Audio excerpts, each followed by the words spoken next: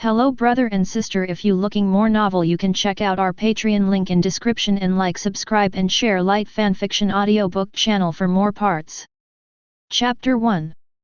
See Circle Calendar 1510, May. East Blue, Lid Town. In a remote courtyard. Whoosh.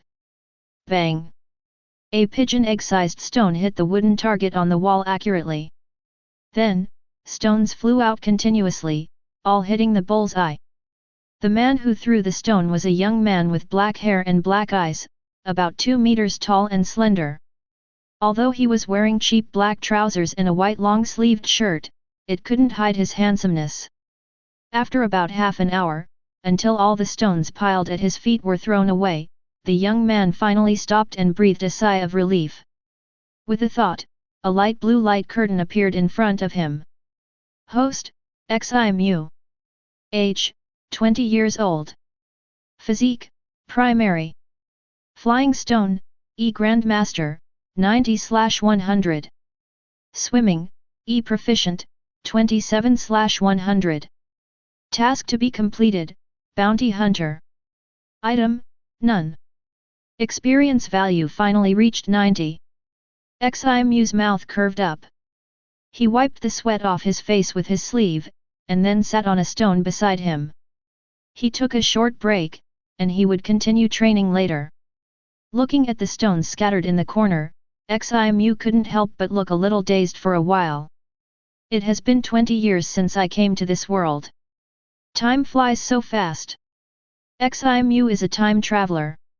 What's more amazing is that the world he traveled to is actually the one he is familiar with, although the only way he knows about it is through comics and movies. Like his previous life, XIMU is still an orphan in this life. However, although he has lived in this world for 20 years, his memories of his past life only began to awaken gradually after he had a near-death experience more than 10 days ago, and they were quite confusing. At that time, he was working on a merchant ship and encountered a violent storm, and the entire ship sank into the sea. XIMU didn't know how long he had been drifting on the sea. Fortunately, he didn't die, and was rescued in the end. In the haze, he saw the person who saved him, a young woman with long black hair. Although it was only a moment, and then he fainted and lost consciousness, he remembered the other person's appearance firmly, very beautiful. After waking up, he was in a hotel in Lid Town, and there were 100,000 berries next to the pillow. XIMU didn't know what the process was, and he didn't see the woman again. Until today, the memory of the previous life was finally completely integrated, and he suddenly realized that the woman was Robin. Robin came to East Blue at this time, probably to find the historical text, and at the same time to escape pursuit. Although there is a bounty for her here, it is another sea area after all, and the reputation of the Devil's Son is far less famous than in West Blue. It's a pity, I don't know where she went. XIMU said secretly. He saved his life, but he couldn't even say a word of gratitude. However, after just a moment, XIMU was relieved. Although the sea is vast and dangerous, the strong can swim freely. As long as he is still alive, there will always be a chance to meet again in the future. Along with the memory of the previous life, XIMU's cheat skill improvement system also awakened. As long as the skills are recognized and recorded by the system, as he continues to practice, he can gain experience points and quickly improve the power of the skills. But not all skills can be recognized by the system. First of all, it must be a skill, and there must be a channel for learning. A person who has never been exposed to swordsmanship, waving a knife randomly, can't become a swordsmanship. The two skills of swimming and flying stones were learned from others when he was a child in this life. But they were not learned very well. Swimming is okay, but flying stones can't even catch a rabbit.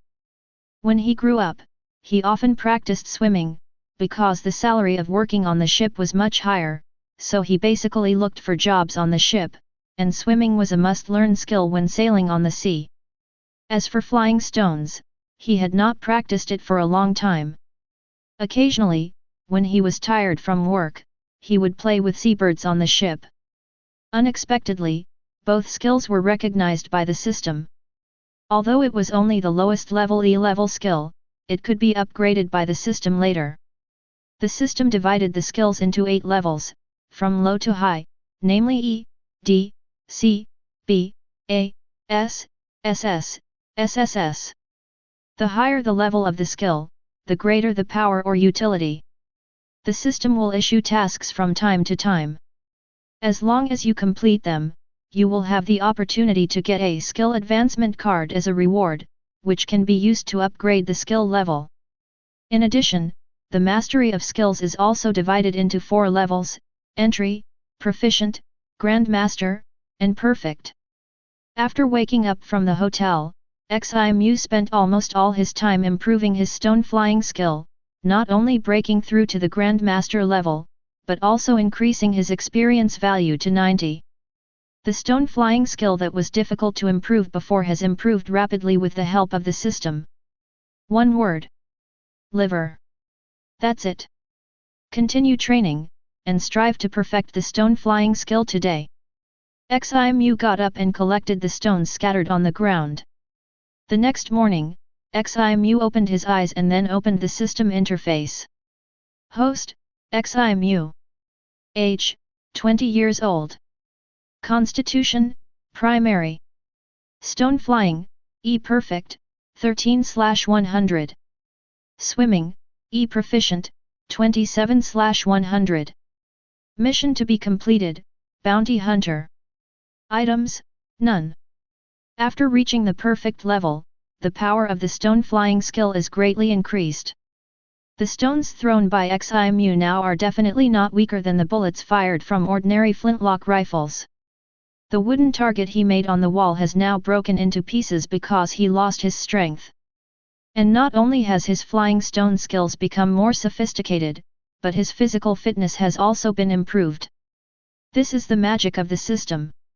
After all, if you only have skills, but your physical fitness is not up to standard, and you don't have the relative strength and hand speed, the flying stone can't exert any power at all. Although Ximu's current physique is still in the elementary category, compared with before the system was activated, the strength has definitely increased several times. It's like the same entry-level skills, but the entry-level, 1/100, and the entry-level, 50/100, the power displayed by the two is definitely different. Although I really want to continue to play flying stones and fill up the experience points completely, I have to go out to make money today. Now he only has the last 2,000 berries left. If he doesn't make money, even eating will be a problem. After falling into the sea, all the money he had on him was lost. As for the luggage, it goes without saying that it sank into the sea with the merchant ship. If Robin hadn't left him 100,000 berries when he left, he wouldn't even be able to afford to rent this remote courtyard, and it would be even more impossible for him to improve his strength in peace these days. However, although he needs to make money, he doesn't have to work for others in exchange for money like before. Now that he has awakened his past life memories and system, Ximu will certainly not continue to be mediocre.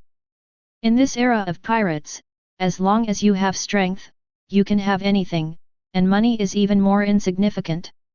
Ximu is going to play a guest role as a bounty hunter. The reason why he chose to do this is not only because it makes money quickly, but also to complete the system task. The requirement of the bounty hunter task is to kill 3 bounty prisoners. After completing the task, he can get the skill advancement card, D, as a reward, and then the flying stone skill can be upgraded to a D-level skill. Chapter 2. Gaunt, wearing fancy clothes, walked out of a restaurant with 2 younger brothers, looking arrogant. Behind him, the restaurant owner who had just taken away 200,000 berries, not only did not show the slightest expression of anger, but bowed to see him off. After all, the other party was a cotter of the Jeffrey family. The protection fee of this street was collected by him, how could he dare to offend him? Until Gaunt was far away, the restaurant owner spat in a low voice. Just as he was about to turn around and return to his own restaurant, his body suddenly stagnated. That expression seemed to have seen something that shocked him, his mouth opened wide, and his face was full of horror. I saw that the 3 gaunts who were still swaggering on the street just now had fallen to the ground. There was a hole in the neck, and blood was gushing out. The 3 of them stared with their eyes wide open, their bodies twitched, and soon they were out of breath. At this time, a man wearing a black cap and a mask approached, took all the money from the 3 people, and quickly left the scene. After the man left, everyone looked at the 3 bodies on the ground in horror, and it was quiet for a while before the scene became agitated. Ding! Mission Bounty Hunter has been completed, and Skill Advancement Card, D, has been obtained. Hearing the system prompts sound, Ximu was happy. He took a short detour and felt that no one was following him, so he returned to the rented courtyard. 5 days have passed since he started to be a bounty hunter, and this is also the 3rd bounty hunter Ximu has killed. From the slight discomfort when he killed the first time, he can now deal with it more calmly. However, he is a bounty hunter who is more alternative. He is only responsible for killing people, but ignores the most important bounty. In fact, Ximu was originally going to collect the bounty, but after killing the first bounty criminal and finding more than 300,000 berries from him, Ximu was too lazy to make this trip again. You know, if you want to exchange for the bounty, you must take the body of the wanted criminal to the marine base, and the nearest marine base is nearly a day's journey back and forth. Ximu doesn't have so much time to waste. For him, improving his strength is the top priority at the moment. As for money, it's enough. Host, Ximu. Age, 20 years old. Physique, primary. Flying stone, E perfect, max, plus. Swimming, E proficient, 27/100. Tasks to be completed, none. Item, Skill Advancement Card, D, *1. In addition to killing the wanted criminal, Ximu will continue to practice the flying stone skill whenever he has time in the past 5 days, and now he has finally filled up the experience value completely. Reached the true Great Perfection level. Of course, Great Perfection is his own name, which is Perfection, Max. The D-level skill advancement card can upgrade the E-level skill with the experience value reaching Perfection, Max, to D-level. Swish! A golden card appeared in Ximu's hand. The style of the card is very simple, as if it is cast in gold, with a black letter D on it. After taking a quick look at the skill advancement card, Ximu used his mind to click on the plus sign after the flying stone skill on the system panel. Suddenly, the golden card in his hand turned into light and penetrated into his body. A stream of information suddenly appeared in his mind, which was a more advanced flying stone skill. At the same time, his physical fitness was also rising sharply. Ximu has experienced this feeling many times. From entry to proficiency, from proficiency to Grandmaster. Every time the level of flying stone is upgraded, even when the experience value is increased, he can feel this feeling of becoming stronger. But this time it is particularly strong. When the upgrade is completed, the system interface also changes accordingly. Host, Ximu. Age, 20 years old. Physique, primary. Flying stone, D beginner, 1/100. Swimming, E proficient, 27/100. Tasks to be completed, none. Items, none. Flying stone was upgraded to a D-level skill, and the experience points began to accumulate again, returning to the entry level. But the skill of flying stone, E, at the Great Perfection did not disappear from Ximu's mind, and he could still use it. And with the D-level skill, the power will only be stronger. He took out a stone, shook his wrist, and the stone suddenly flew out. Whoosh! The stone rubbed against the air, making a sharp sound, and finally hit the stone he used as a stool.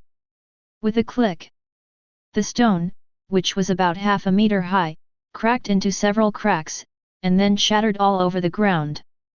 The power has increased so much. Ximu showed joy on his face. When Flying Stone, E, was at the great perfection before, he also used this stone to test the power. But it only left a small dent on it, and the power was far less than this time. Keep working on it. Ximu was looking forward to the power of Flying Stone, D, after it was perfected. In the following period of time, in addition to practicing Flying Stone every day, Ximu also spent some time on swimming skills. After all, this is a skill used to save life at critical moments. If he hadn't been able to swim, he wouldn't even have waited to be rescued by Robin before he fell into the sea, and would have been fed to the fish and shrimp in the sea. Not only that, Ximu also bought a few books on navigation to see if he could get the skill of navigation. Compared with Flying Stone, E, the experience of Flying Stone, D, is slower. Although they are of the same lineage, the skills of Flying Stone, D, are much more complicated. It took almost a month for Ximu to master both Flying Stone, D, and Swimming, E, to perfection, and his strength soared again. However, since his physical fitness has been raised to a certain level by the Flying Stone skill, and swimming is only an E-level skill, even if he has mastered it to perfection, it will not have much effect on Ximu's physical fitness. But the effect of this skill itself has already made him very satisfied.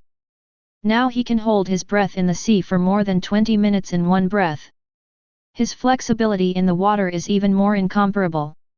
During this period, Ximu occasionally played a guest role as a bounty hunter and often gained something.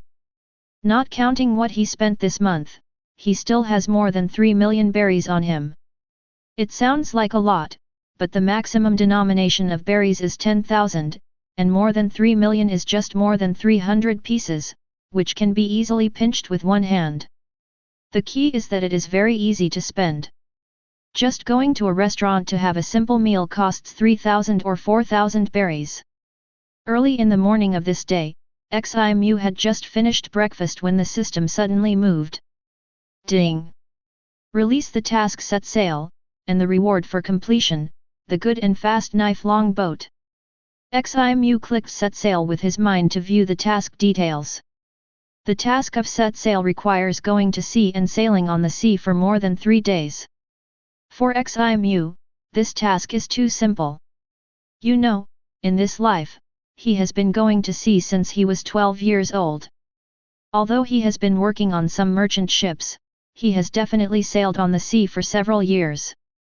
Of course, he has also experienced many dangers during this period. This task came at the right time. He originally planned to leave here in a few days. Since there is a task now, he will leave in advance.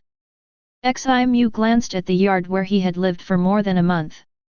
Next, he planned to go to Shimotsuki village to learn swordsmanship from Kojiro. The saying that you can't chew too much does not apply to Ximu. With his talent, he can become a hexagonal warrior. Therefore, he will not miss the powerful combat ability of swordsmanship. After a simple packing, Ximu left Lied Town. Chapter 3. Since Shimotsuki village is just an ordinary village, the merchant ships passing through Lied Town do not go directly there. It took Ximu 7 days and several changes of ships to reach his destination. This also made him more interested in navigation and read more diligently. If he knew how to sail, he could sail by himself, so he wouldn't have to take a detour. After entering Shimotsuki village, Ximu quickly found the Ishin dojo, explained his purpose, paid the tuition, and successfully joined the dojo. He also saw Zoro with green hair in the dojo. It is worth mentioning that Kuina was not dead at this time. However, since Zoro has come to the dojo, it means that the time when she accidentally fell to her death is not far away. After studying in the dojo for more than half a month, Ximu finally got the basics of swordsmanship. Host, Ximu. Age, 20 years old. Constitution, primary. Flying Stone, D perfect, max. Swimming, E perfect, max. Dragon Slashing Sword Art, S beginner, 1/100. Quests to be completed, none.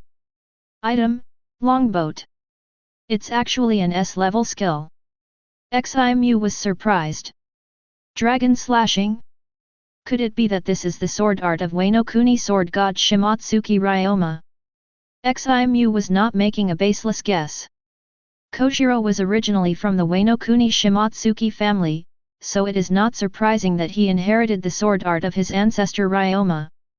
In addition, the name of this sword art is Dragon Slashing, and Ryoma was also called the Dragon Slashing Warrior during his lifetime, and this sword art has reached an S rating in the system, so it is very likely Ryoma's sword art. Fortunately, I'm here. Ximu smiled. This is an S-level skill. Next, I will focus on this sword art. 20 days later. The back mountain of Yuxin Dojo. At this time, Ximu was practicing the dragon slashing sword art with a knife, his body turned and moved, and the sharp blade flew. The knife in his hand was the good knife Chongchuan that the system rewarded after completing the set sail. The scabbard and handle of this knife are orange-red, and the blade is covered with blue patterns. The edge is extremely sharp, and it can cut hair. Since he got started with swordsmanship, Ximu has not gone to the dojo to learn again, because there is no need. As long as it is a skill recorded by the system, even if you have only learned the fur, or even the skill itself is incomplete, you can still grind it. As the experience value increases, the system will automatically fill it in for him. So, he only needs to practice continuously, and the dragon slashing sword art will continue to improve. And Ximu suspects that the dragon slashing sword art that Kojiro learned may not be complete. After all, Shimotsuki Ryoma has been dead for hundreds of years. Such a powerful swordsmanship, even if taught by the master himself, it is difficult for the apprentice to fully comprehend it, not to mention that it is only passed down from generation to generation. But relying on the system, Ximu can learn the most complete dragon-slaying swordsmanship. When he has mastered the dragon-slaying swordsmanship to perfection, even if the dragon horse is resurrected, Ximu dares to say to him, "I learned the male one, and you learned the female one. The sword is good, but the swordsmanship is average." A voice suddenly came into Ximu's ears. But Ximu still practiced swordsmanship with a calm face. He had already noticed that someone was approaching. Not far away, Kuina was standing there with a bamboo sword on her waist. Her childish face was full of indifference at this moment. As the big sister of Ishin Dojo, she manages many things in the dojo. So when she heard that a student said that she saw Ximu in the back mountain, she came over. "Why haven't you been to the dojo recently?" Kuina asked, and seeing Ximu training hard, the expression on her face eased a lot. "It's no longer necessary." Ximu practiced swordsmanship while casually practicing Kaido. "What do you mean?" Kuina's face showed anger. "Do you look down on Ishin Dojo?" "I mean, I have learned it, so there is no need to go anymore." Ximu said again, and the sword practice still did not stop. What an arrogant guy! Kuina was amused by Ximu's words, but it was just a sneer. A guy who has only learned swordsmanship for more than a month dared to say that he has learned it. It's ridiculous. She has been exposed to kendo under the guidance of her father since she was 5 years old, and she has only just started now. The more she learns, the more she can feel the power of her father and the depth of kendo. Ximu's movements looked very graceful, but in Kuina's eyes, they were just for show. However, her father Kojiro was hiding behind a big tree and watching Ximu's movements, but his face was full of shock. In fact, when Ximu came to the dojo, Kojiro was suspicious of Ximu's intention. Because his sword dojo was not well known, it had only recruited students from several villages on the island, and they were all children. And Ximu, an adult, would come from other places to learn swordsmanship, which was really weird. In addition, Kojiro joined the Revolutionary Army not long ago, so he was even more suspicious of Ximu's identity, worried that he was an agent of the world government. Therefore, when he was in the dojo, he paid attention to Ximu's actions. Who knew that Ximu only studied in the dojo for half a month and didn't come? This made Kojiro even more suspicious. Could it be that he had been found out? So he chose to follow Ximu. Today was not the first time he came to peek at Ximu's training. If Ximu is really an agent sent by the world government, it means that he may have exposed his identity and should be prepared early. But as he watched Ximu's daily training, Kojiro quickly put aside his purpose. Because he found that he was overthinking, Ximu was indeed here to learn swordsmanship. Moreover, he is a genius in swordsmanship. Perhaps genius is not enough to describe his talent. At least Kojiro has never seen someone with such a terrifying talent. Even Zoro, who he values very much in his heart, is far inferior. In such a short time, swordsmanship can be improved to such a level. Kojiro was shocked. Ximu's swordsmanship is improving at a speed visible to the naked eye. Kuina's swordsmanship level is still relatively low, so he can't see the exquisiteness of Ximu's sword moves. And Kojiro can see that every move Ximu shows is not out of his family's swordsmanship. You know, he didn't teach these to Ximu. In other words, they are all his own understanding. Kuina saw Ximu still practicing selflessly, as if she didn't exist, and her pretty face suddenly flushed. She suddenly pulled out her bamboo sword and gritted her teeth and shouted, "Unforgivable! Since you look down on the dojo so much, then duel with me." In her heart, her father Kojiro has always been the goal of her efforts. She hopes that one day she can get her father's recognition and inherit the dojo. Ishin Dojo has a very important position in her heart. To look down on the dojo is to look down on her father. Absolutely unforgivable. She will teach this arrogant guy a lesson. Chapter 4. Oh. Ximu raised his eyebrows, stopped his movements, and accepted Kuina's challenge. After practicing for so long, he felt a little bored. It's not bad to play with this girl, just as a pastime. Come on. Ximu sheathed the knife, grasped the connection between the handle and the sheath with his palm, and said casually, "Damn guy! I'll teach you a lesson." Kuina's pretty face was full of anger, and she stepped on the ground and rushed towards Ximu. Whoosh! The bamboo sword made a friction sound with the air when it chopped. The target was Ximu's left arm. Boom! Ximu's sheath was horizontal, and he easily picked up the bamboo sword in Kuina's hand, and said in a flat tone, "Don't hold back, let it come." This guy! Kuina's eyes condensed, and his contempt for Ximu was quickly eliminated in his heart. Although it was only a short fight, he could see something. The knife just now, although it was just a casual attack by her, it is not so easy to take it as easily as Ximu. At least the green-haired guy who kept challenging her like a wild bull could never do it. "Have you practiced swordsmanship before?" Kuina couldn't help asking. "No, I never touched kendo before coming to Ishin Dojo." Ximu shook her head. "Humph! You don't have to lie." Kuina snorted coldly, not believing what Ximu said at all. "Because this is simply impossible." She estimated that Ximu had practiced swordsmanship for at least several years. "Stop talking nonsense. Don't you want to teach me a lesson? I don't have so much time to play games with you, so why don't you take action?" Ximu didn't want to argue on this topic. Kuina didn't say anything more, and quickly approached Ximu again, raised her hand and chopped. Knowing that Ximu was indeed powerful and not just for show, she no longer showed mercy. The attack speed of this knife was much faster than before. However, the result was no different. Boom! Ximu still took the knife easily. Afterwards, Kuina continued to attack from all directions, and Ximu always took it lightly. In his eyes, Kuina's attack speed was too slow, and her swordsmanship skills were also ordinary.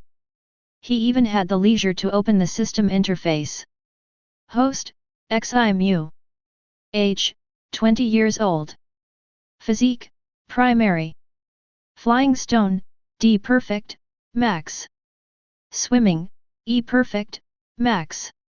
Dragon slashing swordsmanship, S entry, 23/100. Tasks to be completed, none. Item, longboat. Compared with the flying stones and swimming that he had done before, the experience of dragon slashing swordsmanship increased very slowly. 20 days was enough for XIMU to get the experience of a D-level skill to the maximum. However, the slow increase in experience does not mean that the strength will also increase slowly. The entry experience is only 23, but XIMU's strength has made great progress.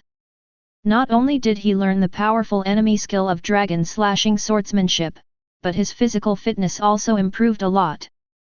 Kuina found that no matter how she attacked, XIMU would take it as if she was playing a joke. Her previous sharp moves seemed to have lost their effectiveness at this moment. She was not clear at all that she was no match for XIMU. The unwillingness in her heart made her more and more impatient, and her teeth almost bit Sakura's lips. Damn it, you dare to be distracted. Noticing XIMU's distracted eyes, Kuina was so angry that her pretty face turned pale. At this moment, XIMU suddenly said, "It's time to end." As soon as the voice fell, Kuina felt a strong force coming, and the bamboo sword in her hand flew out of her hand instantly. At the same time, XIMU's scabbard also crossed her neck. Faced with this situation, Kuina clenched her fists. She actually lost. She lost so easily. Even the sword that the swordsman regarded as his life fell. It was a terrible defeat. She wanted to teach XIMU a lesson, but she was taught a lesson instead. She lost the face of the dojo and her father. Looking at Kuina's almost pale face, XIMU took back the longboat, turned around and unsheathed, and continued to practice the dragon-slaying sword. The time for leisure and entertainment is over. Kuina stood there for a long time, and finally took a deep look at XIMU, picked up the bamboo sword, and left without saying a word. Alas! Kojiro, who saw all this, couldn't help but sigh. He knew that his daughter, who had been very strong since childhood, must be feeling bad now. This kid is really a monster. Kojiro looked at XIMU practicing sword, couldn't help but sigh in his heart, and then left. Since he knew that XIMU was not sent by the world government, he didn't need to keep an eye on XIMU. Although he was optimistic about the kid's talent and wanted to teach him personally. But Kojiro knew that XIMU didn't need it. If he had to teach, it would be easy to mislead the students. This kind of genius doesn't need to learn from anyone, and can completely go his own way. His future achievements are limitless. XIMU thought that this matter ended here. Who would have thought that after a few days, Kuina would come to challenge him again? And this time she brought the big sword and the Dao Ikemonji to fight him with a real sword. After losing to XIMU, Kuina was depressed for 2 days, but she was not an ordinary girl after all, and she soon regained her spirits. And she trained harder than ever, thinking only of defeating XIMU. Where you fall, you must get up from there. The result of the second battle was naturally the same. Kuina was defeated again, and this time she was defeated even faster. In this way, another month passed quickly. During this period, Kuina came to challenge XIMU many times. XIMU did not refuse, but admired this little girl very much. And he couldn't keep grinding skills all the time. He would also be tired and need time to rest, so it was okay for Kuina to give him some pointers. The bright moon was hanging high outside the window. Kuina walked down the stairs to the attic, ready to take the whetstone to maintain the Dao Ikemonji. Not long ago, she used this knife to fight Zoro in a real knife battle. This was Zoro's request. It was also the 2001 battle between them, and she still won. But Kuina didn't feel happy, but full of frustration. Zoro's progress was very fast, which made her envious. She envied Zoro for not only having a good knives talent, but also being a boy. Because her father once told her that girls could not become the best in the world. Even though Kuina was very unwilling to accept this, she knew that her father would not lie to her. She might not really be the best. Suddenly, Kuina, who was a little dazed, slipped and fell directly from the stairs. And she fell to the ground with her head down and her feet up. Her body suddenly lost balance and she didn't even have time to adjust her posture. Am I going to die? I hope I can become a boy in my next life. This thought flashed through Kuina's mind. But after waiting for a long time, there was no pain. Hey, little girl, how long are you going to lie down? Suddenly, a familiar male voice sounded in her ears. It's you. Kuina opened her eyes and looked. What came into view was Ximu's face. At the critical moment, the falling Kuina was caught by him. Looking at the remaining fear on the pretty face in his arms, Ximu sighed in his heart. This girl is destined to have this disaster. I thought that after many sparring with me, there would be a butterfly effect in the future, but in the end Kuina still couldn't escape. When Ximu learned that Kuina and Zoro had fought 1997 duels, he was a little worried, so he quietly followed Kuina. Today is the third day. Sure enough, after the 2001 duel today, Kuina still fell down the stairs. He wasted 3 days of his liver skills. Must pay it back. Ximu decided that this little girl would be his first subordinate. Genius girl swordsman, pretty good. Chapter 5. The next day, in the back of the dojo. Ximu accepted Kuina's challenge again, and after some instructions, she defeated him mercilessly. After the battle, Kuina suddenly asked, "Can a woman really not become the world's #1 swordsman?" This is the question that she cares about most in her heart. She didn't know why she asked Ximu, a person she had only known for a short time. When she reacted, she had already said it. Hearing this, Ximu did not answer the question directly, but said, "There are great swordsmen who have lost their legs and great swordsmen with one arm in the world. Compared with this, what is the disadvantage of being a woman? Instead of complaining about yourself, why not try it? Can you become the world's #1 swordsman? You will know after trying it. What others say is what others say after all." Hearing this, Kuina's eyes showed a strange look. It was like a drowning person grabbing a life-saving straw. "Thank you." Kuina was full of gratitude, and then added, "Also, thank you for saving me yesterday." "You're welcome." Ximu smiled and waved his hand casually. "But I have another question for you. Why did you show up in time yesterday?" "That's my room." Kuina asked with big watery eyes. "Well, if you have nothing to do, go back. I also want to continue practicing." Ximu changed the subject and started playing with the long boat in his hand. Seeing this, Kuina could only turn around and leave, but her face was slightly flushed. She suspected that Ximu was a pervert. Ximu practiced hard. He could feel himself getting stronger every moment, so even if the training was boring, he was happy. Time quickly came to September 17, 1510 of C Circle calendar. On this day, Ximu found that the age column on the attribute panel had changed. Host, Ximu. Age, 21 years old. Constitution, primary. Flying stone, D perfect, max. Swimming, E perfect, max. Dragon slashing sword skill, S entry, 79/100. Navigation skill, B entry, 1/100. Tasks to be completed, none. Item, longboat. He has grown 1 year older. As an orphan abandoned since childhood, Ximu has never known his birthday. It turns out that my birthday in this life is September 17. Ximu looked at the system panel in silence. After more than 2 months of hard training, the entry experience value of Dragon Slashing Sword skill is almost 80. Moreover, navigation skill has finally been mastered by him, and it is directly a B-level skill.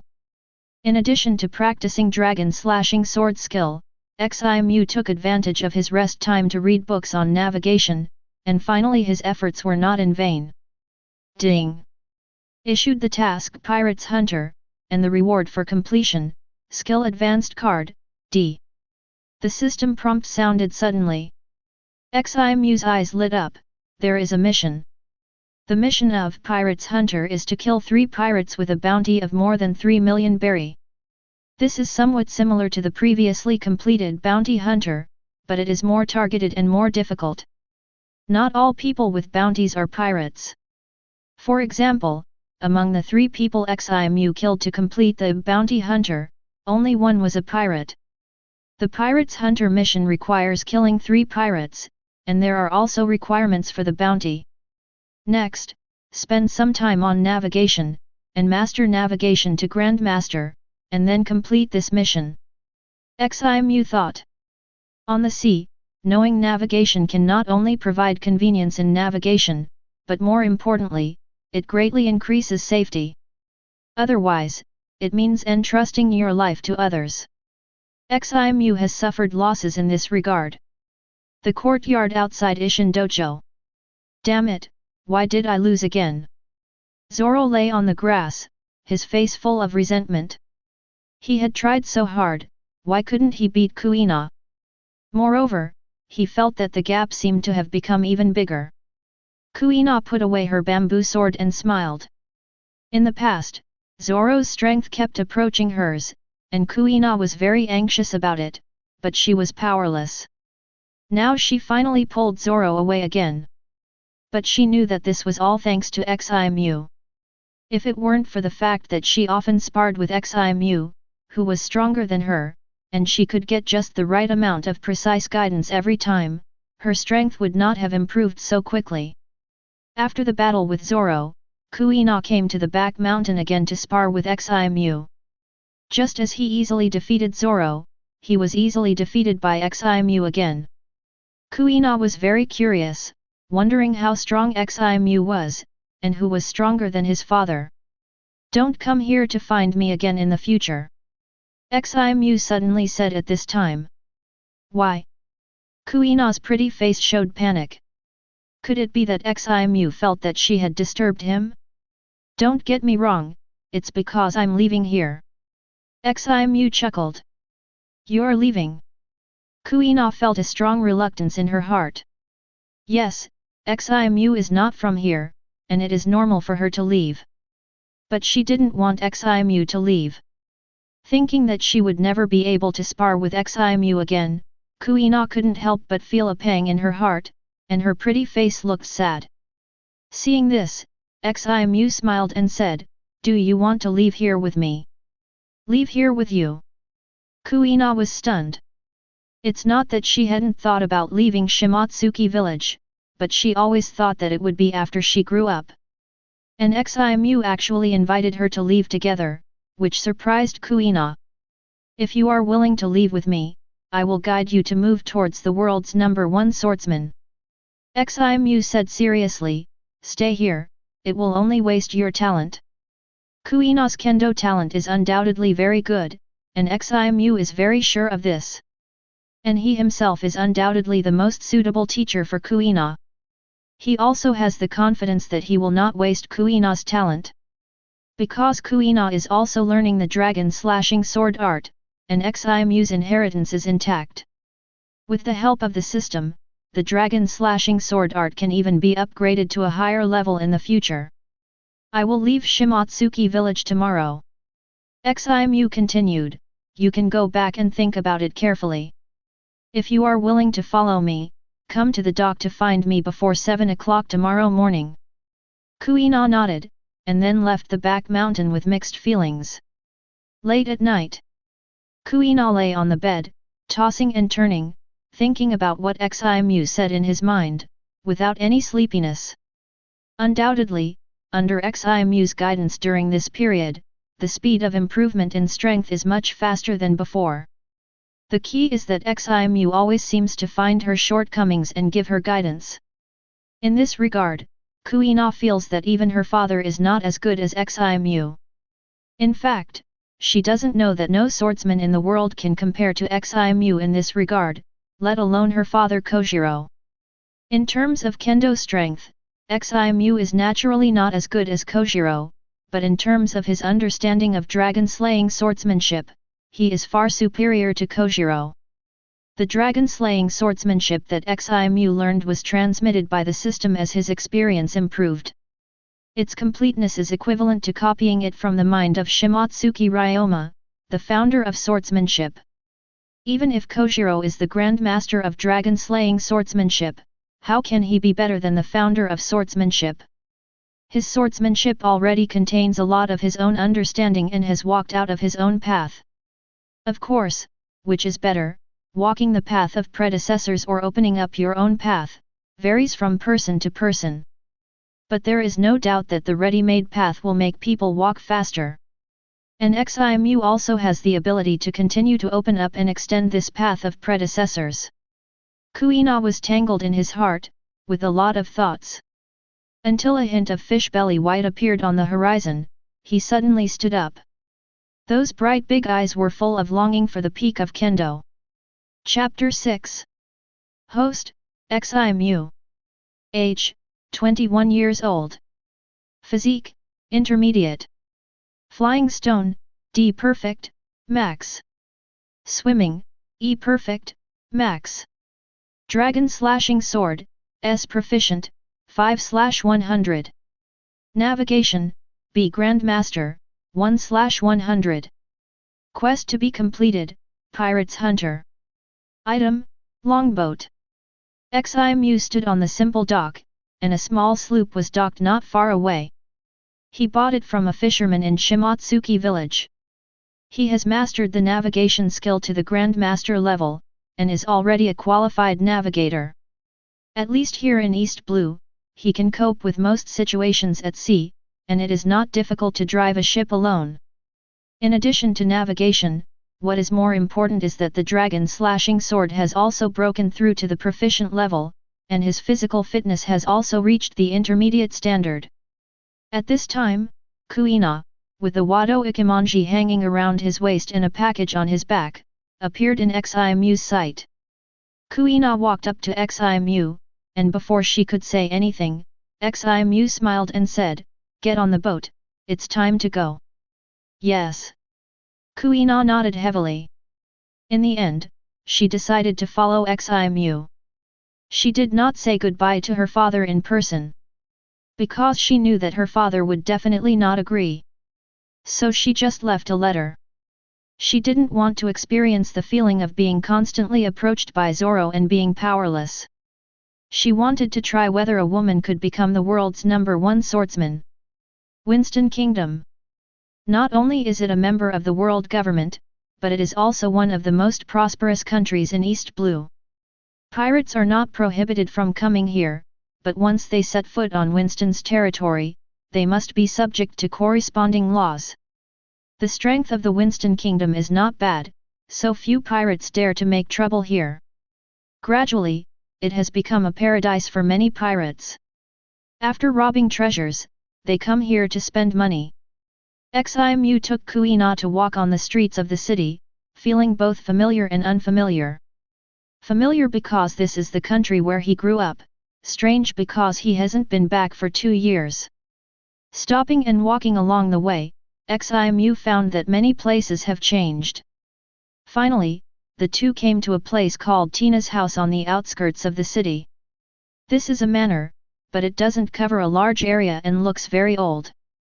Through the gap of the iron gate, you can see many flowers planted in the courtyard. In fact, this is an orphanage, and it was also where Ximu lived before he was 12 years old. A brown-haired woman who was about 50 years old and was taking care of the courtyard saw Ximu and the others standing in front of the door and asked, "Are you here to volunteer?" "Sorry, today is not an open day." "Mari, it's me," Ximu said with a smile. "Who are you?" The brown-haired woman looked puzzled. When she walked in and saw the familiar face, she was surprised and said, "Little Ximu, you are back." As soon as the voice fell, she quickly opened the door, her face full of joy.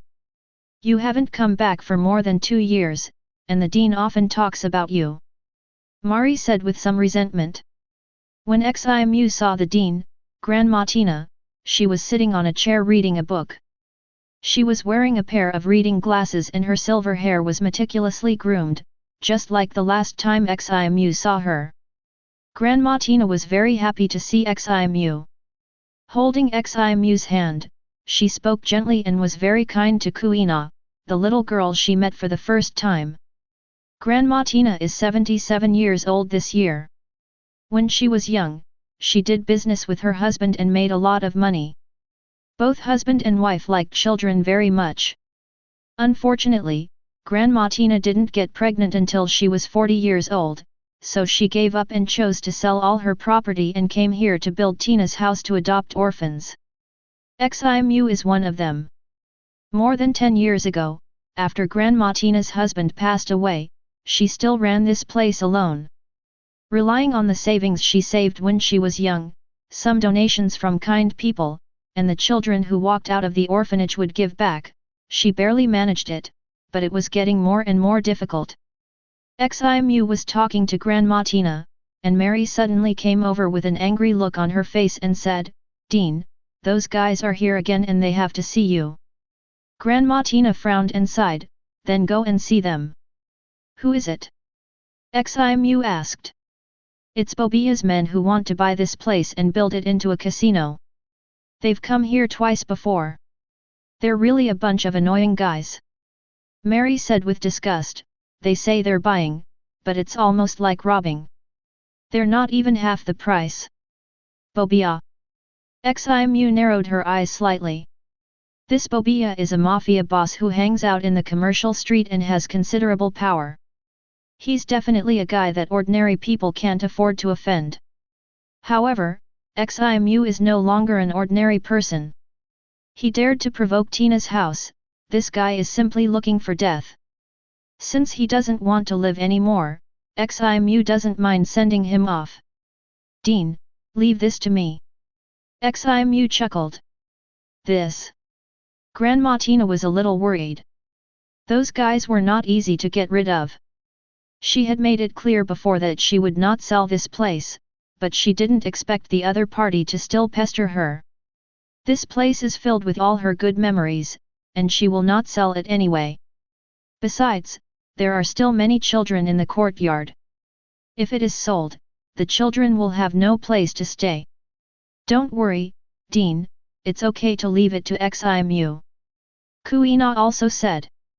"By the way, Dean, do you know where Jin is now?" Ximu suddenly asked again. "He works at Brady Dock and sometimes comes back." Tina's grandmother Kaido. The Ajin that Ximu asked about was Ajin, the future combat captain of the Krieg pirates. "I didn't expect that guy would become a pirate in the future and become Krieg's subordinate." Ximu's mouth curved up. He and Ajin grew up together in Tina's house and have always had a good relationship. But after Ximu went out to work, they met less and less. Ximu and Kuina came to the gate of Tina's house and saw several men standing there with an impatient expression on their faces, as if they wanted to kick the door in. "Boy, who are you, and where is that old woman?" One of the men smoking a cigarette shouted. A cold light flashed in Ximu's eyes. The next moment, several stones shot out. Through the gap of the iron gate, it accurately hit the foreheads of several men. As blood splattered, several bodies lay on the ground. Kuina's beautiful eyes widened. She didn't expect Ximu to have such amazing means besides being good at swordsmanship. She didn't even see Ximu's moves just now. If she was attacked, she believed the result would not be much better. "Want to learn? I can teach you." Ximu gently threw a stone in his hand and said with a smile. "Humph." Kuina turned her head away, with a disdainful look, but there was a hint of desire in her eyes. But she restrained herself immediately. She had to focus all her energy on swordsmanship and must not be distracted. Chapter 7. Brady Dock is a dry dock built on the west blue coast of the Kingdom of Winston. In addition to shipbuilding, it also provides customers with ship repair services and is well known in the nearby seas. Ximu walked into the dock and soon found Ajin, who was cleaning a schooner. Ajin. Hearing someone calling him, Ajin turned around immediately. When he saw Ximu, he was stunned at first, and then smiled. Several boatmen working with Ajin thought they were dazzled. That cold-faced Ajin could actually smile. According to the agreement, you will follow me in the future. Ximu said with a smile on his lips. Ajin dropped the tools in his hand, walked to Ximu, and then hugged him heavily. In a restaurant, Ximu invited Ajin to have dinner together and reminisce about the past. The words that Ajin was asked to follow him in the future were actually a joke between them when they were young, but Ximu did have this idea. Although Ajin's strength is average, even if he becomes the combat captain of the Krieg pirates in the future, he is not that strong, but Ximu does not care about this. Because strength can be changed, he values loyalty more. This quality is the most rare. And Ajin has it. Even if Ajin is not his childhood friend, if he meets Ajin, Ximu will also recruit him. What's more, there is this friendship between them, so it is even more impossible to miss it. Seeing that Ximu did not seem to be joking, Ajin suddenly fell silent. He knew that he was just a small role, but he also had his own ambitions. It was impossible for Ximu to agree to this kind of thing that would determine his life's destiny casually. As far as he knew, Ximu's situation in recent years did not seem to be much better than his. What are you going to do? Ajin asked. For the time being, let's be a bounty hunter first. Ximu said. Bounty hunter? Ajin looked surprised. Is this a profession they can do? Although catching bounty criminals is very profitable, it is like licking blood on the edge of a knife. For them, what is the difference between this and sending them to die? Seeing the doubt in Ajin's eyes, Ximu smiled slightly and suddenly said, Are you full? Ajin was startled, then said, Full. Then follow me to kill people. Ximu brought Ajin and Kuina to a luxurious and huge manor. Ximu, Bobia's gang is not so easy to deal with. There is no way we can kill him with just the two of us. Let's go back and think of a way. Ajin said anxiously. He had already learned from Ximu that Bobia wanted to forcefully buy Tina's house. Although he was also very angry, he didn't lose his mind. What's the difference between him and Ximu and running to die? Am I not a human being? Kuina on the side suddenly said in an unhappy tone. Little girl, I'm not in the mood to argue with you now. Ajin looked very ugly. He didn't know what Ximu was thinking. The two of them dared to kill Bobia, and they even brought a little girl with them. Ximu in his memory was not such a reckless man. You've been underestimated, Kuina. Ximu glanced at Kuina and chuckled. Humph. Kuina snorted coldly, and her palm had already grabbed the handle of the Wado Ikemonji. At this time, the two guards outside the manor saw Ximu and others, and immediately shouted, Leave quickly. Kuina, I'll give you a chance to show off. Ximu signaled with his eyes. Hearing this, Kuina gritted his teeth, immediately pulled out the Wado Ikemonji, and rushed towards the two guards. You! Ajin was shocked. He didn't expect Ximu to let this little girl take action. But the next moment, his expression seemed to be frozen. Kuina was agile and swift, and in just a few breaths, he chopped down the two guards. The quick skills and fierce attacks made Ajin couldn't help but be amazed. Kuina subconsciously avoided the vital points and did not kill the two. Ximu did not blame Kuina for this, but was very satisfied. You know, Kuina is only 11 years old now. And it was the first time in actual combat, so it was good enough that he dared to take action. He waited for the two guards to shout for help for a while before Ximu shot 2 stones and harvested their lives. It would be best if the shouts could attract all the people in the manor to come out, so that he wouldn't have to go in and look for them one by one. You guys! Ximu's ruthless attack made Ajin feel extremely unfamiliar, and he was even more surprised. At this time, a group of people rushed out of the manor, all of them were Bobia's men. They held various weapons in their hands. There were scimitars, samurai swords, and many of them were holding flintlock rifles. Then a scene that shocked Ajin appeared. Ximu waved his left and right hands in succession, and dozens of stones flew out. Those who had just run out didn't even have time to fire a shot, and without exception, all lay on the ground and died. These were not ordinary people.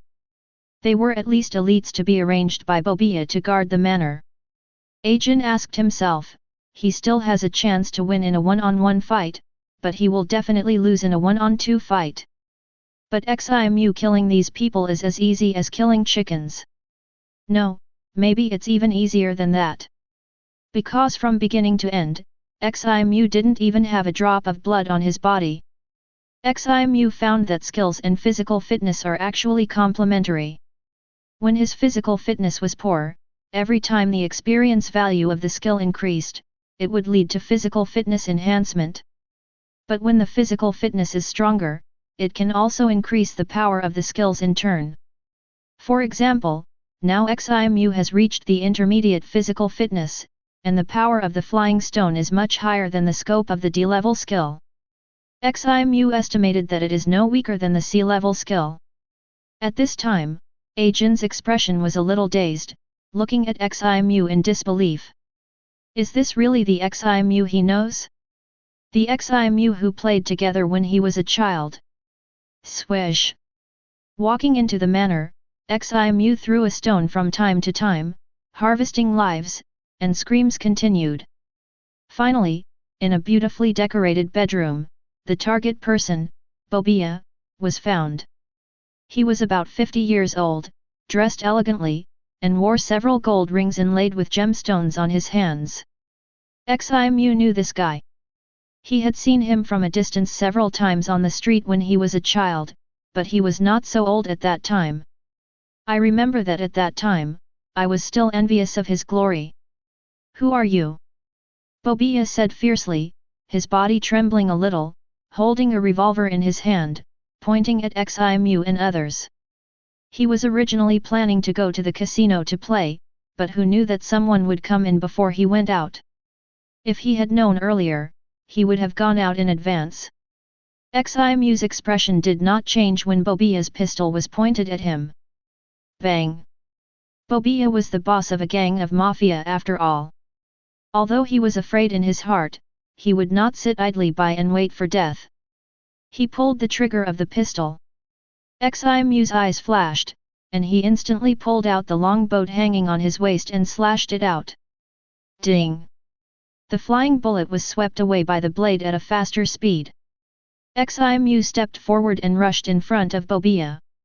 He extended his arm and pierced his heart with the tip of the knife. Cutting bullets with a knife. For Ximu, who had already mastered the dragon-slaying sword technique to a proficient level, it was very simple. Ajin on the side was stunned. Looking around, Ximu nodded and said, "This place is not bad. We will live here later." Then he asked Ajin, "How about it, are you willing to follow me?" Ajin looked at Ximu with a complicated expression and said, "Do I have any reason to refuse?" Ximu smiled and patted Ajin on the shoulder. "First, I will give you a task. Count all the pirates currently in the Kingdom of Winston." "No problem." Ajin nodded and couldn't help getting excited. In fact, he didn't like working in the dock. The reason he did this was just for a living. He had long been tired of this dull life. He believed that after following Ximu, his life would definitely change dramatically. Chapter 8. In the next few days, Ajin was outside investigating pirates. Ximu, together with Kuina, took over Bobia's assets and counted the treasures in the manor. There were more than 10 million berries in cash, and the value of gold and silver treasures was about 30 million, totaling about 50 million berries. In addition, Bobia's fixed assets also included 2 taverns in this luxurious manor. Of course, from now on, all of these belonged to Ximu. During this period, Bobia's men also attacked Ximu, and he dealt with them all. The 2 taverns can earn about 3 to 4 million berries every month. Of course, this is not Bobia's main way to make money, otherwise so many men can't be supported by this monthly income. Bobia's main source of funds is to collect protection fees from some merchants. Ximu will naturally not do this again. It's not that he is kind, but it's meaningless and a waste of time and energy. Forget about taking over Bobia's property, he is not going to inherit his mafia identity. As for money, when Ximu's strength improves, he can find time to go to Sky Island. Why bother about these little things? Moreover, the bounty hunter profession makes money faster than the mafia. In addition to the bounty, the treasures of the pirates are also his, and even the pirates' ships can be sold for a lot of money. How can the speed of managing wealth be compared with plundering? Swish! The blade cut across the neck, bringing out a puff of blood. The bounty is 5 million berry, the captain of the Sawblade pirates, gold, has been killed. Ximu shook the longboat in his hand, and the remaining blood on the blade fell to the ground along the smooth blade. The finishing work is left to you, Ajin. Ximu said calmly. No problem. Ajin's eyes were hot. This is a pirate with a bounty of 5 million. In East Blue, he was already a big shot, but now he was killed so easily by Ximu. This is the second pirate's captain Ximu killed in Winston Kingdom. The first one was a guy with a bounty of 3.4 million berry. It's not that Ximu doesn't want to find those pirates with higher bounties, but Winston Kingdom doesn't have them for the time being. After all, the average bounty in East Blue is only about 3 million. Unless you go out to sea to look for them, it's not that easy to run into pirates with high bounties. The next target is that Jean. Ximu said after sheathing the knife. Boxer Jean, with a bounty of 8 million berry, was spotted by Ximu less than 2 days after landing in this country. Okay, I'll find his exact location. Ajin nodded, and the surprise in his heart flashed away. He has gradually become accustomed to Ximu's strength. In addition to doing things, it is more important to train hard. Your strength is still too poor. Ximu gave another instruction. I understand. I will improve my strength as soon as possible. Ajin looked serious. Now it's just the beginning. Ximu has only him and Kuina under his command, but he can't even beat Kuina, a little girl. In the future, as Ximu's subordinates increase, if he, as a veteran, doesn't want to be squeezed out, he must have strong combat power. Otherwise, it will be difficult to convince the crowd. Besides, Ajin himself is also very interested in improving combat power. By the way, the Dean said that you should go back and take a look when you have time. Ajin suddenly said. Yeah. Ximu nodded and turned away. After killing Bobia, he asked Ajin to send 10 million berry to Tina's house. I think there will be no shortage of money there in the short term. After returning to the manor, Ximu continued to practice the dragon-slaying sword technique. On the side, Kuina was also training hard. The next day, after Jin found the location of the boxer Jean, Ximu went to him. In just a few minutes, all the pirates in Jean's group were killed. The task of Pirates Hunter was successfully completed. The rewarded skill advancement card, D, was used by Ximu on the swimming skill. Currently, he only has this E-level skill to improve. Swish! Ximu opened the system interface. Host, Ximu. Age, 21 years old. Constitution, Intermediate. Flying Stone, D Perfect, Max. Swimming, D Beginner, 1/100. Dragon Slashing Swordsmanship, S Proficient, 14/100. Navigation, B Grandmaster, 54/100. Tasks to be completed, none. Item, Longboat. Currently, he has a total of 4 skills, but 3 of them have not reached the grand perfection. Keep working on it. Time flies by like a white horse. Half a year has passed quickly. Ximu occasionally went out to hunt pirates, and the rest of the time he spent grinding skills in the manor, and taught Kuina swordsmanship. His experience points in swimming, D, and navigation also reached the max, and only the dragon-slaying swordsmanship had not yet been fully perfected, but it was also upgraded to Grandmaster, 45/100. His strength has undergone earth-shaking changes. In the past 6 months, although Ximu did not kill many pirates in total, he still gained considerable fame because the bounties of the pirates he killed were relatively high. He was given the title of Beheading Sword. Because the pirates who died in his hands all died by having their throats cut.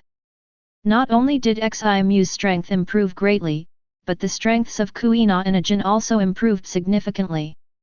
Especially Kuina, not counting her physical fitness, just talking about the skills of dragon-slaying swordsmanship, Ximu estimated that she had already reached the entry level, 30/100. Ding! Issued the task footprint, and the reward for completion, Mera-Mera fruit. After being silent for so long, the system finally moved. Moreover, the reward for this mission is actually devil fruit, or Logia's Mera-Mera fruit. Ximu used his mind to check the mission details. The mission requirement of the foothold is to let him form a force of his own and have more than 10 subordinates. But there is no specific requirement for what type of force to form. In this case, let's form a bounty hunters guild.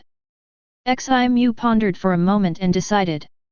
Just think of it as pre-training talents to prepare for the future trip to the Grand Line. There are only Kuina and Ajin, after all, it is still too few. Ximu can't stay in East Blue forever. Sooner or later, he will march to the Grand Line, which is the center of the world. Ximu is also very interested in the reward Mera-Mera fruit after completing this mission. Especially after he read the system's introduction to it, his spirits were lifted. Chapter 9. Mera-Mera fruit, Logia devil fruit. After eating, you can gain the ability to turn into flames and control flames, an S-level skill. Yes, not only the skills acquired through learning, but also the abilities obtained by eating devil fruit, which is an external force, are recognized as skills by the system. In other words, you can grind. Mera-Mera fruit. Ximu touched his chin, and was quite satisfied with the ability of this fruit. Although it was jokingly called not even dogs would eat it, in fact, the ability of this Logia devil fruit is not bad. No, it should be said to be very powerful. Flame is a very powerful energy in nature. The reason why it is notorious is that many people have similar abilities to control flames, which seems to be a bit common. An ace, who ate Mera-Mera fruit, also died in Akinu's hands. Akinu also said that lava fruit is the superior of Mera-Mera fruit. But Ximu has a different understanding of this. Indeed, there are many people who can control flames. For example, Kaido, Big Mom, even Luffy, Sanji. How can the flames of these people be compared with the Mera-Mera fruit, which represents flame itself? Ximu thinks it is not that the Mera-Mera fruit is bad, but that Ace itself is too weak. It simply cannot bring out the power that this fruit should have. In addition, instead of defining lava fruit and Mera-Mera fruit as a superior subordinate relationship, Ximu prefers to call them a restraint relationship. In fact, there are quite a few devil fruits with such a restraint relationship. For example, rubber beats lightning, flash beats shadow, rust beats quick cut, etc. Mera-Mera fruit can also restrain gas fruit. The real superior subordinate relationship, Ximu thinks, should be the relationship between tons of pressure and lightweight weapons and quick cut, and ice and snow. The essence of the two is actually the same, but the superior is more powerful. But magma and fire are very different, so the two should be in a restraint relationship. Magma is a molten substance formed by various minerals at high temperatures. Therefore, when flames collide with magma, unless the magma can be vaporized instantly, it will only increase its power. And it is impossible to develop the flame temperature of Mera-Mera fruit to such a high level. Because the development level of devil fruit has an upper limit and cannot be infinitely improved. Once it reaches the awakening level, this fruit basically has little potential. The flames emitted by Mera-Mera fruit users at the same awakening level are absolutely impossible to vaporize the magma released by lava fruit users. So in front of lava fruit, Mera-Mera fruit seems so powerless. But this does not mean that Mera-Mera fruit is weak. It is very disadvantageous to fight against lava fruit, but compared with frozen fruit, sparkling fruit, and sensen fruit, it is not much worse. Who is stronger still depends on the user himself. Factors such as physique, haki, etc. Moreover, for XIMU, the awakening of Mera-Mera fruit is far from the limit.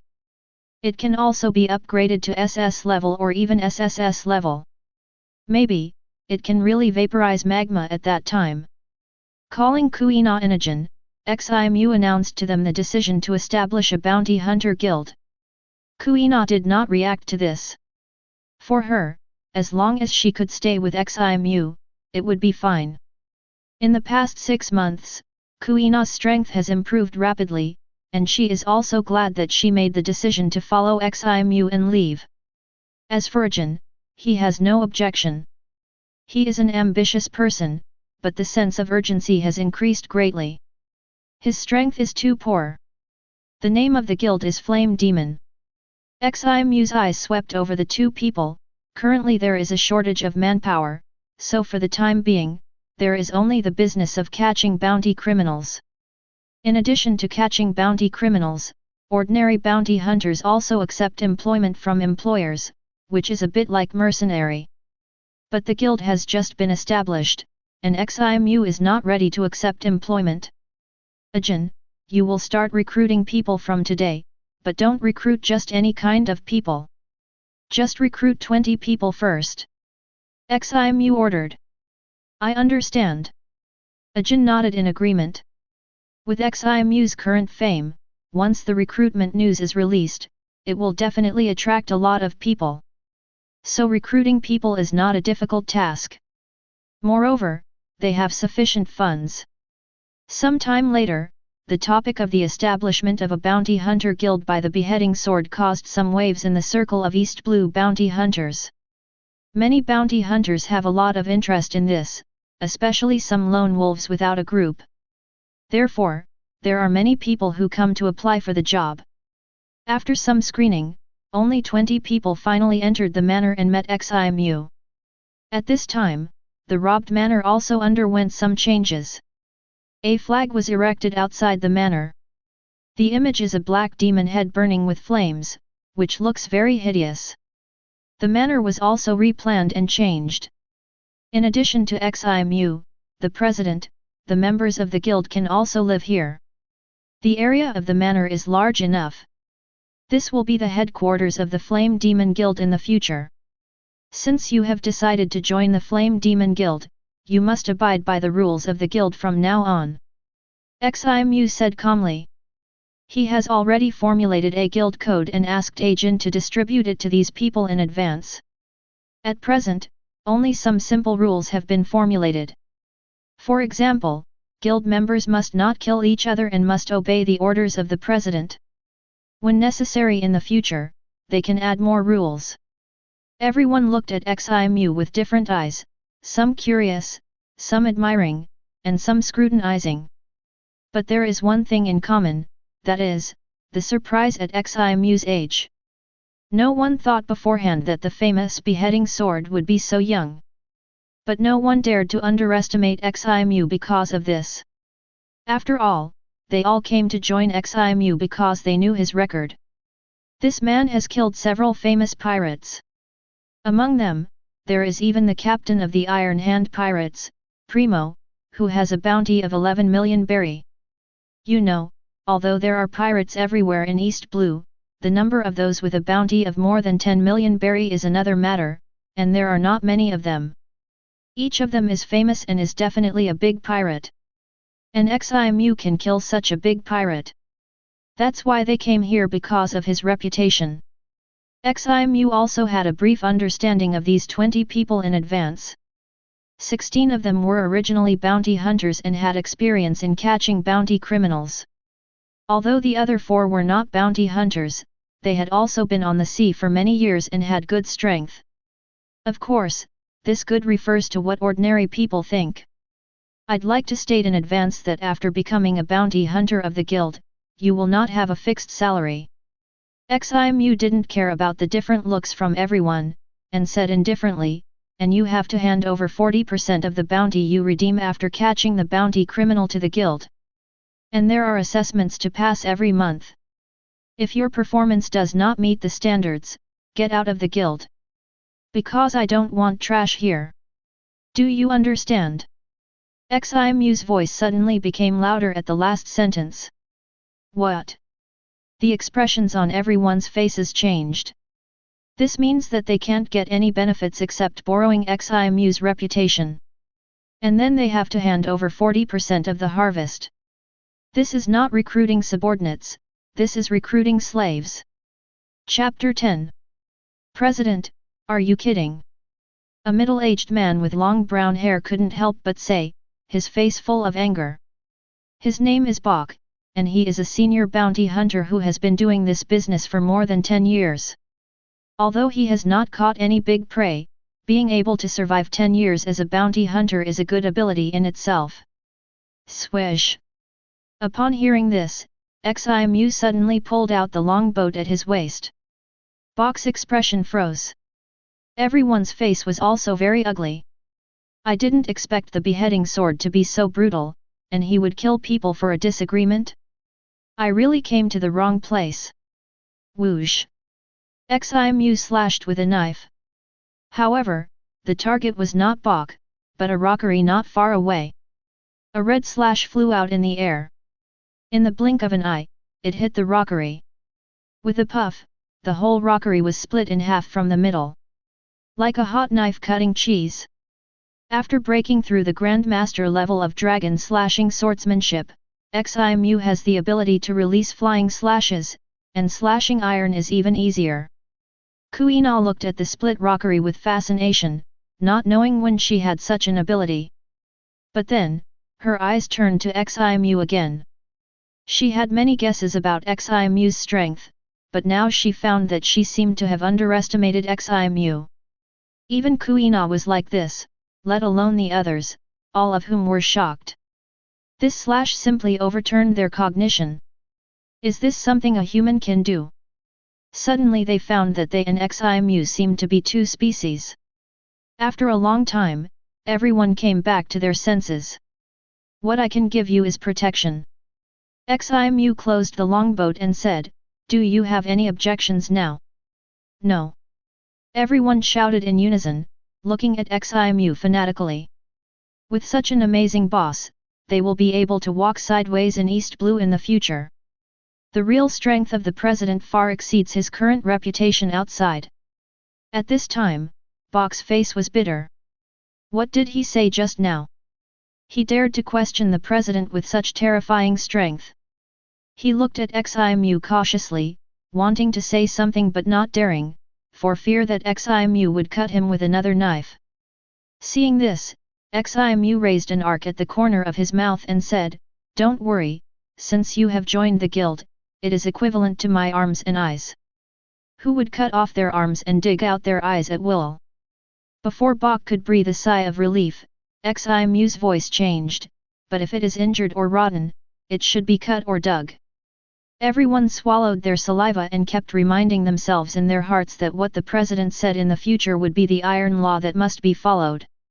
At present, the bounty hunters of the guild are divided into 3 levels by Ximu. From high to low, they are gold, silver, and bronze. The performance must reach a corresponding level to upgrade the hunter level. These newly joined hunters are naturally at the initial bronze level. Everyone received their own bronze badge from Kuina. The style of the badge imitated the flag pattern of the Flame Demon Guild and was also a flame demon head. Then, they left the guild residence anxiously. There are assessments every month. If the performance is not enough, they will get out. After seeing Ximu's strength, they understand that the Flame Demon Guild will definitely become a powerful organization in the future. Now being the first batch of members to join is simply a big profit, so they are reluctant to leave. They want to upgrade to silver hunters or even gold hunters. Everyone is ambitious. We must seize every opportunity to catch bounty criminals, especially those with high bounties. Some people even cooperated with each other and formed a small team. Ding! The task foothold has been completed, and the Mera-Mera fruit has been obtained. The system prompt sounded. Ximu's heart couldn't help but warm up. He hurriedly told Ajin to manage the hunters and returned to the room. The items rewarded by the system are stored in a special space. They can be taken out at any time and can also be deposited, but only the items rewarded by the system can be stored. Swish! With a thought, an orange round fruit appeared in his hand. The fruit was covered with some raised lines like flames, which looked very strange. Is this the devil fruit? Ximu looked at it curiously, and he was a little hesitant about whether to eat it. But soon, he made up his mind. That is to eat this Mera-Mera fruit. In fact, when the name of the guild was set as Flame Demon, he had already decided to eat this Mera-Mera fruit. Indeed, there are better devil fruits than Mera-Mera fruit. But who knows when he can get that more powerful devil fruit?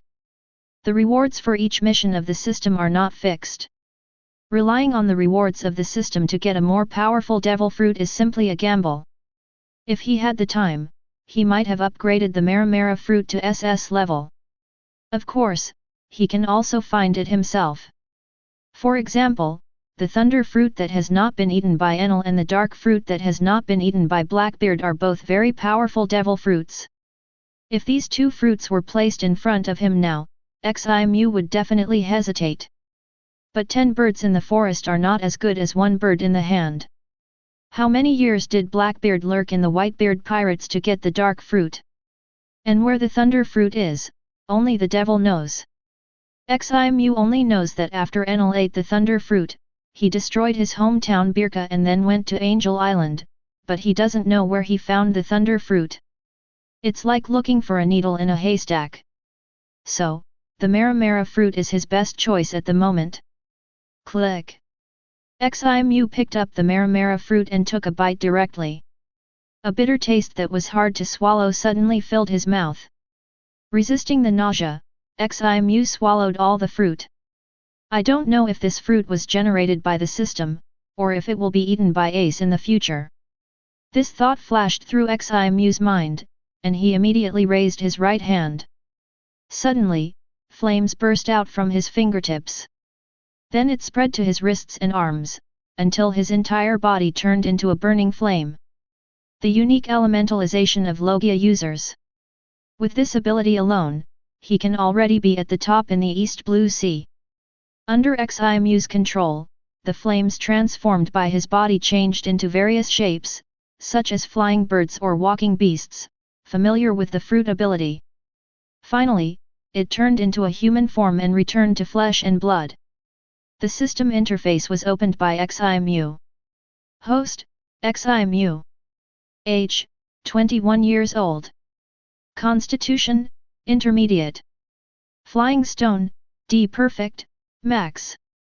Swimming, D perfect, max. Dragon slashing sword skill, S Grandmaster, 71/100. Navigation, B perfect, max. Mera-Mera fruit, S, beginner, 46/100. Quests to be completed, none. Item, longboat. As soon as the Mera-Mera fruit is eaten, the entry experience value has exceeded 40, which is different from the skills Ximu learned by himself. Whether it is navigation or dragon slashing sword skill, the experience value starts from the beginning. This is because once the devil fruit is eaten, it already has a certain degree of control ability, and the entry experience value naturally cannot be 1. Chapter 11. 1 month later, at the Flame Demon Guild's headquarters. Fire Fist. Ximu's right arm turned into flames, and as he struck, an orange-red flame column gushed out. Since eating the Mera-Mera fruit, Ximu has devoted part of his energy to this fruit. Of course, most of his time is spent on the dragon slashing sword technique. After all, the dragon slashing sword technique is not far from perfection, and raising this skill to max first is also the fastest way to improve his combat effectiveness. However, although both are S-level skills, but relatively speaking, Ximu found that he still preferred to use the power of the Mera-Mera fruit to fight, which felt more refreshing. He was not as loyal to the sword as Kuina, and learning the dragon slashing sword technique was just to have one more means. At this time, Ajin suddenly walked over quickly, and said respectfully and a little hurriedly, "President, we have 4 hunters detained." Seeing the flames released by Ximu, his face was no longer as surprised as when he first saw it. From Ximu, he learned about the magical devil fruit, and he was eager for it. After the Flame Demon Guild developed steadily, Ajin's attitude towards Ximu changed a lot. He was very respectful and completely put himself in the position of a subordinate. This was not Ximu's request, but Ajin's own change. Ximu didn't say much about this, because he understood that Ajin's character was like this. And he actually agreed with Ajin's change. Although they were friends who grew up together, now that they have become his subordinates, there must be a distinction between superiors and subordinates. If a force wants to develop, it must be like this. Otherwise, there will be no rules, and it will be worse than a third-rate gang. Even the crew members of those small fish pirates know to respect their captain. Even the Straw Hat Pirates, there is no hierarchy among the pirates. But at the critical moment, Luffy's words can still make the decision. What happened? Ximu retracted the burning flame on his arm. It was a group of bounty hunters from the nearby Bok Kingdom who captured our people. The leader is called Dolly, known as the Fox Hunter. Ajin said with a fierce look in his eyes, "The reason is that our people captured a bounty criminal in the Bok Kingdom, but the other party said that we invaded their territory and asked the president to personally bring 10 million berries to redeem the person." Really? Since you specifically asked me to go, then I will go. Ximu had a sneer on his lips. If the Flame Demon Guild wants to grow and become stronger, it is naturally impossible to only capture bounty criminals in the Winston Kingdom, which is to be complacent. Ximu had expected such a thing to happen a long time ago, and there is no such thing as smooth sailing. But what he didn't expect was that the first to show up was also a group of bounty hunters, who were considered their colleagues. "Prepare the boat and set off immediately." "Yes. This voyage is not far, and it can be reached in 7 or 8 hours. Bok Kingdom, Diego Tavern." 4 bounty hunters from the Flame Demon Guild were lying on the ground with bruised faces and noses. One of them was a woman, but she was not treated with pity. After recruiting 20 people for the first time, Ximu recruited 15 more people one after another. There are currently 35 bronze hunters, both men and women. However, it is relatively rare for women to work as bounty hunters, so there are only 2 female hunters in the Flame Demon Guild. "You come here to catch bounty hunters, don't you know that they are all our prey?" A man with a scar on his face under Dolly shouted at the 4 people. "Hey! Now I just want to see your expression of fear when our president comes." A hunter of the Flame Demon Guild with bloodline on the corner of his mouth grinned. Hearing this, Dolly, who was sitting on a chair next to him and smoking a cigar, said with interest, "You'd better look forward to your president coming, otherwise your fate, hee hee." "What a bullshit president, it's just like playing house." But a newcomer dares to call himself a beheading sword. Another blonde bounty hunter under Dolly sneered. "Boss, when that guy comes, we must let him know how powerful the senior is. Someone else said. But that beheading sword has killed the pirates who offered a bounty of 10 million berry. What if he is unwilling to pay and has a conflict with us? A bounty hunter who looks relatively calm said. Humph. It was their people who broke the rules. It is right to pay the ransom. The blonde hunter said unhappily, and didn't we also catch the pirates who offered a bounty of 8 million berry? What is there to be afraid of? That's right. What's more, the boss's brother is the captain of the city guards. If those guys really dare to mess around, don't even think about leaving here alive. The booing hunter said again. Dolly took a leisurely puff of his cigar, thinking about which pirates group to attack next. After all, opportunities for extortion like this don't come every day, and can only be earned as a side job occasionally. The main job of bounty hunters is still to catch pirates. At this time, a person who stayed outside the tavern ran in and said excitedly, "Boss, that kid is here.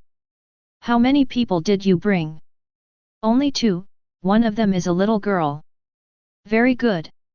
Dolly smiled, and he seemed to be a junior who knew the rules. Just when he wanted his men to let Ximu and others in, he heard a bang. The door of the tavern was attacked from the outside and broke open. Sawdust and fragments flew.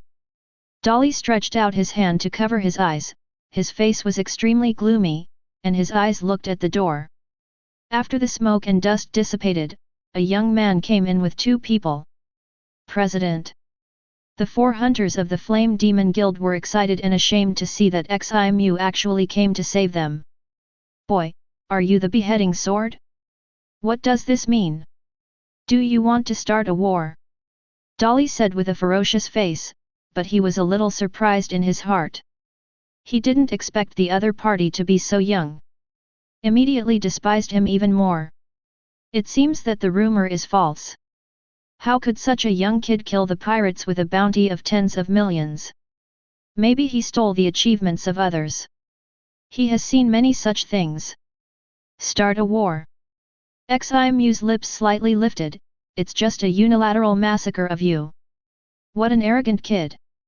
Dolly's eyes twitched, and he said with anger, "Stop talking nonsense. It's your men who did something wrong this time. Hand over 10 million berries and forget about it.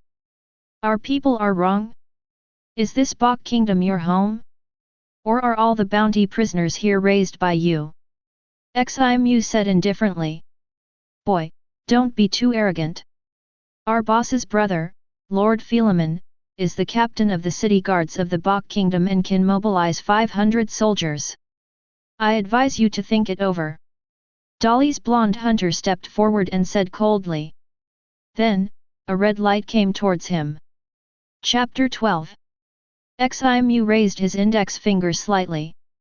A flame shot out from the tip of his finger, like a giant python, wrapping around the body of the blonde hunter. Suddenly, the blonde hunter's whole body was on fire. "Ah!" The blonde hunter screamed miserably, rolling on the ground, trying to extinguish the flames on his body, but it was in vain. After a while, there was no movement. Crackling. The burning grease in the corpse made a sound. Dolly and his gang were all stunned at this time. What happened? Demon fruit power. Dolly's face suddenly changed, and cold sweat covered his face. He knew that he had hit a wall this time. Damn it! I thought the other party was just a newcomer. Although he was famous, he should give him some face as a senior and pay money to redeem him. Who knew he was actually a capable person? The 2 sides were not equal from the beginning, and they were not on the same level at all. Wait. I was wrong, I shouldn't blackmail you. Don't kill me. Dolly was nervous and begged for mercy. But Ximu seemed not to hear it. He raised his right hand, and on his palm, a group of pigeon egg-sized flames surrounded him. These flames were formed after being highly compressed, and the temperature was extremely high, like rubies. Ximu waved his arm, and the flames shot out violently like flying stones.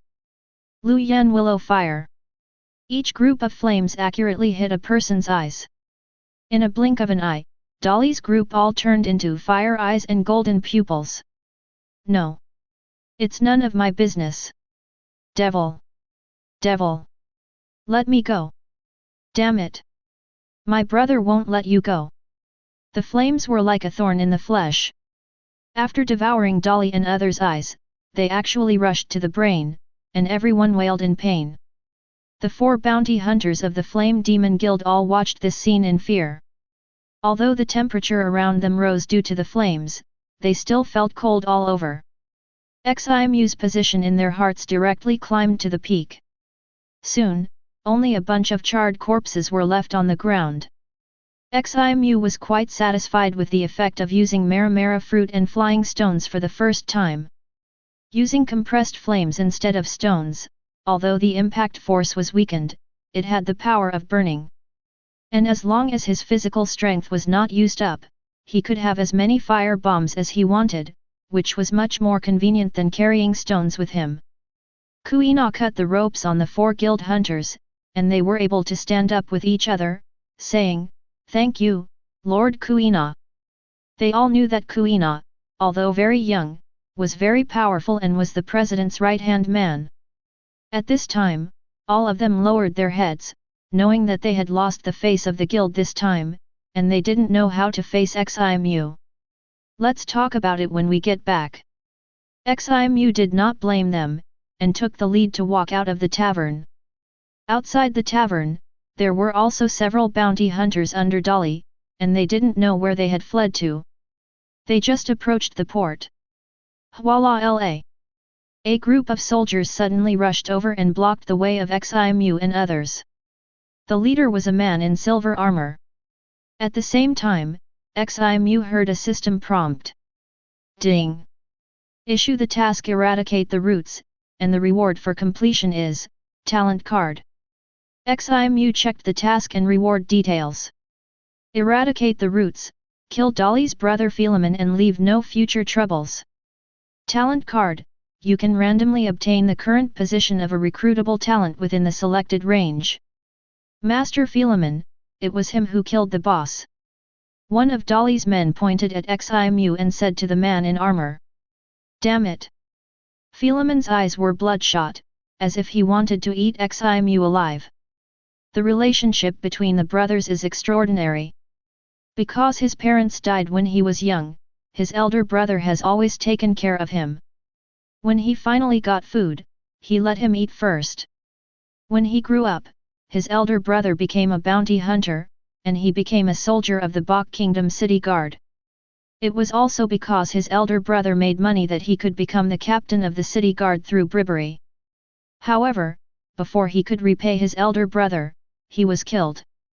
Kill him for me! Philemon roared. The soldiers behind him immediately raised their long-handled flintlock rifles.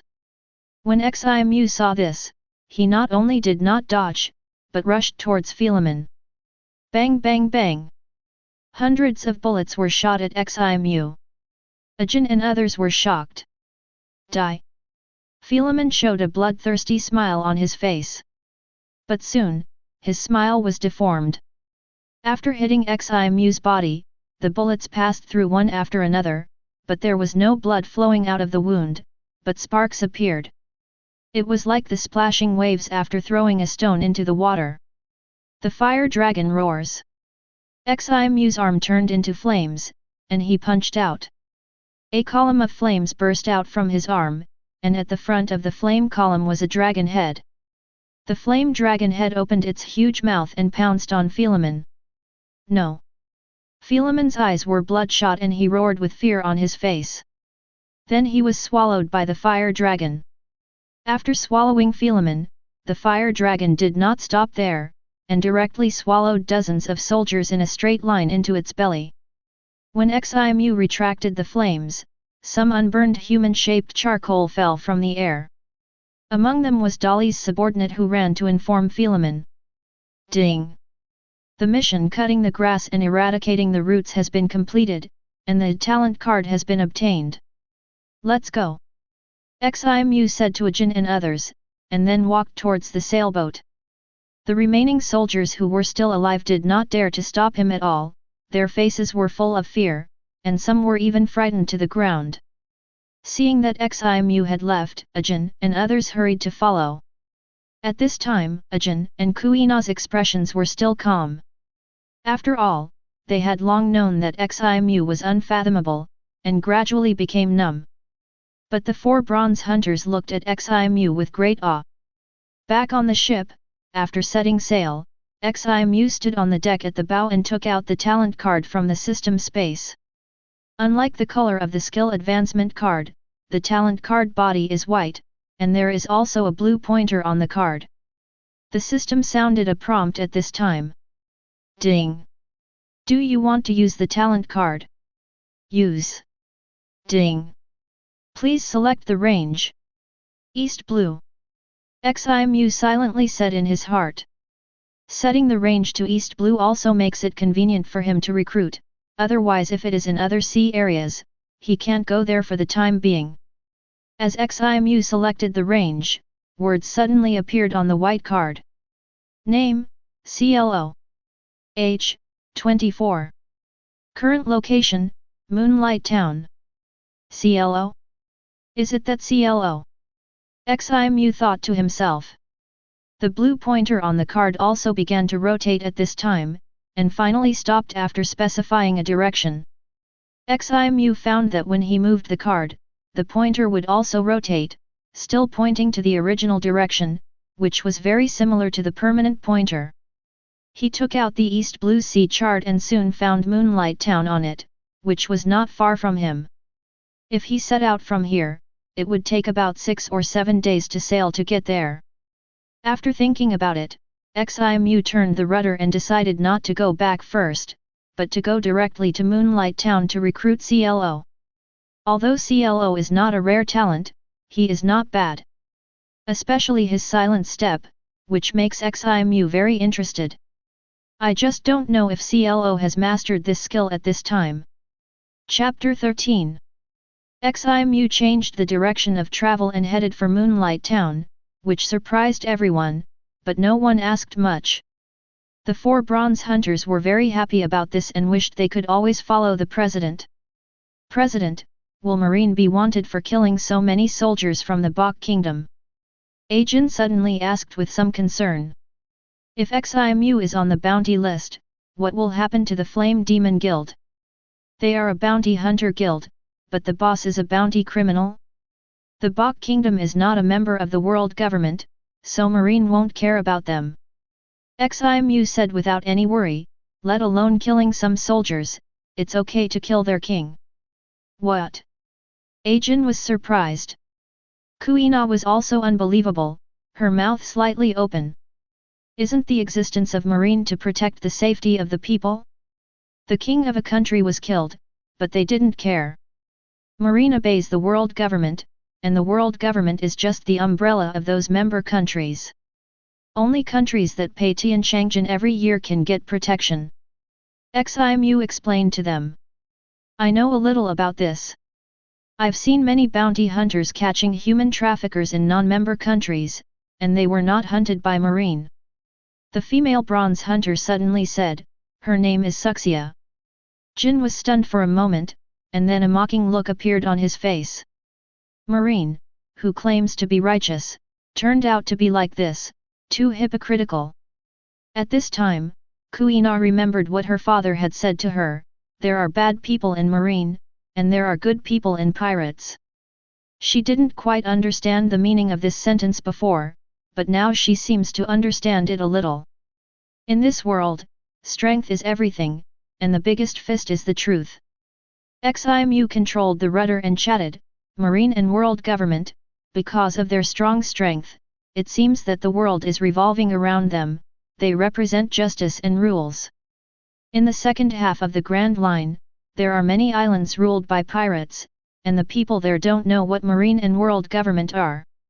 Every word the pirates who rule them say is a rule, even if it is wrong, they still have to obey.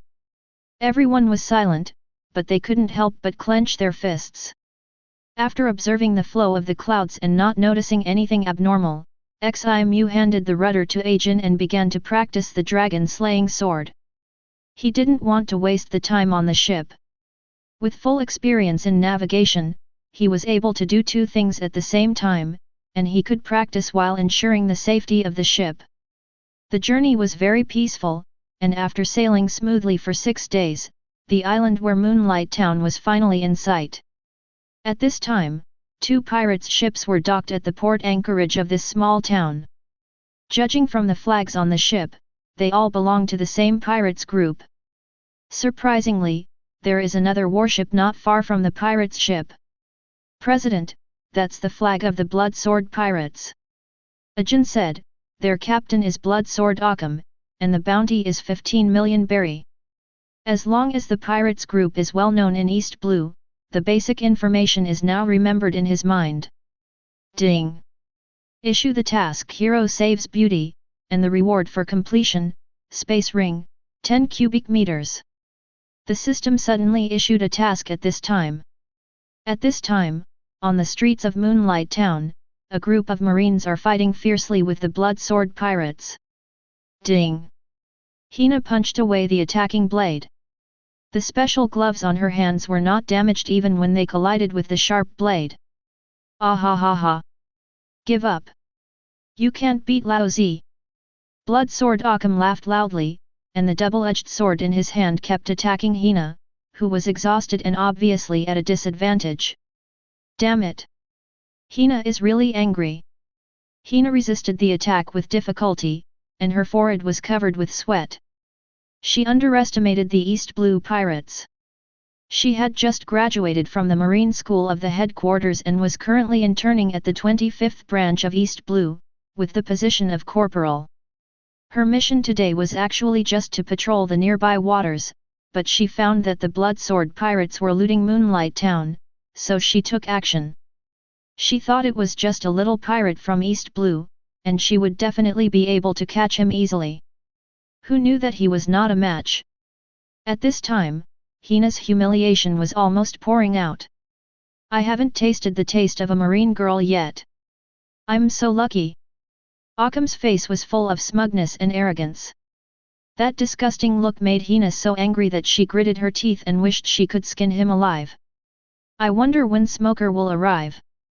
Hina said secretly. In addition to her, Smoker also led a warship to patrol the sea, but the two were in different directions. She had just reported the situation to the base, and the order she received was to wait for Smoker to come to support, and then capture the Blood Sword Pirates together. But looking at the people being killed and listening to their screams before they died, how could Hina wait any longer? Just as she was struggling to hold on. Suddenly, a dragon head condensed by flames rushed out from her side and swallowed Occam whole in one gulp. The flaming dragon body almost brushed past Hina, leaving her facial skin with a burning sensation. Then, the fire dragon coiled and swallowed all the members of the Blood Sword Pirates without leaving a single one. Hina turned her head hurriedly and saw a handsome young man standing not far away, with flames surging on his shoulders, connected to the tail of the fire dragon. Ding! The mission Hero Saves Beauty has been completed, and the space ring, 10 cubic meters, has been obtained. The system prompt sounded in Ximu's ears. That's right, the beauty in this mission refers to Hina. Hey! Ximu took back the fire dragon, and the charred bodies fell to the ground. President, these are all bounties. Ajin complained. The bodies were burned by the fire dragon and turned into charcoal, unrecognizable, so they couldn't be exchanged for bounties. Sorry, I forgot. Ximu patted his head when he heard it. Looking at the sad eyes of Ajin, Suxia, and others, Ximu was also a little embarrassed. It seemed a bit wasteful. Occam's bounty, plus the bounty on his men, at least more than 20 million berry. By the way, isn't Marine here? Ximu's eyes lit up, and he immediately said to Hina, Miss Marine, can you please exchange the bounty for us? Hina was stunned at first, then nodded and said, okay. But she couldn't help but be surprised in her heart. Logia ability user. I didn't expect to see it in East Blue. Even in naval headquarters, this is a very rare ability. Chapter 14. Let Suxia and the other four go with Hina to Marine Base to collect the bounty. Ximu took Kuina and others and followed the blue pointer on the talent card to a restaurant. Due to the pirates' invasion just now, there was no one on the street, but there were quite a few people gathered in the restaurant. In addition to some people who were already dining here, some people ran into the restaurant to avoid danger because they saw the pirates. When Ximu saw CLO, he was sure that it was the 100-step CLO, the future captain of the Black Cat Pirates, not the same name. CLO was working as a waiter in this restaurant at this time, and his situation was very similar to that of Ajin. Two future pirates who were very famous in East Blue, one worked in the dock and the other worked in the restaurant. Faced with Ximu's recruitment, CLO agreed without much hesitation. He was also a person who was unwilling to be mediocre. What made Ximu even happier was that CLO had already initially comprehended the silent step. The purpose of coming to Moonlight Town has been achieved.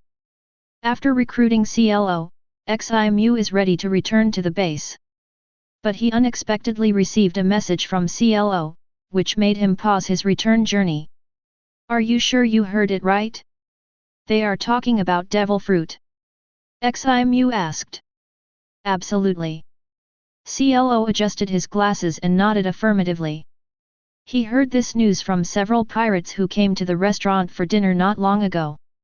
On Cyril's Island in the sea area adjacent to Moonlight Town, there is a treasure left by a large number of pirates. In addition to gold and silver treasures, there are also devil fruits in the treasure. Is this news false? Will devil fruit not go bad? Unless the owner of the treasure has died recently. Ajin said with doubt. It is not uncommon for people to occasionally find treasures left by pirates on the sea.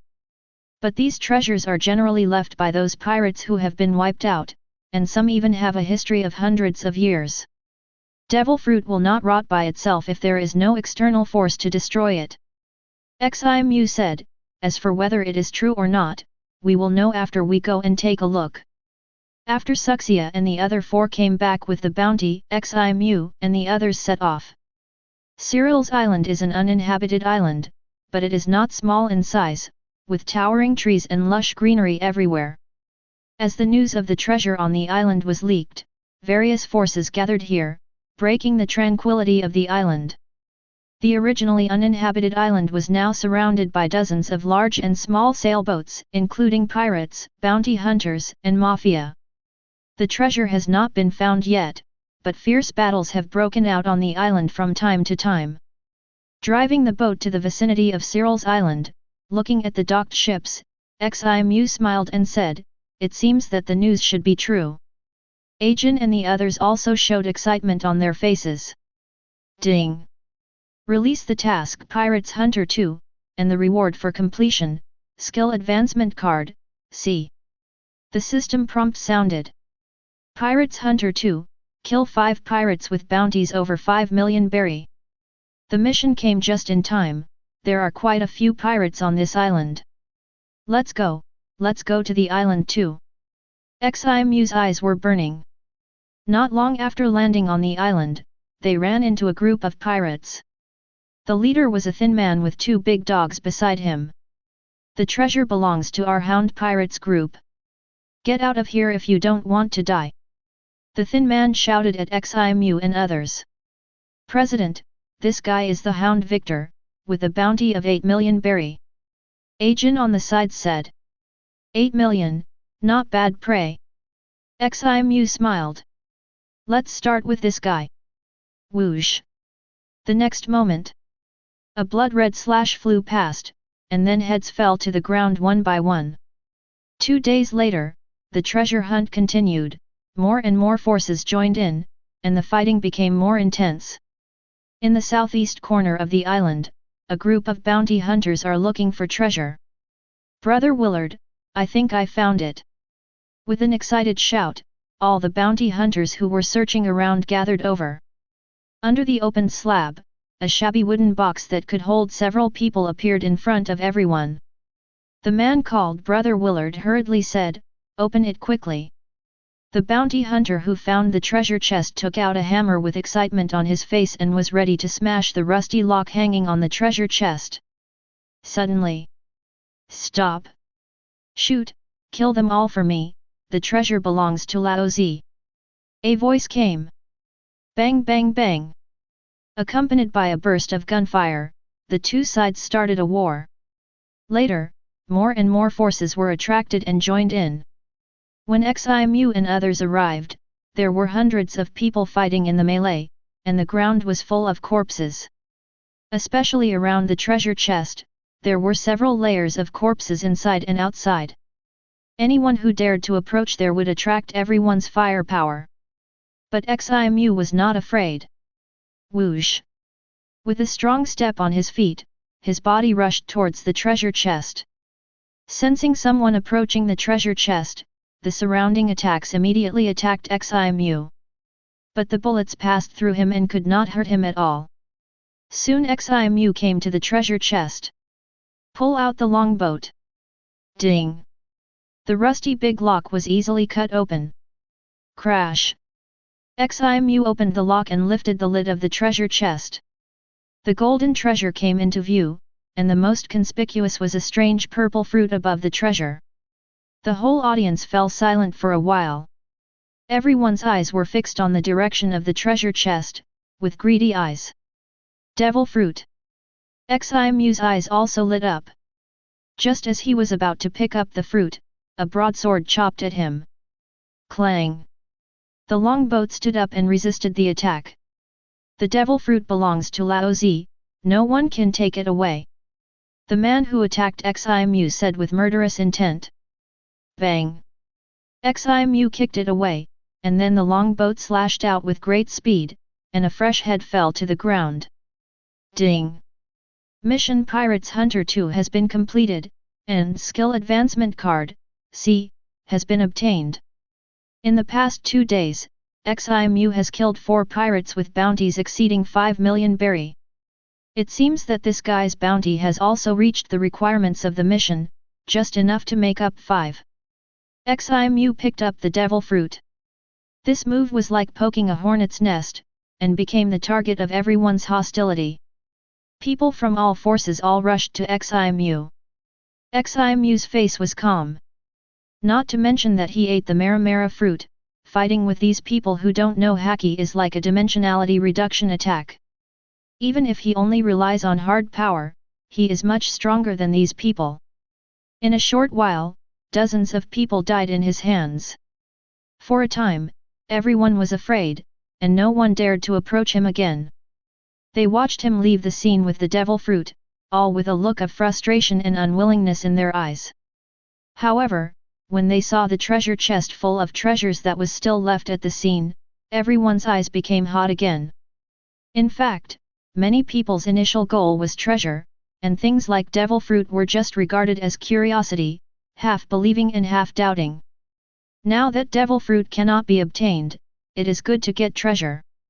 A new round of battle is about to begin. Ajin and others all looked at the returning Ximu with awe.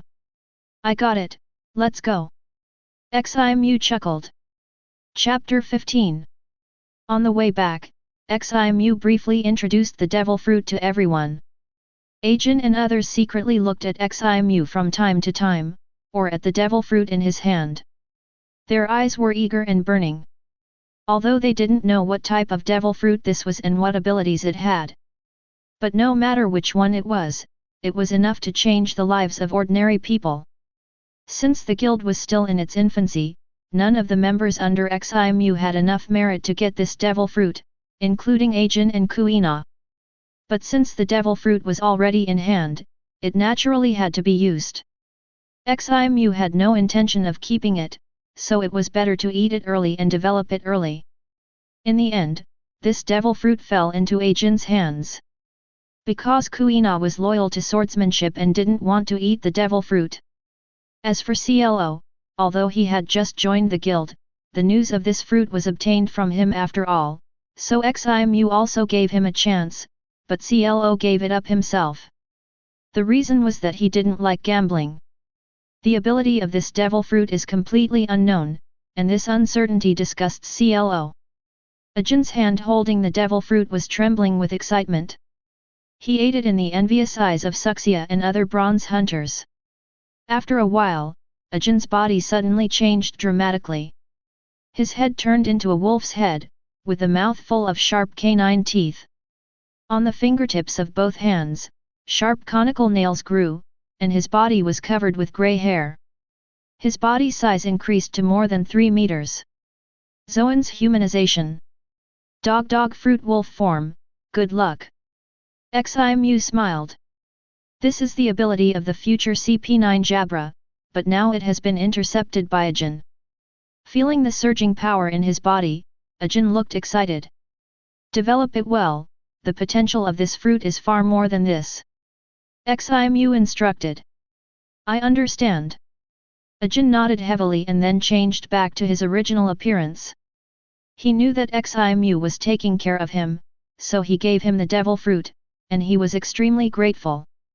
Seeing the greedy look of Suxia and others, Ximu encouraged, although it was given to Ajin this time, there will definitely be opportunities to get devil fruit in the future.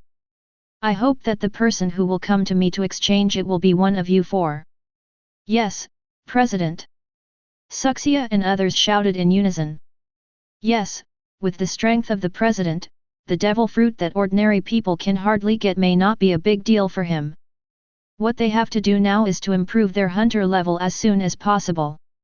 Otherwise, even if there is devil fruit at that time, they will not be qualified to get it, which will be depressing. I really don't want to experience this feeling of extreme envy again.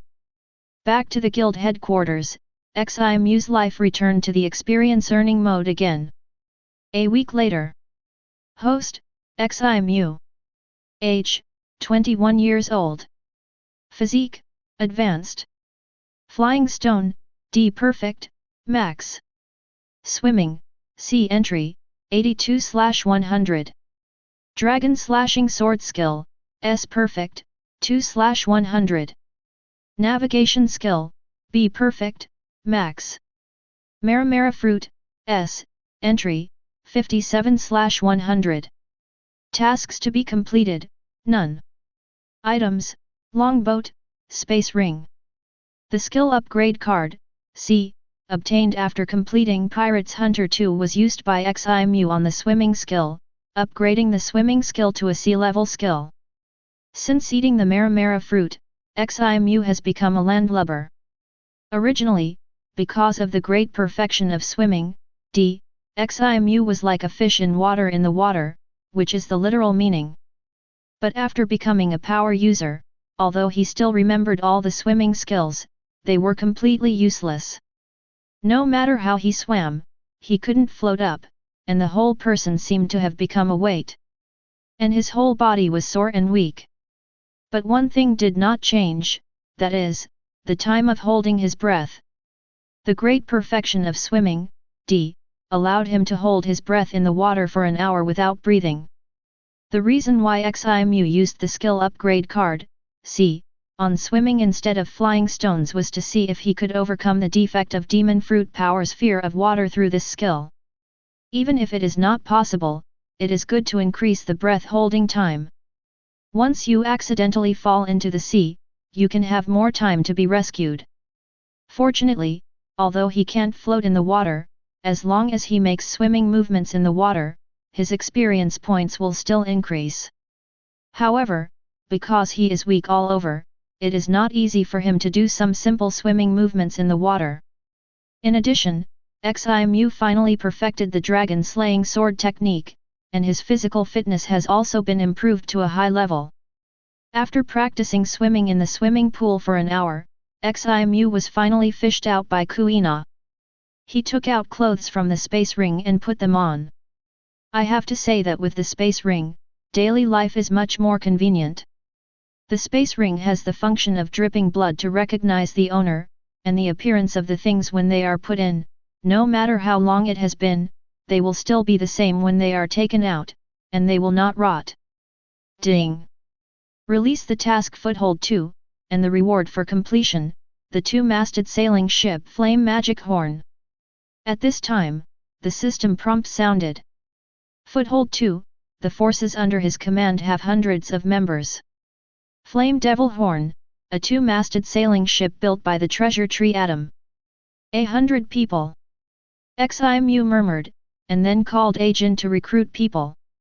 If it was just to complete the task, recruiting 100 people would be very simple, but Ximu required that it was better to have fewer people than too many, and the standard for recruiting bronze hunters was higher than before.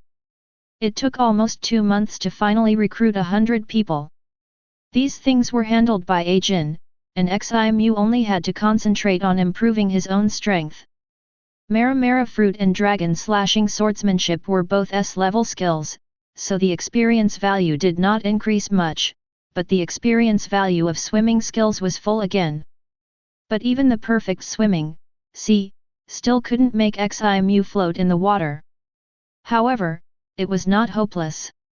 Because he felt less powerless, it was much easier to do those swimming movements in the water. The time of holding breath was increased to 2 hours. Ximu felt that this was no longer just holding breath, but should be regarded as a relatively shallow underwater breathing. Whenever he felt like he couldn't hold on any longer, he suddenly felt a little more relaxed, but the current limit was only 2 hours. This made Ximu very excited. Although he didn't regret eating the Mera-Mera fruit, it would be even better if he could eliminate his fear of water. And now, his swimming skills have given him hope. Chapter 16. On this day, a special guest came to the Flame Demon Guild's headquarters. It was Hina, a marine corporal who had met Ximu once and was saved by him. Although Ximu didn't even report his name at that time, when Suxia and others went to redeem the bounty, the personal information they registered was marked as belonging to the Flame Demon Guild. With Marine's intelligence, it was not difficult to find Ximu's location. And Hina's purpose of coming here was to pull Ximu into Marine. After being rejected by Ximu, Hina frowned and said, "Why? Don't you want to uphold justice and protect civilians?" Ximu was able to help her, a stranger, before, which means that he is a person with justice in his heart. To uphold justice, you must join Marine. Ximu asked back, "I'm not Marine, didn't I save you before? If you really want to do good things, it has nothing to do with whether you are a Marine. In fact, if it weren't for the system issuing the task, he wouldn't have meddled in other people's business." Hearing this, Hina remained silent, saying, "I'll come again," and left the Flame Demon Guild. Upholding justice was just an excuse, mainly because of Ximu's strength and the rare Logia ability. It would be a pity not to recruit such a person into the Marine. And Ximu's current profession is a bounty hunter. As far as Hina knows, many people in this profession later become pirates.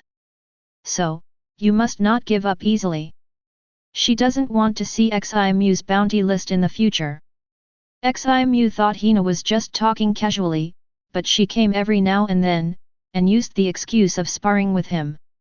After that, she was directly transferred to the 33rd Marine branch near the Kingdom of Winston. It looked like she would not give up until Ximu was pulled into the Marine.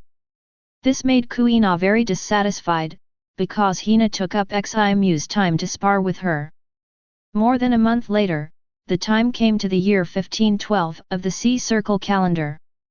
Ajin, who has been busy with guild affairs, has not seen Ximu for half a month, but he has long been accustomed to it. Although Ximu is the president, he handles the affairs of the guild.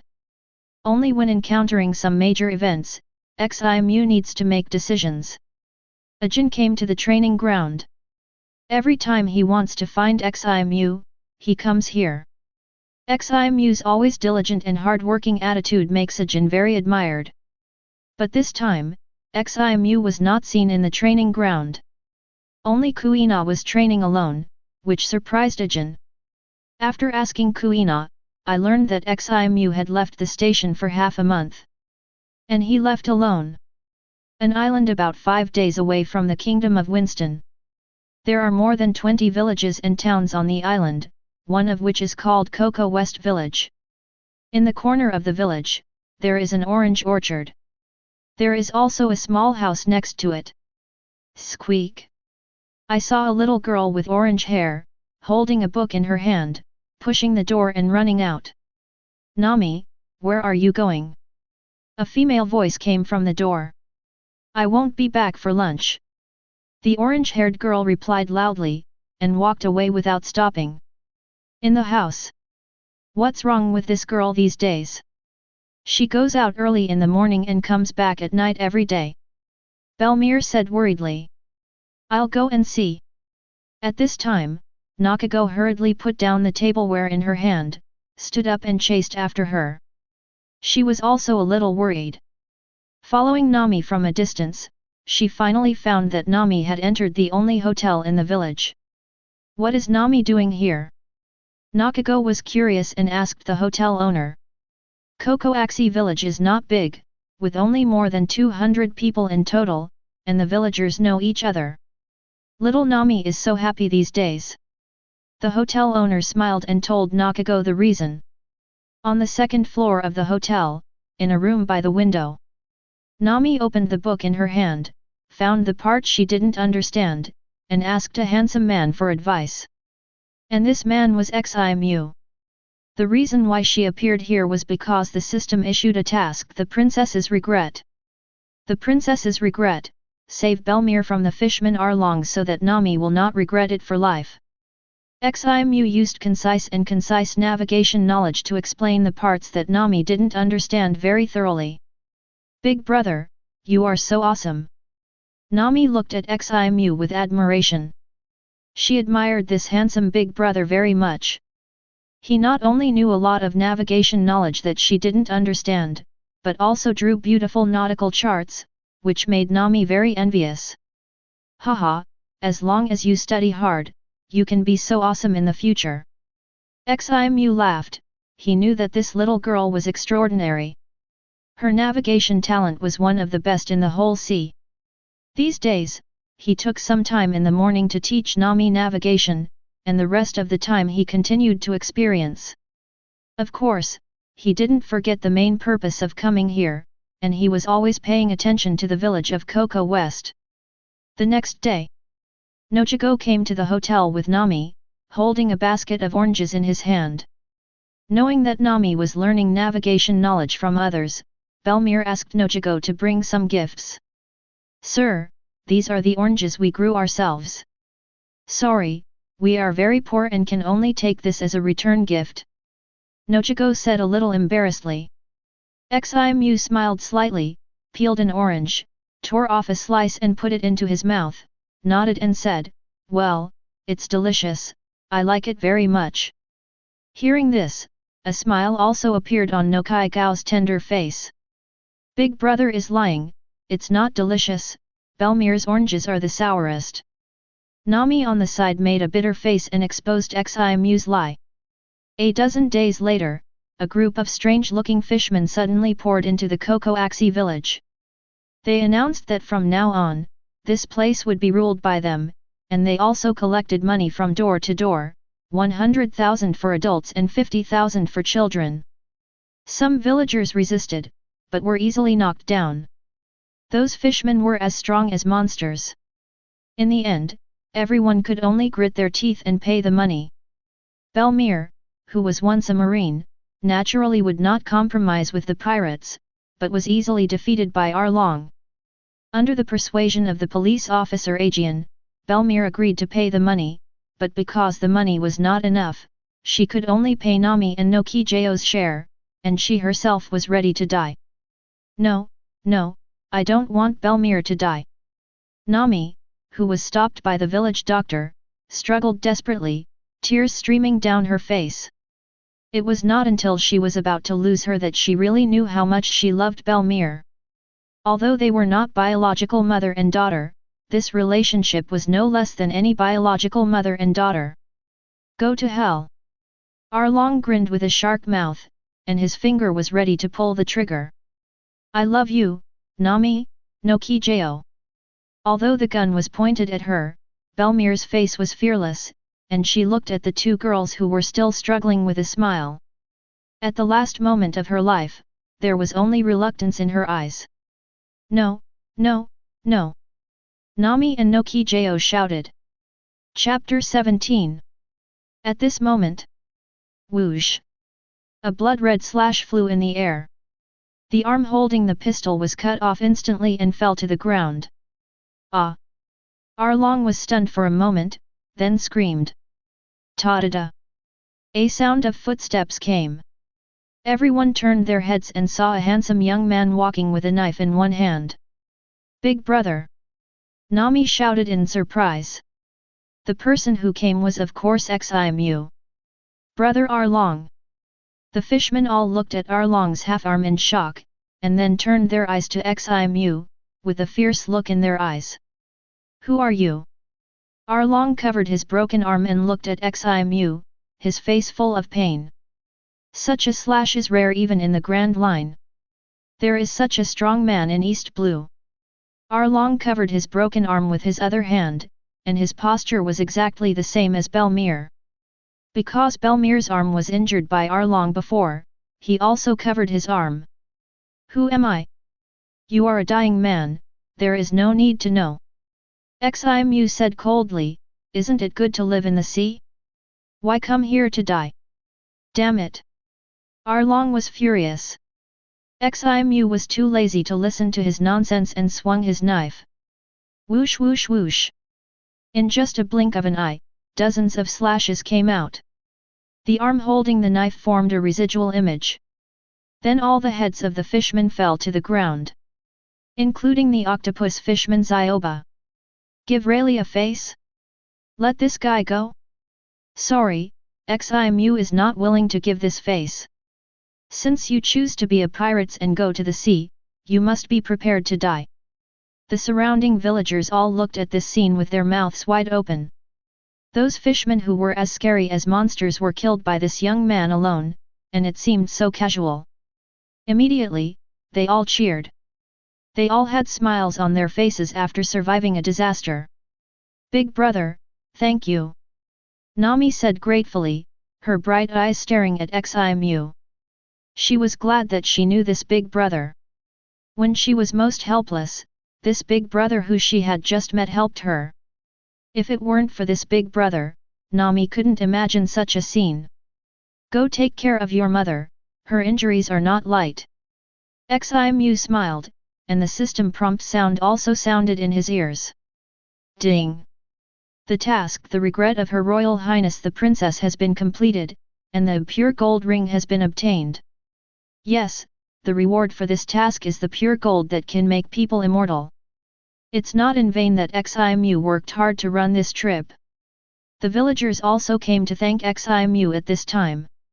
Is this the person who taught Nami the art of navigation? Belmere was very surprised. Not only does he master the art of navigation, but he is also so powerful. The key is that he is still so young. Afterwards, the village doctor treated Belmere's injuries. At the invitation of the villagers, Ximu attended the banquet they held. Several villagers offered to help him exchange the bounty of the fishmen, but Ximu refused. He then used a den mushi to notify Ajin to contact the nearest guild hunters to come and deal with the bodies of the fishmen and the pirates' ship. It's not that Ximu doesn't trust these villagers, but because he knows that the marine base chief who manages this sea area is not a good thing, that is, the rat colonel. The bounty of Arlong alone is 20 million berry, not to mention that there are also bounties for several cotters of the Dragon Pirates group. With such a large sum of money, the rat colonel may be greedy and cause trouble. At present, Ximu does not want to conflict with the marine, so it is better to develop steadily. When attending the banquet, Ximu took time out and took out the pure gold ring. The surface of the ring was blackened, without a trace of gold leaking out, and the inner part that was in contact with the skin released a golden light, which could inhibit the aging of the body. Ximu wore the ring on the middle finger of his right hand, and wore a silver space ring on his index finger.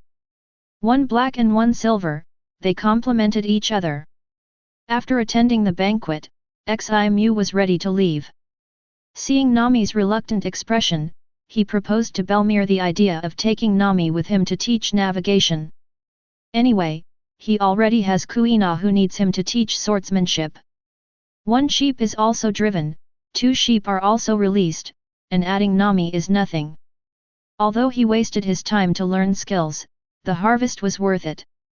A great swordsman, a top navigator in the sea.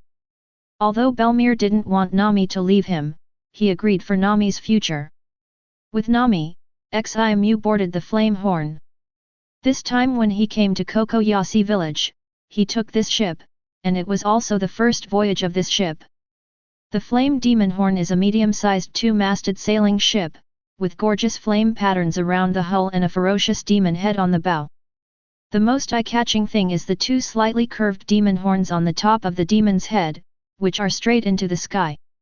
On the towering mast, there is also the flag of the Flame Demon Guild, fluttering in the wind. When she just left Kokoyasi village, Nami's face was still full of unhappiness, because she was reluctant to leave Belmere and Nakago, but soon, a smile appeared on her face. This is her first time to go to sea. The navigation skills learned in the book finally have a chance to be put into practice.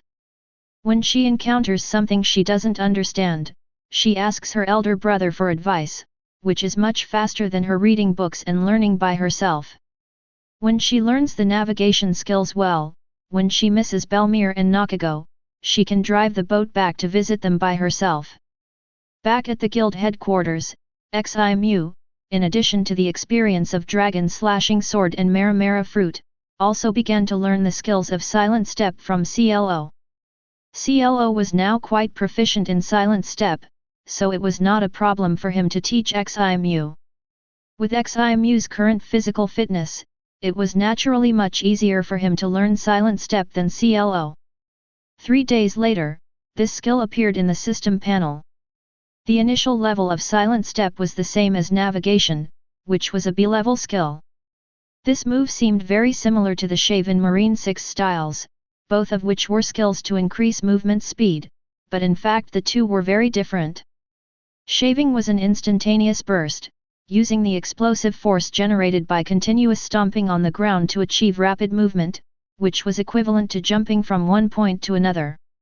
The silent step speeds up the running speed of the legs. When using this skill, you have to tiptoe and run silently. Both have their own advantages. Speaking of which, Ximu knew the basic principles of the 6 styles, but unfortunately they were all one-sided, and he had no idea of the advanced skills contained in them. It's like knowing that a boat relies on buoyancy to move, but how to build a boat is completely unknown. Perhaps he has seen others perform it with his own eyes, and with his current physical fitness, he might be able to learn it. Chapter 18. Time flies, and another half a year has passed in the blink of an eye. East Blue, Godin Town. A group of bounty hunters are besieging several pirates. These bounty hunters all wear the same style of bronze badges, but in different positions, either on the chest, on the cuffs, or on the shoulders. After a fight, several pirates were all killed. Then the bounty hunters were seen finishing the work, with a clear division of labor. Some searched for spoils, some collected corpses, and some cleaned the scene. They were very skilled and professional, and obviously did a lot of these things. And these people are the bounty hunters of the Flame Demon Guild. Captain Suxia, plus this guy with a bounty of 2 million berry, your guild points should be enough to upgrade to Silver Hunter, right? A bronze hunter holding a short sword said with envy. Well, almost. Suxia nodded slightly, with a smile on her face. The performance of hunters in the Flame Demon Guild is calculated by points. Points are linked to the bounty, 100,000 berries count as 1 point. If you catch a prey with a bounty of 500,000, it will be 5 points. In addition, there are extra points for those prey with a high bounty of more than 1 million. The higher the bounty, the more extra rewards. Captain, I heard that you followed the president for a while, right? Another hunter suddenly asked with curiosity. Yes. Suxia nodded proudly. Then is the president very strong? I haven't met the president yet, the hunter asked again. Of course, it's stronger than you can imagine. That's great, I want to meet the president too. Early morning. The sun slid into Ximu's room through the window. Ximu opened his eyes and took away the jade arm on his chest. He turned his head to look at the delicate head with pink hair beside him, his eyes were closed, his breathing was even, and he obviously hadn't woken up yet. Then, he stood up silently. Ximu didn't know how he and Hina had inexplicably developed to this point. Maybe it was because he had saved her and laid a foundation? Anyway, Hina, who had always wanted to pull him into the marine, suddenly stopped talking about it. But the frequency of coming to the Flame Demon Guild's residence was more frequent than before. The first woman in this life was Hina, who was a marine, which was beyond Ximu's expectation. Arriving at the training ground, Ximu was ready to start training, and as usual, he opened the system interface to check the progress of the current skills. Host, Ximu. Age, 22 years old. Physique, Advanced. Flying Stone, D Perfect, Max. Swimming, C Perfect, Max. Dragon Slashing Sword Skill, S Perfect, Max. Navigation Skill, B Perfect, Max. Mera-Mera Fruit, S, Proficient, 76/100. Silent Step, B, Perfect, Max. Shaving, B Beginner, 12/100. Tasks to be completed, none. Items, Longship, Space Ring, Flame Magic Horn, Pure Gold Ring. The Silent Step of Great Perfection greatly improves Ximu's speed. With his advanced physical fitness, it is like teleportation. When the Dragon Slashing Sword art was completely perfected, Ximu devoted half of his energy to the Silent Step. This B-level skill greatly improved his strength. As for the extra shave in the panel, it was learned from Hina. Although Hina has not learned this move yet due to her physical fitness, she knows the training method and all the skills of shaving. The level of shaving is also B-level, which means it is indeed comparable to the Silent Step. In terms of the improvement of movement speed, shaving is better, but in terms of flexibility, Silent Step is better. In the past 6 months, the Flame Demon Guild has developed rapidly. Now it is the undisputed number 1 among the bounty hunter forces in East Blue. Of course, during this period, some people also made trouble and provoked the Flame Demon Guild. Ximu also went out to deal with several hostile forces, and the rest were dealt with by Ajin. The ability of the dog fruit wolf form makes him one of the strong in East Blue. At present, there are 5 bronze hunters upgraded to silver hunters and 95 bronze hunters in the guild. The number of personnel has not increased, but there have been replacements. Some were eliminated because of their poor performance, some were killed when catching bounty criminals. Death is inevitable. After all, this line of work requires constant fighting. Of course, the guild will definitely avenge those hunters who were killed afterwards. Ding! Release the task I am the Sword King, and the reward for completion, the Supreme Great Sword Heaven. Ximu was refreshed. After half a year, the system finally released another task. And the reward is so powerful, it is directly the Supreme Great Sword. This sword is simply the perfect match for his great perfection dragon-slaying swordsmanship. Ximu checked the task details again. I am the Sword King, win the championship of a swordsman competition with more than 1,000 participants. More than 1,000 participants? Ximu looked thoughtful. After living in East Blue for so many years, he had never heard of such a large-scale swordsman competition. After a long time, Ximu took out the Den Mushi and assigned a task to Ajin and CLO. Now CLO is also assisting Ximu in managing the Flame Demon Guild. Like Ajin, he is his assistant. However, since CLO's strength is still average and his Silent Step is not proficient enough, he cannot use it in battle for the time being, so he spends most of his time practicing to become stronger. A few days later, a message suddenly spread in East Blue. Ximu, the president of the Flame Demon Guild, will hold an East Blue Sword King competition on August 15, 2 months later. Select the first swordsman in East Blue. As long as you are a swordsman, anyone and any identity can participate. And the final champion can not only get the title of East Blue Sword King, but also get a huge bonus of 200 million berries. The venue is the Blackhorn Arena in the Kingdom of Winston. For a while, the swordsmen of East Blue were crazy. 200 million berries. Once you win the championship, it means you have wealth and fame. Many swordsmen who thought they were strong began to rush to Winston Kingdom. As the date of the competition got closer, Winston Kingdom became more and more lively, and people with swords could be seen almost everywhere. Outside the Blackhorn Arena, swordsmen signed up for the competition every day. Either for fame, or for money, or both. Only 1 month had passed, and the number of participants had exceeded 1,000. Chapter 19. The Blackhorn Arena is located in the Kingdom of Winston and has a history of more than 100 years. The entire arena can accommodate 15,000 spectators. But now there are no gladiators competing in it, and it has become desolate. Ximu spent 10 million berries to rent it as the venue for the swordsman competition. However, the ticket fee recovered more than 30 million berries, which means that he not only did not spend any money, but also made more than 20 million. But Ximu knew that he would definitely win, so he dared to do this. After all, the prize money is 200 million. Without such a huge prize money, it would not attract so many swordsmen to participate, and the tickets would not be sold at such a high price. If ordinary businessmen dared to do this, they would definitely lose money. There are 4 arenas in the Blackhorn Arena, so Ximu divided the preliminaries into 4 areas, A, B, C, D. Time soon came to August 15, the day of the swordsman competition. Oh! The huge arena was full of spectators, and as the participating swordsmen entered the venue, there was a sudden shout of excitement.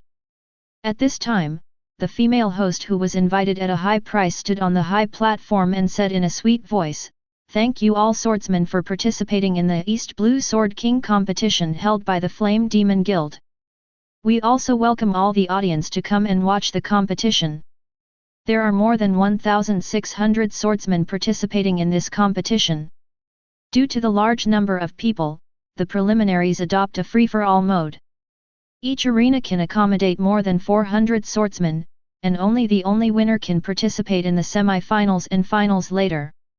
Falling out of the arena, losing the ability to fight, or voluntarily giving up and admitting defeat, all 3 are considered lost and lose the qualification to continue the competition. All powerful swordsmen, please fight to your heart's content. Who will win the 200 million prize money, and who will win the title of East Blue Sword King and become the real King of Swords? I declare that the East Blue Sword King competition has officially begun."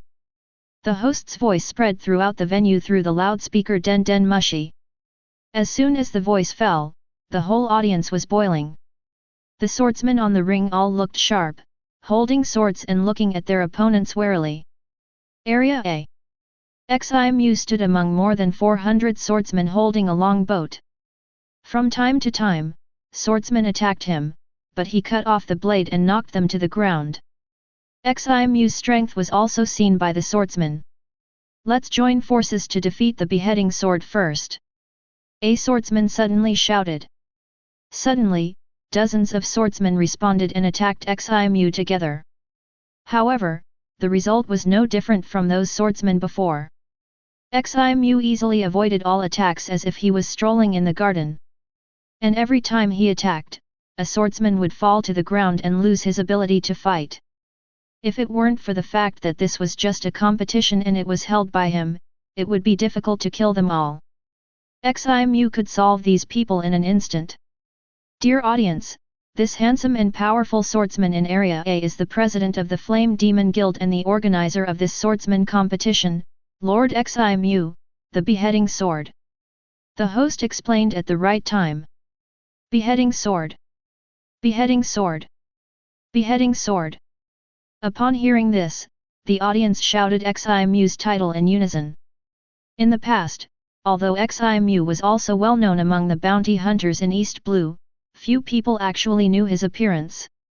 After all, he was not rewarded. And among ordinary civilians, not many people knew the name XIMU. But this time, because he hosted this grand swordsman competition, he immediately became the focus of everyone.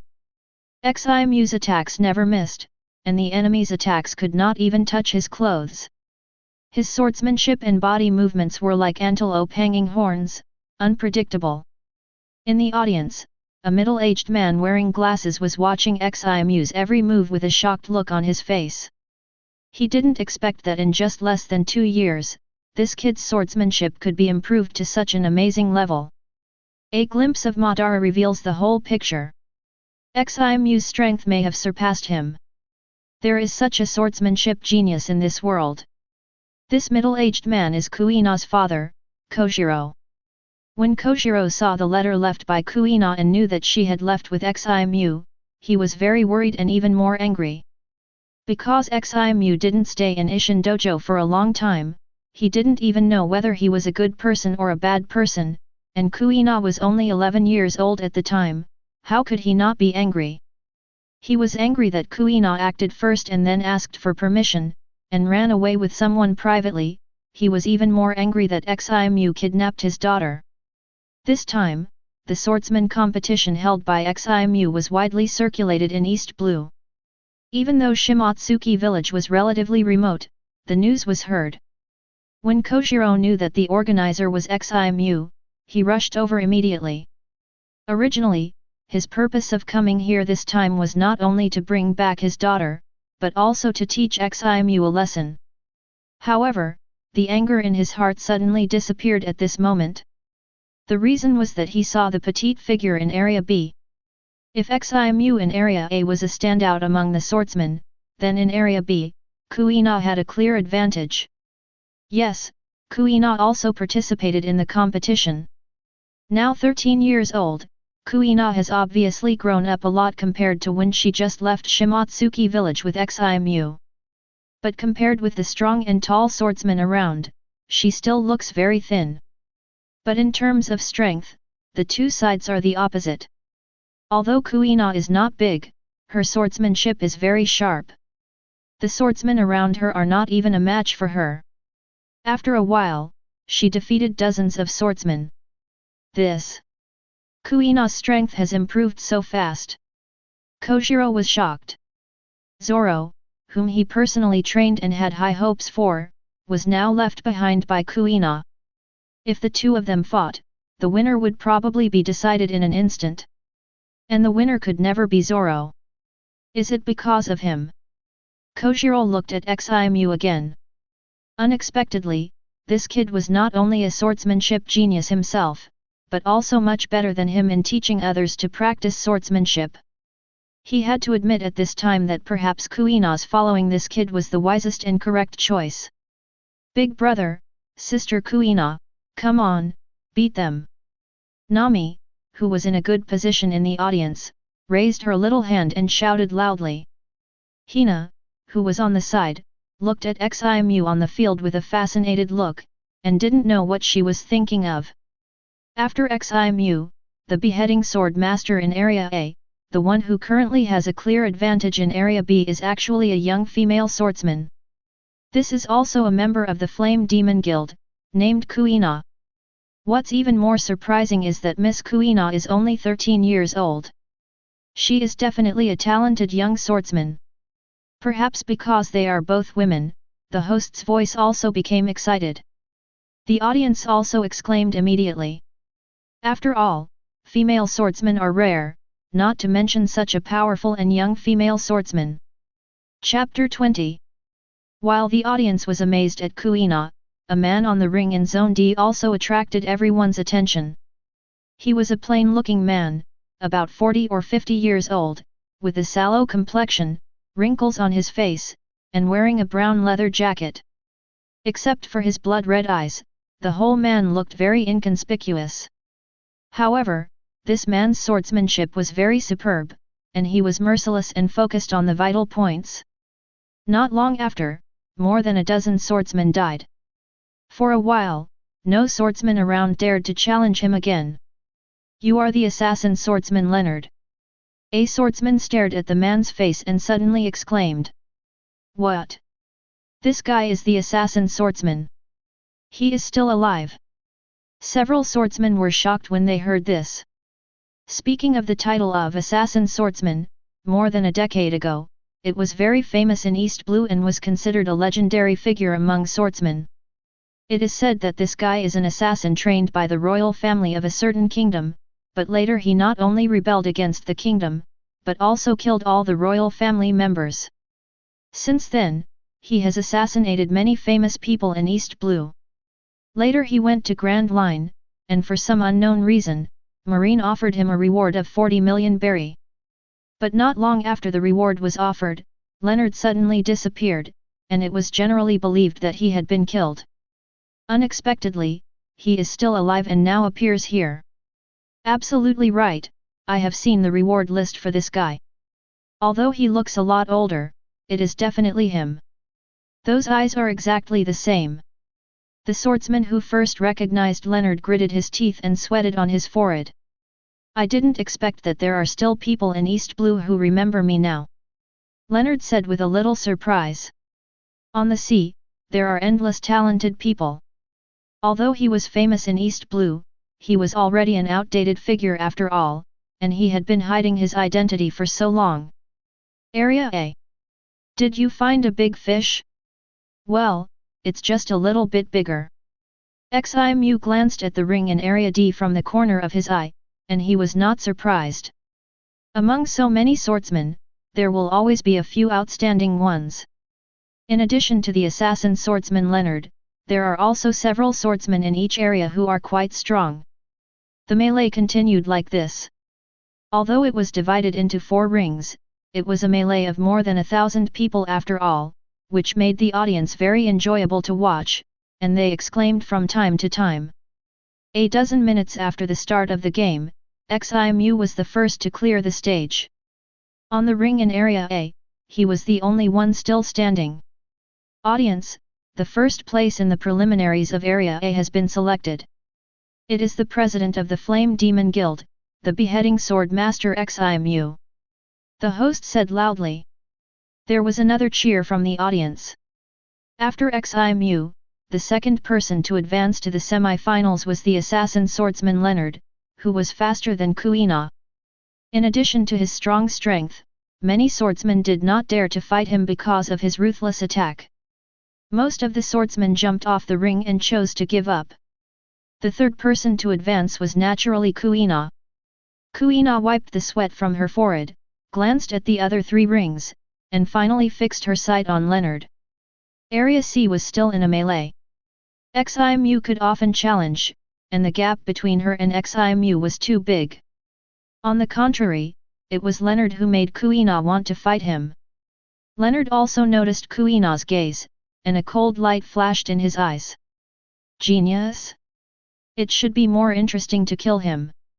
After about an hour, Area C finally decided the winner, and a swordsman in his 30s successfully advanced. However, looking at his scarred and breathless appearance, it was obvious that he did not win easily. The time for the semi-finals was in the afternoon of the same day. Since Kuina requested to play against Leonard, Ximu arranged the 2 as opponents, and he played against the winner of Zone C. No matter who he played against, the result would be the same, he would definitely win. The first match of the semi-finals was Ximu's battle, and there was no suspense, he defeated his opponent in 1 move. It also made everyone deeply understand the power of the Flame Demon Guild president, and they were amazed.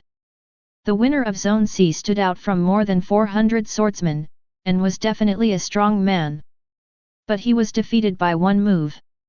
This shows that the fighting power of both sides is not at the same level at all. Then came the second battle of the semi-finals.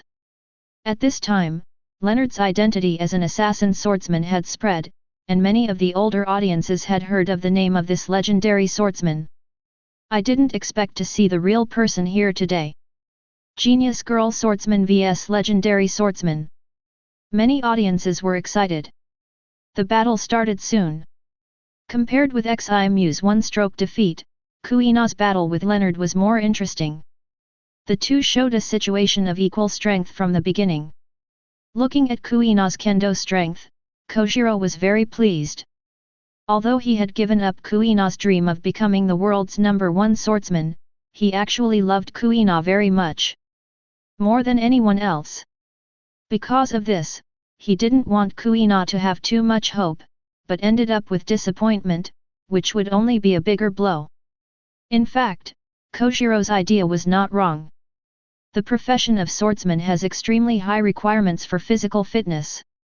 Even if men want to become the world's #1 swordsman, it is as difficult as ascending to heaven. Not to mention women whose innate physical conditions are far inferior to men. Of course, monsters like Big Mom are not included. At this time, Kojiro looked at Leonard again, his eyes narrowed slightly, and he became annoyed.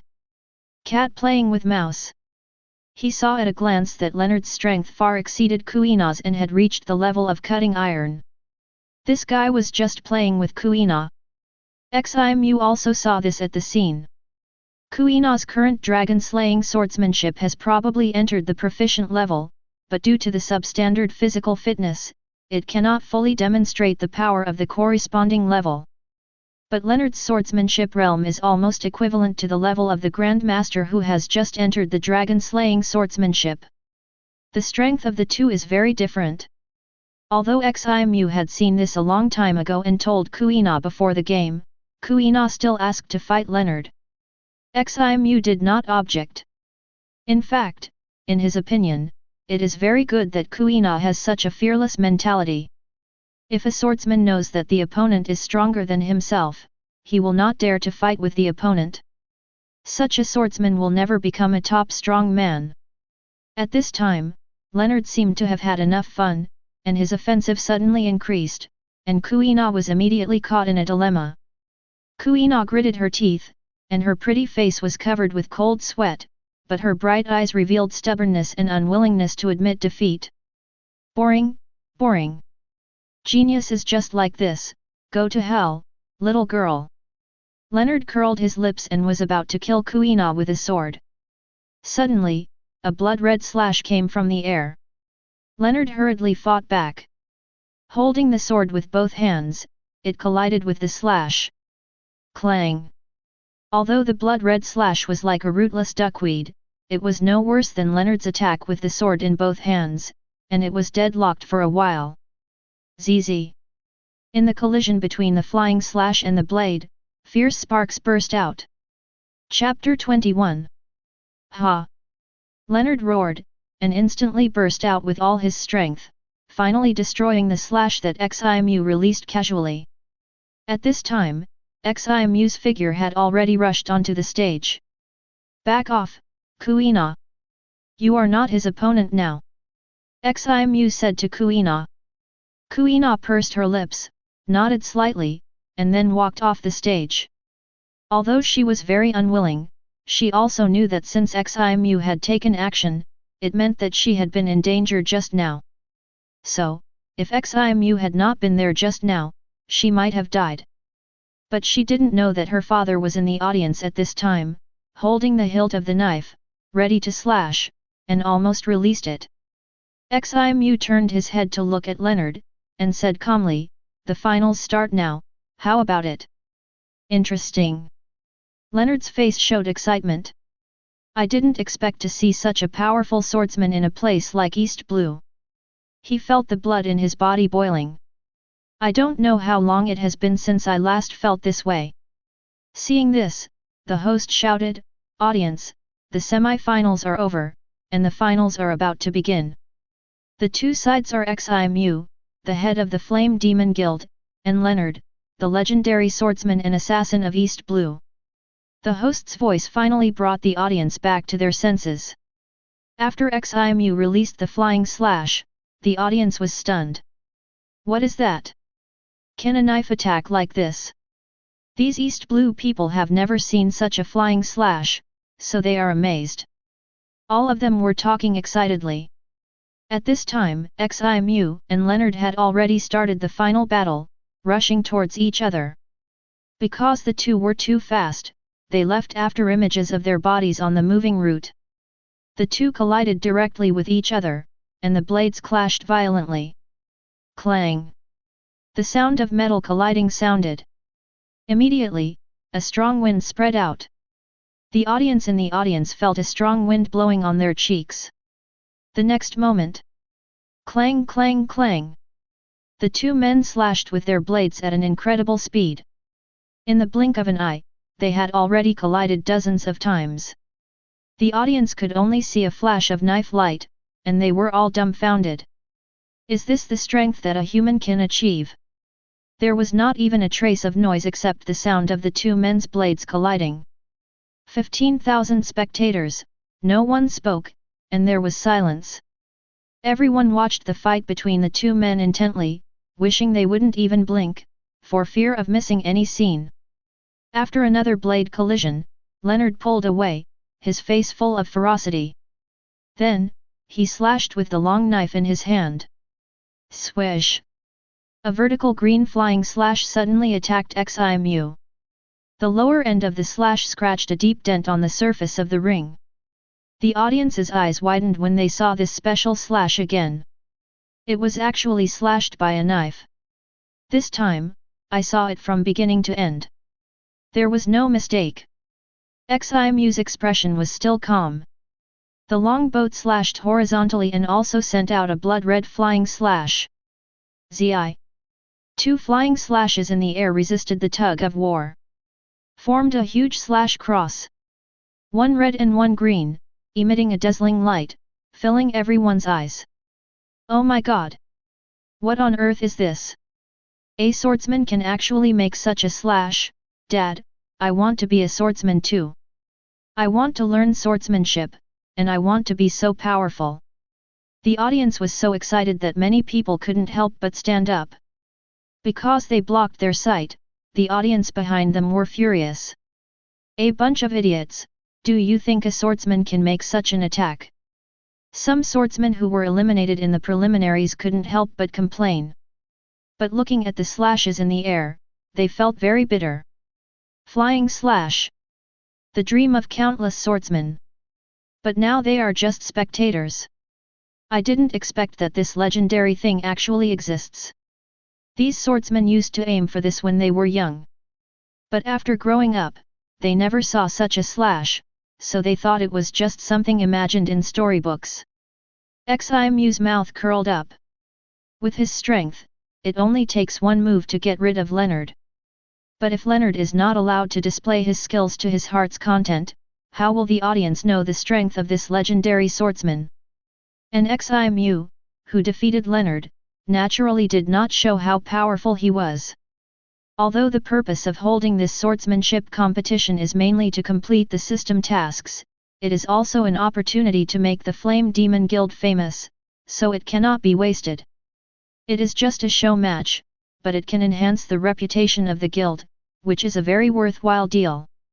When the flying slashes in the air disappeared, the two started a hand-to-hand fight again. With Ximu's cooperation, the battle was extremely fierce. The two sides fought back and forth, and there were dangers everywhere. The solid arena was covered with knife marks and flying stones. Finally, after nearly an hour of fierce fighting, Ximu cut off Leonard's head with a knife. It fully explains the origin of the name of the beheading sword. Ximu did not forget that this guy wanted to kill Kuina before, so naturally he could not let him go. Besides, this guy's head is worth 40 million berry. Oh, no, the dead can only be exchanged for 70% of the bounty from Marine. Because Marine needs to publicly execute these bounty criminals to enhance its prestige. But even if it is only 70%, it is still 28 million berry. The head fell to the ground, but Leonard's face was still full of confusion. It seemed that he didn't understand why the opponent who was evenly matched just now suddenly seemed to be a different person and crushed him directly. The battle was over, but the audience was still immersed in the fierce battle, looking unsatisfied. They had never seen such a wonderful swordsman duel. Audience, after a wonderful battle, the Flame Demon Guild's beheading sword master Ximu won the championship and the title of East Blue Sword King. There is also a prize of 200 million, but this prize was originally paid by Master Ximu. I think Master Ximu is very rich and doesn't care at all. The host said playfully. This immediately caused a burst of laughter from the audience. No one thought that Ximu paid for the competition himself and finally won the prize himself, and there was something shady. After all, the strength shown by Ximu is obvious to all, and they are not blind. Now, let's cheer for Master Ximu, the host said loudly. Ximu! Sword King! Ximu! Sword King! Chapter 22. Ding! Mission I am the Sword King has been completed, and the Supreme Sword Heaven has been obtained. Accompanied by the system prompt sound, the swordsman competition came to an end. Kojiro took a last look at Ximu standing on the ring, accepting the cheers of the crowd, and then stood up and left silently, without going to see Kuina. It is enough to know that Kuina is good and is moving towards his goal. Just pretend that he has never been here. Maybe he is not a competent father, and it is time to reflect. After the swordsman competition. Thanks to Ximu's superb acting performance, the reputation of the Flame Demon Guild has skyrocketed. Every day, many people want to join the Flame Demon Guild. So, Ximu once again raised the recruitment standards for bronze hunters, and then accepted 200 people into the guild. And added a performance ranking list in the guild. The bottom 10 of the monthly points ranking will lose their membership in the guild. This also put a lot of pressure on the original bronze hunters in the guild. They hunt very hard every day, worried that they will be eliminated. It would be too embarrassing if he couldn't even beat the newcomers. The headquarters of the Flame Demon Guild. Ximu was holding a copy of the World Economic newspaper, and on the cover of the newspaper was his photo. The photo showed him holding a knife with one hand and releasing a blood-red flying slash. Unexpectedly, this swordsman competition attracted the attention of the World Economic newspaper, and Ximu was on the cover. The newspaper focused on Ximu's killing of the assassin swordsman Leonard. The sudden appearance of Leonard, the legendary swordsman, was a hot topic, not to mention that he was killed by Ximu, a rising star, so this issue of the newspaper sold well. Although this was only a newspaper published in East Blue, it could not be seen in the other 3 Seas and Grand Line. But it was enough to make Ximu famous in East Blue. Ximu put down the newspaper and looked at the clock. The time agreed with Hina was almost up. It was really strange that his relationship with Hina had progressed. They had done the most intimate things, but they had never dated. Maybe it was because Hina had always been the one who took the initiative. Including today's date, it was Hina's request. Ximu left the guild's residence and came to the port, waiting for Hina to arrive. He wanted to take the initiative today, instead of waiting for Hina to come to him like before. Not long after, he saw Hina coming to the port alone on a small boat. The 33rd Marine branch is very close to here, so even if Hina doesn't know much about navigation, she can sail here alone. Speaking of which, Ximu didn't know how Hina came here every time before, and he didn't pay attention to it. Hina was wearing a bright red business suit for women today, and a pair of coffee-colored high-heeled leather shoes on her feet.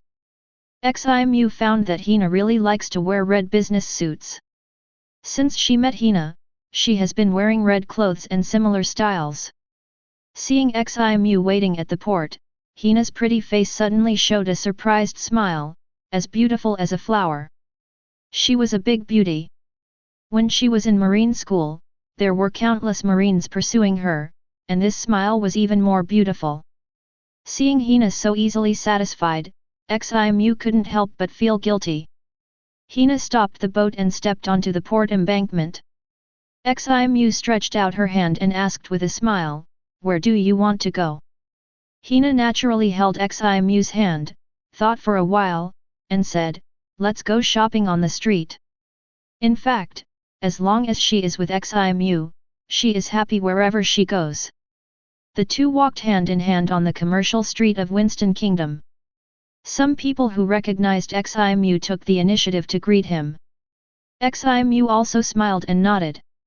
He is now a celebrity in the Kingdom of Winston. Even now, the number of people practicing swords in the entire kingdom has increased several times.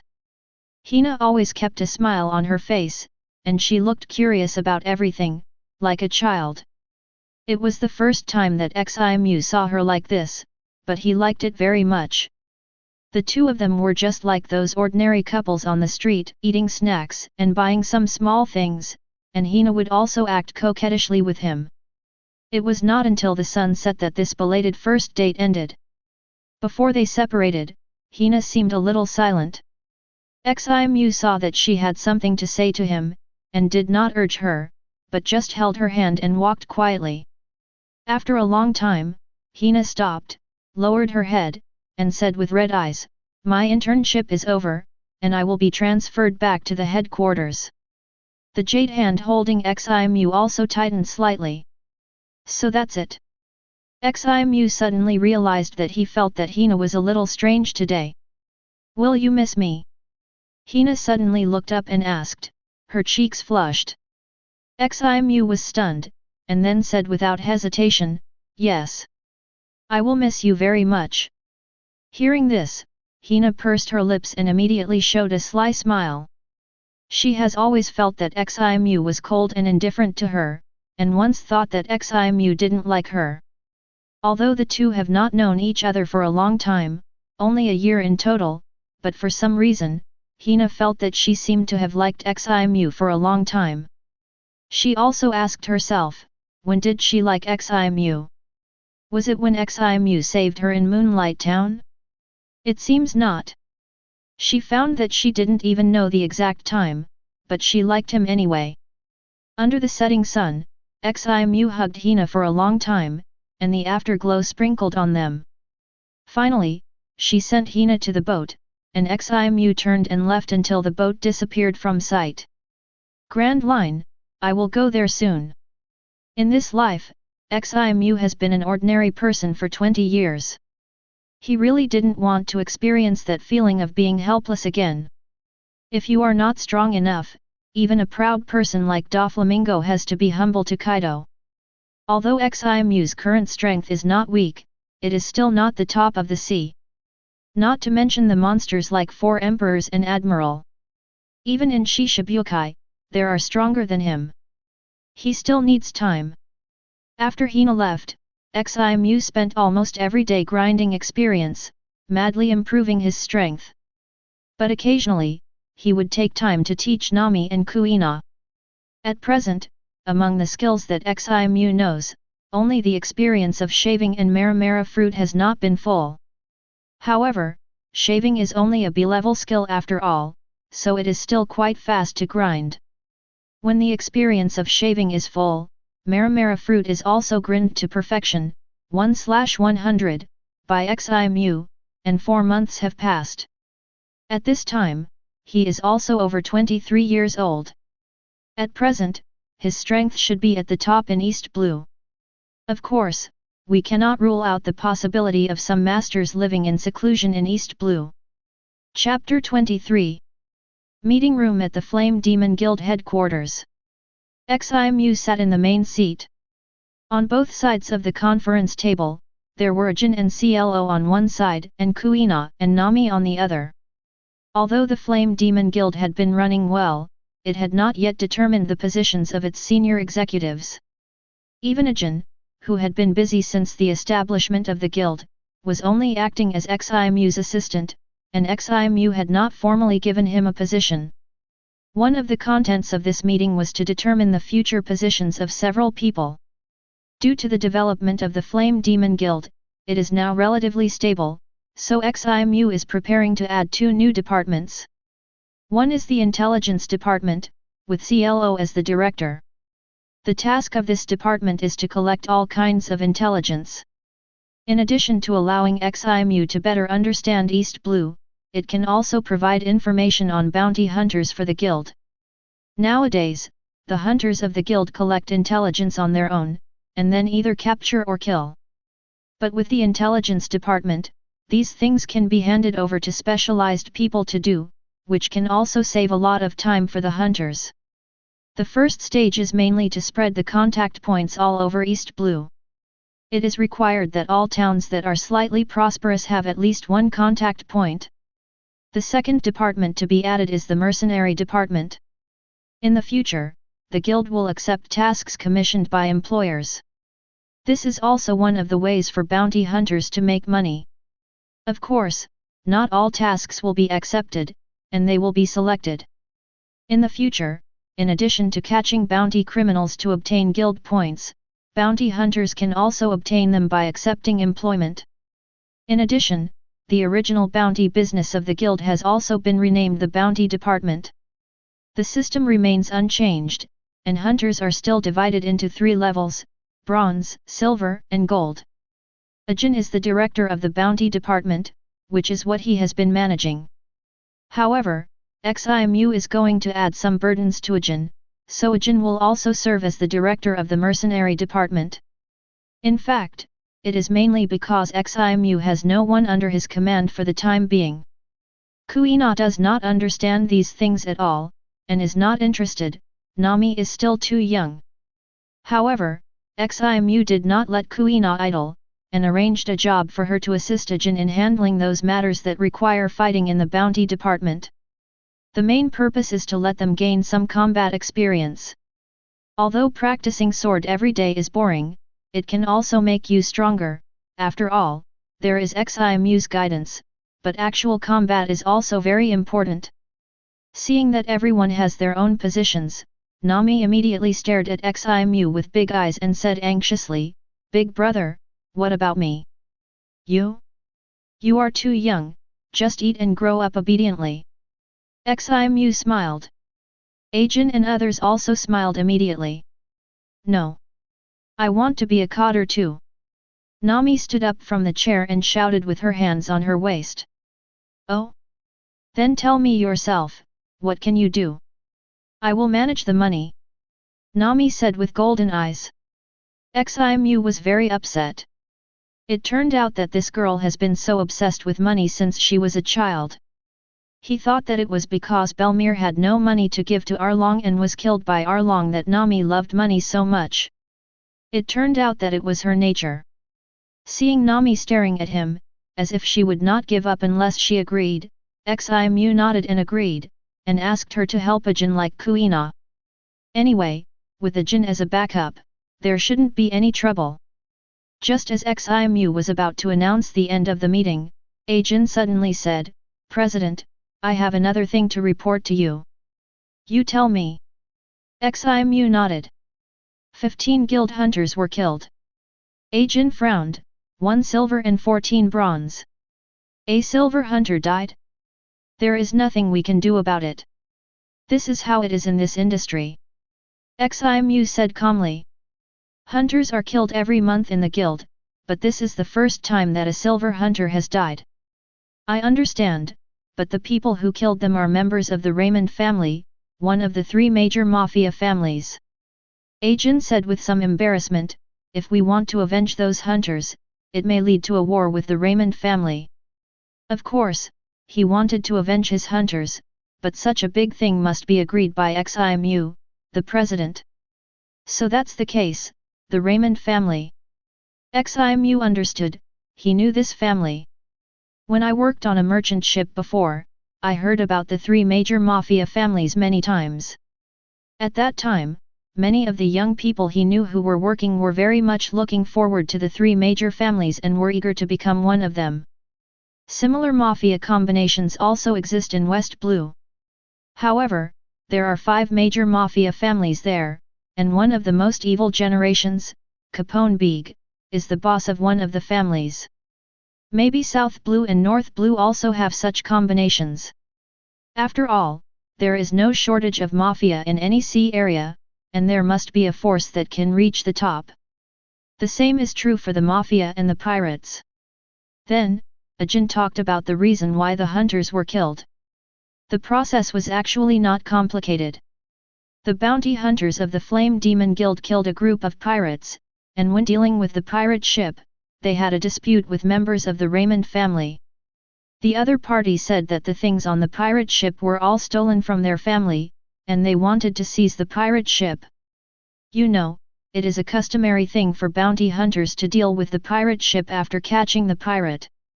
Even Marine will not care about such things.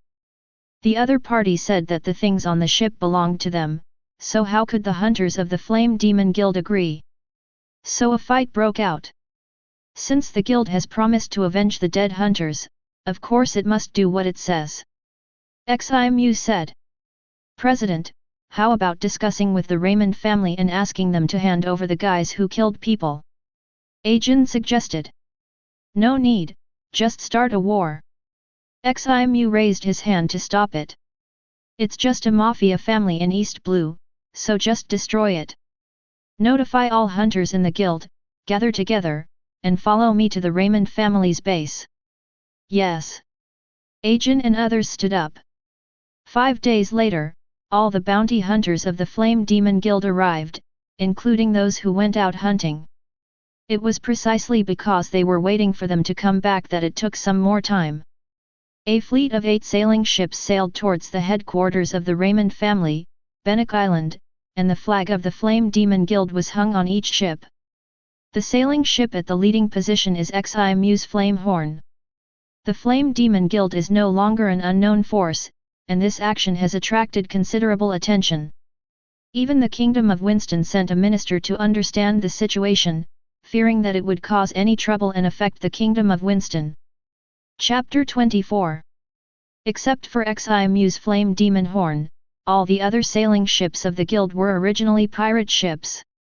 After the pirates were wiped out and the pirate flags were removed, who would know that this was originally a pirate ship? Naturally, it can be reused.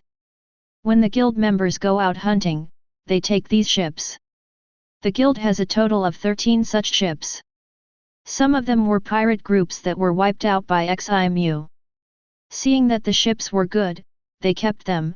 Some of them were ships seized by the guild hunters after catching the pirates, which were considered their private property. After each hunt, the hunters of the Flame Demon Guild only need to hand over 40% of the bounty of the wanted criminals to the guild. The guild will not take the seized materials. At this time, the bounty hunters on the ship were very excited. After all, they were going to fight with the president this time.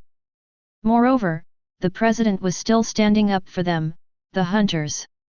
Even if the opponent was the famous Raymond family, the president did not back down. How could they not be excited and moved? Such a guild is worth their efforts. Those companions who were killed can rest in peace. The purpose of Ximu summoning all the hunters of the guild to participate in the battle this time is not to let them fight with the Raymond family. In that case, the casualties will be too heavy and completely unnecessary. The main force this time must be Ximu himself. The reason why he asked all the hunters of the guild to go out was just to use this battle to enhance the cohesion of the guild. Let them witness with their own eyes how the Raymond family, known as one of the 3 major mafia families, was destroyed. To leave a deep mark in the minds of the hunters. No matter who the enemy is, there is no need to be afraid or retreat, as the president will stand up for them. To make them feel that the 40% bounty they handed in is worth it. After sailing for 6 days, the fleet arrived at Bennock Island. There is a town on this island, and the name of the town is Raymond Town. The Raymond family has been operating in East Blue for 40 to 50 years, and their business covers all walks of life. And they collect protection fees in many places in East Blue, and the accumulated wealth is amazing. It is said that all the people living in this town are members of the Raymond family or their descendants. Of course, it does not mean that everyone in the town has the surname Raymond, because outsiders can also join the Raymond family. It is just the name of the family, not really all blood relations. After all, forces like the Big Mom pirates that are all composed of relatives are very rare. The entire island is built as solid as a rock, and many cannons are deployed on the coast of the port. At this time, it seems that the fleet of the Flame Demon Guild is aware of the ill intentions of the enemy, and a voice is transmitted through the loudspeaker Den Den Mushi. Warning!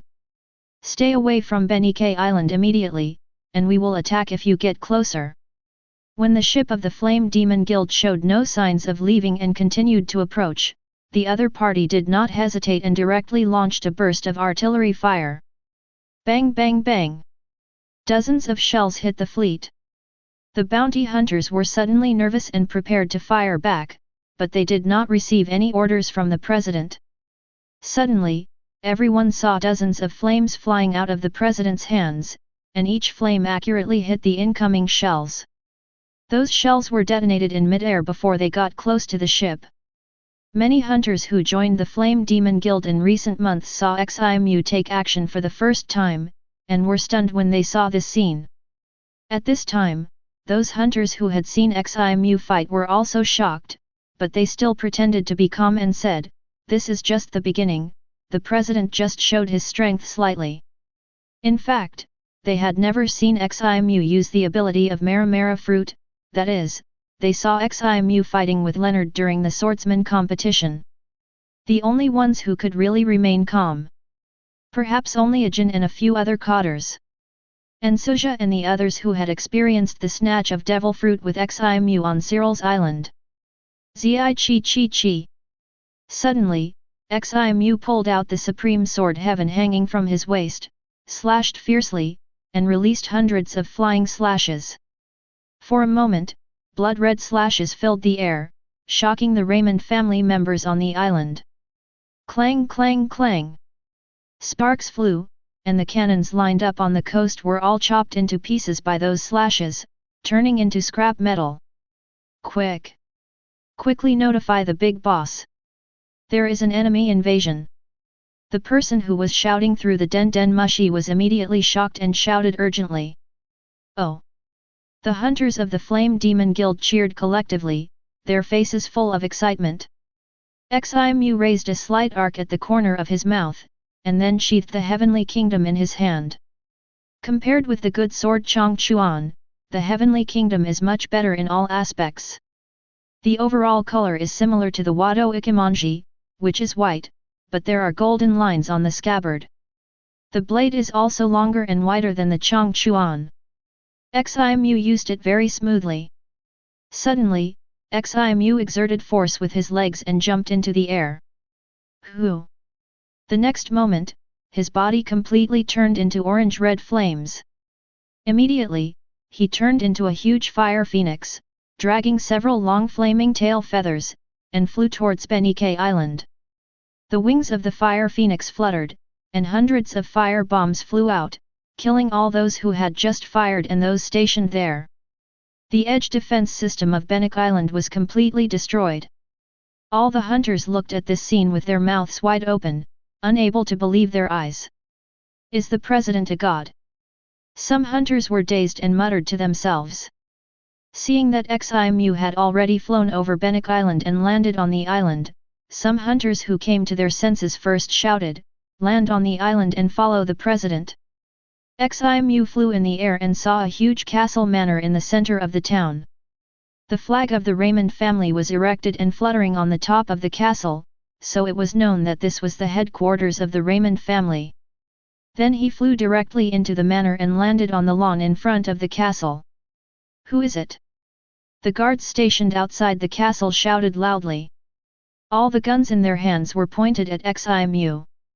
Flowing flame flying fire on bones. Swish, swish, swish.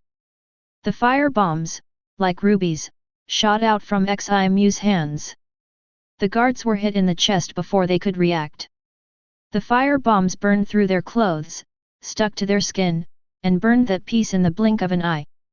Ah! The guards screamed and slapped the flames on their chests, but it didn't work at all. Soon they all fell to the ground and died. The chests were still on fire. If these people were dissected at this moment, they would find that their internal organs were already burnt. After the Mera-Mera fruit entered the perfect level, Ximu's control of fire became more proficient, and it can be described as being as easy as using one's arm. just as the guards outside the castle were dealt with. Then a large group of people rushed out of the castle, and even many people ran in from outside the manor. Surrounded Ximu. Hundreds of guns were aimed at the vital parts of Ximu's body. A middle-aged man in a black suit and a black hat stood out from the crowd. There were 3 people beside him, all staring at Ximu with fierce eyes. The middle-aged man in the hat was the leader of the Raymond family of this generation, Raymond Milton. Chapter 25. Milton glanced at the corpses on the ground with a gloomy face. Under the continuous burning of the flames, the corpses had almost all turned into charcoal. He also saw the scene of Ximu turning into a fire phoenix and flying in. This kid who has recently become famous is actually a Logia flame ability user. Although he was furious, he still forced a smile and said, "You must be Mr. Sword King Ximu. I don't know why you broke into my Benike Island and got so angry."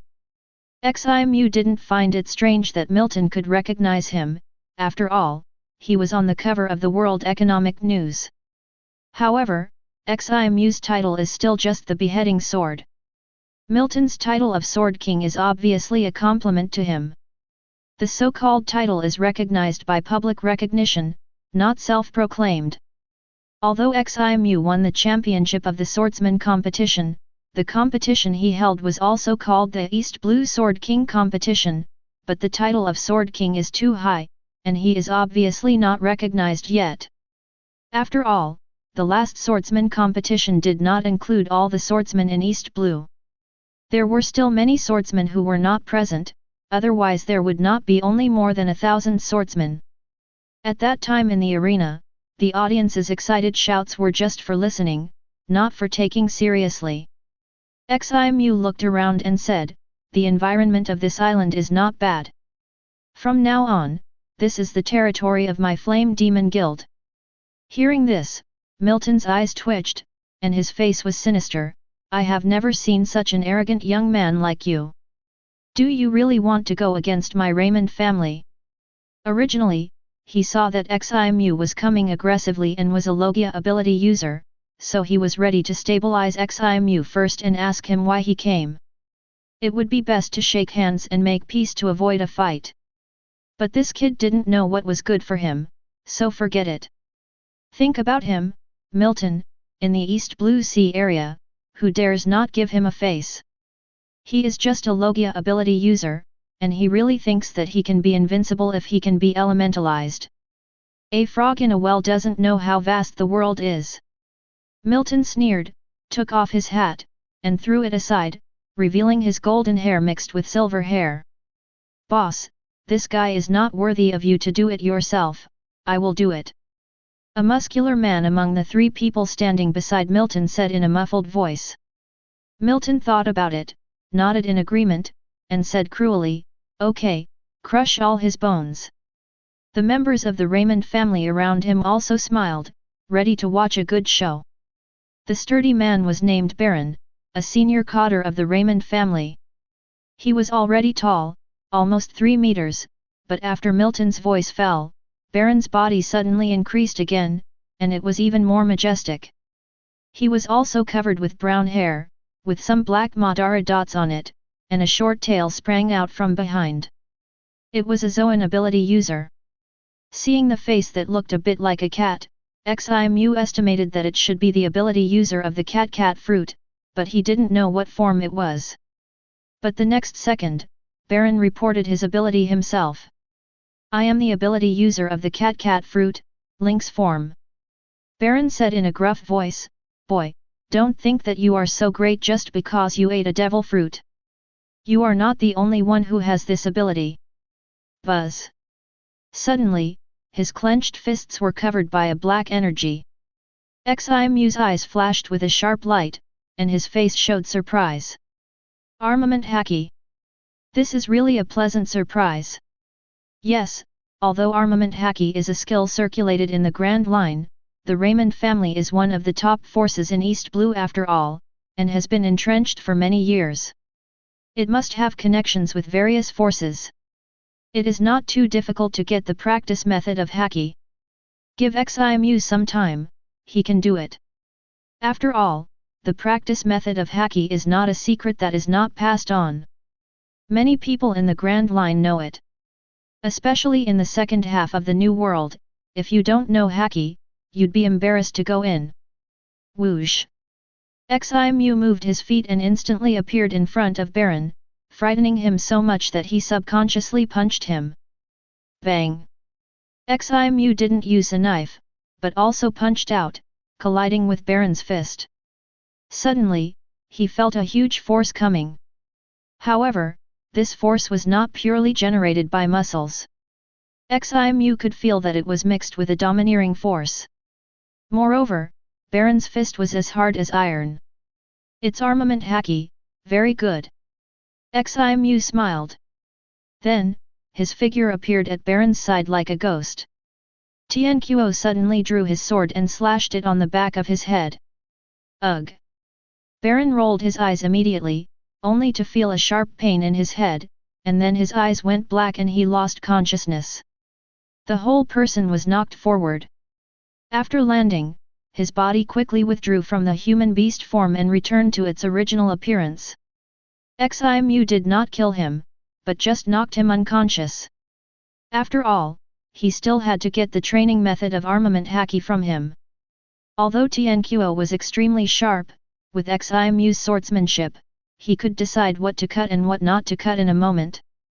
So even if the blade was chopped on Baron's head, it didn't even cut the skin. But the huge impact should have caused a concussion. What? How is this possible? Seeing Baron face to face, he was knocked to the ground by Ximu, and his life or death was unknown. The people of the Raymond family were all dumbfounded. It was hard to believe their eyes. Baron is the second strongest person in the family after the big boss, how could he be killed instantly? Milton's face was gloomy, and he cursed waste inwardly. But a strong fear emerged in his heart. If he didn't use the power of devil fruit, he could defeat Baron, but it wouldn't be so easy.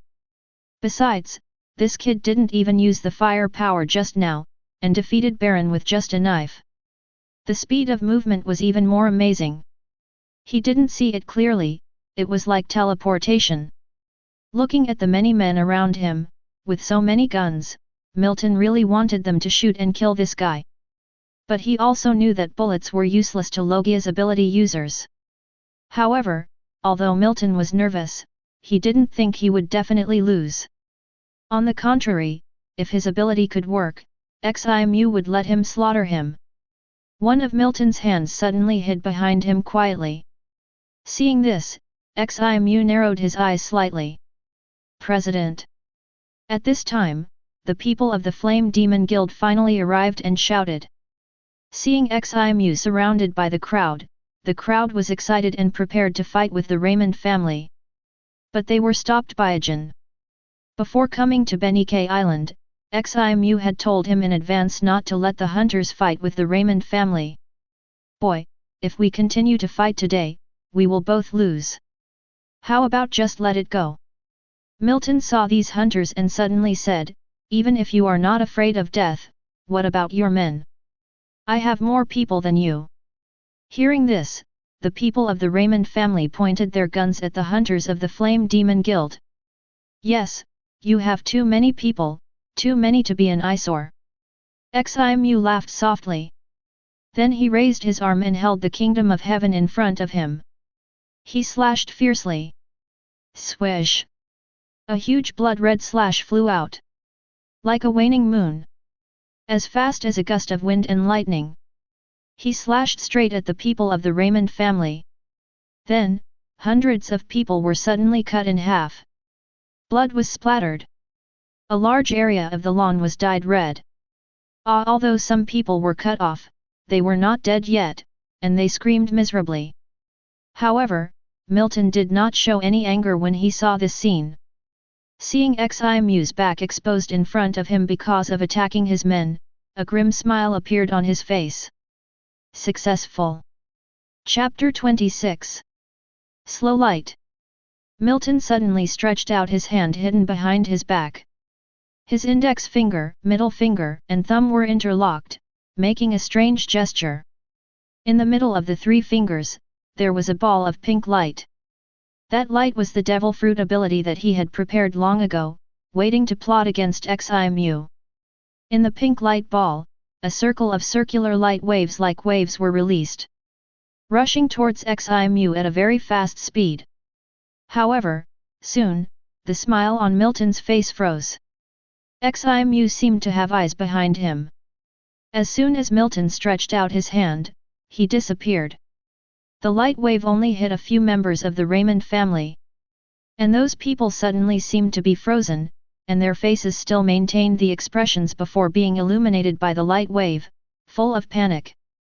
But if you look closely, you will find that these people are still moving, but very slowly. Paramecia slowness fruit. Ximu's figure appeared on the other side of Milton. When Milton put his hands behind his back, he was already on guard. Even his subordinates are Zoan's ability users, so Milton himself is of course very likely to be an ability user. And the abilities of Devil Fruit are all kinds of strange. Ximu doesn't want to be hit by any special ability and end up in a ditch. He didn't approach Milton rashly. Although he was confident in his speed, he could reach Milton's side in an instant if he shaved. But it's better to be safe than sorry. Ximu was not sure that Milton would not have observation haki. If he could, then rushing over rashly would be a death wish. Once the action was predicted in advance by observation haki, it was equivalent to rushing into the slowness light wave actively. At that time, he could only wait for his neck to be killed. Since Milton's subordinates could use armament haki, he must also be able to do so, and it is not impossible for him to have observation haki.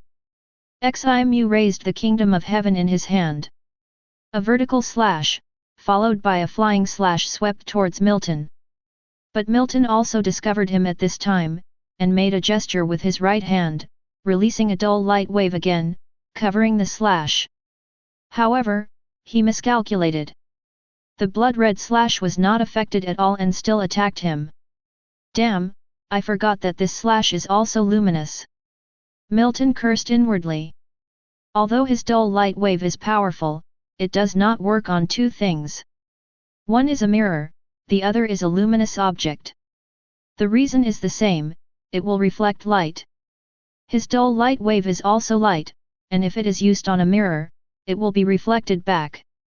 And luminous objects also have a reflective effect, and dull light waves will also be reflected. Seeing that the slash was about to hit him, there was no time to dodge. Milton could only hurriedly raise his other arm to block it, and after hardening it with armament haki, he punched the slash. Clang! The slash collided with the dark fist, making a sound of metal colliding.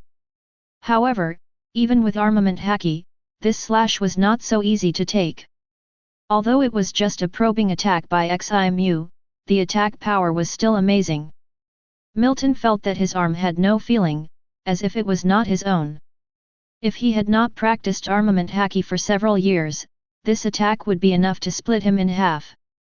A kid who is still hanging out in East Blue is so powerful. Milton finally panicked. Can't hold the slash. Ximu's face was full of Ichiraku. With a thought, he understood the reason. Then he closed the heavenly kingdom. Since the slash can't be held, the flame should not be held either. After all, flames can also emit light. Fire fist. Ximu's right arm turned into flames and punched Milton. A column of flames gushed out. Milton did not counterattack with the slow light, but chose to dodge. And looking at his embarrassed appearance when dodging, it seems that he has not learned observation haki. But Ximu still didn't choose to get close. Who knows if this guy is pretending? Anyway, long-range attacks are enough to defeat this guy, so there is no need to take risks. Humph, let's see how you can dodge this time. Fire Dragon Roar Three-Headed Dragon. Three ferocious fire dragons suddenly sprang out from Ximu's left shoulder. The three fire dragons were lifelike, and even the scales on their bodies were clearly visible. The tail of the fire dragon was connected to Ximu's shoulder. The advantage of this is that it can continuously provide energy to the fire dragon and maintain its power. And it will be more flexible to operate, as if there are 3 more arms. Damn it! Milton was terrified when he saw the 3 huge fire dragons attacking. Although his speed was not slow, it depended on who he was compared with. Perhaps he was already a top master in East Blue, but Ximu's strength was obviously far beyond this scope. The 3 fire dragons crossed and rushed towards Milton with great momentum, and the speed was extremely fast. Finally, after Milton dodged 2 fire dragons, he was bitten by the 3rd fire dragon. Although the fire dragon's teeth were condensed by flames, they were already solid after being highly compressed by Ximu. It easily penetrated Milton's body and a fierce flame attack broke out in his body.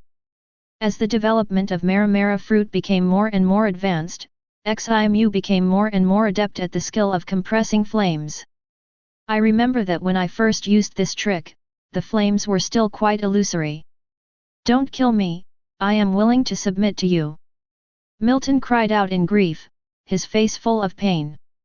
Ximu was indifferent. Because Milton, who didn't know observation haki, had no value to him. Anyway, the Link's ability user under him could also use armament haki. Boom! A more fierce and hot flame suddenly broke out from the fire dragon's mouth. Almost instantly, Milton's body was burned to ashes and floated in the air. At this time, all 3 fire dragons turned their heads and faced the surviving members of the Raymond family. "It's over, the Raymond family is over." Looking at the ashes on the ground, the members of the Raymond family all showed unacceptable expressions on their faces. Some people even thought they were having a nightmare. This is the Raymond family, one of the 3 major mafia families in East Blue. Looking down on East Blue for decades. How could they be destroyed like this? "If you don't want to die, lay down your weapons and surrender," Ximu said coldly. Facing the 3 terrifying fire dragons, the members of the Raymond family dared not resist, not seeing that even a powerful Milton turned into ashes. All of them dropped their guns in fear. At this time, the hunters of the Flame Demon Guild were smiling, all looking at Ximu with awe, and proud of being his subordinates. Haha! The president won. He killed the leader of the Raymond family. I knew the president would win. Really? I remember that you were so worried that you couldn't sleep last night. You are slandering me. Laozi is not such a coward. The hunters talked and laughed. Then, under Ajin's order, all the members of the Raymond family were tied up. Speaking of which, the reason for dealing with the Raymond family this time was because the hunters of the Flame Demon Guild were killed, but the murderers were not actually anyone here. Benek Island is the headquarters of the Raymond family. Outsiders cannot enter without an invitation. So the hunters of the Flame Demon Guild have no chance to conflict with them. The ones fighting with them are just the Raymond members of the branch. Of course, Ximu doesn't need to worry about killing the murderers. It's just a few trash. After all, even the headquarters of the Raymond family was destroyed by him. Moreover, once Milton dies, those branches will probably not be able to continue to exist. Over the years, the Raymond family has relied on its strength to oppress countless people and forces. I think many people are willing to take advantage of it. Chapter 27. Ximu is going to move the headquarters of the Flame Demon Guild to Benek Island. Although the Kingdom of Winston is good, it is someone else's territory after all. Unlike Benek Island, the entire island now belongs to the Flame Demon Guild. Later, when counting the property in the castle, a notebook was found in Milton's room. It records the training methods of Haki. And there is not only armament Haki, but also observation Haki. However, after reading it, Ximu found that the part about armament Haki is quite complete. Although it does not record 2 advanced techniques, the main armament color hardening is still there. But the part about observation Haki only records some preliminary perception methods, which is difficult to use in battle. Even if you learn it, when fighting with the enemy, at most you can feel that there is a person on the opposite side. As for how to predict the enemy's attack, there is no record at all. No wonder Milton seemed to not know observation haki when fighting him. But this skill is not to say that it is useless. At least it is still useful in East Blue, and can prevent assassination. Although the observation haki recorded in the notes is very superficial, it is enough for Ximu. As long as he can work out the observation haki on the system interface, the missing parts will naturally be filled by the system. So Ximu put all his energy into learning haki. The matter of relocating the station will naturally be taken care of by Ajin and others. With Ximu's physical strength, it is not difficult to initially learn the two-color haki. In about 20 days, armament haki and observation haki appeared on his system panel one after another. And like the level of Mera-Mera fruit, these two types of haki are S-level skills. Host, Ximu. Age, 23 years old. Constitution, advanced. Mera-Mera fruit, S perfect, 7/100. Armament haki, S entry, 1/100. Observation haki, S entry, 1/100. Tasks to be completed, none. Items, longship, space ring, flame magic horn, pure gold ring, heaven. Although the system panel shows that it has been entered, it will take a long time to actually apply it in combat. When Ximu was learning haki, the Flame Demon Guild had already moved. The name of Benike Island remained unchanged, but the Raymond town on the island was renamed Flame Demon Town. In addition, all people with the surname Raymond were expelled. As for the captured members of the Raymond family, they were all incorporated into the Flame Demon Guild. Ximu asked Ajin to observe these people for a while. If they had no ulterior motives, he would let them guard the edge of Benike Island. The families of these people all live in the Flame Town, and Ximu is not worried that they dare to betray him. In fact, even if they betray, Ximu does not care. It is just a matter of raising his hand to deal with these people. It is said that these people are asked to guard the island, but they are not really expected to play a big role, just to find something for them to do. The core of the Flame Guild is still Ximu himself. As long as he does not fall, the guild will not be in chaos. In addition, Baron, who ate the lynx fruit, was also recruited by Ximu. The process is very simple, just knocked him out a few times. Baron's armament haki has just been introduced not long ago, and he can't even harden his two arms, but can only harden his fists. But even so, among Ximu's subordinates, his strength is directly ranked first. At this time, on the island of Kori, the base of the Ogaisai family, one of the three major mafia families in East Blue. The remaining two big bosses of the three major families are meeting with a blonde young man.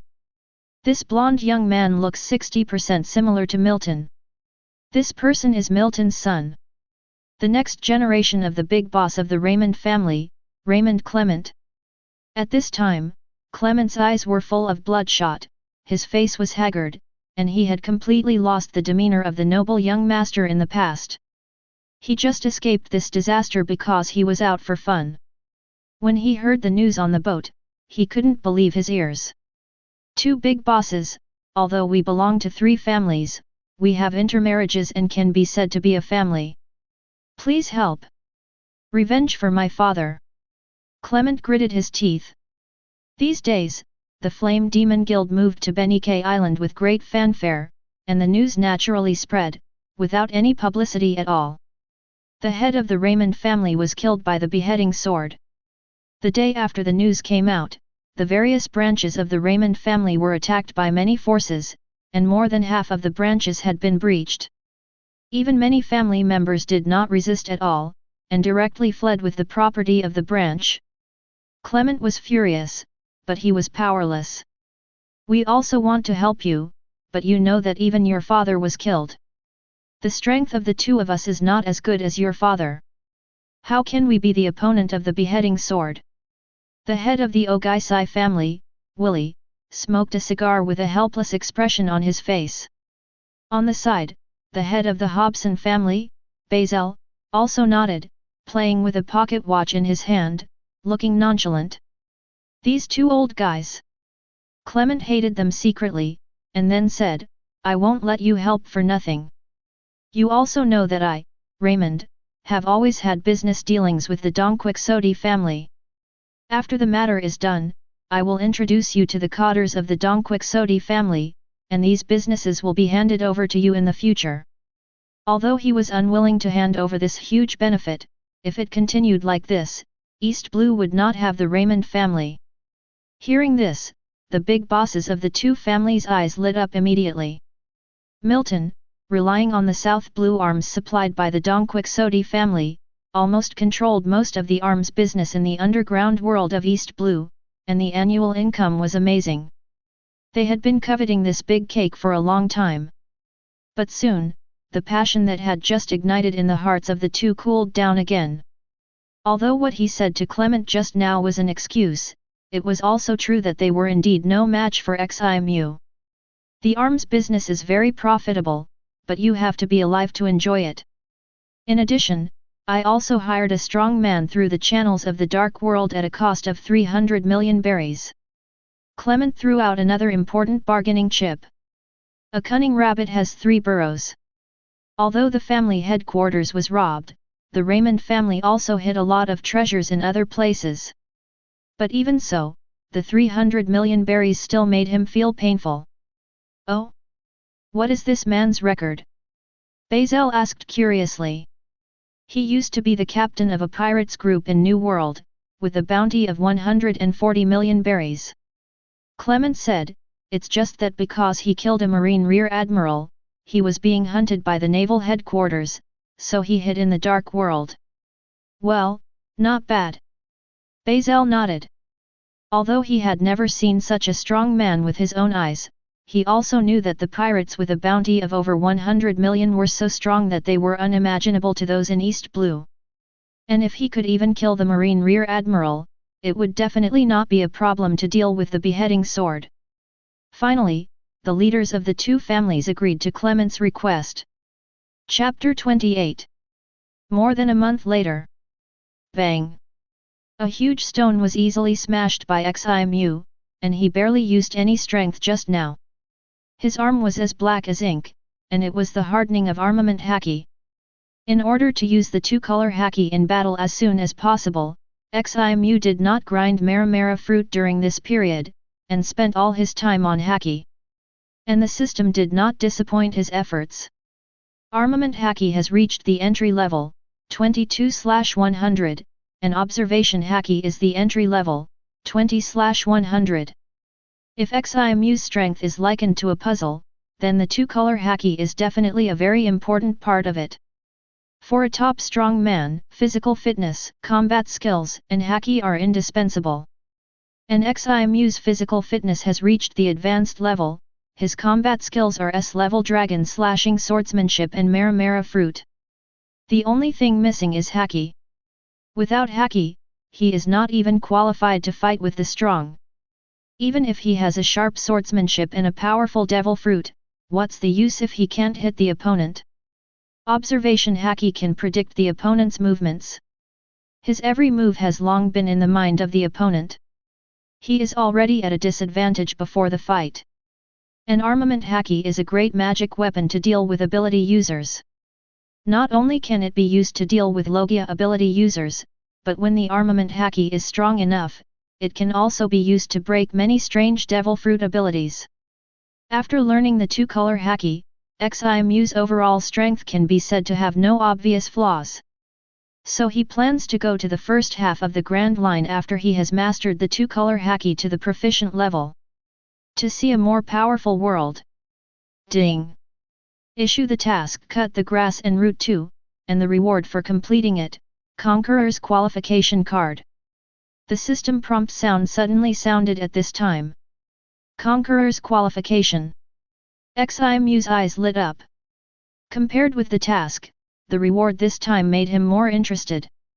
Conqueror's Qualification Card, after using it, you can obtain the King's Qualification, which is only 1 in a million people, and become the chosen one.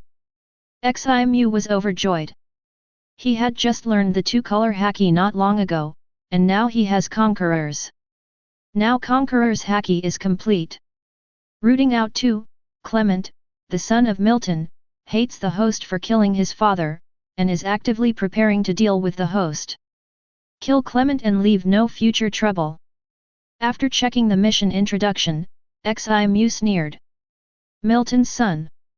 Well, just celebrate your departure from East Blue in advance, and make a big fuss at the end. I hope the other party can make a bigger noise. After that, Ximu continued to practice the two-color Haki while waiting for Clement's revenge. More than a week passed. A huge fleet suddenly poured into the waters where Bennock Island is located, consisting of 40 or 50 sailboats. Looking at the flags, there are 3 patterns, which are the symbols of the 3 major mafia families in East Blue. On the deck of one of the large schooners flying the flag of the Raymond family. Captain Benson, will be here soon. Clement said respectfully to a scarred man. This man was the master he hired with 300 million berries. It's good to be here. Benson said coldly, as if he didn't want to talk to Clement. It's all because of those damn Marines. He, Captain Benson, has fallen to such a state. Being a thug for a mafia boss in East Blue. But thinking that this was the condition for the shipping king you meet to protect him, he could only endure it. Otherwise, he would become a dog who was exhausted and lost his home again. After killing a rear admiral of Marine on impulse, Benson really realized the power of Marine. He was surrounded by Marine almost every day. If it weren't for the dark world giant you meet who helped him, he would probably be in the deep sea prison now. However, although Umit agreed to protect him, he also had to help him make money. Benson also found that there were many people like him who were protected by Umit. All of them were high-value bounty criminals. His bounty of more than 100 million was not even in the middle. Facing Benson's rudeness, although Clement was angry in his heart, he did not show any on his face. After all, he spent 300 million to hire this guy, and it was all up to him to kill the beheading sword Ximu. If it weren't for waiting for Benson to arrive, he wouldn't have delayed for so long to come to attack the Flame Demon Guild. Willie and Basil, the 2 big bosses, also stood by, occasionally glancing at Benson with curiosity. This was a strong man from New World, and they had seen it for the first time. After sailing for a while, the fleet approached Bennock Island. Clement was about to order the ships to fire, but saw hundreds of shells fired from the island first. Bang bang bang! The fleet was in a commotion, and the seawater splashed, soaking everyone's body. Several ships were hit by shells. Damn it! Fight back! Fire! Clement roared, his eyes almost spitting fire. Benike Island is his home. It's where he grew up. Now his home has been occupied by the enemy, and they are firing at him. How can he not be angry? Bang bang bang! The fleet began to fire back. But just after firing 2 rounds of shells, a flaming bird flew from the island, and its appearance was very similar to the legendary Phoenix. It's a Logia ability user. Benson's face showed caution. Although he had obtained information from Clement in advance, he was still half believing and half doubting before. After all, this is only East Blue, and Logia is known as the strongest type of devil fruit, which is rarely seen in the Grand Line. It is no longer a secret that Ximu is a Logia ability user. When his previous incarnation turned into a fire phoenix and flew to Benike Island, many people on the island witnessed it. Ximu was flying in the air, and suddenly looked at the big ship where Clement and others were, then flew straight over, landed on the deck, and returned to its original appearance. His eyes swept over the faces of Clement, Willie, and Basil in turn, and finally stopped at Benson. This guy should be the reason why Clement came to seek revenge on him.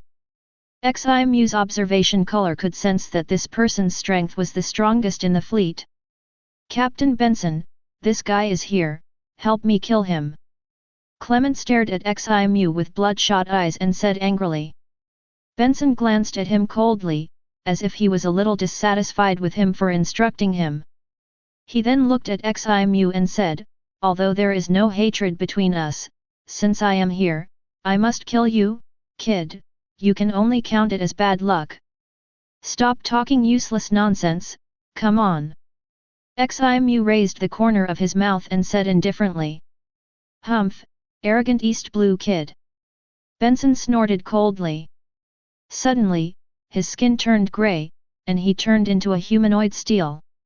Like a robot. He is the user of the Paramecia hard fruit. He can increase his hardness. When he first ate the fruit, he could only turn his body into ordinary stone. After some effort, he turned it into harder steel. Maybe he can turn into a diamond in the future, which is Benson's goal. Buzz. Benson's arms were covered with armament haki, and his hardness increased again. Although the boy in front of him is just a rookie in East Blue, he is a Logia user after all, so it is not too much to be cautious. Chapter 29.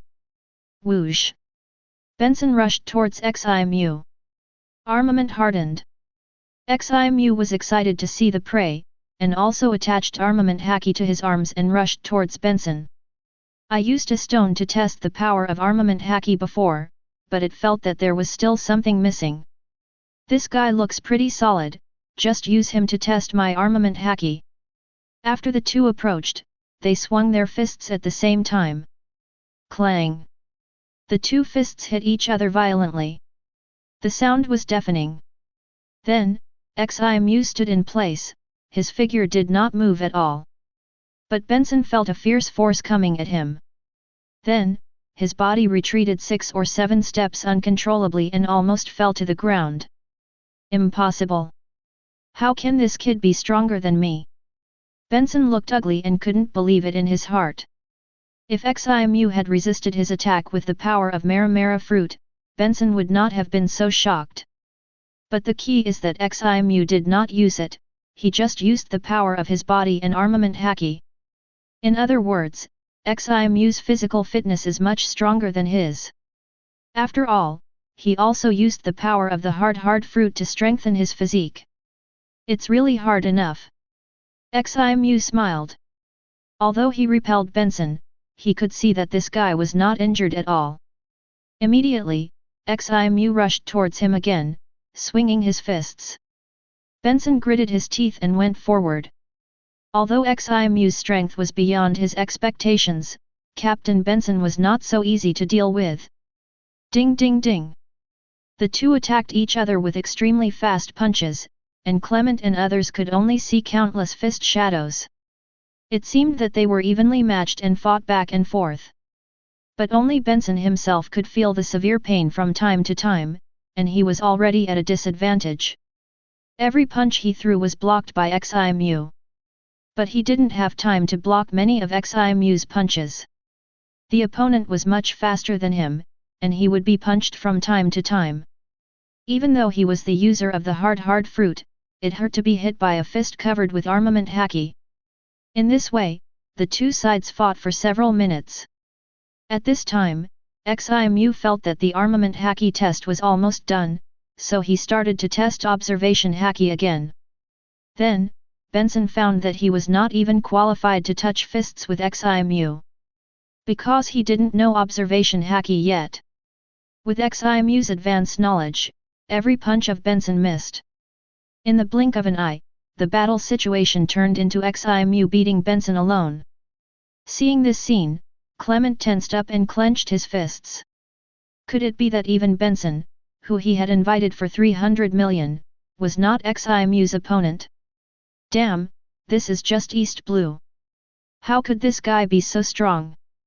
And Willy and Bazel were sweating coldly on their foreheads. This time it was still rash. Originally, I thought that although Milton lost to this kid, he should have experienced a hard battle. But looking at the situation, Milton doesn't have that strength. The battle was absolutely one-sided. Milton is stronger than them, but that's because his devil fruit ability is more difficult to deal with. If we only talk about physical fighting ability, the three of them are actually about the same. The strength of the two guys in front of them is not at the same level as them. With such a terrifying fist, they will probably vomit blood and die if they get hit by a few punches. But even such a powerful Benson was at a disadvantage. If Benson loses, the two of them felt cold on their backs, and they couldn't even imagine what the consequences would be. It's ridiculous. It's as if they came here on purpose to die. For a moment, they all felt like running away. If they had known earlier, they wouldn't have been on the same ship with Clement. Now they don't even have a chance to escape, and they regretted it in their hearts. Ding, ding, ding. Ximu's two dark fists kept hitting Benson's body. But his armament Haki, after all, had only been learned for a short time, and its power was limited, and it did not cause much damage to Benson's iron body. Okay, I'm tired of playing too. Ximu suddenly stepped back. Swish! The supreme sword heaven appeared in his hand without any sign. Benson stared with his eyes wide open, not understanding how this knife appeared. Zi! Heaven was unsheathed, and then armament Haki passed through Ximu's arm and rushed towards the blade. The silver blade turned into a black blade in an instant. Shave! Ximu stepped hard with his feet, and his body disappeared instantly. Where is it? Benson was panicked and looked around. Whoosh! Ximu's figure suddenly appeared behind him, and then slashed. When Benson noticed it, the blade had already touched the back of his neck. The next moment, a sharp pain rushed straight into his brain. Ximu's heavenly kingdom passed through, and his head fell off his neck. The hard steel body did not form any resistance, as if it was as easy as cutting a piece of tofu. My steel body was cut off. Benson's mind flashed this last thought, and then he died. The steel body was restored to flesh and blood spread on the deck. At this time, Ximu turned around with a knife and looked at Clement and the other two. The three of them stared at the head on the ground with their eyes wide open. Seeing Ximu turn his head and look at them, his whole body trembled, and he was so scared that he couldn't even speak. Ximu's figure disappeared again. When he appeared again, the three of them also fell off their heads like Benson. Snap! Snap! Snap! 3 more bloody heads appeared on the deck. Ding! Mission Eradication 2 has been completed, and Conqueror's qualification card has been obtained. The moment Clement died, the system prompt sounded. And the Mafia members around him were all so scared that they didn't know what to do when they saw this scene, and some of them fell to the ground directly. All the bosses are dead, what should they do? This is simply a nightmare. Shouldn't they win? This time they have gathered a large fleet composed of 3 major families, with dozens of ships and more than 2,000 people. Ximu glanced at those people, then raised his hand and slashed again. Then he saw a sailboat on the side, swept by a blood-red slash, and then it broke into 2 pieces. The broken end of the hull was extremely smooth, as if it had been planed with a wood planer. The people on other ships in the fleet were all scared out of their wits when they saw this scene. A medium-sized sailboat was cut off with 1 knife. Is this still a human? The ship is going to sink. Help! The broken ship then flipped over to both sides along the broken edge, and the people on the ship screamed and fell into the sea. Who? Ximu turned into a fire phoenix, flew into the air, hovered above the fleet, and shouted, "If you don't want to become garbage on the sea like that ship, immediately dock the ship at the coast of Benike Island, and then get off the ship and surrender. You only have 10 minutes. No time to wait." As soon as the voice fell, he flew to the island. Dozens of ships are a lot of wealth, and Ximu didn't want to waste it. Everyone stood on the deck, watching the fire phoenix Ximu turned into in the air go away in horror. Afterwards, no one chose to escape, and they all hurriedly tried to control the ship. Many people even picked up the oars and paddled, fearing that they would fall behind and sink into the sea. Chapter 30. After completing Eradication 2, Ximu continued to work on Haki.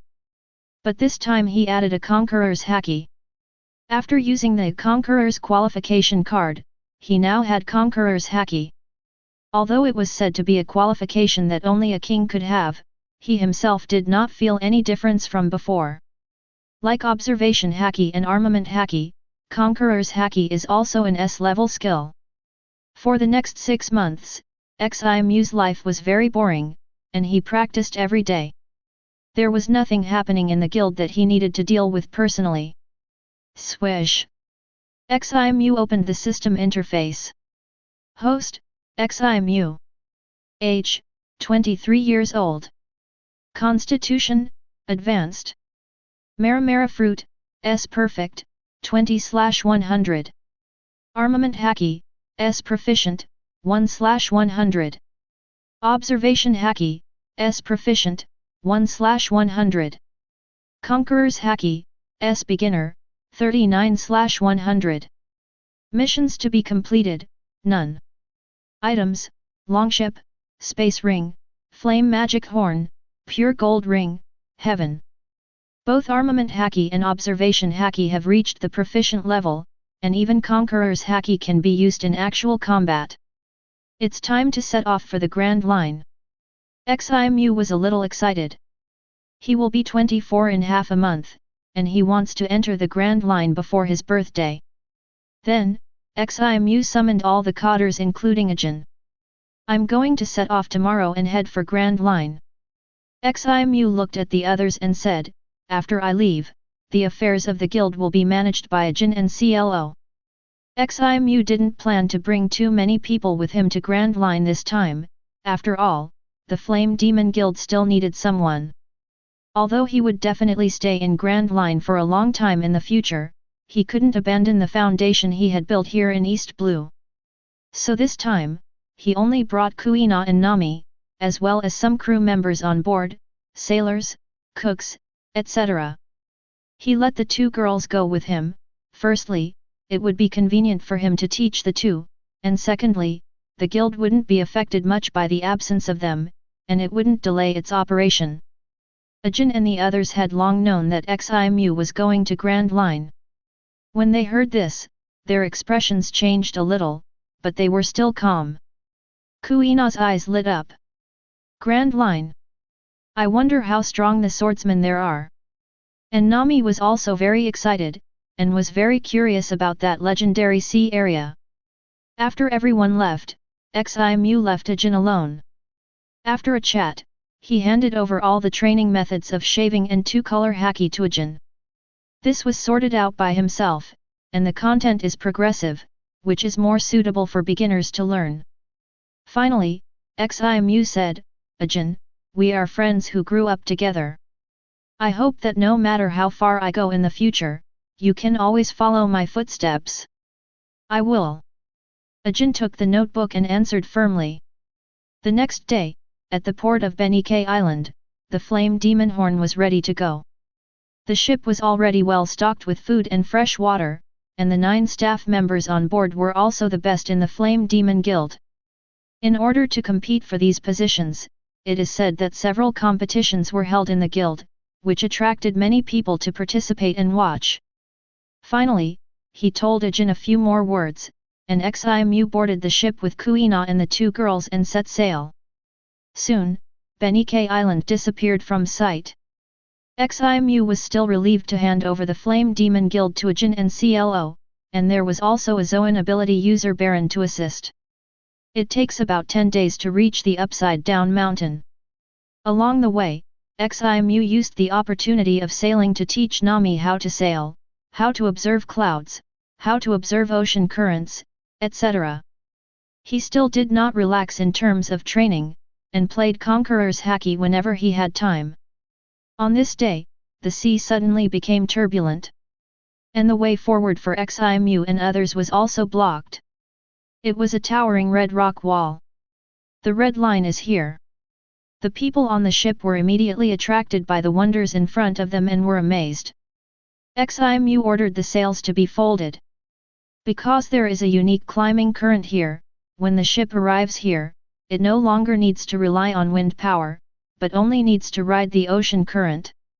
Driven by the ocean current, the flame demon horn successfully passed the entrance of the upside-down mountain, then entered the waterway and began to climb up. Hey! The ship is climbing a mountain. Nami's little face was full of disbelief. Ximu was in a good mood, laughed a few times, and said, "When you get to Grand Line, you will encounter more incredible things." Nami clenched his fists immediately, looking forward to it. After climbing to the top of Upside Down Mountain, the ship began to rush down again. Ximu felt a little nostalgic, because it reminded him of the time when he rode a roller coaster in his previous life. Boom! The flame demon horn finally passed the waterway of Upside Down Mountain and rushed into the sea. It slid forward for a long distance before slowly stopping. Looking at the Twin Cape Lighthouse not far away, Ximu had no intention of going there. Although there were crew members of the Pirates King there, it had nothing to do with him. Ximu took out a permanent pointer from the space ring. This pointer was bought by CLO through the underground world when he was in East Blue. The island it pointed to was the Seven Water City, the place where the shipbuilding industry in Grand Line is most developed. Before entering New World, Ximu planned to station there first. Ding! Issue the mission Foothold 3, and the reward for completing it is, Skill Advancement Card, B. Foothold 3, build your own power in paradise and have more than 500 subordinates. It seems that we have to set up a branch of the Flame Demon Guild in the Grand Line. Ximu smiled lightly. Perhaps the station in East Blue will become a branch in the future. Even with the permanent pointer, the ship can go directly, but Ximu and others still sailed for more than 20 days before reaching the Seven Water City. Since it was the first time to come to the Grand Line, even though Ximu's navigation experience was already perfect, it still took some effort. And he also encountered 2 attacks by pirates, which he solved easily. During this period, Ximu also celebrated his 24th birthday. After parking the boat, he took the 2 women and the crew, a group of 12 people entered the city, and found a hotel that looked good to stay in temporarily. "Big brother, let's go out and play." Nami jumped and urged. Even though she is very familiar with Ximu now, she has never changed her tone and always calls him Big Brother as she did when they first met. Ximu is also ready to go out for a walk, after all, he will live here for a long time. The 3 of them rented a blue and traveled around the city. There are waterways everywhere in the city, and riding a blue is indeed much more convenient and faster. When Nami and Kuina were attracted by a stall selling water meat, Ximu took out the den mushi and dialed out. Soon, the other party answered. "Who?" A nice female voice came through the den mushi, which sounded a little cool. "Hina, it's me." Chapter 31. Ximu. Den mushi imitated the expression of the other party, showing a look of surprise. "Well, I'm here at Grand Line." Ximu smiled. Because the telepathic signal of den mushi has a distance limit, he couldn't talk to Hina when he was in East Blue before. The 2 expressed their feelings to each other, and Ximu's tone was very gentle. Finally, they agreed that when Hina has a holiday, she will come to see him. As soon as he hung up the den mushi, he found that Nami and Kuina had bought the water meat and were standing in front of him, staring at him with 4 eyes. Nami bit the water meat in her hand, her cheeks puffed up, and looked at Ximu curiously. It turned out that the big brother had such a side. Kuina's eyes were a little weird, and Ximu felt that the way she looked at him seemed a little fierce. In the next few days, Ximu inspected the Seven Water City everywhere, looking for a place suitable for the guild's residence. The Seven Water City Island is not large in area and densely populated, so it is definitely impossible to have a castle manor that covers a huge area like Benike Island. In the end, Ximu could only rent a fairly spacious courtyard and a dozen red-roofed buildings nearby. These houses are for hunters to live in. Providing accommodation is a benefit of the Flame Demon Guild. Of course, whether to live there is up to the hunters themselves. However, when in the kingdom of Winston, more than half of the hunters chose to live in the manor of the garrison. Later, after moving to Bennock Island, all the hunters lived in Flame Demon Town. 4 of the 9 ship crew members who followed Ximu to the Grand Line were hunters of the guild. One of them was a silver level, named Eli, who was very familiar with the business of the guild's bounty department. With his help, Ximu could also be much more relaxed. Just like in East Blue, the hunters only had the job of catching bounty criminals in the early stage, and the mercenary department and intelligence department had to wait until the guild was stable. But before starting to recruit people, there was one thing he had to do in advance. That was to make himself and the Flame Demon Guild famous. Ximu is indeed very famous in East Blue, but he is a pure newcomer in Grand Line, unknown. Who would take the initiative to be his subordinate? Unless he is willing to recruit some ordinary people. Now that they have come to Grand Line, Ximu's recruitment requirements for his hunters must also be raised. The goal is to make the Flame Demon Guild the most powerful bounty hunter organization in the first half of Grand Line, just like East Blue. And if a bounty hunter wants to become famous, then it is natural to hunt pirates. It just so happens that there are many pirates in the Seven Waters City. Since this is a shipbuilding sanctuary, many pirates will come here to buy and repair ships. Next, it's hunting time. Puff. The head of the last pirate was cut off by Ximu. There are more than a dozen headless corpses lying around. In the distance, residents or tourists in the city looked at Ximu in fear. 2 bronze hunters who followed Ximu and were responsible for collecting corpses looked at Ximu with respect, and then quickly began to deal with the corpses. Iron Wall Pirates, total bounty of 76 million berry. Captain Iron Wall Flicks, bounty of 54 million, killed. In just 5 days, Ximu killed 6 pirates. The bounty added up to more than 300 million. And under his intentional publicity, the name of the beheading sword gradually spread in the Seven Waters. During this period, Mayor Bing Shan came to see Ximu once. The Seven Waters does not prohibit the arrival of pirates, nor does it prevent bounty hunters from capturing pirates, but ordinary people cannot be harmed. In addition, the buildings and facilities here cannot be destroyed, otherwise compensation will be paid according to the price. Ding! Issue the task Pirate's Nemesis, completion reward, to be determined. Hey! Ximu listened to the system prompt sound and was surprised. The reward is still to be determined? Then he read the task introduction. Pirate's Nemesis, kill pirates with bounties over 100 million. The more you kill, the higher the reward. The time limit is 3 months.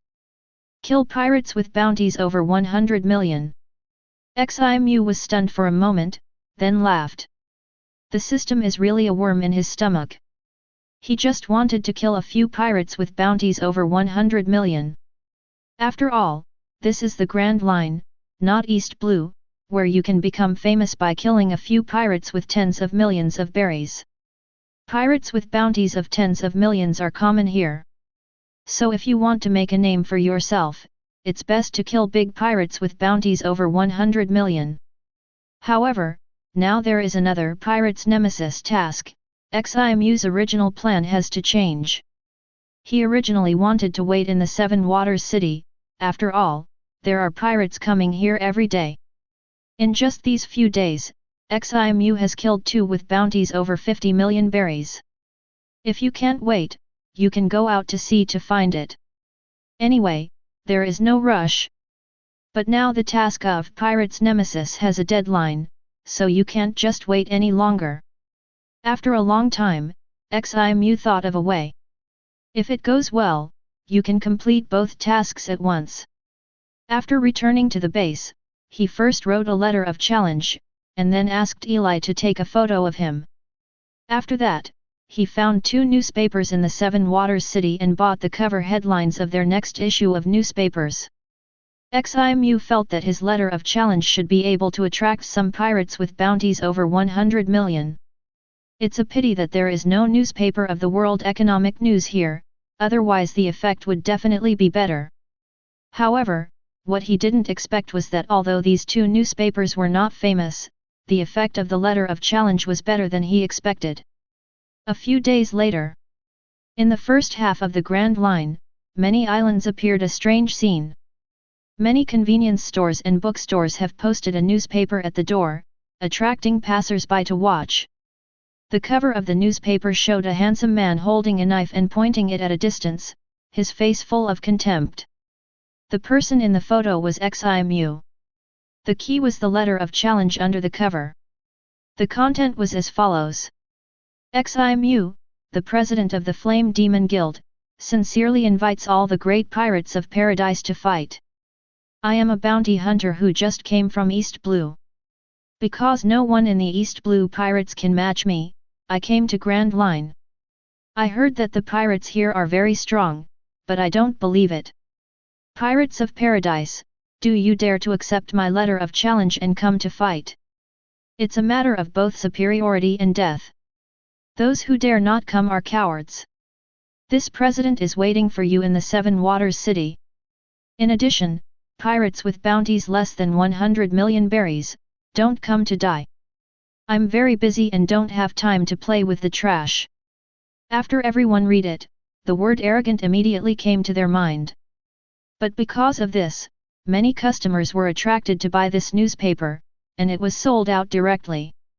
So other stores followed suit, causing more and more people to see this newspaper, and the content of the letter of challenge became more and more popular. It also caused public outrage among the pirates. If it were any other profession, even if it was a fellow pirate, they would not be so angry. But the profession of the person who issued the letter of challenge was a bounty hunter. This is a profession that makes money and gains fame by killing pirates. It can be said that it is the enemy of all pirates. For a time, many pirate groups rushed to the Seven Waters City. Chapter 32. Outside the Seven Waters City Island, about 1 nautical mile away, on the sea. At some point, a huge sailing ship stopped, with a flaming demon flag on the top of the mast. On the sides of the sailing ship, white cloths were hung with words on them. One piece of cloth read, "The president of the Flame Demon Guild, Ximu, the beheading sword, is here." The other one read, "Pirates with bounties over 100 million, please come aboard, and those with bounties below 100 million are prohibited from entering." At this time, around the huge sailing ship, many boats and various blues were parked, and there were hundreds of people watching. These were people who had read the newspaper that published the challenge letter. On a pink blue, several young people were chatting excitedly. "Is the one sitting on the bow the beheading sword Ximu?"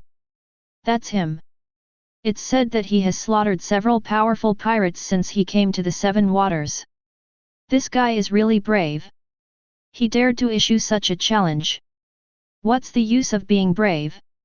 This guy is dead. This is the Grand Line, not a place like East Blue." On the bow of the huge sailboat, Ximu closed his eyes and practiced observation haki, sensing the fish in the sea, not affected by the outside world at all. This second-hand large sailboat was bought by him from Carrera Company and used as a ring. He was the one who started the incident, and Ximu was embarrassed to cause damage to the Seven Waters because of this incident, so he set up a battle site on the sea. At this moment, a ship sailed over. "A ship is coming. It's the pirates. Look at the flag, it's Dennis's pirates, with a bounty of 63 million berry. Is he here to challenge us?" Everyone was talking, their eyes full of anticipation. Pirates with a bounty of more than 60 million. I wonder how powerful they will be. How long can that beheading sword last? When the ship approached, Dennis was agile and jumped directly onto the deck of the huge sailing ship. "Boy, are you the Ximu who made such a boast?" Dennis said after looking at Ximu for a moment. "How much is your bounty?" Ximu asked casually, still with his eyes closed. "Listen carefully, Lao Zi's bounty is 63 million berry. Don't be scared to tears, ha ha ha ha." Dennis laughed triumphantly. This kid from East Blue probably hasn't seen pirates with such a high bounty. Didn't I tell you not to come? You're wasting my time. Ximu closed his eyes and said indifferently. Hearing this, Dennis was furious and said, "Boy, I think you are tired of living. No one dares to talk to me like this. Forget it, since you're here to die, leave your head." Ximu said coldly, opened his eyes, and pulled out the kingdom of heaven beside him. Whoosh! The next moment, a blood-red slash came out. Because the speed was too fast, the onlookers only saw a flash of red light. Puff! Dennis's head soared into the sky. There was a look of confusion on his face.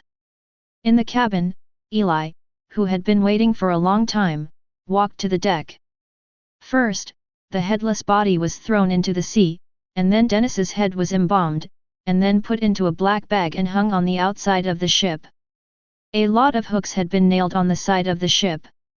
"Well, today we have gained something," Ximu said softly.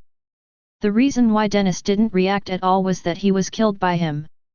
In addition to Ximu's powerful swordsmanship, he also used Conqueror's Haki, which made Dennis stunned for a moment.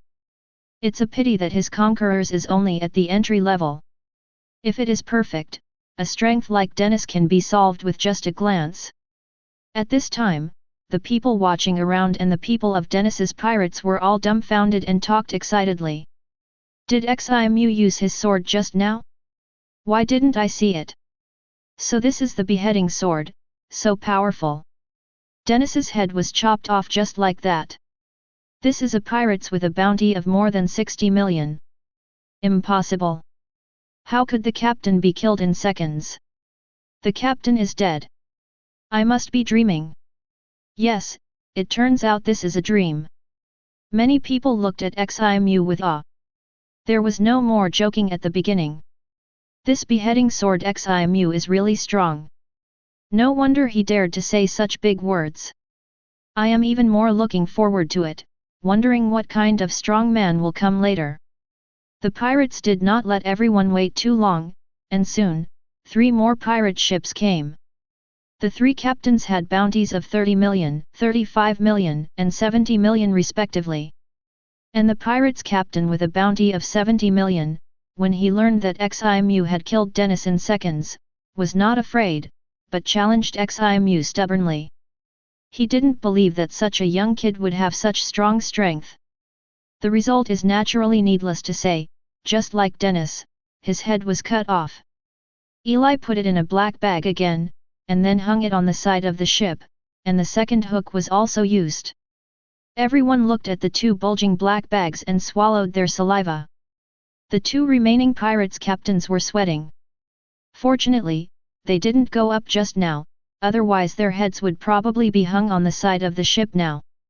For a moment, everyone's eyes were all focused on the figure on the bow, either surprised or curious.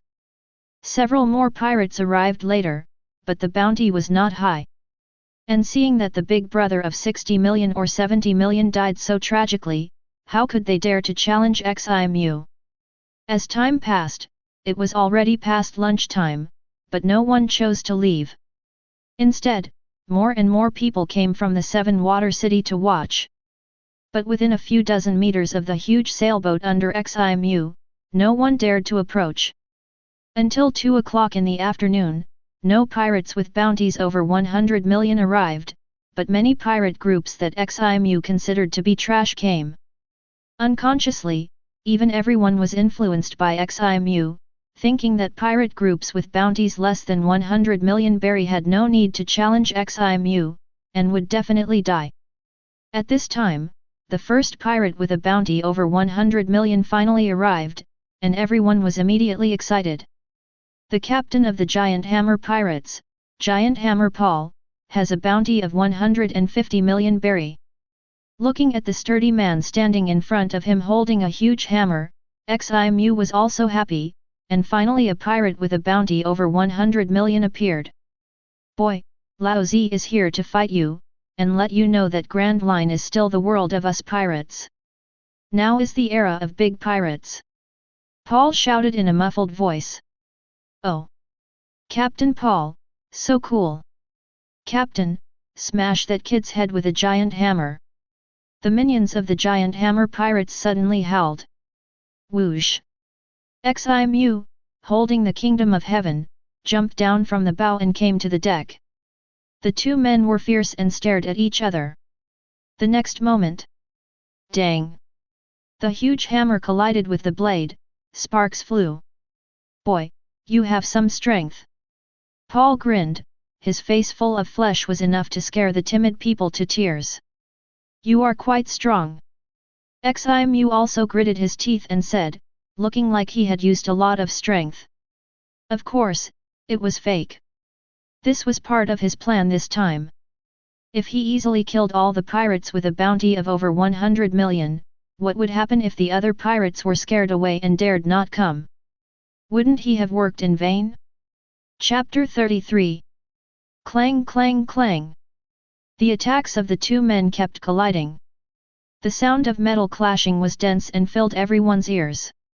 Ha! Paul held the hammer handle tightly with both hands and almost used all his strength to smash Ximu.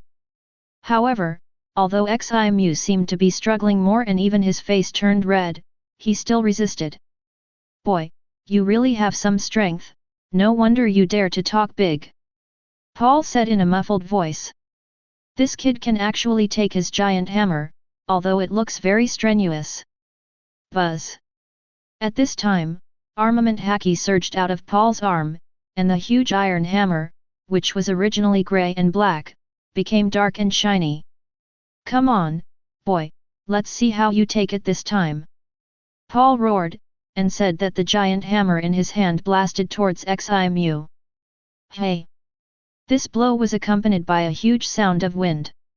At this time, Ximu also released armament Haki, and the blade of the kingdom of heaven turned black, and then it hit the giant hammer again. Clang! The collision of armament Haki made the sound even louder. You! Paul looked at Ximu in surprise. He used his full strength attack after using armament Haki, but this guy still took it. Although his face seemed to be even redder. Damn it, lousy, let's see how many times you can take it. Paul roared, and then swung the giant hammer wildly and smashed Ximu. Ximu's face flushed, gritted his teeth, and looked like he was trying his best. But every attack was blocked by him. The battle between the two was very fierce, but they showed a posture of equal strength. Everyone watched with different expressions. The people of the giant hammer pirates were surprised that Ximu could fight with their captain to such an extent, while the onlookers and other pirates thought that the strength of the beheading sword was probably at the level of pirates with a bounty of hundreds of millions. The battle between the two lasted for an hour. What's wrong with this kid? At this time, Paul was sweating profusely and his heart was about to collapse. He found that no matter how he attacked Ximu, the latter looked like he was about to be unable to resist. But the next time, he could still resist. On the contrary, he himself consumed a lot of physical strength. If this continued, he would not be able to hold on for much longer. Almost. Seeing Paul panting, Ximu's eyes flashed with brilliance, and then he exerted force with both hands, and the kingdom of heaven collided with Paul's giant hammer again. However, this time, as soon as the attacks of both sides came into contact, Paul showed a look of surprise. Because he found that Ximu's strength suddenly increased. He had no power to resist at all. The giant hammer was knocked aside in an instant. Then, Paul saw a flash of knife light, and there was a sharp pain in his neck. At the last moment of his life, he suddenly saw the arc of Ximu's mouth, and then he suddenly realized it. Damn, this kid has been pretending all the time, cheating. Plop! Paul's head fell on the deck. The headless body fell to the ground, and the huge hammer smashed a dent in the deck. A sea breeze blew, driving Ximu's hair. His face turned pale, and then he staggered and almost fell to the ground. He put the kingdom of heaven in his hand on the ground to stabilize his body. Eli walked to the deck and dealt with Paul's body, but his eyes kept looking at Ximu with a worried face. Looking at the president's appearance, it seems that he is about to collapse. What if there are stronger enemies behind? Ximu did not tell Eli about his plan, so he was kept in the dark. Everyone was shocked when Ximu suddenly killed Paul. Suddenly, a pirate's captain shouted, "Little guys, the beheading sword can't hold up, come on, kill him." The other pirates also reacted at this time. Yes. They are pirates, bad guys. What morality can we talk about with this arrogant guy we don't know? Besides, pirates and bounty hunters are enemies. All of you, kill him. Kill this bounty hunter, he dares to look down on us pirates. Several captains of the pirates shouted. Suddenly, all the nearby ships approached the giant ship where Ximu was. Ximu's face showed a cold look, a group of small fish dared to ruin his good deeds. Whoosh! A blood-red slash flew out. Directly cut a pirate's ship in two. Ximu came to the side of the ship tremblingly and shouted, "Come here if you are not afraid of death. Even if I am tired now, killing you is not a problem. One knife. Cut the ship in half with one knife. This kid still has so much energy." The pirates were horrified and immediately stopped their battles, not daring to rush over rashly. Who knows how much energy this kid still has? Who knows if the next sword will be chopped at him? Beheading sword, beheading sword, beheading sword. Seeing that Ximu was still so powerful even though he was about to lose his balance, the crowd watching was immediately excited, and many people began to support Ximu. Although Ximu was very arrogant, now the facts have proved that he is indeed very strong. Besides, he killed all the hateful pirates, so it did not prevent everyone from worshipping him. Eli also looked at his own president with admiration, and listened to the cheers around him, and a strong sense of pride surged in his heart. This is the president of their Flame Demon Guild, and he is also a silver hunter of the Flame Demon Guild. Ximu returned to the bow again and practiced observation haki, sensing the fish in the sea while waiting for the next fish to take the bait. Unfortunately, until the evening, although there were pirates coming, there was no bounty of over 100 million. Even in the first half of the Grand Line, pirates with bounties of over 100 million were not so common. The next morning, Ximu returned to his fishing spot and closed his eyes to practice. As the sun rose completely, the surroundings became lively again. It was almost noon when another big fish was finally caught. A big pirate with a bounty of 120 million berry. And Ximu killed it after a hard fight. Beheading sword, Ximu, beheading sword, Ximu. The audience was even more excited, shouting Ximu's title and name. In the next few days, more and more pirates came. There were also pirates with bounties of over 100 million, but they were all watching, and only one challenged Ximu. Ximu fought a fierce battle as usual, and then killed.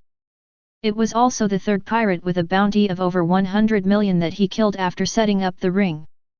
But this also made the waiting pirates even more afraid to challenge Ximu. Ximu really wanted to rush over and kill all the pirates with bounties of over 100 million, but in order to catch more fish, he could only hold back for the time being. Killing 3 pirates with bounties of over 100 million in a row was a big deal, so it also attracted some paparazzi from newspapers. More and more newspapers published Ximu's challenge letter. The cover photo, in addition to Ximu, also included the bag of human heads hanging on the side of the ship. It was full of provocation. After that, after waiting for 2 days, no pirate challenged Ximu again. It was not until the 10th day of setting up the arena that Ximu killed another pirate with a bounty of over 100 million. And the bounty of this pirate was 150 million berry. This time, even the World Economic News was attracted. The movement became bigger and bigger. On the 12th day, another pirate challenged Ximu, and the bounty directly broke 200 million, reaching 212 million berry. Chapter 34. It's over. It's Meg the Slayer, the beheading sword is going to lose. Although this guy is crazy, I actually like him. I knew long ago that the final result would definitely be like this. This is the grand line, there are too many powerful pirates. The audience sighed. Although Ximu's strength is very strong, they also saw that his limit is only more than 100 million berry. When fighting with the pirates who offered a bounty of 150 million berry, Ximu almost lost. Although he won in the end, it was very reluctant. But now the bounty of this pirates is more than 200 million berry. Just like pirates with a bounty of less than 100 million and pirates with a bounty of more than 100 million are two levels, 150 million berry and more than 200 million, there is also a big gap. Moreover, Meg the Slayer is originally a madman known for killing. His fighting power is extremely strong. Meg the Slayer is a middle-aged man in his 40s, holding a knife in both hands, and is a double-blade swordsman. The swordsman with a bounty of over 200 million yuan did arouse Ximu's interest in this battle, although not much. Boy, that's it. Remember in the next life, don't be too arrogant, and don't underestimate the pirates. Meg shouted, with a crazy and bloodthirsty expression, and rushed towards Ximu with two swords in hand. His movement speed was much faster than any enemy Ximu had encountered before. But in Ximu's eyes, it was just like that. He was still a character that could be killed within a minute. But in order not to scare the pirates, he naturally had to act. This time, Ximu fought with Meg for 2 hours before killing her. And, after killing Meg, Ximu even spit out a mouthful of blood. Of course, it was the blood bag he prepared in advance. However, even though he showed that he was also seriously injured, he killed Meg after all, which still stunned everyone present. This is Meg with a bounty of over 200 million yuan. That famous killer. Definitely the famous pirates in the first half of the Grand Line. The beheading sword really doesn't work this time. Guys, seize the opportunity and go for Lao Zi.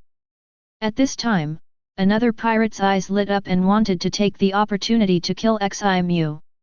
If he kills Ximu, he will definitely become famous. After all, this is the bounty hunter who killed Meg. He is not the only pirate who wants to gain this reputation. Now these pirates want to kill Ximu not only because they are angry about the challenge written by Ximu, but also because there are real benefits. Seeing that these small fish are still unwilling to give up and come up with this trick again, Ximu's face is full of helplessness. Just want to pretend to be a coward, why is it so difficult? But at this time, he pretended to be exhausted and seriously injured. If he cut the boat with a knife again, it seemed a bit too fake. No matter how stupid these pirates are, I am afraid they can't be fooled. Ximu doesn't want this battle provoked by him to end so hastily. The longer it lasts, the better. Because this will attract more pirates with bounties of over 100 million, even if those pirates don't challenge him, they just come to watch the fun. But as long as they come, they will all be Ximu's prey in the end. It's just that it's not time to harvest them yet. Let's try conquerors, I hope it can scare them. Ximu's mind turned. The next moment, he pretended to be weak, holding Tianquo with both hands to support his body, and raised his head to look at the pirates. Immediately, his pupils suddenly shrank. Buzz! A domineering aura spread from Ximu's body. Boom! The pirates felt as if a strong wind blew on them. Then many people rolled their eyes and fainted. In just a moment, more than 2/3 of the pirates who surrounded them fainted on their own boats. What's going on? The pirates who were still standing were horrified. Although they did not faint, many of them were sweating coldly. Just now they felt as if they were stared at by some beast. The hair on their bodies stood up. What happened to those guys? It seems they fainted. The audience in the distance was even more confused and couldn't understand what happened. However, this is the Grand Line after all, and there are many strong people present, not all of them are ignorant. A long-bearded pirate's captain was shocked and said, "Could it be Conqueror's Haki? Conqueror's Haki? What is that?" Another captain of the pirates group asked hurriedly. He only knew armament Haki and had never heard of Conqueror's Haki. It is said that it is a special power that only people with king qualifications can have, and there is only one in a million people. The long-bearded captain gritted his teeth and said with jealousy. He had only heard of it, but he didn't expect to see it with his own eyes today, and it was a kid in his 20s. What's more hateful is that this kid is also a bounty hunter. What? This kid is so powerful. The other pirates heard it and were immediately full of disbelief. Looking at Ximu standing by the side of the ship with a calm face, for a moment, the pirates who surrounded him were shocked. Because they found that Ximu was not without any resistance. They had never even heard of Conqueror's Haki. Looking at their companions who were still fainting, no one wanted to be the first to stand out. Who knew what strange effects this Conqueror's Haki had, and what kind of harm it would cause to people? What if they became idiots? Seeing that these small fish did not continue to act stupidly, Ximu also returned to the bow. For the next 5 days, no pirates dared to challenge Ximu again. Meg's death did scare these pirates. But Ximu was secretly happy in his heart, because although no one challenged him, more and more pirates came here to join in the fun. At this time, the pirates plus some ordinary people in the Seven Water City added up to thousands of people. During this period, there were also pirates who wanted to gather everyone's strength to kill Ximu together, using the human wave tactic. But no one was stupid.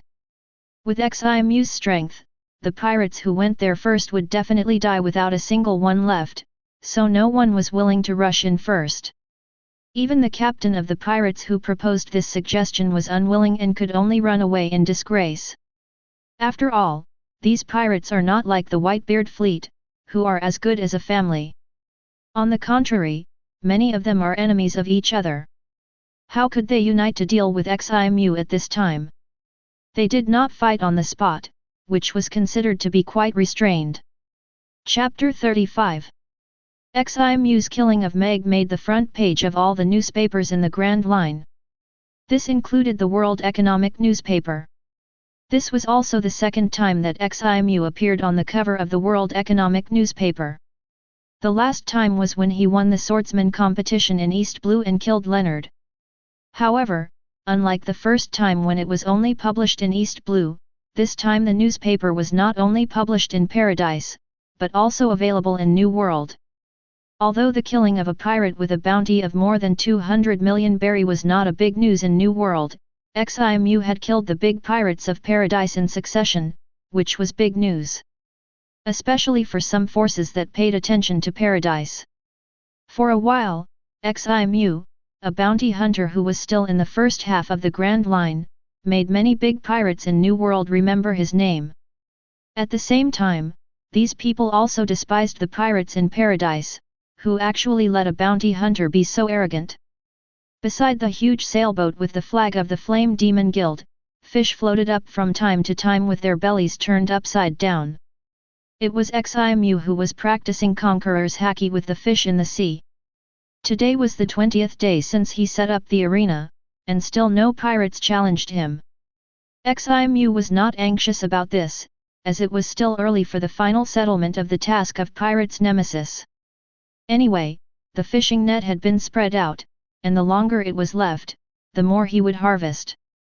However, just when Ximu thought that this fishing mode challenge could last for a while, and there was still a chance to catch a few more big fish with a bounty of 200 million. A bigger fish suddenly broke into the fishing net.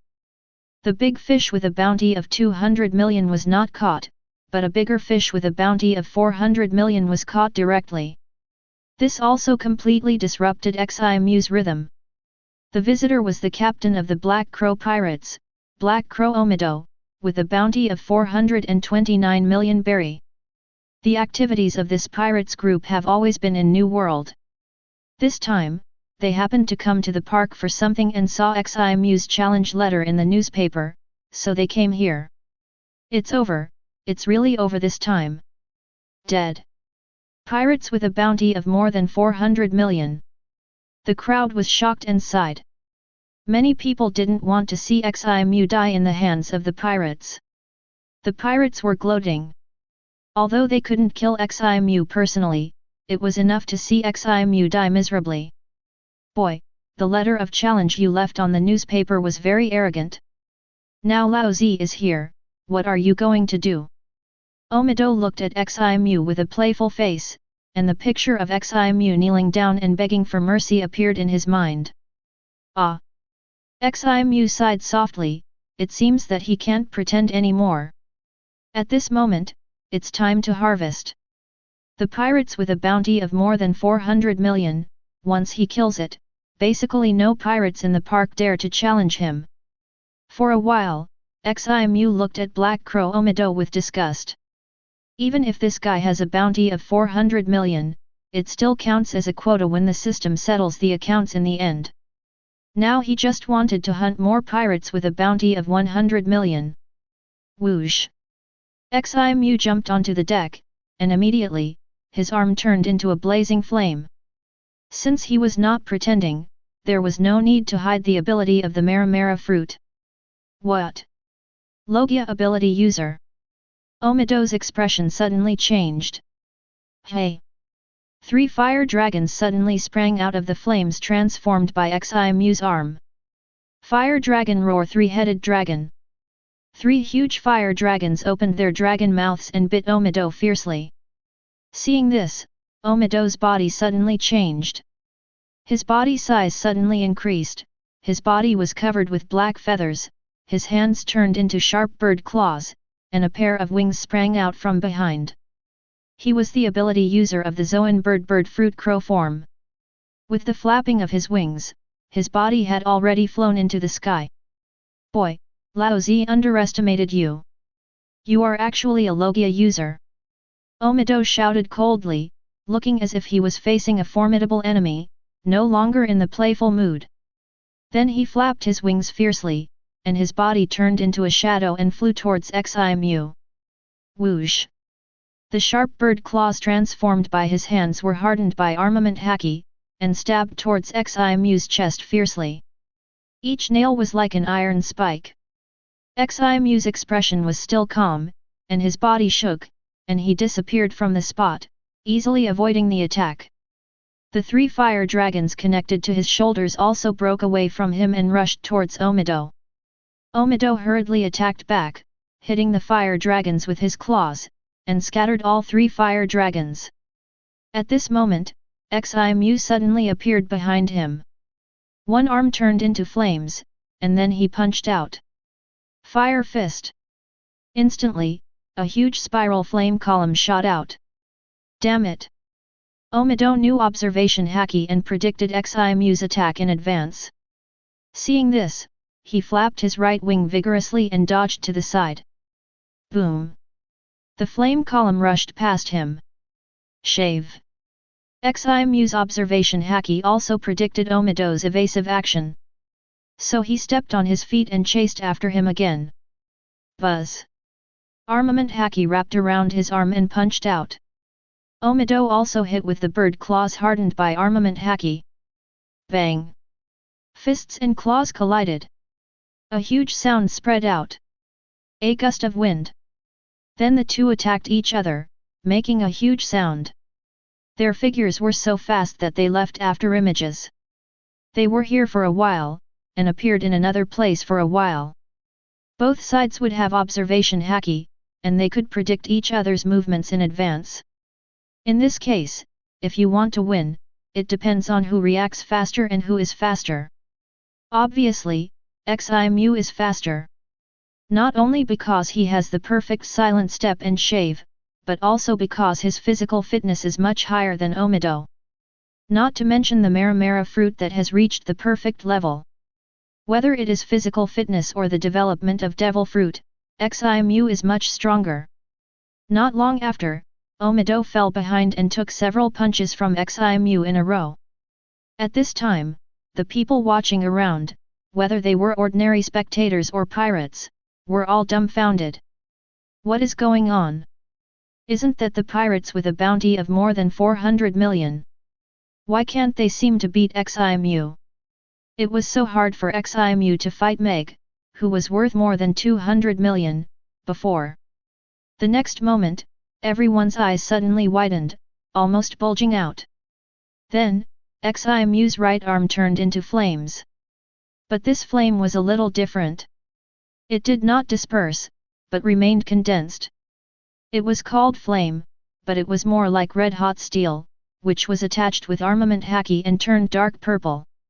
Smoke was lingering around, and it was obvious that it was emitting high temperature. At this time, this dark purple arm directly pierced Omido's chest. The moment he was hit by this blow, Omido was already dead. All his internal organs were burnt. Purgatory Claw of the Flame Demon. XIMU fell from the air and slowly pulled out his arm. Omido's body also fell on the deck. Then, he looked at the pirates. Observation Haki has locked those guys with bounties over 100 million. It's time to harvest. Chapter 36. XIMU's look frightened the pirates. At this time, they also realized that something was wrong. When fighting the 100 million bounty pirates, it felt that XIMU had tried his best. When fighting the 200 million bounty pirates, XIMU vomited blood. However, when killing the 400 million bounty pirates, it was so fast. Something is wrong, there is a ghost. Besides, this guy had never used Logia's ability before fighting Omido. It is obvious that he did not try his best. What about being powerless and vomiting blood? It was all pretended. Whoosh! XIMU turned into a fire phoenix and flew towards a pirate with a bounty of over 100 million. After approaching, he restored his original body, and then 3 fire dragons sprang out from his arms. In a few breaths, he killed the pirates. Then, he turned into a fire phoenix and flew up, killing another pirate with a bounty of over 100 million. Everyone looked at this scene in a daze. Run, this guy is treating us as prey. A pirate's captain finally reacted and shouted loudly. Upon hearing this, all the pirates felt cold in their hearts and cold sweat broke out on their backs. In an instant, all doubts disappeared. Disguise strength, attract prey, and then eat it. Damn, I was fooled by this kid. Set sail quickly. The pirates' captains hurriedly urged their crews to escape. But how could they escape? XIMU can fly. In just a short while, 3 pirates with bounties of over 100 million have died in his hands. Then, the pirates drove away in their ships, and XIMU chased them. He only chased those pirates with bounties of over 100 million, so the captains did not have a bounty of over 100 million, but escaped. The strong died, and the weak survived. The situation became a little weird for a while. Ah! A pirate with a bounty of over 100 million screamed violently under the bite of the fire dragon's teeth, but soon there was no sound. The 5th one. XIMU dissipated the fire dragon, and then turned into a fire phoenix again and soared into the sky to chase the next pirate. Although these pirates ran around in a mess, his observation Haki could sense the strength of the pirates, so it was easy to distinguish them. Those pirates with bounties of over 100 million were like fireflies in the dark night, very conspicuous. Seeing that the pirates on the scene ran away in a short while, the audience of the 7 Water City looked at each other in silence. Then, all of them couldn't help but shudder. It turns out that he has been pretending, and his real strength is so strong. Too powerful.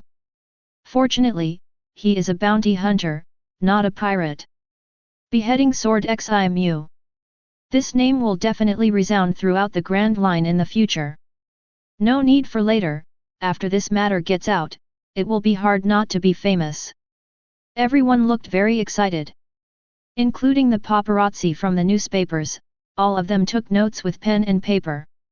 When XIMU was chasing those pirates just now, he took countless photos.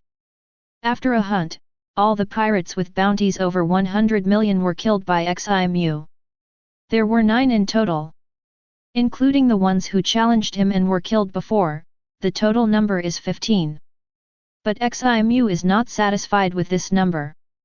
The time limit of the task is 3 months, and there are still 2 months left. No way, I can only look for it myself. Ximu scratched his head. In 2 months, he should be able to find a few. Then, he used Den Den Mushi to notify Eli to bring the other 3 bronze hunters to deal with the bodies. At this time, some pirates' ships were floating on the sea nearby, and they were all killed pirates. In order to leave the bodies of those pirates with bounties of over 100 million, Ximu killed all the pirates on their ships every time he killed one. Since he killed these pirates, he didn't want to let Marine get away with it for nothing, and he still had to take the bounty he deserved. Not long after, Eli and the other 4 arrived, all looking at Ximu with respectful eyes. They knew that their president was powerful, but they didn't expect that even at the Grand Line, he was still so strong. Those so-called big pirates were no match at all. Eli roughly counted the bounties, which exceeded 2.7 billion. Even if he can only get 70%, it is almost 1.9 billion in bounty. Although Ximu is not short of money, he still can't help being a little surprised when he heard such a huge number. This is just what he killed in less than a month. From this, we can see how many pirates there are now. It is worthy of being the era of big pirates. He killed so many pirates, which seems amazing, but compared with the total number of pirates in Grand Line, it is nothing at all. After all, this is where pirates from all over the world gather. This time the reputation has been spread. After a while, the guild can start recruiting people. Ximu said secretly. In the sky of a certain sea area in New World, a spaceship is sailing in the air. This spaceship is the headquarters of the World Economic News Agency.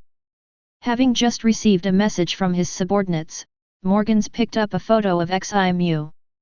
The bird showed an excited smile on its face and said to himself, "What an interesting bounty hunter. I hope you can create more big news for me in the future." Then he ordered the secretary beside him, "Print this news overtime and distribute it as a special edition." Special edition. The secretary was surprised.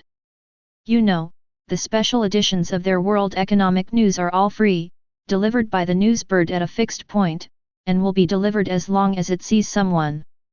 Generally, special editions are used when there is big news.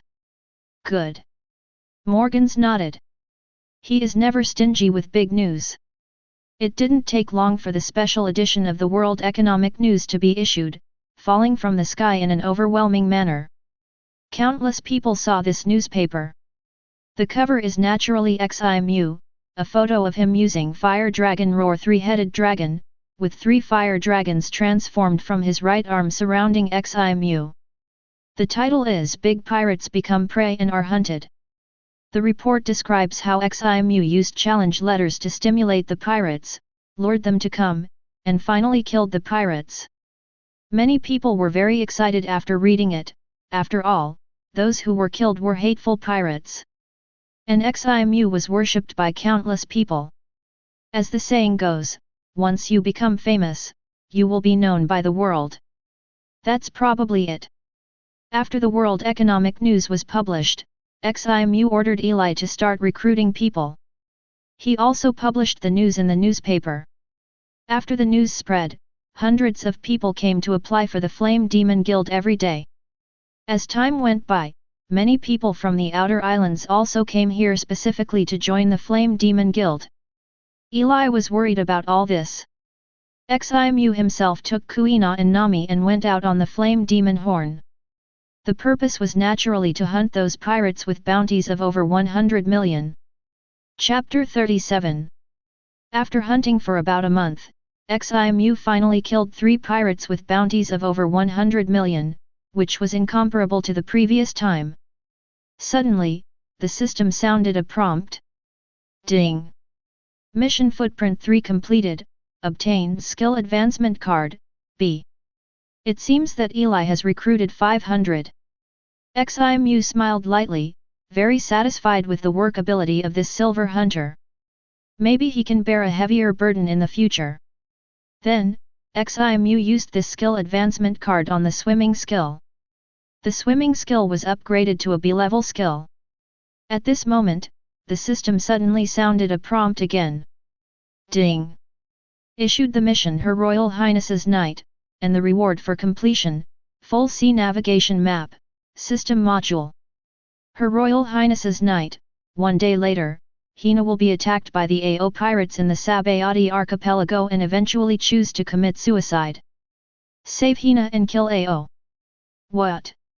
Ximu's face changed drastically, and he checked the task details several times. Not long ago, because Hina said she wanted to see him but didn't have a long vacation, Ximu took the initiative to meet Hina and agreed to meet in Sabayati archipelago. After all, it takes 20 to 30 days to travel from naval headquarters to Seven Waters. And it's very close to Sabayati archipelago, and it only takes a few hours by boat. At this time, Ximu was on his way to Sabayati archipelago, and it would take about 2 more days to sail there. In addition to meeting Hina, Ximu also wanted to go hunting there. It was the last stop of the park, and any pirates who wanted to enter the New World would basically coat their ships there. If you're lucky, you might run into some pirates with bounties over 100 million. Who knew that Hina would be in such danger? Ximu immediately took out the Den Mushi and contacted Hina. When he learned that she was already in Sabayati archipelago, his brows furrowed. Just wait for me on the island, don't leave, I'll be there soon. Ximu said anxiously, and then hung up the Den Mushi. Since he knew about this in advance, he just had to get there before Hina was attacked. Not changing the future now is the best way. Otherwise, if the AO Pirates group takes action in advance, it will be a disaster. Ximu is very worried about this. After all, Hina can become a senior executive of Marine in the future, and she has eaten the Paramecia cage fruit. But just because he made an appointment with Hina to meet in Sabayati archipelago, her future has been completely changed. After talking to Kuina and the 2 girls, Ximu took out the permanent pointer of the Fishman Island, looked at the direction, and then turned into a fire phoenix and flew towards the Fishman Island at a high speed. Since Sabayati archipelago is formed by the entanglement of the roots of mangroves, it is not a real island, so there is no magnetic force, and the pointer cannot be located there. However, the location of the Fishman Island is 10,000 meters deep in the sea not far from Sabayati archipelago, so as long as you follow the pointer to the direction of the Fishman Island, you can easily find Sabayati archipelago. Flying in the air, Ximu's mood is still relatively stable. After all, at his flying speed, it won't take long to reach Sabayati archipelago. Sabayati archipelago. Hina put away the Den Mushi, and frowned slightly. Ximu's tone just now seemed very anxious. What happened? Beside her, a woman with sea blue wavy hair asked, "What's the matter?" "Nothing," he said he would be here soon. Hina smiled. When Hina learned that Ximu was going to visit her, she was really happy, so she went to Sabayati archipelago in advance to wait for Ximu. She also wanted to buy some gifts for Ximu here, and she also asked her good friend Anne to discuss it together. Looking at Hina with a happy face, Anne was surprised. She knew Hina's character very well, and she was very proud. Therefore, Anne was very curious about what kind of man could make Hina show such a little woman's expression. Sabayati archipelago is very famous in the Grand Line. Not only are there various entertainment venues and tourist areas, but as long as you have money, you can buy almost anything from anywhere here. So don't feel strange even if you see items produced all over the world here. The celestial dragons of Marie-Joys often come here to play. But under the prosperity, evil also breeds here. There are even places where humans are auctioned on the island, and there are also specially planned illegal areas. Therefore, anyone seen on the island could be a pirate, a human trafficker, an organ trafficker, etc. Hina and her husband are both very good looking. Even if they are alone, they will attract countless attention, let alone two people together. However, since both of them are wearing marine uniforms, the criminals on the island dare not provoke them. After all, there are marines stationed here. But there are exceptions to everything. Some people just don't take marines seriously. AO Pirates, one of the pirates under Whitebeard. At this time, several minions of the AO Pirates happened to see Hina and her husband, and their eyes suddenly lit up. They knew their captain's biggest hobby, and this was a good opportunity to curry favor with the captain. So, one of them hurried to inform their captain, and the rest continued to follow. AO was drinking in a tavern at this time. He represented the Whitebeard pirates this time and specially came from New World to the Fishman Island to collect tribute. The Fishman Island was protected by Whitebeard, so it was natural to pay tribute. Although Whitebeard did not clearly ask for how much, King Neptune of the Fishman Island gave a lot of treasures every time. After receiving the tribute, AO came to Sabayati Archipelago, ready to enjoy it here and then go back. Suddenly, he heard his subordinates say that there were two very beautiful female marines, and his face immediately showed interest. Not only did he have a big face like a hippopotamus, but his waist and abdomen were also round, like a wine barrel. The whole person can be described as grotesque. But ugly as he was, he also had a common problem of many men, lust. And he was very lustful. Relying on Whitebeard's flag, he had robbed many women over the years, including a princess of a small country. But he had never touched a female marine. Perhaps it was because of the wine, the identity of Marine, who was hostile to the pirates, made him more excited. Let's go. So, AO didn't even drink the wine, and hurriedly asked his subordinates to lead the way. Chapter 38. When AO saw Hina and the other two girls, his eyes were wide open. He had never seen such beautiful women before.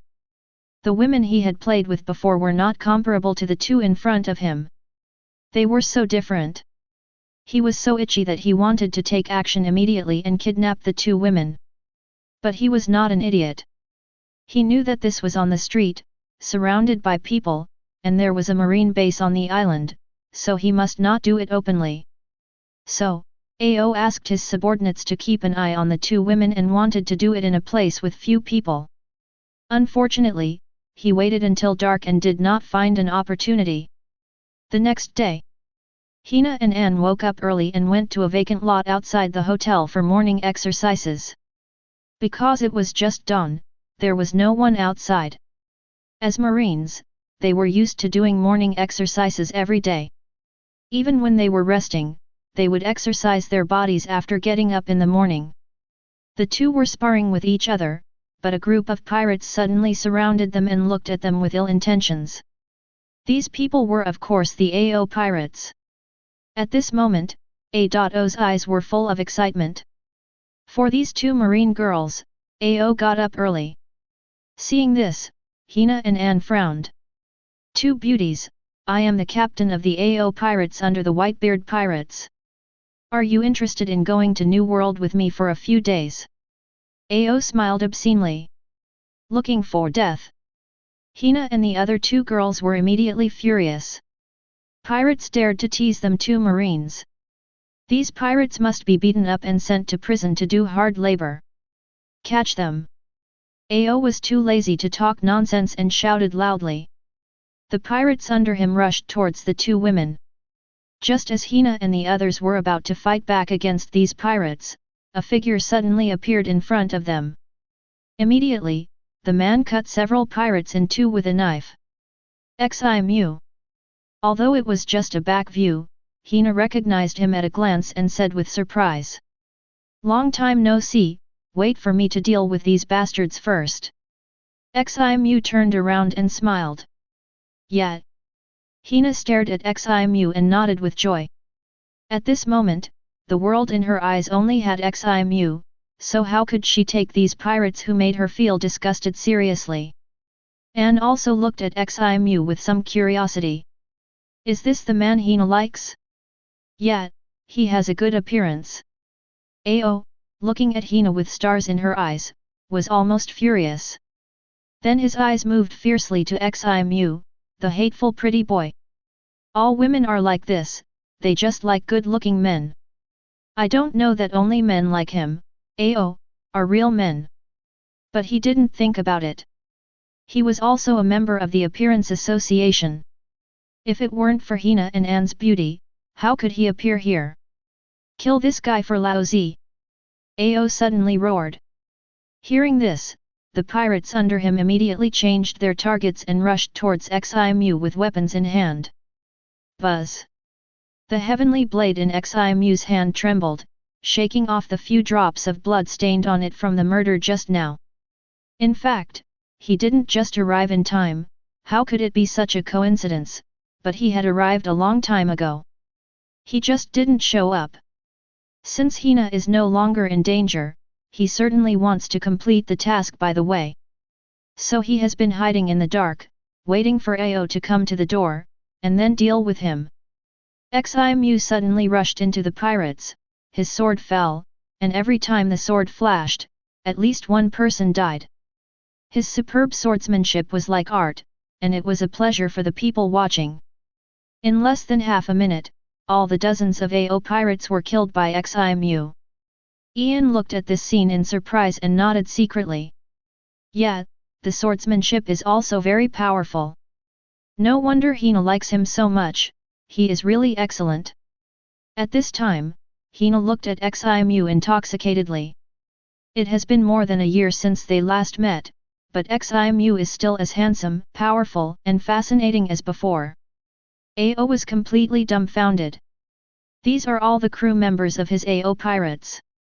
They are also the crew members of the Whitebeard pirates. They are not small minions. They were all killed by one person in a moment. How is this possible? Hey? Why does this guy look familiar?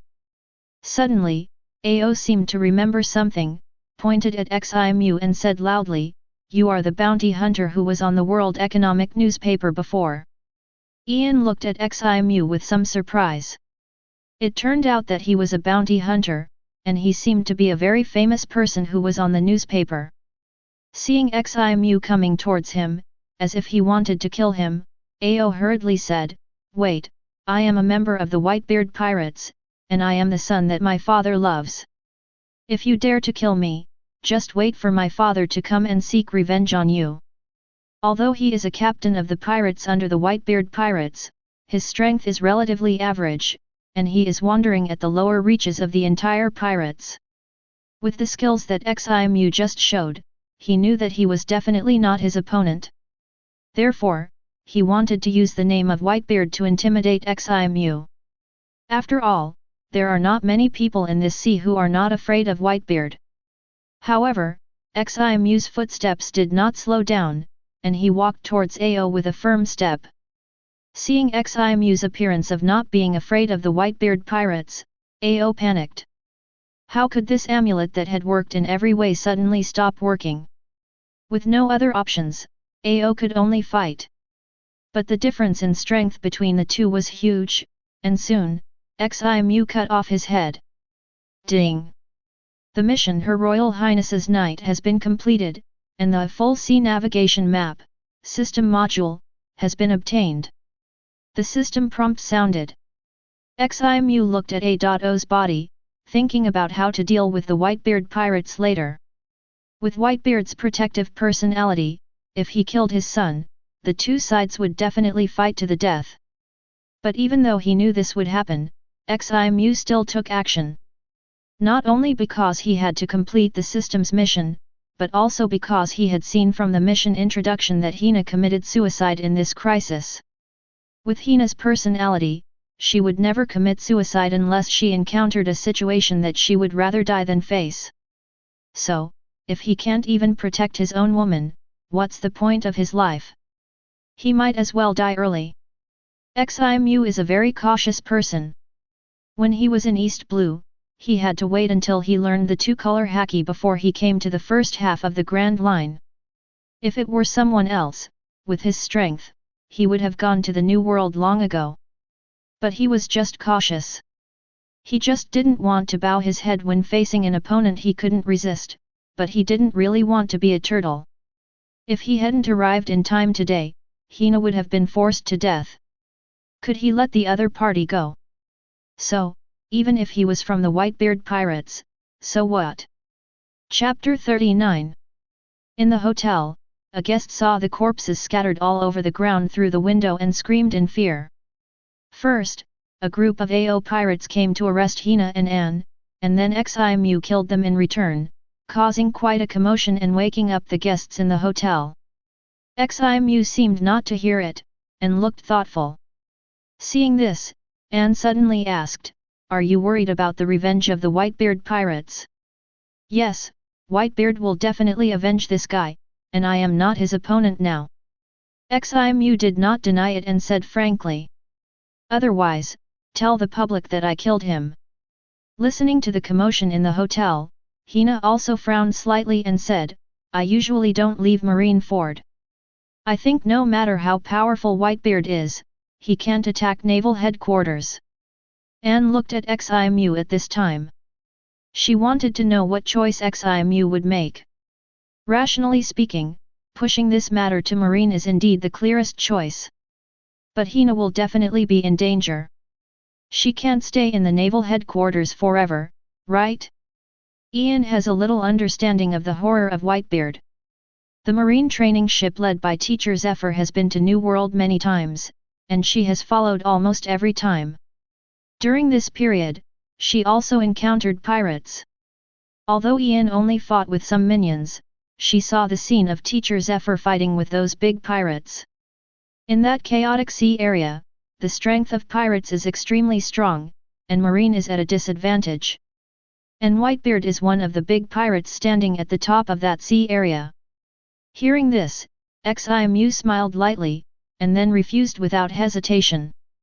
How could he let Hina take the risk for him? Although he really couldn't beat Whitebeard at this time, it didn't mean that he couldn't run. Besides, this lie is too easy to be exposed. No one with a little brain would believe it.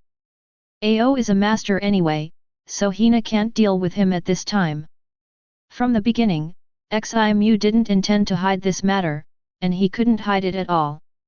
Let alone so many people in the hotel saw it. Even if no one saw it, it would not be difficult for the Whitebeard pirates to find out the truth.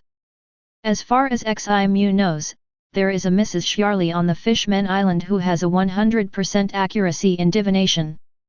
She is the sister of Arlong, the fishman killed by Ximu. And the Fishman Island is now protected by Whitebeard, so it's just a matter of words to ask him to do divination. Not to mention that there are all kinds of strange devil fruit abilities, there are always people suitable for reconnaissance. With the connections of the Whitebeard pirates, it's not difficult to find them. Do you really know how powerful Whitebeard is? Ian asked again. She felt that Ximu should not know Whitebeard's strength, otherwise how could he be so calm? Of course I know. That old man is the strongest man in this sea. Even the Admiral of Marine may not be able to beat him. Ximu said with a smile. At this time, he also recognized Anne. In the future, this man followed Zephyr to rebel against Marine and founded Neo Marine. Anne nodded and said nothing more. In his heart, he secretly admired Ximu. This man deserves Hina. After that, Ximu accompanied Hina to play around in Sabayati archipelago. This was the main purpose of his visit here this time. Anne did not follow, as if he did not want to be a light bulb. Ximu accompanied Hina all day, and the laughter of the two was left in many places on the island. At night, Hina had fallen asleep in the hotel room. Ximu took out the full sea navigation map, which looked like a chip. Ding! Do you want to load the full sea navigation map? Load. Ximu silently thought in his heart. Then he saw the system panel pop up automatically, and the chip in his hand turned into light and merged into it. Then there was an extra page on the system interface. Originally, there was only Ximu's personal attribute interface on the system interface, but now there is a second page, which is a map. This map is a map of the entire sea, not only the Grand Line, but also the 4 seas, and it is very detailed. It can be enlarged and reduced according to Ximu's thoughts. He even found the Winston Kingdom of East Blue, Nami's hometown Koko West Village, and Kuina's hometown Shimatsuki Village on it. Moreover, as long as he locates the destination on this map, he can go anywhere without a pointer. Not bad, I can go wherever I want to go at any time in the future, and I don't have to buy a permanent pointer in advance. Ximu was very satisfied with the function of this map. The next day, Kuina and Nami also took the flame magic horn to Sabayati archipelago. Then the situation became weird. It was originally a double date between him and Hina, but suddenly it became a date with 4 people. New world, a certain sea area. Whitebeard pirates, the main ship of Moby Dick. Boom! The sea trembled, and the sea surface suddenly became turbulent. Whitebeard clenched a fist, his face as calm as water. Marco and others on the side were also full of anger at this time. Because just now, they found that in the box containing the life cards of the crew members, A.O's life card was burned to ashes. In other words, A.O had an accident and was dead. They Whitebeard pirates valued the crew the most. Every crew member was a brother to each other and the son of the father.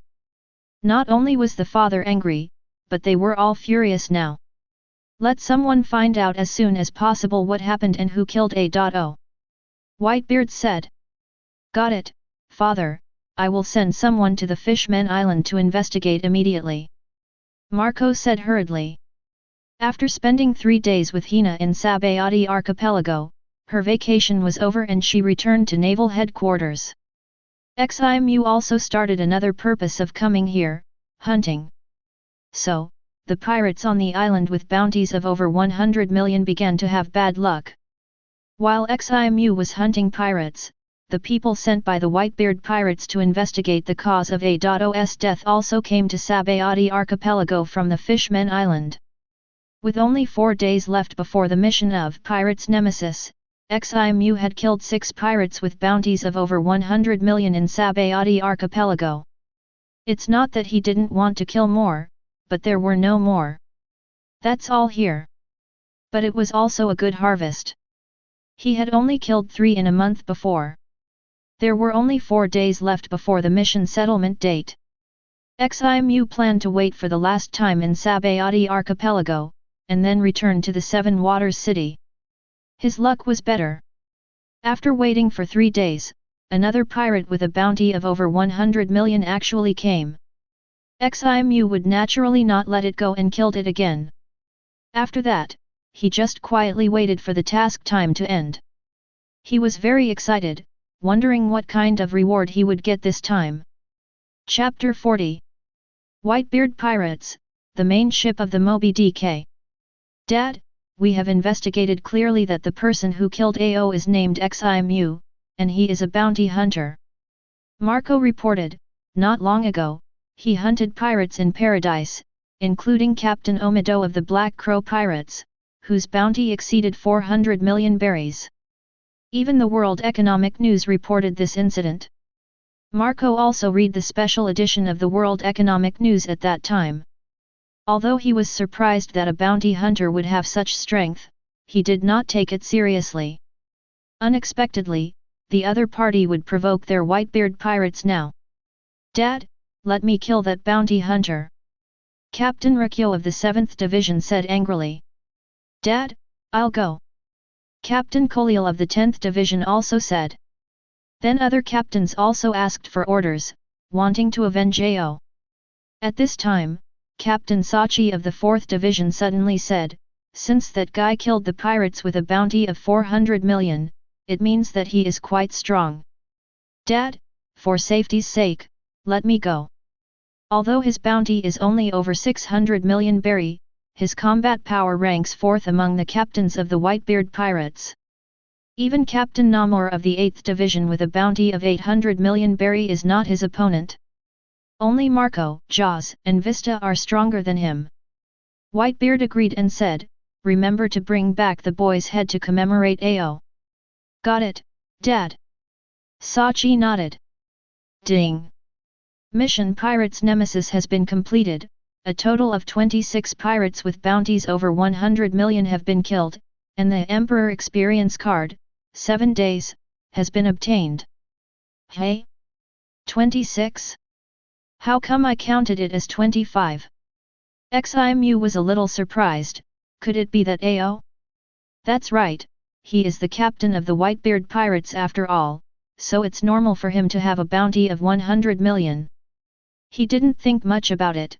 Anyway, more is better than less. Emperor Experience card, 7 days after use, you will temporarily gain 4 Emperor's level combat power. This card can only be used for 7 days, you can choose to use or pause it at any time, and it will lose its effect after accumulating 7 days of use.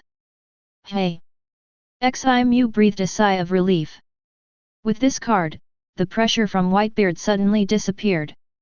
Although this reward did not permanently increase his combat power, this Emperor Experience card is what he needs most at the moment. Ding! Issued the task Heart of the Strong, completed the reward, S-level Experience card, 50. The system suddenly issued another task. Heart of the Strong, the Whitebeard pirates already know that the host killed Ao, and sent Captain Thatch of the 4th Division to deal with the host and kill Thatch. Are you here? Ximu exhaled lightly. Next, he will fight the Whitebeard pirates, one of the top pirates in this sea. He was originally going to return to the Seven Waters after completing the mission of Pirates Nemesis. But now that the Whitebeard pirates have sent people to kill him, he will not go back for the time being, and wait for them in Sabayati Archipelago. Ximu did not waste the waiting time, and he was working hard every day. It was 10 days later when Thatch came to him. It was evening, and the setting sun made Sabayati Archipelago look like it was coated with a layer of gold powder. Sabayati Archipelago Tree Area 71. Many soap bubbles were floating and shaking in the air, and Ximu stood opposite Thatch. Not far away were the crew members of the Whitebeard Pirates 4th Division, as well as some curious onlookers. Boy, after you killed our Whitebeard pirates, you should have thought of your own end. Thatch stared at Ximu with his eyes fixed, and said coldly. He held a knife in each hand and wore a chef's uniform. In addition to being the captain of the 4th Division, he was also the head chef of the Whitebeard pirates. So, only you Whitebeard pirates can bully others, and then others can only endure it silently and cannot resist. It's really overbearing. Ximu said indifferently. As for scum like Ao, he didn't believe that the other party did this for the first time. Ximu also didn't believe that the Whitebeard pirates knew nothing about it. Humph, even if Ao is wrong, it should be handled by our Whitebeard pirates. Sachi snorted, you are not qualified to lecture us. This style of doing things gives me an inexplicable sense of familiarity. Ximu curled his lips. Isn't it the same for celestial dragons? If you are bullied, you can't resist. If you resist, you will be killed. Whoosh! Saki said nothing more, holding the knife in both hands, striding towards Ximu. Ximu also drew out Heavenly Kingdom and went up to fight. To deal with a swordsman, of course you have to use swordsmanship. He inherited the swordsmanship from the sword god Ryama. Could he be afraid of the captain of the 4th team of the Whitebeard pirates? Clang! 3 black blades covered with armament haki collided crosswise. Air waves swept. The soap bubbles floating in the air were blown away instantly. The onlookers felt that they just blinked their eyes, and the next moment, the two had entered the battle state. Clang clang clang! The 3 knives slashed at each other, sparks flew. The two kept changing their attacking moves and attacking directions. After a continuous blade battle, Ximu suddenly pulled away. Immediately, Heavenly Kingdom slashed, and a blood-red slash shot out. Swish! The slash cut through the air. Thatch raised both of his swords at the same time, and also slashed out 2 blue flying slashes. The 3 slashes collided in the air and then broke at the same time. Whoosh! Ximu slashed out 2 blood-red slashes in succession. Then, his body disappeared instantly. Just as Thatch blocked the 2 slashes in front of him, he saw Ximu appear behind him and slashed at his neck with a knife, and he turned around to block it. Clang! Zi! The blades of both sides rubbed against each other, making a harsh sound. Then there was another dazzling close-range blade battle. How is this possible? That kid can fight Captain Thatch like this. The crew members of the 4th squad were all surprised. Clang! Thatch took another slash from Ximu, and this heavy attack made his arm sore. His face was completely free of the ease he had when he first came, and was full of heaviness. Thatch thought that if he came to deal with Ximu personally, it would definitely be easy. But the result was totally different from what he had thought before. This kid is very strong. Because when he fought with this kid, he actually felt like he was facing the oppression of Vista. How could this be possible? Swish! Ximu swung the Kingdom of Heaven in his hand violently, and another blood-red slash shot out. Sachi crossed his 2 swords and used 2 swords to block the attack. The whole person was pushed back. After blocking the attack, sweat broke out on his forehead. Whoosh! Suddenly, Ximu's figure appeared in front of him. Not good. Sachi's eyes glared, and just when he wanted to fight back, he felt a pain in his neck. Behind him, Ximu half-crouched, holding the Kingdom of Heaven, and still maintained the horizontal slashing action. Plop! Sachi's head fell to the ground, his eyes were still wide open, and he looked like he would not close his eyes until he died. Chapter 41. Ding! Mission Heart of the Strong completed, obtained S-level experience card, 50. Ximu's ears heard a system prompt. At this time, the crew members of the 4th Division were all terrified, and the scene of Thatch being killed kept replaying in their minds. Captain! The captain was killed. Impossible! The crew members of the 4th Division were all in disbelief. That was their Captain Thatch.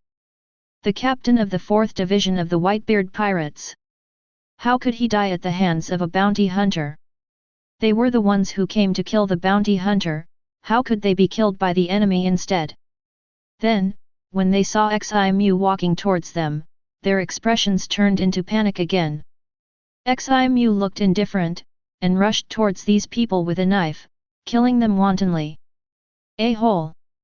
Daddy will not let you go, he will avenge us! The crew members of the 4th Division roared before they died. After killing all these people, Ximu picked up Thatch's head and left. The onlookers at the scene were all silent. Seeing Ximu leave, they immediately wiped the cold sweat from their foreheads. They should not like to watch the excitement so much in the future. Maybe even they will be killed. Who is this person? It's too scary. Walking out of the marine base in Sabayati Archipelago, Ximu was holding 2 large boxes of berry in his hands. I didn't expect this guy to have a bounty of more than 600 million. Ximu's mouth curved up. Unconsciously, pirates with a bounty of more than 600 million were not considered strong in his eyes. Behind him, the marine base captain looked at Thatch's head, sweating profusely, and shouted anxiously, "Contact Marshal Sengoku for me. Naval Headquarters, Marine Ford." What? The captain of Whitebeard's 4th team was killed by a bounty hunter. Sengoku was shocked. Beheading Sword Ximu. He knew this name, because he had caused quite a stir in Paradise before. But he never expected that this guy would be so bold that he would even dare to kill Whitebeard's son. World Economic Newspaper Headquarters.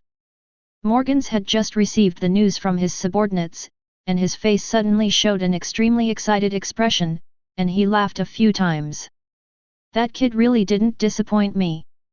He actually made such a big news again, killing Whitebeard's captain of the 4th Division. Morgans was so excited that his whole body trembled. Extra, I want everyone in the entire Grand Line to know this big news.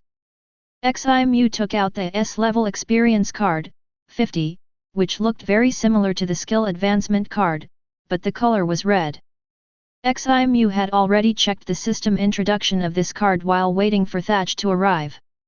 It can increase 50 experience points for any S-level skill. Swipe. Ximu opened the system interface. Host, Ximu. Age, 24 years old. Constitution, Advanced.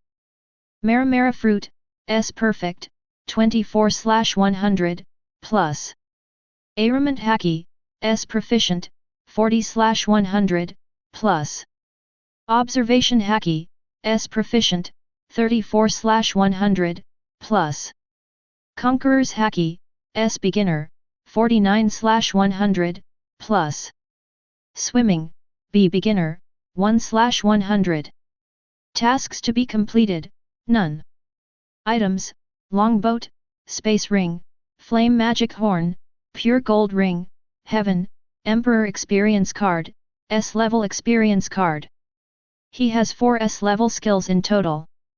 In order to prevent himself from having too big a weakness. For the past 6 months, he has not been grinding Mera-Mera Fruit much, and has put all his energy into Haki. Therefore, the experience value of Mera-Mera Fruit basically did not increase. Ximu decided to use this S-level experience card on Mera-Mera Fruit. With a thought, he clicked the plus sign after Mera-Mera Fruit on the panel, and the experience card turned into light and rushed into his body. Then he saw that the experience value of Mera-Mera Fruit began to grow rapidly. It finally reached perfection, 74/100, before stopping. Ximu also felt that his use of Mera-Mera Fruit was more exquisite. Hey! A golden flame burst out from his fingertips. The temperature around him began to rise instantly. Is this the awakening of Mera-Mera Fruit? Ximu murmured. At this time, his Mera-Mera Fruit finally entered the final stage of Devil Fruit development. Depending on the type of Devil Fruit, the effect after awakening is also very different. The awakening of Mera-Mera Fruit is to increase the temperature of the flame. The temperature of the flame he released now is almost doubled than before. This kind of golden flame, in fact, he could also release it before using the experience card, but it would take more energy to raise the temperature of the flame. Unlike now, the flames he used casually were all this kind of high-temperature golden flame. Once he consumed more energy, the temperature of the flame could surge. Ximu took out a piece of gold from the space ring, and golden flames gushed out of his hand. Almost in the blink of an eye, the gold was melted. Whitebeard Pirates, the main ship of Moby Dick. Boom! Boom! Boom! The sea shook violently, raising waves tens of meters high. Damn kid! Whitebeard roared, his expression as terrifying as a devil. Thatch is dead. And the crew of the 4th squad must have been killed, needless to say. With so many sons dead at once, Whitebeard was almost losing his mind.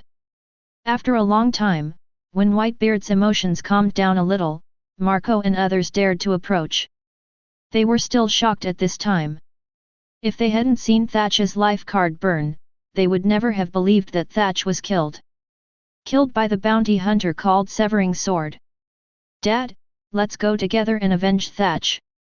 Captain of the 7th Division, Lakia, gritted his teeth. No. Marco on the side hurriedly stopped them and said, if we all leave New World, the territory here will definitely be in chaos. Big Mom and Kaido will not miss such a good opportunity. Although as long as Dad is there, even if the territory is taken away, it can be taken back later, but how many people will die during this period? Since they have accepted the offering, they must fulfill their obligations. Moreover, there are their friends on many sheltered islands. Do they ignore those people?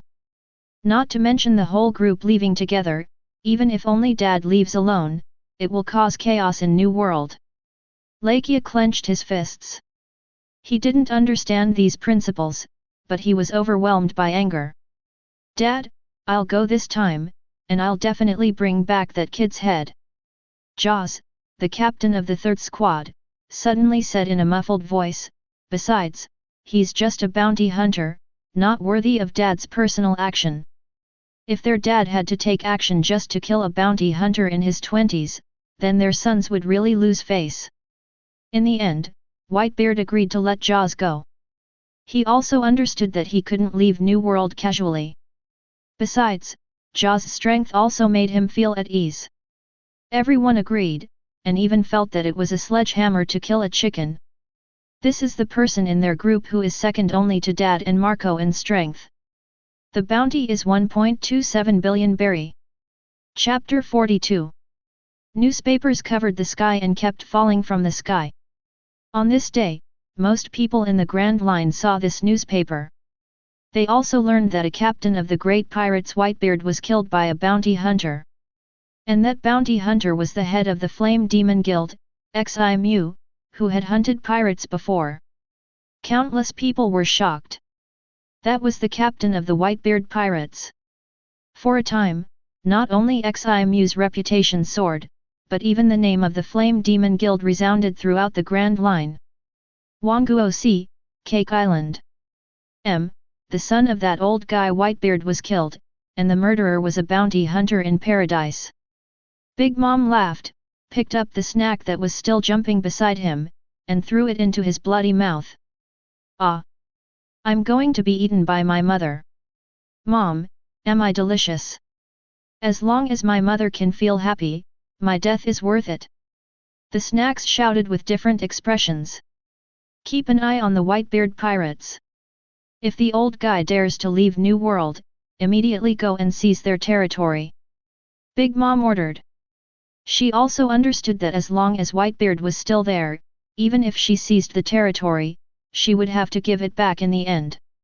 Unless she really wanted to fight Whitebeard to death. However, even if she couldn't occupy the Whitebeard pirates' territory, just looting it would be a big gain. Haha, I understand, Mom, it's already been arranged. Candy Minister Perospero laughed strangely, licking his long tongue at the corner of his mouth. Ghost Island. Kaido, who obviously couldn't drink much, still liked to drink, and he was still drunk today. Oh, lol, lol. You dared to kill Whitebeard's captain, what an interesting brat. Kaido laughed drunkenly, then suddenly burst into tears, shouting, Whitebeard, you old man, how can you be so useless that you were bullied by a brat? It's a disgrace to us pirates. Hey! The golden fire dragon flew around XIMU, he was grinding Mera-Mera fruit experience. At the same time, he was getting familiar with the golden flame after awakening. Ding! Issued the task Strongheart 2, completed the reward, S-level experience card, 100. Again. XIMU retracted the flame. Strongheart 2, because the host killed Thatch, Whitebeard was furious and had sent the captain of the third team, Jaws, to deal with the host and kill Jaws. Although Whitebeard did not come in person, XIMU did not take it lightly. Jaws' strength is much stronger than that of the captain of the fourth team, Thatch. Afterwards, XIMU asked Nami and Kuina to return to the Seven Waters first. To avoid any accidents that would distract him. In addition to fighting Jaws, he would definitely have to fight Whitebeard later, and he might not have the energy to take care of them at that time. Once Jaws was killed by him again, XIMU knew that with Whitebeard's character, he would come to him in person regardless of anything. After all, the old man values his family the most. At noon, XIMU came to a restaurant. Behind him, there were some people following far behind, all of them were paparazzi from various newspapers. Obviously, they all knew that the Whitebeard pirates would not give up and would definitely take revenge, so they wanted to get the first-hand big news from XIMU. XIMU ignored these people. Although it was a bit annoying, it was also to help him become famous. As soon as they entered the restaurant, the customers saw XIMU and immediately stopped eating, and looked at XIMU with amazement. This person killed the captain under Whitebeard. After Ximu finished his meal and left, these people dared to discuss. He is so young, but he can kill the captain of Whitebeard's men. It is a blessing for civilians to have such a powerful bounty hunter. Unfortunately, Whitebeard, who has offended him, may not live long. Yes. That's Whitebeard. In fact, countless people on the sea have the same idea. Although they were shocked that Ximu killed the captain of Whitebeard's men, they all believed that the final result would definitely be that Ximu would be killed by the Whitebeard pirates. While waiting for Jaw's arrival, Hina was worried about Ximu and took a leave from the naval headquarters to come to Sabayati archipelago. Don't worry, if I wasn't sure, I would have escaped long ago. Why would I wait for the Whitebeard pirates so stupidly? Ximu smiled. Hearing this, Hina breathed a sigh of relief. These days, she has been feeling guilty because Ximu provoked the Whitebeard pirates because of her. Ximu guessed what Hina was thinking from the expression on her face, so he smiled and comforted her, "You are my woman. If I can't even protect you, then am I still a man? Even an ordinary person knows to protect his wife. This is a man's responsibility. The spirit of a man can only be reflected at times like this. Hina, beautiful lady, can you give me some opportunities to show off?" Hee. Hearing Ximu compare her to his wife, Hina laughed and threw herself into Ximu's arms. 9 days later, Diamond Jaws came to the door. Compared to the last battle with Thatch, this battle will attract much more attention. Even the World Economic newspaper specially prepared the video Den Den Mushi in advance to broadcast the whole process live. People on many islands of the Grand Line can see this battle, including New World. Different from the small Den Den Mushi that can be carried with you, the video Den Den Mushi used by the World Economic newspaper this time are all giant, and the telepathic signal transmission is also much farther. And there are many giant Den Den Mushi as relays, so it can spread over a long distance. New World, Dressrosa, King's Highland. In the palace, the cotters of Dong Quixote family gathered together. Phew. A bounty hunter dares to go against a monster like Whitebeard. Doflamingo looked at the picture projected by the video Den Den Mushi and laughed. Staring at Ximu in the picture, a sarcastic look appeared on his face. Ignorance is really fearless. Facing Kaido, who is at the same level as Whitebeard, even he has to be careful to please him, for fear of bringing disaster to himself. Hey, Dover, seeing this guy reminds me of something. Torrible suddenly came close with a long snot hanging on his nose and said. Too close, Torrible. Doflamingo reminded with a frown on his face. Oh. Hearing this, Torrible took a step back, then pointed at Ximu in the picture and said, "Last year, the head of East Blue reported to me that a small mafia force that had been trading arms with the family was destroyed by a bounty hunter. Later, the mafia hired people from the shipping king through us to take revenge, but it seemed to have failed in the end. If I remember correctly, the bounty hunter was this guy." Doflamingo crossed his legs and looked at Ximu's handsome face in the picture, saying, "It seems that this guy has a restless factor. However, no one who can make a name for himself on the sea is quiet." Suddenly, in the picture, Ximu and Xiao Zhi started fighting. Xiao Zi's whole body turned into diamonds and rushed towards Ximu. That mighty force was like a human-shaped cannonball. Chapter 43. Whoosh! Jaw's diamond body knocked through the air. Although he was tall and strong, his speed was not slow. Ximu knew that this guy was very powerful and could compete with the giants, so he would not use his body to fight him head-on. When Jaws punched him and was about to attack him. Whoosh! With a move of his feet, Ximu disappeared on the spot. The whole process was silent. Boom! Jaws punched into the air, and the remaining force hit the ground directly. With a loud bang, a huge pit suddenly appeared. Because the Sabayati archipelago was formed by the entanglement of tree roots, the ground was already wet, and sea water soon seeped out of the big pit. Jaws jumped out of the pit in a hurry. At the same time, a golden flame column was also attacking him. Fire Fist. The source of the flame column was Ximu. Jaws had no time to dodge, and his body was hit by the golden flame, and immediately, a pain spread all over his body. This kid's flame can actually hurt me. Jaws gritted his teeth, secretly surprised. His diamond body is extremely hard, but he is afraid of fire. When Marco investigated Ximu's information, he also found out that Ximu is a Logia flame user, who should have eaten Mera-Mera fruit. However, although Jaws knew it, he was not afraid.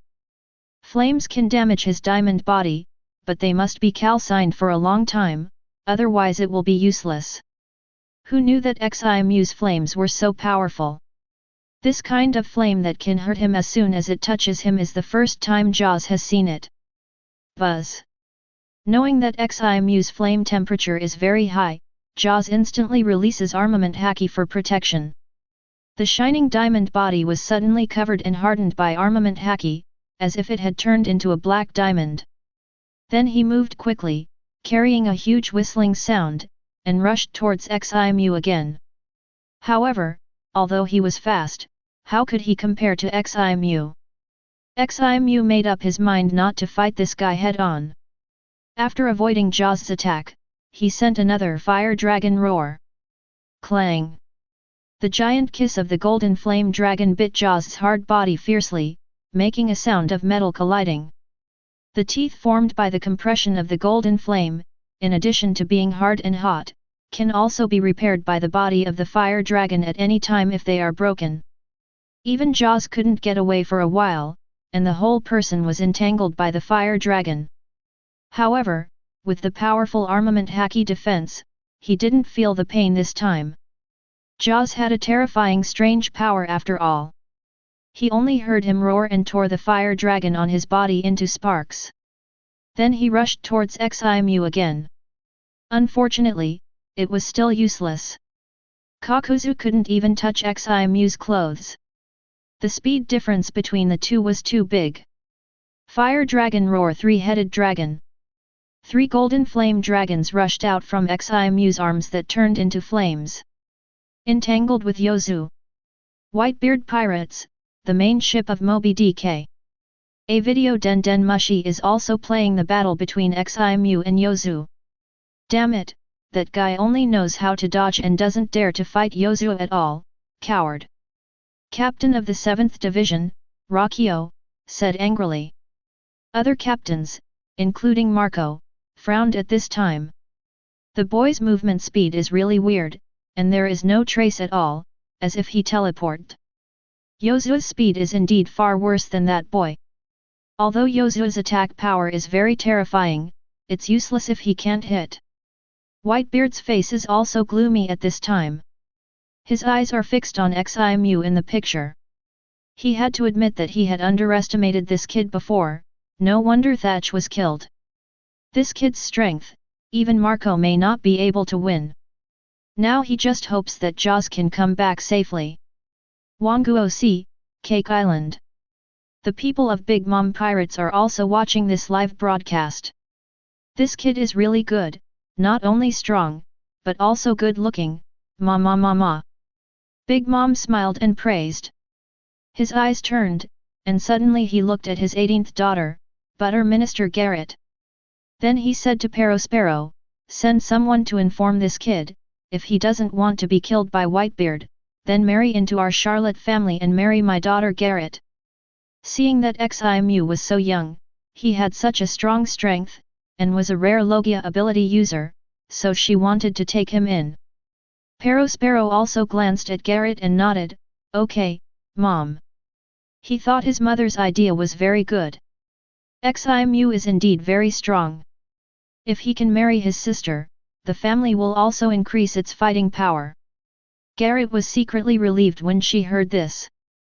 In the family, her mother's words are iron laws. She also knows that she has no right to choose her marriage partner, and she has always been worried about this. She is afraid that her mother will find her a different race and look weird. Fortunately, Ximu's appearance is the type she likes, and he is also very strong and worthy of her. Around, the other Big Mom daughters looked at Garrett with some jealousy. They are also of marriageable age, but why did their mother give such a good man to Garrett? Especially the two sisters, Strong and Snarman, who are a few years older than Garrett. In addition to jealousy, they secretly resent Big Mom in their hearts. They are all daughters, but their mother favors one over the other. Just because Garrett is stronger than them, her mother values her more. Ghost Island. This kid is pretty good. Kaido sat on a chair, looking at the screen projected by the video Den Den Mushi. He had fought with Whitebeard many times, not only when they were on the same ship as Rocks before, but also when they each formed the pirates group. He had also seen this guy named Jaws, and knew that he was Whitebeard's right-hand man. He didn't expect to be suppressed by a kid in his 20s. It's a pity that this kid is not a Zoan ability user, Kaido said as he looked at Ximu in the picture. Of the three types of devil fruit, he values Zoan the most. However, Ximu's strength is also worthy of Kaido's attention. So he plans to give Ximu a chance to become his subordinate in the future. Naval Headquarters, Marine Ford. Many officers also gathered together to watch the live broadcast. Looking at the fierce battle on the screen, many people were staring at it, and surprise appeared on their faces from time to time. Hina was also here at this time, staring at Ximu in the projection, with her jade hands clenched. Seeing this, Anne patted her shoulder gently. Crack! Garp was holding a bunch of senbei in his arms, constantly putting them into his mouth, and sitting among the crowd, watching the battle. But he didn't come here on purpose, he was just wandering around because he was bored, and saw a lot of people gathered here, so he came to join in the fun. Marine Marshal Sengoku also sat beside him. Compared to Garp's carelessness, as if he was watching a movie, his face was much more serious. Any of the two people in this picture is stronger than many vice admirals in their naval headquarters. I'm afraid only the admiral backup can match these two guys. In addition to the three monsters and marines in New World, there are countless people watching the battle between the two in the Grand Line at this time. Seeing Ximu gain the upper hand, many people were surprised. After all, Whitebeard has been famous in this sea for a long time. Few people in the entire Grand Line don't know the Whitebeard pirates. Chapter 44. Shining Clash. Jaws leaned sideways, bent his arms, and fiercely hit the fire dragon released by Ximu with his elbow. Bang! The powerful force immediately defeated the fire dragon. This guy, his body is really hard. Ximu frowned. Although Jaws couldn't hit him, his attacks had not caused any damage to Jaws so far. It seems that he can't kill this guy today without using all his strength. Ximu's eyes were burning with golden flames, and he jumped into the air with a force under his feet. Immediately, his hands turned into flames. Whoosh whoosh whoosh. Hundreds of golden fire dragons sprang out from his shoulders. Flame Dragon Formation. Fire dragons fell from the sky, all opening their mouths to bite Jaws. Clang clang clang. In the blink of an eye, 4 or 5 fire dragons bit Jaws' body. Arms, shoulders, calves, and other places were all bitten. Then, the fire dragons coiled up and wrapped around Jaws. The remaining fire dragons followed closely and entangled with him one by one. After a while, a huge golden flame dragon ball was formed. The terrifying high temperature burned Jaws, who was trapped in the middle. The air around was distorted. Sizzle! The ground formed by the tree roots was burned out with a big hole in the blink of an eye, and the seeping seawater touched the flames and was quickly evaporated. Steam filled the whole fireball. Bang bang bang! Jaws struggled hard in the golden fire dragon ball. The golden flame was already extremely hot, and the core temperature of hundreds of fire dragons entangled with each other at this time rose sharply. Even though Jaws had armament Haki defense on his body, he felt a burning pain all over his body. At this time, another fire dragon rushed out from Ximu's arm, but this time it did not completely break away from him, and the dragon's tail was still connected to his shoulder. The fire dragon bit the dragon ball. Through this fire dragon, Ximu was connected to the fire dragon ball. Suddenly, the surging flame energy surged out of him, along the fire dragon, and rushed into the fire dragon ball, making the temperature of the fire dragon ball higher and higher. And Jaws, who was trapped in the center of the fire dragon ball, also felt more and more pain in his body, and couldn't help but panic. So he struggled with all his strength. In the end, it took Jaws more than 10 minutes to escape from the fire dragon ball. Although it looked unharmed, the black diamond body was still emitting white smoke, and it was obviously burned to an extremely high temperature by the flame. Hoo! Jaws panted. Only he knew that his whole body was in great pain. On the diamond body, some tiny cracks that were invisible to the naked eye had been burned. There was even blood oozing out of it. But they were all burned by the flames, so they couldn't be seen. Naval Headquarters, Marine Ford. This kid's devil fruit should have awakened. Garp said while eating senbei. Hey, Sengoku, hurry up and get this kid into the marine, he's an admiral seedling.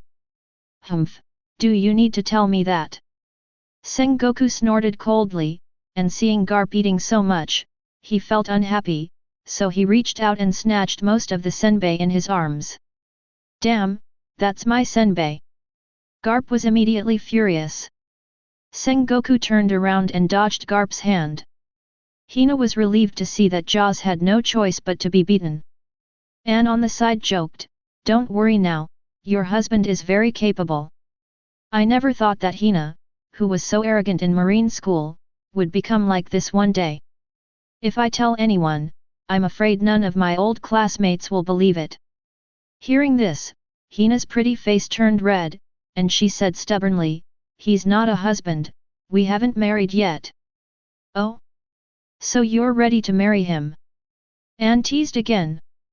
"Hate it, I won't talk to you anymore." Sabayati Archipelago. Purgatory Flame Giant. Ximu's whole body turned into flames, and then the flames soared, forming a huge fireman that was more than 20 meters tall. The huge fireman condensed and shrank, and suddenly a fire demon comparable to the giants appeared. When armament Haki covered the whole body of the demon, the dazzling gold turned into dark gold, and it looked even more ferocious. "Hey!" The flame giant punched Jaws. Jaws roared and punched the flame giant. Bang! The two fists, one big and one small, collided, and suddenly a strong wind swept around. The people watching the battle from a distance were all blown so hard that they couldn't open their eyes. Then, the flame giant transformed by Ximu kept hitting Jaws with his fists. Bang bang bang! The deafening sound filled the entire Sabayati archipelago. At the beginning, Jaws was able to fight Ximu's flame giant on equal terms.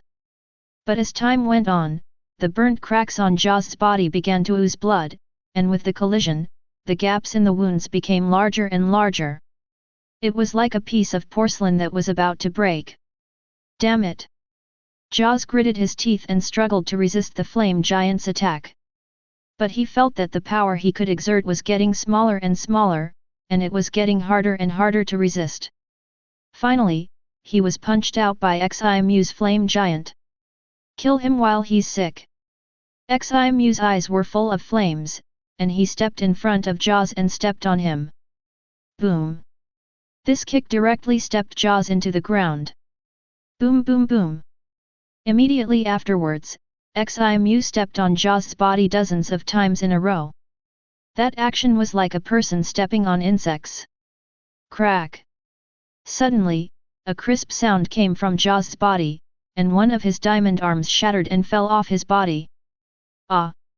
Jaws cried out in pain, and could no longer maintain his diamond form, and turned into his original appearance. At this time, the flame demon giant transformed by Ximu kicked him again. Jaws could only watch the huge foot fall on him, his eyes were bloodshot. Finally, as if he accepted his fate, he closed his eyes. Bang! A loud bang. The captain of the third squad of the Whitebeard pirates, Diamond Jaws, was trampled into a pulp. Ding! Mission Heart of the Strong 2 has been completed, and S-level experience card, 100, has been obtained. The system prompt sound was heard. Ximu turned into his original appearance. At this time, his face was slightly pale, his breathing was rapid, and he had obviously consumed a lot of physical strength. This time, he was not pretending. He had actually thought about the move of turning into a flame demon a long time ago, but he could not really use it until now after the fruit awakened, but the consumption of physical strength was still huge. At this time, the scene of Ximu stepping on Diamond Jaws to death was also spread through the video Den Den Mushi. The beheading sword actually won. This was almost beyond everyone's expectations. For a time, countless people in Grand Line were boiling. Chapter 45. Whitebeard Pirates, the main ship of Moby DK. Jaws. The captains all cried out in grief. Marco's eyes were filled with tears and bloodshot. Jaws followed his father when he was a teenager, and so did he. The two had known each other for more than 20 years and grew up together. They regarded each other as brothers. Now he actually saw Jaws being killed with his own eyes. Marco was almost going crazy. But Whitebeard, strangely, was not angry at this time, and seemed very calm. But anyone could see that he was extremely angry, but he didn't know how to express it, just like a volcano about to erupt. Let's go to Sabayati Archipelago. Whitebeard said in a deep voice, with a tone full of irrefutableness. This time, Marco didn't stop him. Because he knew that nothing he said would work now. Besides, he didn't want to stop him. He didn't care about reason or territory now. Jaws' revenge must be avenged. 2 days later. Naval Headquarters, Marine Ford. Sengoku received news from New World that the Whitebeard pirates' main ship, the Moby DK, was heading towards the Fishman Island. That monster is finally going to take action himself. Sengoku muttered to himself. A huge storm is about to roll up in the Grand Line. And what role can Marine play in it? I have to talk to Ximu, the beheading sword. Sengoku frowned. Ximu still did not leave despite the news from Sabayati Archipelago. What does that kid mean? Does he really want to fight Whitebeard? Don't want to die. Sabayati Archipelago. Hina walked out of the hotel where Ximu was staying with a sad face. She came to persuade Ximu to leave, but was rejected. And Ximu also told her that he would fight Whitebeard. Seeing Ximu's firm expression, Hina knew that it was useless to say anything. Although I don't know why Ximu must fight Whitebeard. But if Ximu dies because of this, she will never live alone. She has also made up her mind. After Hina left, Ximu continued to increase the experience points of Mera-Mera fruit.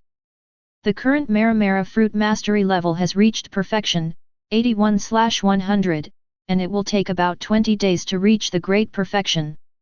The S-level experience card, 100, rewarded for completing Strong Heart 2 can increase the S-level skill by 100 experience points. Ximu used it on Conqueror's Haki. He raised Conqueror's Haki to proficiency, 49/100. Now his Conqueror's Haki has reached the proficiency level. Ding! Issued the task Strong Heart 3, completion reward, S-level experience card, 100, *3, pure gold ring. Strong Heart 3, host killed Jaws, making Whitebeard extremely angry, and he has come to kill host in person. Don't run away, fight with Whitebeard, and repel Whitebeard. Is it enough to just repel at this time? Ximu breathed a sigh of relief. If the mission requirement this time is still to kill the enemy, then even if he uses the Emperor experience card, he may not be able to do it. It should be said that it is worthy of Whitebeard, even the reward for completing the mission is much more generous. Not only are there 3 S-level experience cards, but also a pure gold ring. This is the first time that the system gives two kinds of reward items for one mission. In the afternoon, Anne suddenly came to the door alone. She came with a mission this time. Under the order of Marine Marshal Sengoku, she came to recruit Ximu into the Marine. And promised that as long as Ximu was willing to join the Marine, he would not only be protected by the Marine, no longer have to fear Whitebeard, but also immediately obtain the rank of Rear Admiral of the headquarters.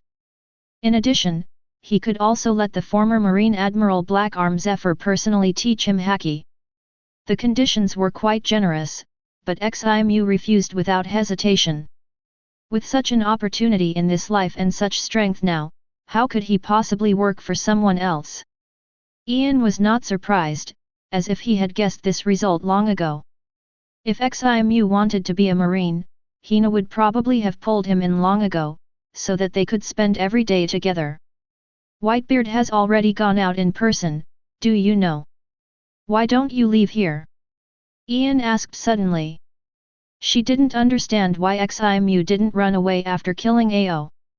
Instead, it seemed that he deliberately stayed in the Sabayati archipelago, waiting for the Whitebeard pirates to kill him.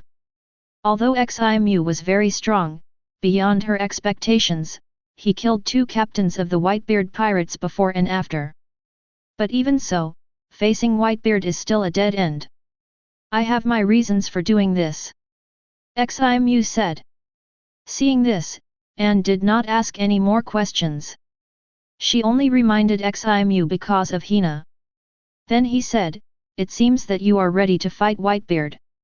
In this case, the Marshal hopes that you can set the battlefield somewhere else, not in Sabayati archipelago, so as not to hurt innocent people. There is an uninhabited island a few dozen miles away from here, which can be used as a battlefield. As he said, he took out a permanent pointer. Ximu did not refuse and reached out to take it. This face can be given to Sengoku. And he didn't want to affect the ordinary people of Sabayati archipelago because of his battle with Whitebeard. Not long after Anne left, someone from the Big Mom pirates found Ximu. And they also came to recruit him, but the conditions were different from Marine. He must become the son-in-law of the Big Mom pirates to protect him. Hearing this, Ximu's face turned black and he refused directly. But the other party's attitude was very arrogant. Seeing that he didn't agree, he threatened, so Ximu kicked him out. Damn it, the feud with Whitebeard hasn't been settled yet, and I've provoked Big Mom again. Ximu's face was ugly. However, he soon didn't take it seriously. After this battle with Whitebeard, if he lost, the result would be self-evident, and he would definitely die. Even if Big Mom wanted to make trouble for him, he would have no chance. If he repelled Whitebeard, Big Mom would not provoke him for such a small matter. After that, Ximu bought a lot of food and fresh water in Sabayati archipelago, put them into the space ring, and then turned into a fire phoenix and flew towards the uninhabited island. It arrived in a short while. This is a very desolate island, without even a decent tree, and there are rocks and weeds everywhere.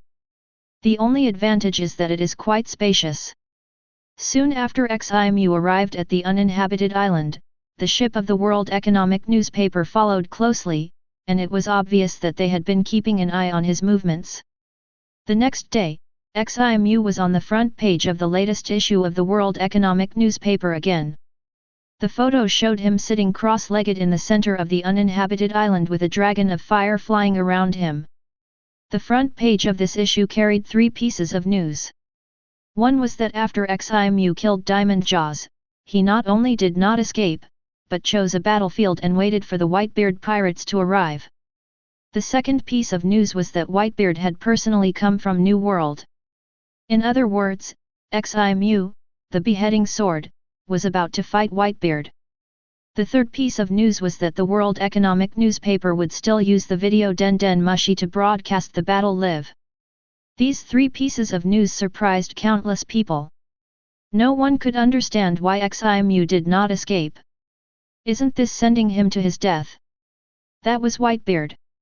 In the next few days, many ships headed towards the uninhabited island where Ximu was. But they didn't get close, and stopped on the sea in the distance. These people came to watch the battle on site, and the video is not as exciting as seeing it with your own eyes. Chapter 46. 5 days passed quickly. As time went by, more and more spectators arrived at the scene. There were hundreds of sailboats floating on the sea around the uninhabited island. There were tens of thousands of people. These people had only heard of Whitebeard's famous name, or had seen Whitebeard's photos in newspapers and bounty notices. This time they wanted to see this legendary pirates with their own eyes. They would brag about it in the future. Suddenly, a sailor standing on the mast lookout, holding a telescope and observing, shouted excitedly, "Here they come! Whitebeard's fleet is here!" Hearing this, everyone was refreshed. They quickly took out the telescopes they had prepared in advance and looked into the distance. They saw hundreds of sailboats of various shapes coming here. The first one was a huge ship that looked like a whale. It was the main ship of the Whitebeard pirates, the Moby Dick. On the deck, an old man with a tall figure, wearing a coat and a white beard like a crescent moon, stood with a knife. This old man is the captain of the Whitebeard pirates, the great pirate of Berry with a bounty of 5.046 billion, Whitebeard Edward Newgate. Buzz. At this moment, a domineering aura burst out from Whitebeard's body. Many people fainted instantly. And this is just a little aftermath. The real target of this aura is Ximu on the uninhabited island. Feeling the pressure on his body, Ximu's pupils suddenly shrank, and he also released a domineering aura. The two auras collided with each other. Immediately, as if a chemical reaction occurred, a black and red airflow was formed, spreading throughout the surrounding space. More people fainted because of this. However, because Ximu's Conqueror's Haki was too different from Whitebeard's, he only slightly pushed Whitebeard's Haki a few meters away. And soon the contact point began to shrink back again. It's too different. Ximu gritted his teeth, then with a thought, he took out the Emperor Experience card. Ding! Do you want to use the Emperor Experience card? The system prompt sounded. Use. Ximu muttered in his heart. The Emperor Experience card suddenly turned into a surge of energy and poured into his body. Ximu's physique quickly began to strengthen. Although it was only a temporary enhancement, this feeling was very similar to his own experience, and it was extremely strong. Not only did his physical fitness become stronger, but all the skills that Ximu knew were also upgraded to the level of great perfection. This naturally included Conqueror's Haki. Boom! Then, the contact position between Ximu and Whitebeard's Conqueror's Haki quickly began to move outward. Soon it reached the middle position of the same level. The people of the Whitebeard pirates were originally very happy to see Ximu being suppressed by his father's conquerors. But now such a scene has appeared again, how can they not be shocked? All of them exclaimed, "Impossible! Ximu has the talent of conquerors, although this talent is also rare, there are still many people in the New World who have it. However, his conquerors can actually compete with Dad's. This is simply impossible. Although Conqueror's talent is innate, if you want to improve the strength of Haki, you have to rely on acquired experience. Dad's Haki can reach such a strength, which is formed after countless battles with strong people. But Ximu is only a few years old. How could he have the same experience as Dad and be able to improve Conquerors to the same level as Dad?" However, what shocked them was still to come. The contact point of the two conquerors actually began to slowly move towards Whitebeard's direction. In other words, in this conqueror's competition, Whitebeard fell behind. Marco and others almost popped their eyes out. I even wondered if I hadn't woken up yet, so I saw such a weird scene. At this time, Whitebeard suddenly put away his conqueror's Haki, and waved his hand to disperse Ximu's Haki. This kid is so capable. Whitebeard was shocked and couldn't believe it. Among the conquerors he knew, only Roger and Rox could match him. Even Golden Lion, Big Mom, and others were not as good as him. This kid is a little strange. Whitebeard frowned. He had never seen such a person in his life. This was not something that could be described as a genius. But no matter what this kid relied on, he would die today. Land on the island. At Whitebeard's command, hundreds of ships headed for the uninhabited island. This time, in addition to Whitebeard, all the squads of Whitebeard's group followed. The reason why so many people came was not because they were worried that their father would lose, but to guard against marine.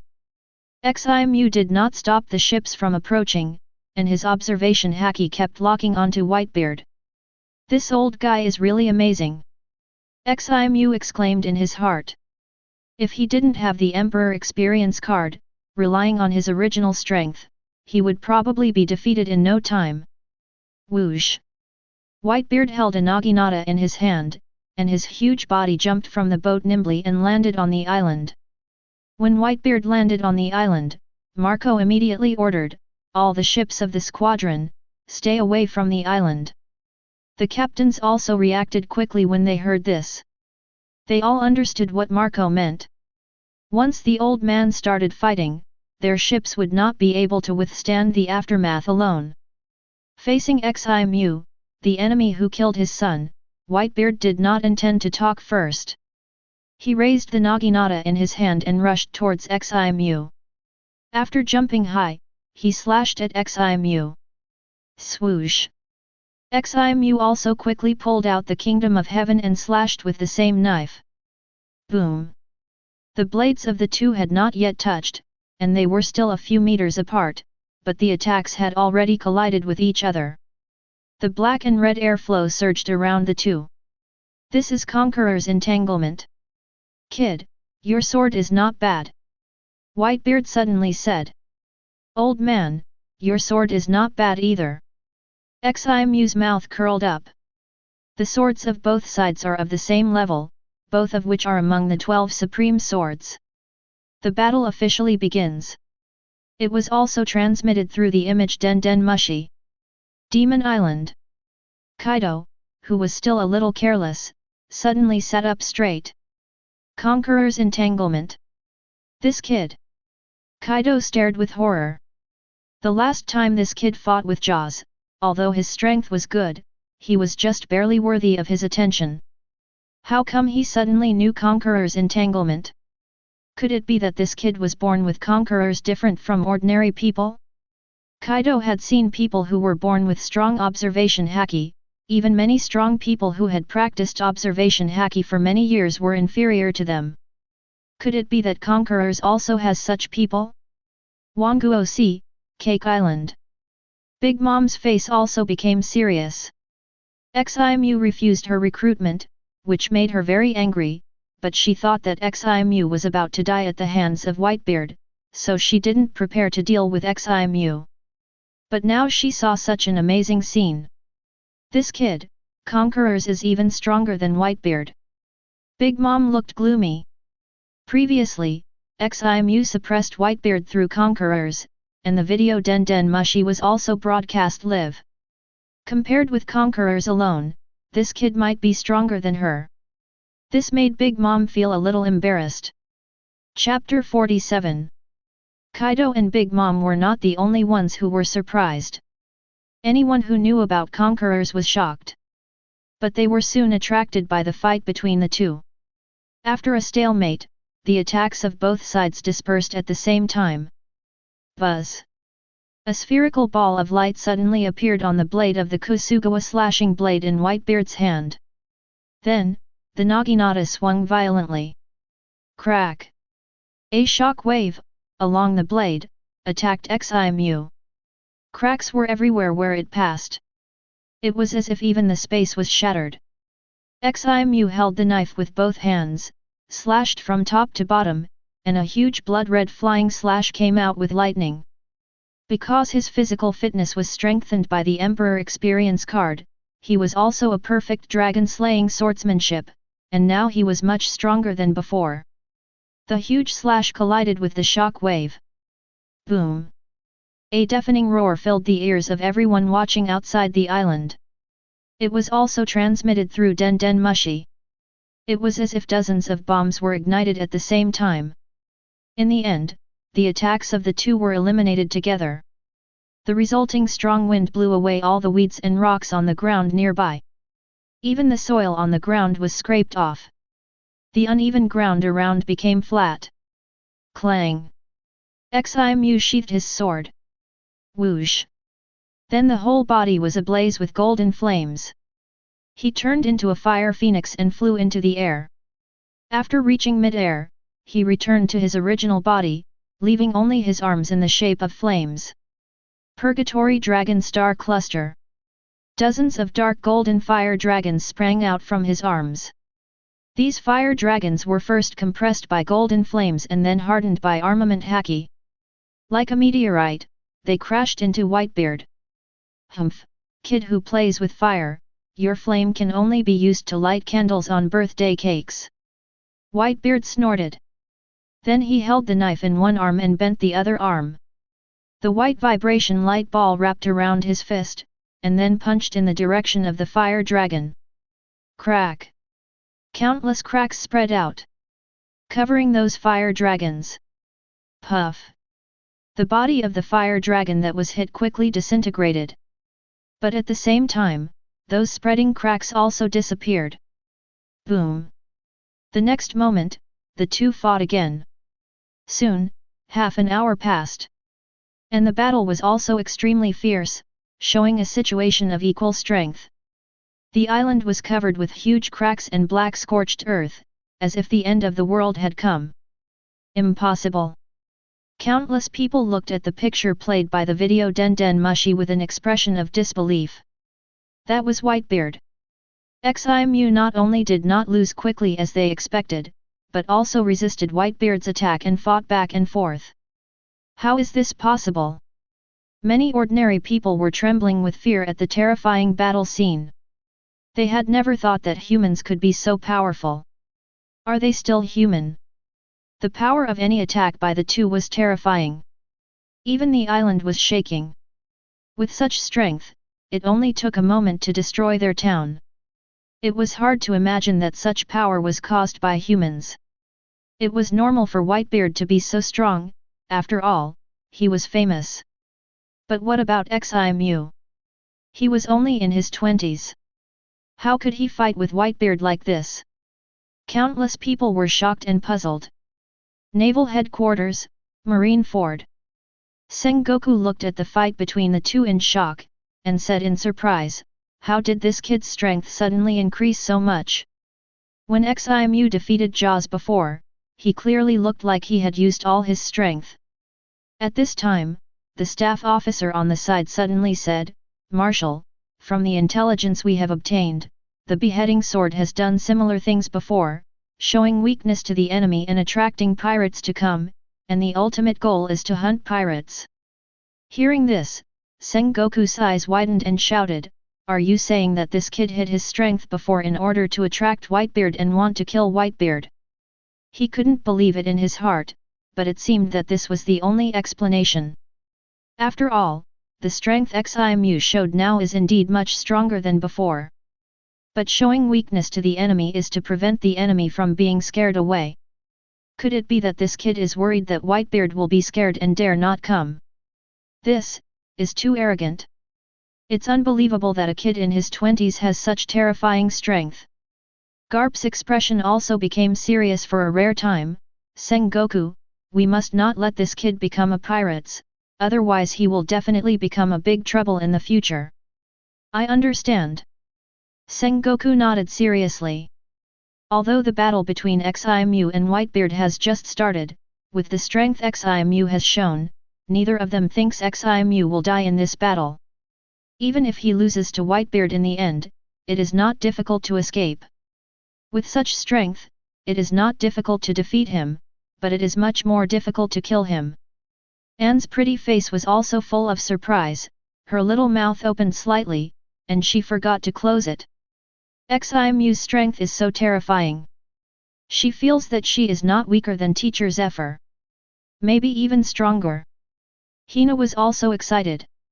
God knows how worried she was during this period of time, and she lost her appetite every day. Until this moment, she really relaxed and subconsciously reached out to touch her abdomen. At this moment, many strong men came to the same conclusion through the live broadcast of the video. That is, Ximu's strength is not worse than Whitebeard. At least it is at the same level. Although it is shocking and unbelievable, this is the fact. Chapter 48. Dressrosa, King's Highland. Palace. How could such a thing happen? Doflamingo's face was grim, and his veins were bulging. He was shocked beyond words. A person in his 20s could never have such strong strength. This was no longer a question of whether it was reasonable or not. It was something that should not have happened at all. It was as if something in a dream suddenly became real.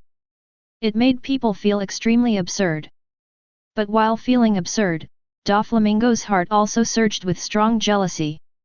Why? He was obviously the descendant of the Creator, with the most noble bloodline. Why was he not as good as a boy in his 20s? That boy could already fight Whitebeard, but he could only smile at Kaido. He was too angry, and his blood surged.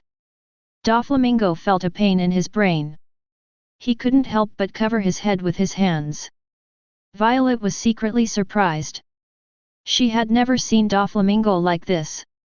He felt a sense of pleasure in his heart. No matter how unbelievable the outside world was, Ximu's battle with Whitebeard continued.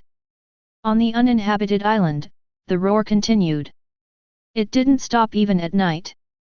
On the morning of the second day of the battle, the sun had just risen. Several shock waves attacked Ximu from all sides at the same time, surrounding him. I saw that the space around him was full of cracks and was spreading rapidly towards him. Big flame ring fire tornado. Ximu opened his arms, and then a golden fire ring suddenly condensed around him, and his body was surrounded by it. The fire ring looked very dazzling, more dazzling than gold.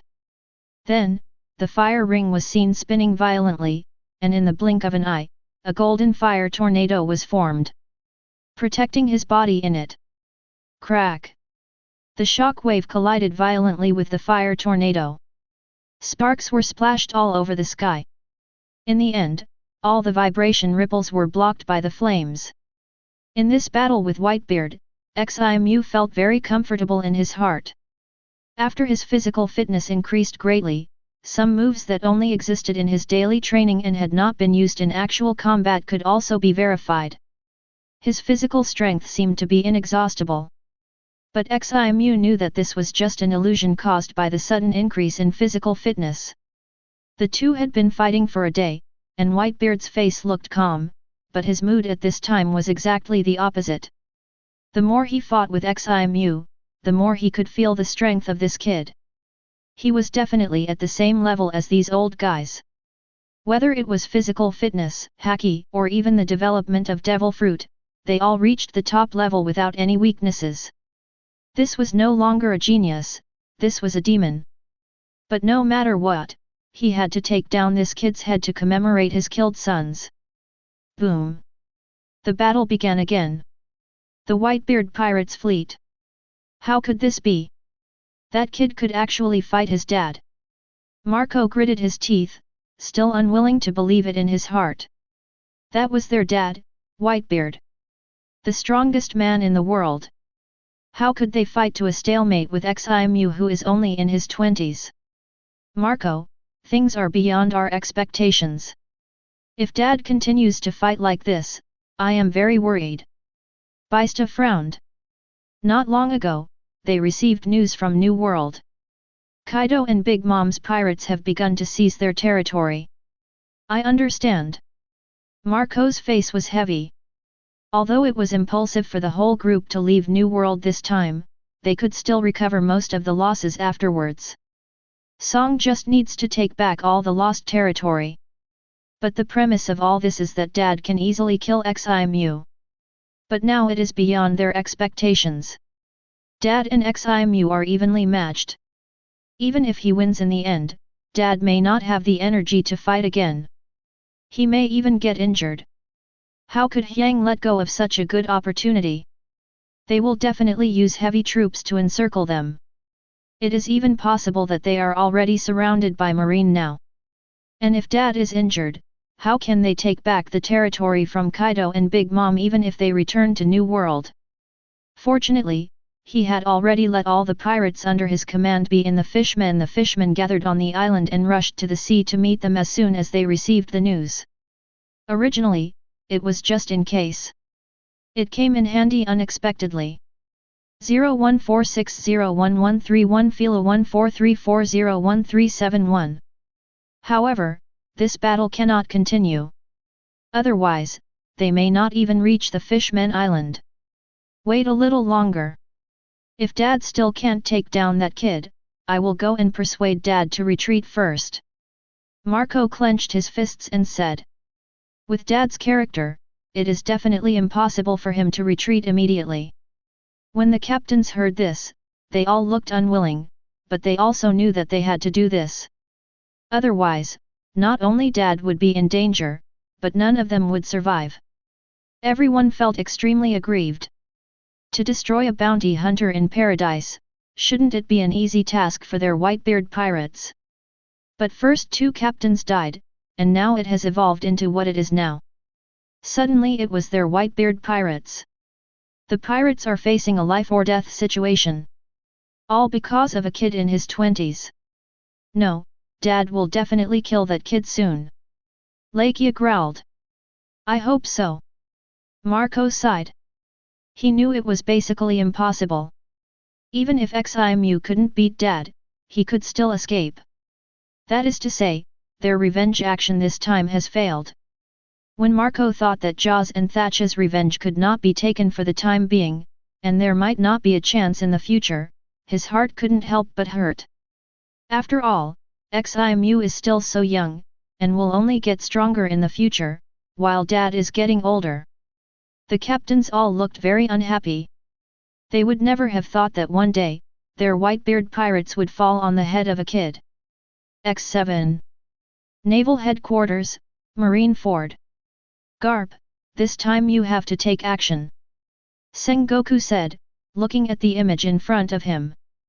Garp hesitated for a moment and nodded, okay. Although he didn't want to take advantage of others, he was a Marine and Whitebeard was a pirate. It was his duty to capture the pirates, and he knew he had no right to act willfully. It's a pity that Kuzan and the others have other tasks, otherwise it would be more certain. Sengoku said again. Aokiji and Akainu are currently guarding the G1 branch of New World to prevent Kaido and Big Mom. What annoyed him was that Kizaru was called by celestial dragons to be a bodyguard. Otherwise, it would be more certain to capture the Whitebeard pirates by combining Garp and Kizaru. Marco guessed correctly, the Marines have formed a siege, and the uninhabited island is surrounded. Just wait for Whitebeard to be exhausted, and then start to wipe out the Whitebeard pirates. Chapter 49. Boom! The 100-meter-tall flame giant, holding a dark gold flame sword several tens of meters long, attacked Whitebeard's Naginata.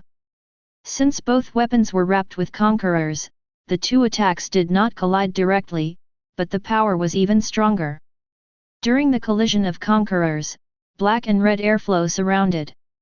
On the uninhabited island, the wind and sand were flying everywhere. Even the people watching the battle on the sea in the distance were affected and covered their eyes with their hands. Hey! The flame giant raised his arms again and slashed at Whitebeard again. The dark gold flame sword brought a huge whistling sound.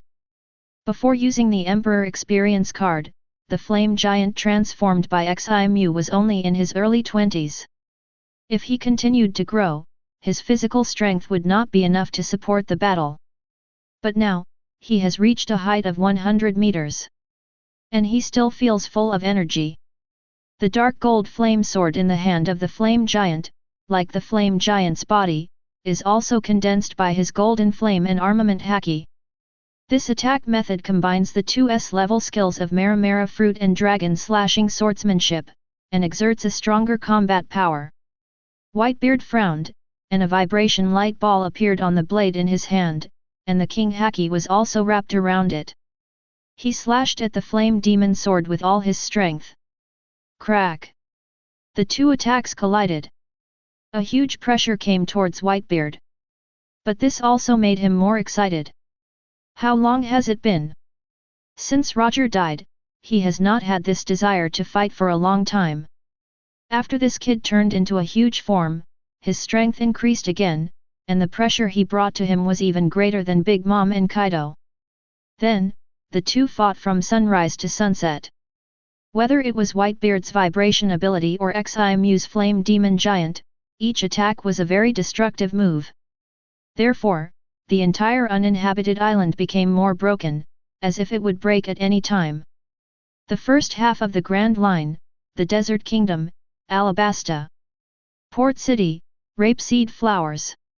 A video Den Mushi arranged by the World Economic News was broadcasting the battle between Ximu and Whitebeard. Seeing the terrifying fighting power of the two, the people exclaimed from time to time.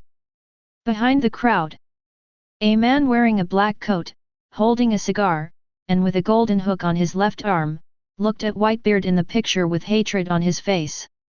This man was Crocodile, one of the 7 warlords of the sea. Whitebeard. Crocodile gently stroked his broken arm, as if he felt the pain again. This arm of his was cut off by Whitebeard. As a Logia user, he always thinks highly of himself, so after arriving in the new world, he directly challenged the so-called strongest Whitebeard, but he was beaten hard. Not only was he easily defeated by Whitebeard, but he also lost his left arm. It also made him understand that there is a big gap between him and the top strong men.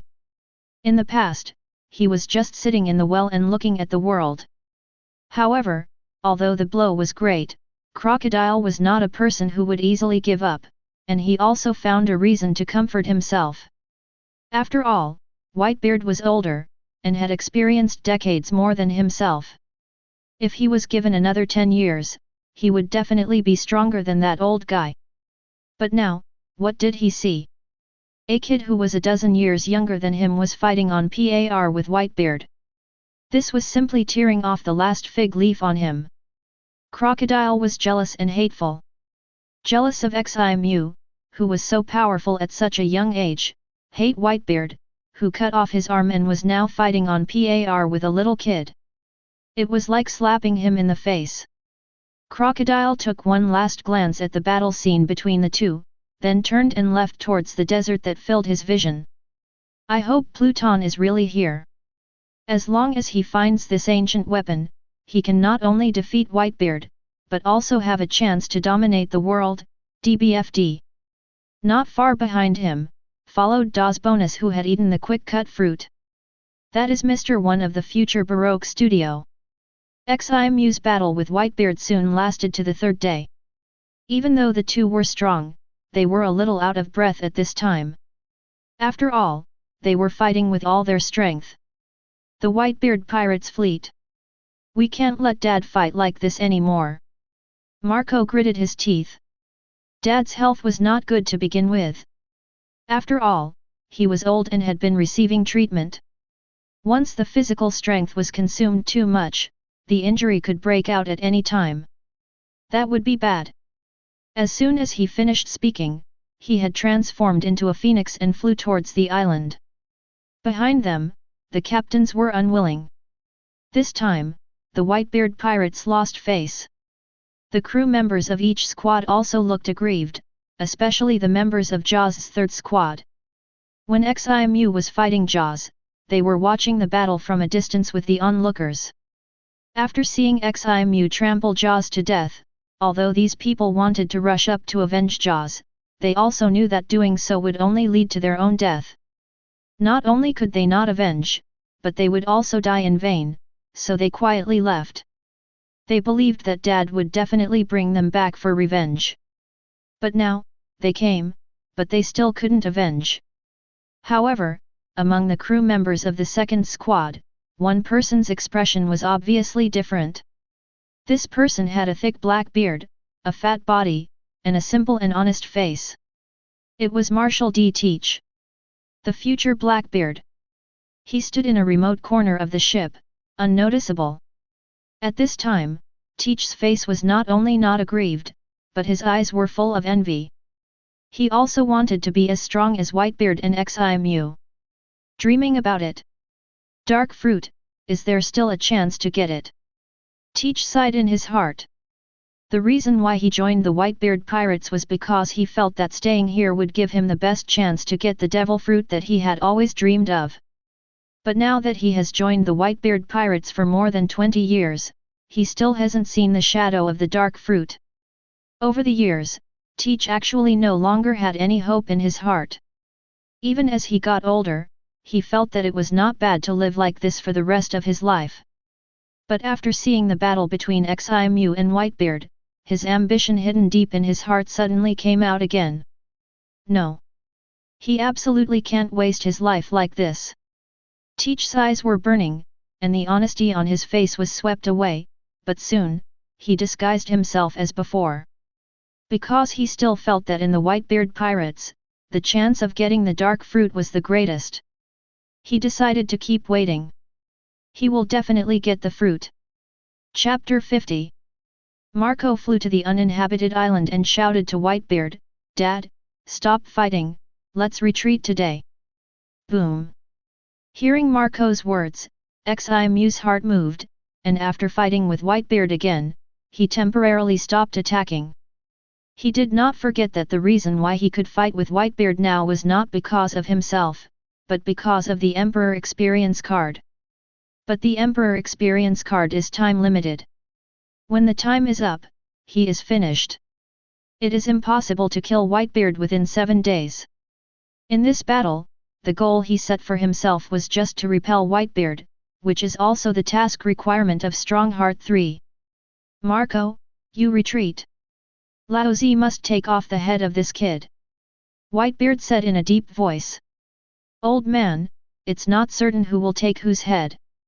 Ximu chuckled, then glanced at Marco and said, "However, I can promise you that if your Whitebeard pirates retreat now, I will not pursue them. We can settle the feud between us later." Hearing this, Marco breathed a sigh of relief. It seemed that Ximu, the beheading sword, did not want to continue fighting with his father.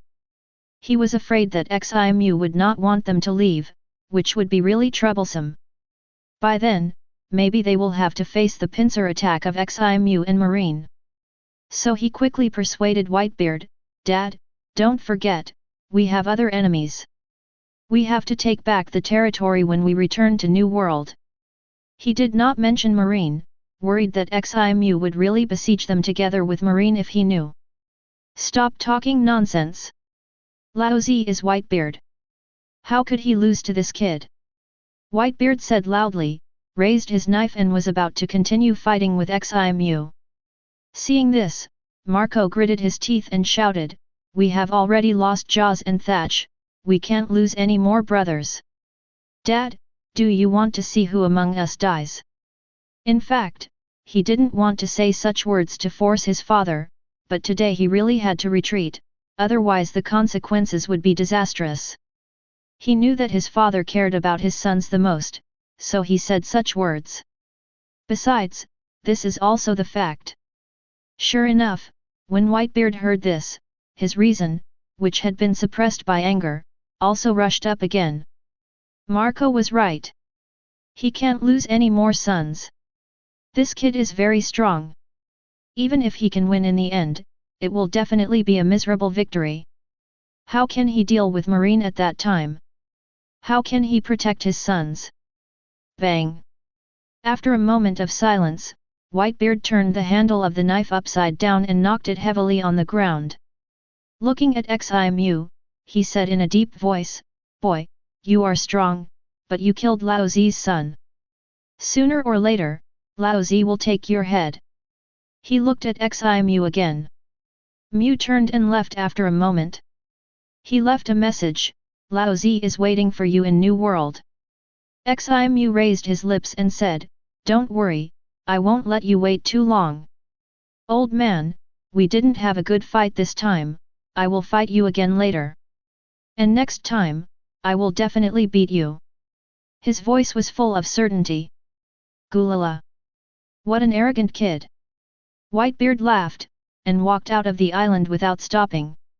This was also the first time he laughed after meeting Ximu. The death of Jaws and Thatch really made him sad. But Whitebeard had seen death all his life, so he would not indulge in pain and act like a little girl. He just had to keep his sons in his heart forever. As pirates, death is destiny. At least for most pirates, this is the case. When he saw Whitebeard and Ximu suddenly stop fighting, and after Whitebeard returned to the Moby Dick, everyone knew that this amazing battle was over. Whitebeard pirates are retreating. Are they admitting defeat?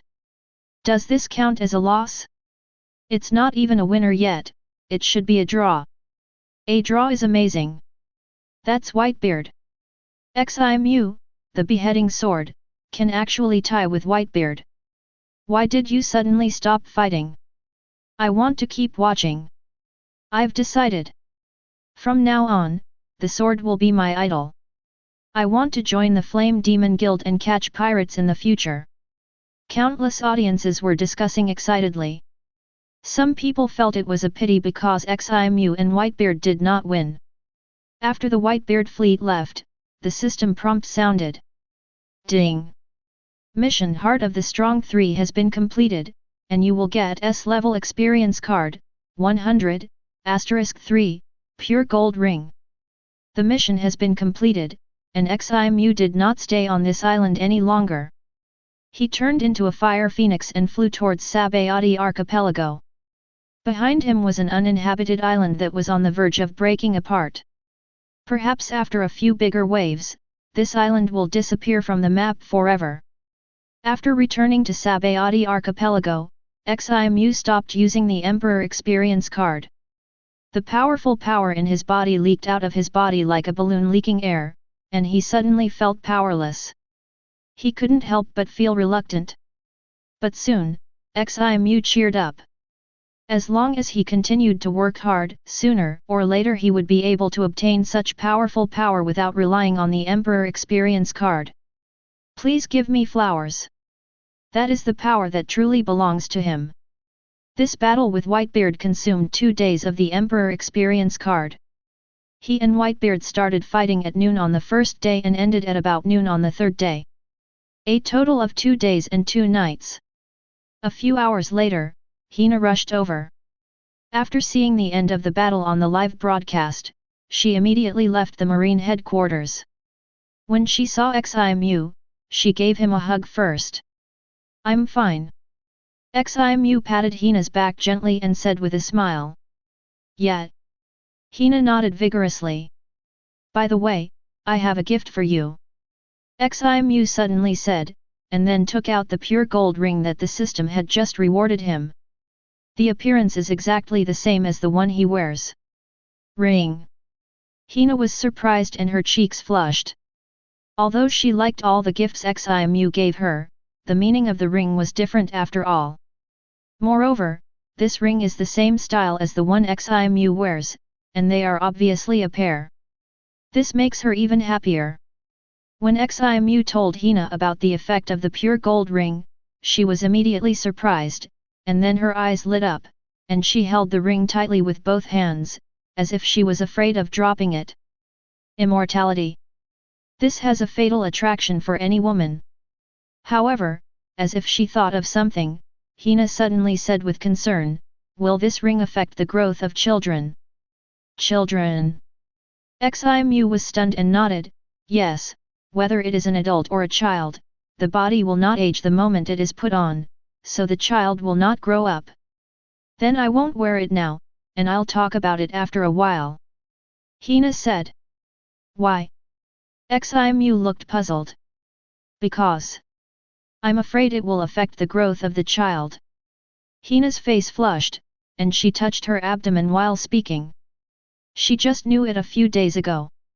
The doubts on Ximu's face gradually disappeared, and the corners of his mouth gradually opened, revealing a look of surprise. He quickly attached the observation Haki to Hina. Then he realized that in addition to the sound emitted by her own body, there was indeed a faint sound in Hina's abdomen. Haha, I'm going to be a father. Ximu laughed ecstatically, and then hugged Hina tightly. In his 2 lives, this was his first time to be a father, and the joy in his heart was really indescribable. Hina also snuggled in Ximu's arms with a happy face. Chapter 51.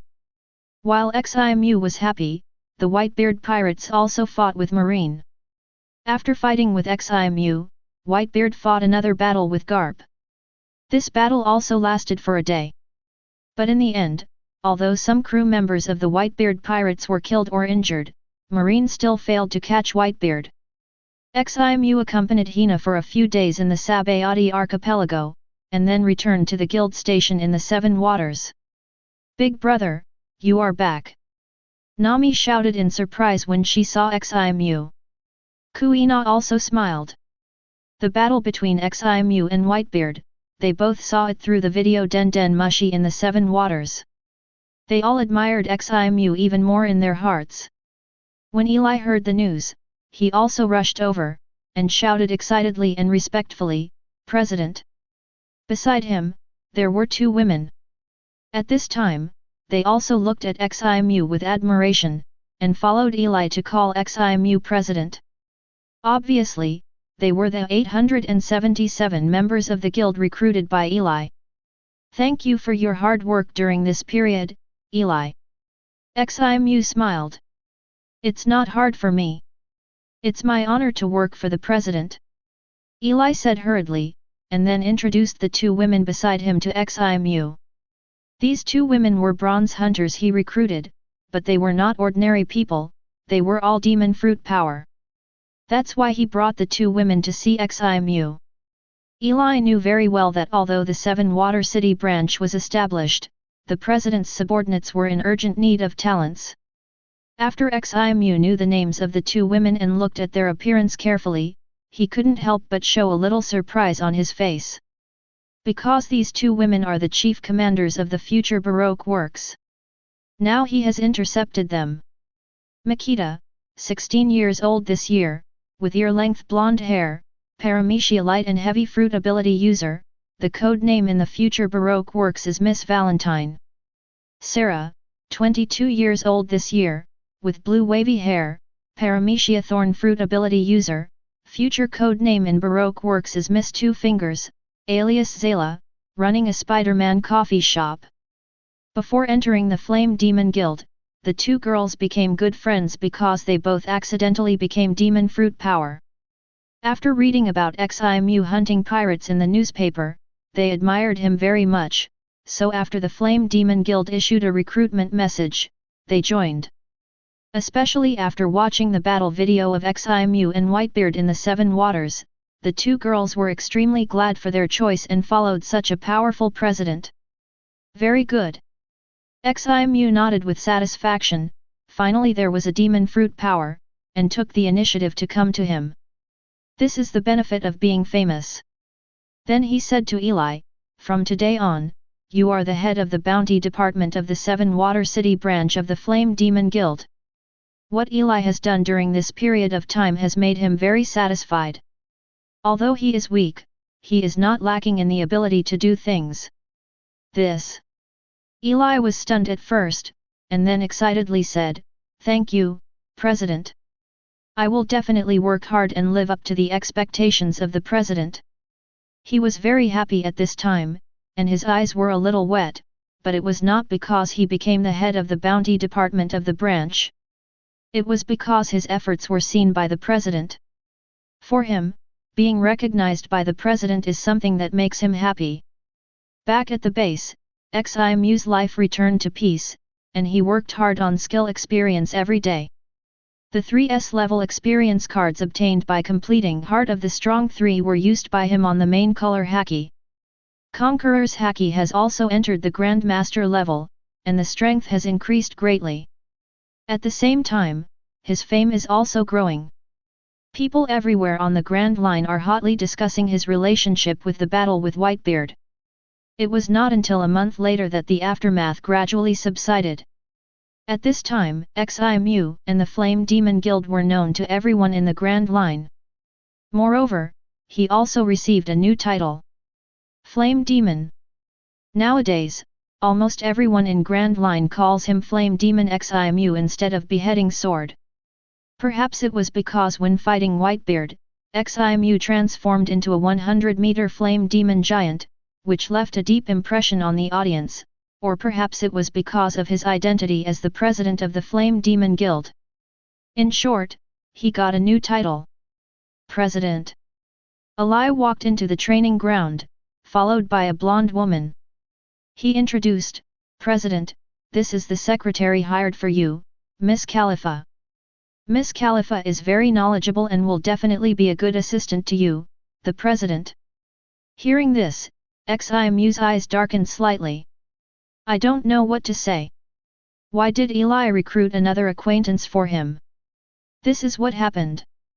Eli thought Ximu should have a secretary as his assistant, so he proposed to hire one. Ximu thought about it and felt that he should have a secretary. When he was in East Blue, this position had always been done by Jin. Anything can be passed on and handled by the secretary, which can help him save a lot of time, so he agreed. But who would have thought that Eli would actually recruit Khalifa from CP9 for him? Just then, the system suddenly sounded a prompt. Ding! Issue the task Rebellion, completion reward, skill advanced card, C. Rebellion, Marine Marshal Sengoku, worried that the host would become pirates, applied to the world government to send spies to lurk around the host so that he could know the host's movements at any time. Rebellion Khalifa, change his will, and make him loyal to the host. So that's it. Ximu touched his chin, then nodded and agreed, accepting Khalifa. A skill advancement card, C, is not a generous reward for him now, but Khalifa himself is a talent, so this deal is worth doing. Besides, his flying stone skill is still D-level now. As Ximu's strength increases, the effect of this skill has been somewhat unable to keep up with him. There is a skill advancement card, C, that can just improve the flying stone skill by 10 times. The power of the flying stone skill is indeed much worse than that of Mera-Mera fruit and dragon slashing swordsmanship, but Ximu is still willing to spend some time on this skill. Each skill has a different effect. For example, after using the skill advancement card to upgrade the level of swimming, B, Ximu has no time to grind because of the Whitebeard Pirates group. Therefore, in the past month, in addition to upgrading Mera-Mera fruit and dragon slashing swordsmanship, he has also upgraded the level of Mera-Mera fruit and dragon slashing swordsmanship. In addition to reaching the great perfection, Fruit also spent some time on this skill. After all, this skill is likely to help him overcome his weakness of fear of water. And the flying stone skill is just as useful. This skill can greatly improve his throwing accuracy. It is not just when using stones or fire bombs. This skill can actually be used universally. It is effective for long-range attacks. For example, Flying Slash and his long-range attacks with Mera-Mera fruit can increase the accuracy by 1.7. Here in the Grand Line, many strong people have Observation Haki, which can lock the target. Therefore, this skill seems to have little effect. In fact, it is not. There is a big difference between the two. For example, many powerful swordsmen can kill the enemy with Flying Slash at a distance of 100 meters. You can rely on the Flying Stone skill. Ximu can use Flying Slash to make a more accurate slash from a distance of 100 meters. He said that if he cuts a person's upper eyelid, the slash will definitely not hit the lower eyelid. And if the enemy moves too fast, it will be much more difficult for the swordsman's Flying Slash to hit the enemy, even if he has the Observation Haki lock. But the Flying Stone skill can greatly increase Ximu's accuracy. So as long as there is a chance to improve the level of these low-level skills, Ximu will not give up. Because this can make his overall strength more comprehensive, and eventually grow into a true hexagonal warrior. Chapter 52. Khalifa's eyes behind his glasses looked at Ximu inconspicuously. This man, who was only a few years older than him, actually fought a tie with the New World's big pirate Whitebeard. It was really surprising.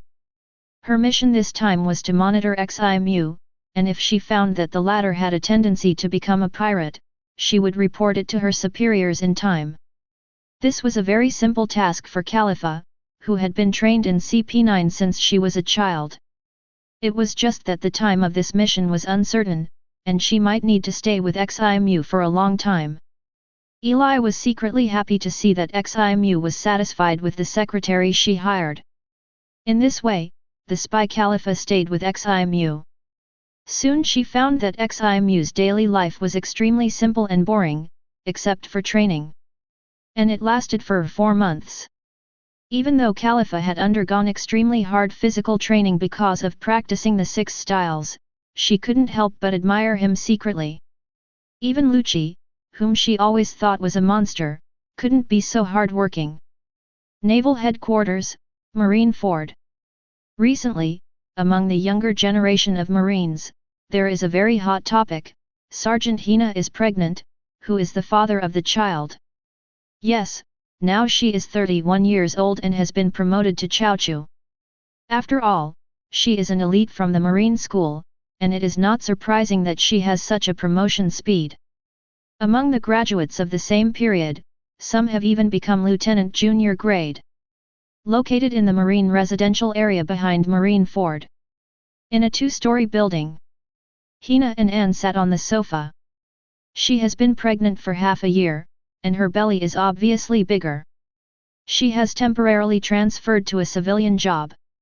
Anne, who was standing by, was curious and occasionally reached out to touch Hina's round belly. If your admirers knew that the father of the child is the now famous flame demon Ximu, even if they can't beat him, there will definitely be many people who will go to fight him. Anne said with a smile. Recently, among the Marines, I don't know how many of Hina's admirers are investigating the identity of the child's father. Because Hina had been at the headquarters, everyone naturally thought that the criminal must be his colleague Zhuangji. For a while, any young male Marine who was a little bit outstanding would be stared at with suspicion when he went out. Without knowing it, Ximu had become the public enemy of the younger generation of Marines. Hina also smiled on her pretty face, and her jade hand gently rested on her round belly. She had already checked and found that it was a girl, which made Hina very happy. Because she liked little girls more. And Ximu also said that she liked girls more, which made her even happier. Bolu bolu, bolu bolu bolu. The den mushi placed on the wooden coffee table suddenly called. Hina smiled and took it over. She knew it must be Ximu calling again. After chatting with Hina for nearly an hour and asking her to take care of herself, Ximu hung up the phone. Kajia. The den mushi called, then crouched down with eyes closed. In 2 months, Hina can take maternity leave. The two have already decided to wait for the birth of the baby in the 7-water capital. Ding! Posting the task Shishibukai Nemesis, completion reward, physical strengthening liquid, small, dot. Shishibukai Nemesis, defeat or kill a 7 warlords of the sea. The system prompt sounded, and a new task was released. This time, the task is to target the 7 warlords of the sea. Ximu pondered. The strength of the 7 warlords of the sea is uneven, some are strong and some are weak. The strong ones are like Hawkeye my hawk. Without using the Emperor experience card, Ximu is not sure that he can win by relying on his own strength. The weak ones are like Crocodile and Gecko Moria, who are simply the shame of Shishibukai. Of course, you have to pick the soft persimmon. Ximu decided to go to Moria. As for why he didn't choose Crocodile, there are 2 reasons. First, he didn't know whether Crocodile was in Alabasta now. If you choose to use Crocodile to complete the task, you need to investigate further, and Gecko Moria, Ximu knows that Guy is now in the magic triangle. Second, Ximu needs Crocodile to help him find Robin. As long as he does not interfere with the change, Robin will join the Baroque works in the future, and he will be able to meet Robin at that time. Otherwise, the sea is vast, where can he find his savior? Speaking of which, the Shishibukai members at this time are different from Luffy's sea fashion. Bartholomew Big Bear is not one of them. Currently, there is a man named Hanafusa, whose title is Lizard King, and it is said that he is a Zoan ancient species ability user. Ximu also saw it in the newspaper. In the future, after Ace goes to sea, he should defeat this guy, so he was invited by the world government to become a Shishibukai. Because Ace refused, Tyrant Energy took this position. Ximu checked the details of the reward again. Physical strengthening liquid, small. After taking it, the physical fitness can be improved to the intermediate level. It is only effective for physical fitness below the intermediate level. It can directly improve physical fitness. Ximu was surprised.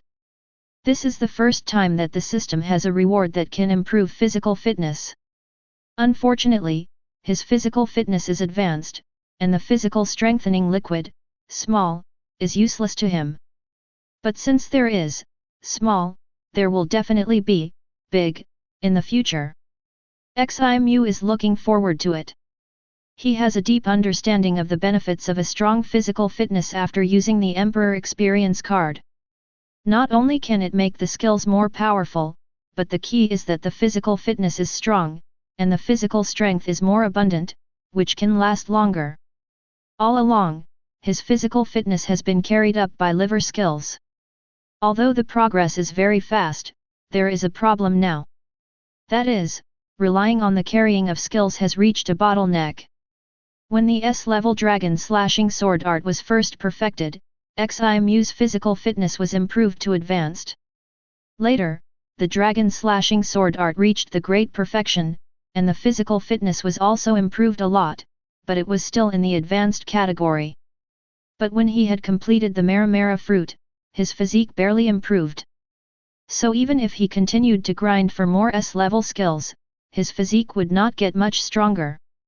Therefore, if you want to improve your physique, you either have to train yourself or get an SS level skill. But now the system rewards have something like physique strengthening liquid. This gives Ximu another way to improve his physique. Although the physique strengthening liquid, small, is useless to him, it can be given to Hina or Kuina. Ximu opened the system panel and called up the navigation map of the entire sea. He soon found the magic triangle. This sea area is between the magnetic route of the Seven Waters City and the Fishman Island. It takes about 4 or 5 days to sail from the Seven Waters City. Chapter 53. The Flame Demon Horn was sailing on the sea. This time, Ximu brought Kuina and Nami, as well as Khalifa and Sarah, to hunt Moria. It was not easy to complete the task of rebellion. After 4 months of getting along, although he seemed to be familiar with Khalifa, Ximu knew that most of her daily actions were disguised. Khalifa was obviously a very qualified agent. The temptation of money or status was useless to her. Besides, Ximu couldn't think of any better way to rebel a woman except to make her fall in love with him. This was also what he thought was the most effective way. Therefore, he wanted to spend more time with Khalifa and find opportunities to make her fall in love with him. As for why he wanted to bring Sarah, it was because Ximu was going to set up the intelligence department of the Seven Water City branch and wanted her to be the director. If she hadn't joined the Flame Demon Guild, Sarah would have become Mr. One's partner after joining the Baroque works in the future. She had a very high status. And she was also very talented in this area. She used the alias Zayla, and opened the Spider-Man coffee shop, which was also the headquarters of the Baroque works, where the chief commanders gathered. But no one had ever discovered her identity.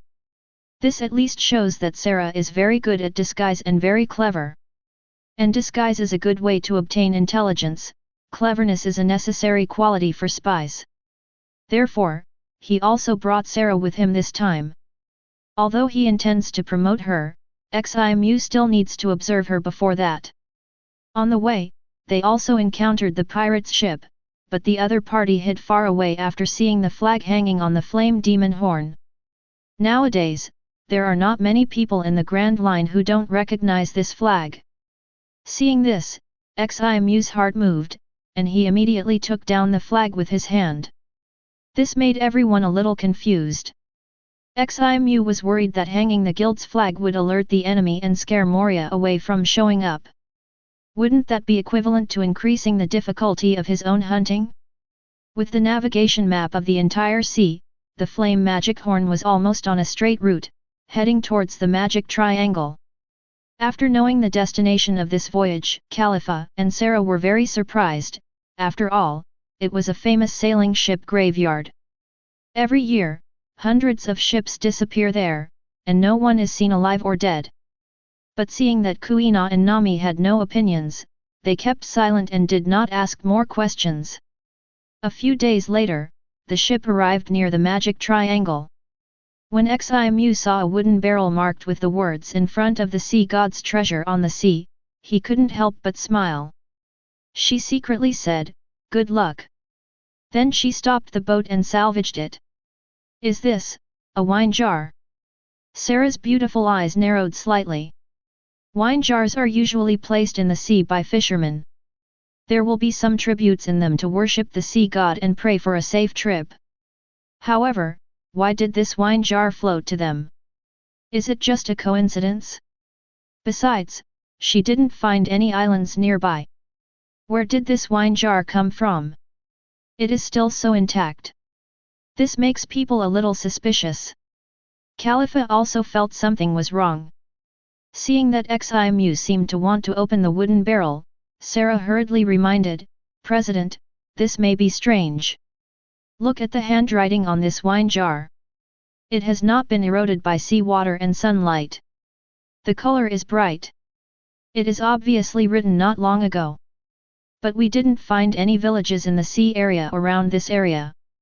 That is to say, this may not be placed by fishermen. Don't worry, it's okay."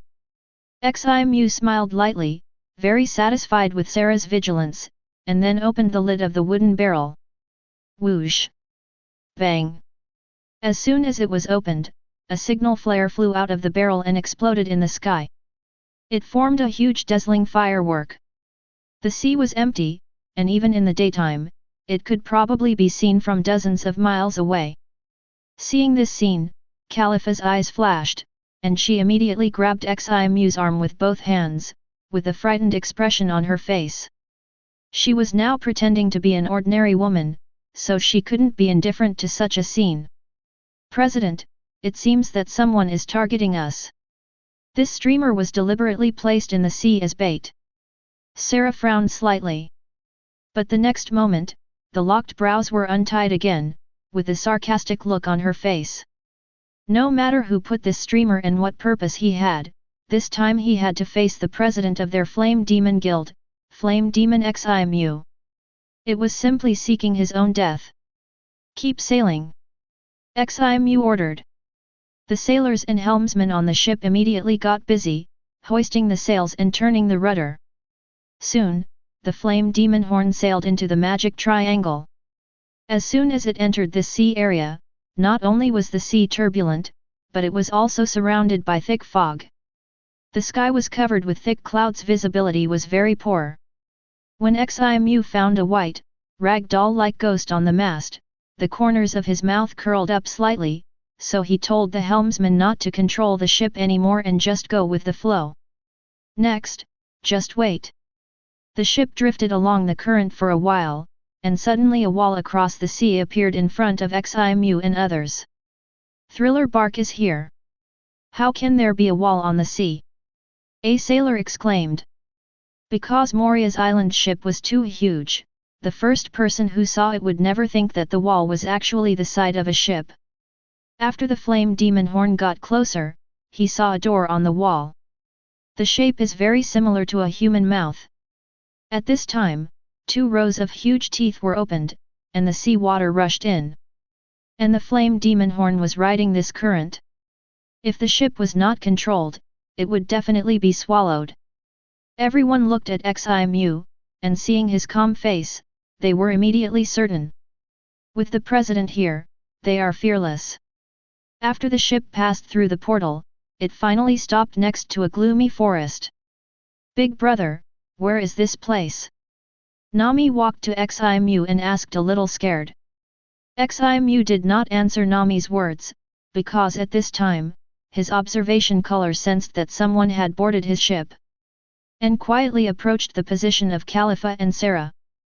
Qianyo, the man paused for a moment, as if he was hesitating about which one to attack first, and finally stepped towards Khalifa. Anyway, they have entered their territory, so they are all his prey, and none of them can escape. A few drops of saliva fell on the deck. The person who came was Moria's cotter, the transparent man who ate the transparent fruit, Absalom.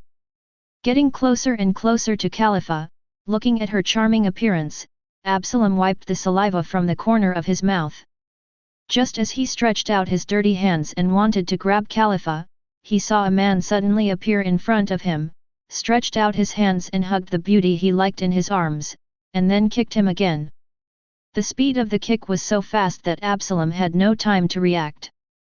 Bang! A muffled sound. Everyone only saw Ximu suddenly appear next to Khalifa and kick the air. Then a figure emerged out of thin air and slammed into the ground on the shore. Chapter 54. Khalifa's face was pressed against Ximu's strong chest, and she didn't know what happened for a while. It wasn't until she smelled a pleasant scent and her heartbeat accelerated inexplicably that she realized she was in Ximu's arms. What a fast-moving speed! Khalifa was shocked. If Ximu wanted to kill her, she probably wouldn't have any chance to resist, and even escaping was a luxury. She must be more careful in the future and never reveal her identity. Immediately, a timid expression appeared on her face, and she raised her head and asked softly, "President, what's wrong? An enemy just approached you." Ximu explained, and couldn't help but sigh in his heart. As expected of a CP9 background, his acting skills were really superb, and there was almost no flaw. If he hadn't known Khalifa's identity long ago, he would never have seen that it was a disguise. "President, can you let me go?" Khalifa said with a red face. Although it was fake, she felt that the speed of her blushing this time was much faster than when she was doing disguise training before. If the teacher saw this, he would probably praise her. "Oh, sorry." Ximu quickly let go of Khalifa, pretending to have just reacted. Then, he took the four girls to the shore and walked to the pit created by Absalom. A half-human, half-beast man was lying in it silently with his eyes rolled up. Ximu's kick killed him. Nami looked at Absalom's strange nose and mouth and said in surprise, "Is this a human? Why does he look like an animal? And he seemed to be invisible just now. This guy is a cyborg. He sewed a part of a beast onto his body, and he also ate a transparent fruit, so he can be invisible." Ximu explained to the girls. The four girls heard this and noticed the suture scars on Absalom's body, and were immediately surprised. He spliced a part of an animal onto his body, and he was still alive. But Khalifa suddenly shuddered, his face full of disgust. Just now, this weird-looking guy was trying to attack her, but was stopped by Ximu. Otherwise, being touched by such a disgusting guy would make her feel sick just thinking about it. On the mast, the little white ghost saw everything. In the eerie castle, Lord Moria, Absalom was killed. Perona floated in the air, flew to Moria in panic and shouted. "What? Absalom is a transparent man, who can kill him?" Moria's eyes widened, and then he shouted in disbelief. "It was a young man, who seemed familiar, but I couldn't remember," Perona said, and then narrated the cause and effect to Moria. Although they have been in the magic triangle for many years, their subordinates often send newspapers in, so they are not really isolated from the world. DBFH. Perona has also seen the newspapers that reported the battle between Ximu and Whitebeard, but she didn't recognize it for a while. After all, it was the first time she met Ximu in person. Damn it! Moria was furious, his eyes were bloodshot. Absalom's death reminded him of his great enemy Kaido of the beasts. He had been defeated when he challenged Kaido, and his subordinates were all killed, so he hid here, studied the zombie army, and hoped to go to Wano Kuni for revenge one day. But now, his subordinates were killed again. Since Kaido can't be defeated for the time being, he will use the guy who killed Absalom to vent his anger. He wants to make this guy's body into a zombie and make it the most humble servant. Soon, hundreds of zombies with different appearances were summoned by Moria. Under the leadership of Moria, they rushed towards Ximu and others aggressively.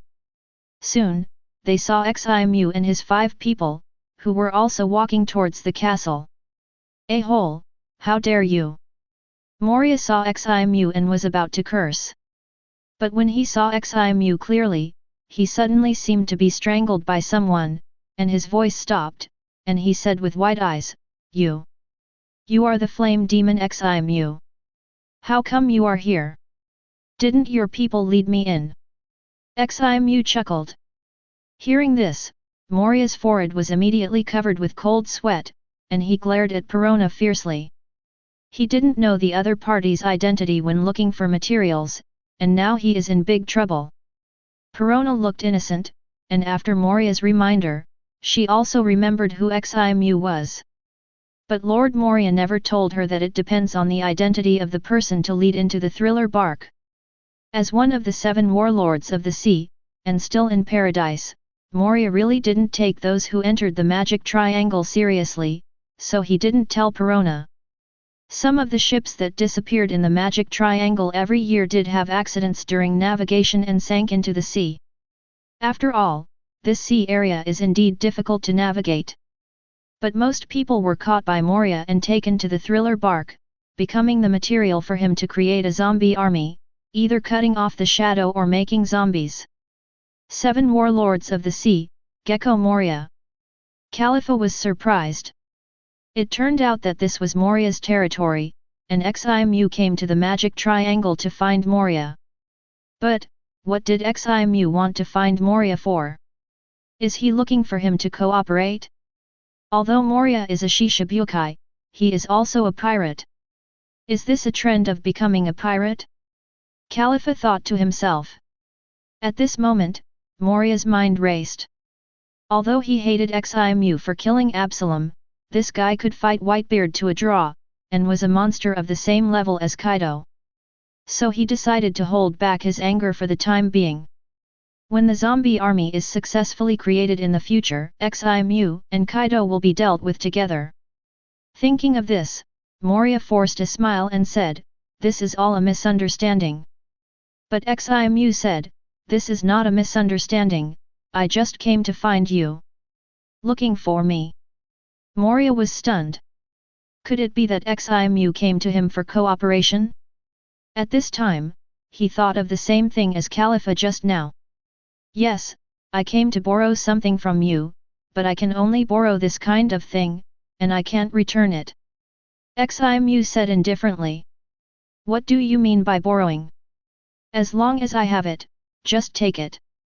Moria smiled generously, and now he just wanted to send Ximu away quickly. This feeling of holding his life in the hands of others really made him nervous. "I want to borrow your head," Ximu said coldly. The mission required either killing or defeating, but he chose to kill. The reason was because he was unhappy with Moria. "What did you say?" Moria shouted in surprise. Khalifa was also shocked. It turned out that Ximu came to kill Moria. But she didn't understand why Ximu suddenly did this. "Damn kid, I gave you a little face, but you really think you are a big shot. Zombie army, kill him for me." Moria shouted with red eyes, furious. He spoke to Ximu humbly, but this guy dared to play with him like this. Unforgivable. "Kill." The zombie army heard the order and ran towards Ximu. But the next second, buzz! A domineering aura swept over. Suddenly, all the zombies stopped. Immediately, he opened his mouth, spit out a black shadow, and then fell to the ground. In the blink of an eye, they all turned into ordinary corpses. After 4 months of practice, Ximu not only reached the great perfection of swimming, but also improved Conqueror's Haki. Among them, Conqueror's Haki has reached Grandmaster, 78/100, and is not far from perfection. Now his Conqueror's is not only more powerful, but also more handy to control. These zombies can only move because they are given shadows by Moria, which is somewhat similar to Big Mom's homies. It's just that one is given souls and the other is given shadows. Ximu tried it with Conqueror's Haki, and it directly shocked the shadows in the zombies, and it really worked wonders. Chapter 55. Conqueror's Haki. Damn it! Seeing this, Moria seemed to have been stepped on by his tail, and his expression was extremely excited. He had always wanted to form a zombie army just to deal with Kaido. But he didn't expect that his zombie army would be restrained by Conqueror's Haki. What effect would it have against Kaido? Moria's defense was completely broken. Swoosh! Ximu pulled out the Kingdom of Heaven hanging from his waist and walked towards Moria. I will fight you! Moria roared. Immediately, the shadow under him instantly broke away from his body and rushed towards Ximu. Buzz! Armament Haki surged out of Ximu's hand, and the bright blade turned black. Then he slashed Moria's shadow with a knife. Whoosh! The shadow was cut into two by Ximu. But the next moment, it recovered as before, and raised its fist to attack Ximu, but he easily dodged it. Shadows are not living things, so even if they are cut into pieces, it is useless, and even armament Haki will not work. Shave! Ximu did not entangle with the shadow anymore, and stepped on the ground, and appeared in front of Moria. Califa was a little surprised when she saw it. Ximu did not know the 6 styles. She also knew this shave, so she recognized it at a glance. She also found that Ximu's shaving was extremely skillful, and she asked herself that she was far inferior. But the 6 styles can only be learned in the subordinate departments of the world government, such as their CP9 or Marine. I don't know where Ximu learned it. Seeing Ximu suddenly appear in front of him, Mori was shocked. Shadow Warrior! At the critical moment, he instantly replaced his position with his shadow. Ximu cut off Moria's shadow head with a knife. Moria appeared at the original position of the shadow, with a terrified look. He almost died just now. Ximu's attack speed was so fast that he almost didn't react. Although the move Shadow Warrior can allow him to exchange positions with his shadow, he must take the initiative to use it. If he doesn't react, he will really die. Shadow fruit is really powerful. Ximu said secretly. In addition to being able to create a large number of troops, this fruit is also a devil fruit that is very suitable for fighting, and it also greatly increases its own combat power. Especially for the strong, Moria's move Shadow Warrior is more effective than Logia's elementalization.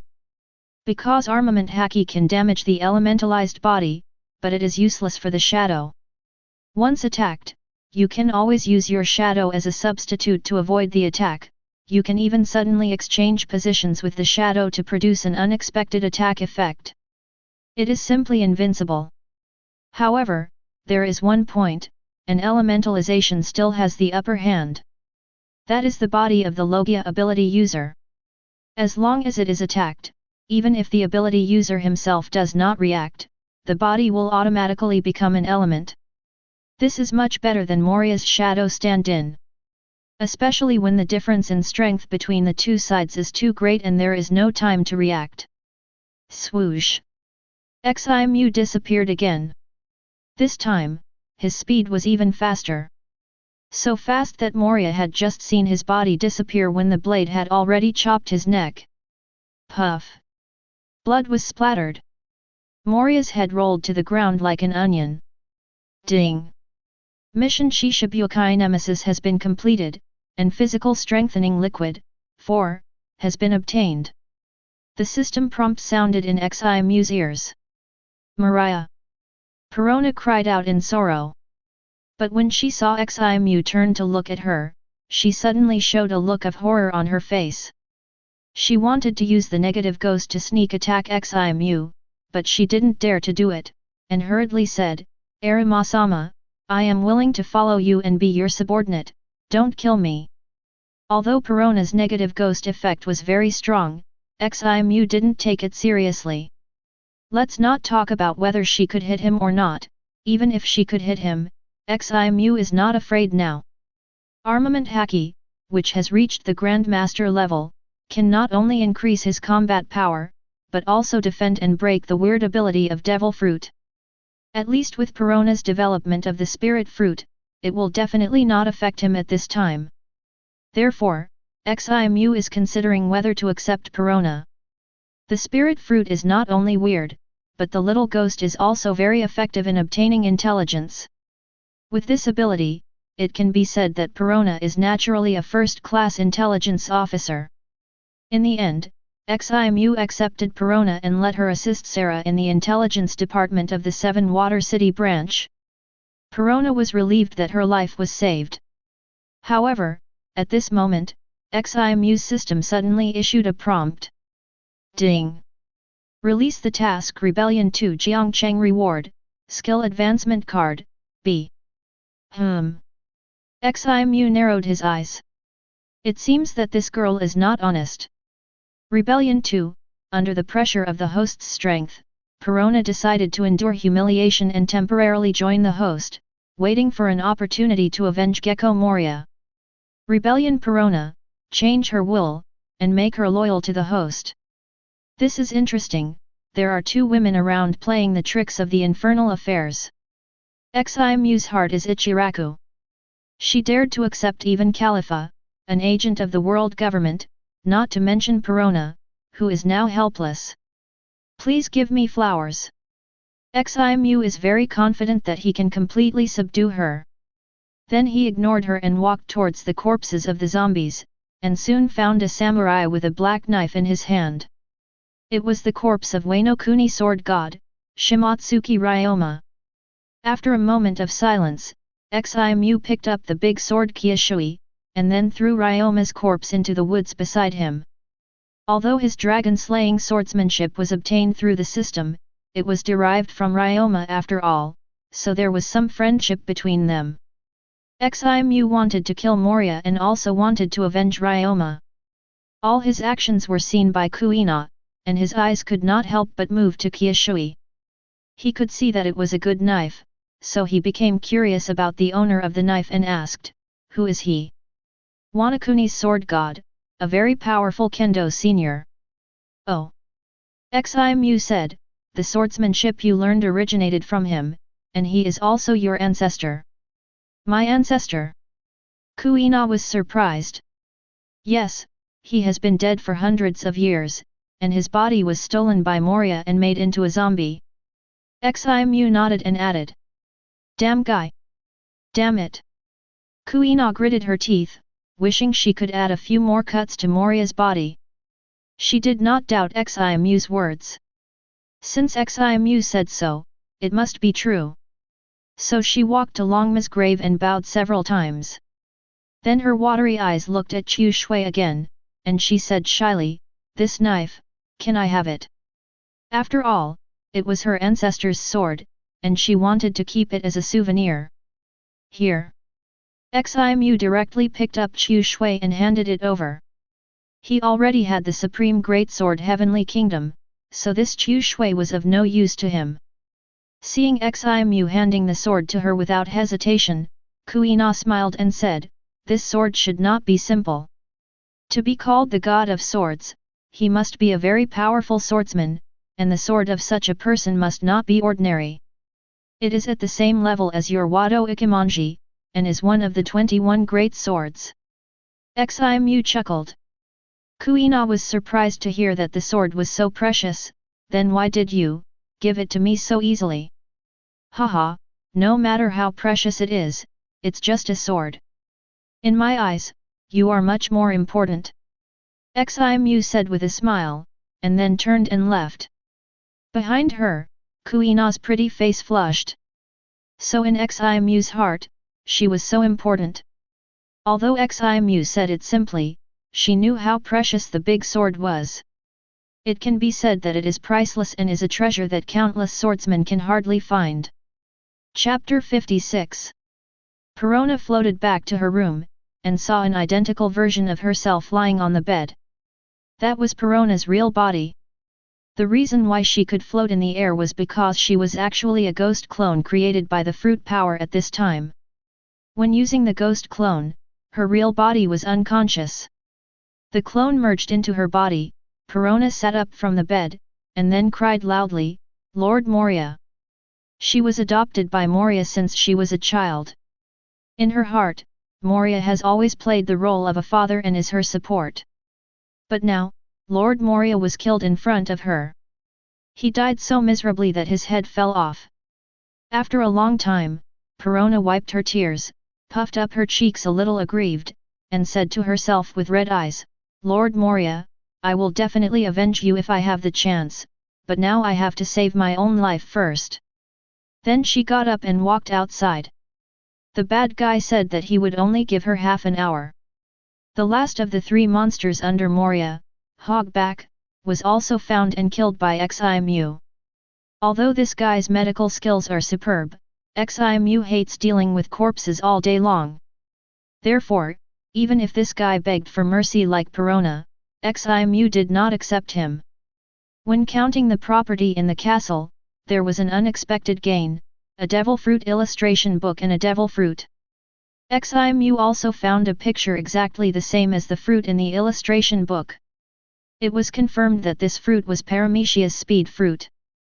After eating it, the ability user can not only increase his own speed, but also increase the movement speed of the contacted objects, up to 100 times. This fruit should be the lower level of the Momo fruit. Ximu remembered the ability of World Destroyer Burndy World, which is also Paramecia's Momo fruit. The speed fruit can only increase speed, but the Momo fruit can increase strength, weight, and even volume in addition to speed. That is much more comprehensive than the speed fruit. It is also much more powerful. Since Ximu killed Moria, all the cut shadows returned to their original owners. Those who had their shadows taken away and hid on the thriller bark were found out by Ximu using observation haki. When these people learned that it was Ximu who killed Moria and allowed them to have their shadows again, they were shocked and grateful. After thanking Ximu profusely and knowing the name of this great benefactor, they excitedly left on the boat. The reason why Ximu drove all these people away was because he had regarded this thriller bark as his own. Although the devil fruit was precious, in Ximu's heart, Moria's most valuable thing was actually this island ship. It is equivalent to a movable island. As the headquarters of the Flame Demon Guild, it is really perfect. However, this ship is too gloomy and dilapidated, which is not in Ximu's aesthetic taste, so he plans to sail the ship to the Seven Waters City and transform it there. This ship is very large, but it also has a big disadvantage, that is, the speed is very slow. After all, it is driven by wind power. The Flame Demon Horn can reach the Seven Waters City in just a few days, and this ship may take about 20 days. While Ximu was driving the thriller bark to the Seven Waters City, the news that he killed Moria was also spread by those who left the thriller bark. Morgans was afraid that the news would not be spread widely enough, so he once again issued an extra edition for Ximu. So, the entire Grand Line was boiling again because of Ximu. Naval Headquarters, Marine Ford. Marshal's Office. This kid has only been stable for a few months, and he made big news again. Sengoku felt a headache. The 7 warlords of the sea system was proposed and established by him. It took a lot of effort to invite these people to become Shishibukai. Ximu killed Moria, which not only reduced the deterrence of Shishibukai, but also increased his workload. Because he had to find another big pirates to replace him. However, having said that, he could not hold Ximu accountable for this matter. Although Shishibukai received special approval from the world government and had the right to legally plunder, they were still pirates after all. There was no problem for Ximu, a bounty hunter, to kill them. Besides, if it was not necessary, he would not offend Ximu, which would push Ximu towards becoming a pirate. When the thriller bark drove near the Seven Water City, it caused a lot of commotion. Many people ran out to watch. After all, the size of this ship is not much different from the entire Seven Waters City. Even though this is a holy land for shipbuilding, they have never seen such a big ship. Ximu found Carrera Company and told them his transformation requirements. After the shipwrights inspected the ship, Shangzi quoted a price. It is estimated that 3 billion berries will be needed. It may even need additional funds later. The construction period will take about a year. Ximu has no shortage of funds, but it takes too long. Finally, after he added another 200 million berries to the wages, Shan promised to strive to complete the certification within a month. The main reason is that Ximu requires too many places to be transformed, and the whole ship can be said to be unrecognizable. Once completed, even Moria himself would not recognize that this was his ship. After another half a month, Ximu took the flame magic horn to Sabayati archipelago and took Hina, who was on maternity leave, to the Seven Waters City. With such a big fanfare, the relationship between the two naturally could not be concealed. There was nothing he could do about it. After all, he and Hina had a child. How could he keep it a secret, unless they never met again? When Sengoku suddenly received this news, he was stunned. He had also heard about the recent hot discussion about Hina in the Marines. Sengoku was concerned about Hina, an elite who graduated from the Marine School. Like those young Marines aged 2.9, he also thought that the father of the child should be someone in the Marines. Who knew it was the flame demon Ximu? When did Hina get to know that guy? Can I rely on Hina's relationship to pull Ximu into the Marines? After being surprised, Sengoku couldn't help but think about it. At this time, the naval headquarters had completely exploded. Countless male Marines who admired Hina were filled with righteous indignation and united against the enemy. They thought the worst result was that a colleague would take away Hina's heart, but who knew it was a foreign thief? Some of them were even angry and wanted to duel with Tibet. Finally, Sengoku was alarmed and scolded these people severely. He was just trying to use Hina's relationship to recruit Ximu into Marine, but these guys were making trouble. Chapter 57. Hina took the physical strengthening liquid, small, rewarded for killing Moria. The reason why she didn't give it to Kuina was not because Ximu was partial. But she considered that after Hina's physical fitness was enhanced, it would be easier to give birth. Maybe even the physical fitness of the child could be strengthened. Ximu still believed in what the system gave her and didn't worry about causing harm to the child. I feel that my strength has increased a lot, Hina said with a surprised look. At this moment, she felt full of vitality. Her body, which was originally a little heavy and clumsy due to pregnancy, became lighter and even lighter than before pregnancy. It was just a small bottle of medicine, but it made such a huge change in her physical fitness. The effect was too amazing. Besides, it was only a moment after she drank it. But this moment far exceeded the results of her hard training for more than 10 years. Hina, with a big belly, gently hugged Ximu, feeling very moved. She did not ask 31 where the potion came from, just like when Ximu gave her the pure gold ring. Everyone has their own secrets. Ximu will tell her when it is time. She just felt happy because Ximu had no defense against her.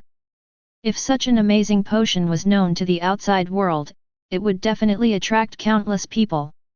Even the world government would probably try to snatch it. But Ximu gave it to her. You know, she is a Marine, belonging to the world government. Hina secretly made up her mind not to tell anyone about this. In order to accompany Hina, Ximu had to reduce the time he spent on his skills. He spent at least a few hours every day with Hina. After all, Hina's maternity leave was only 4 months, and she was not going back to the naval headquarters later.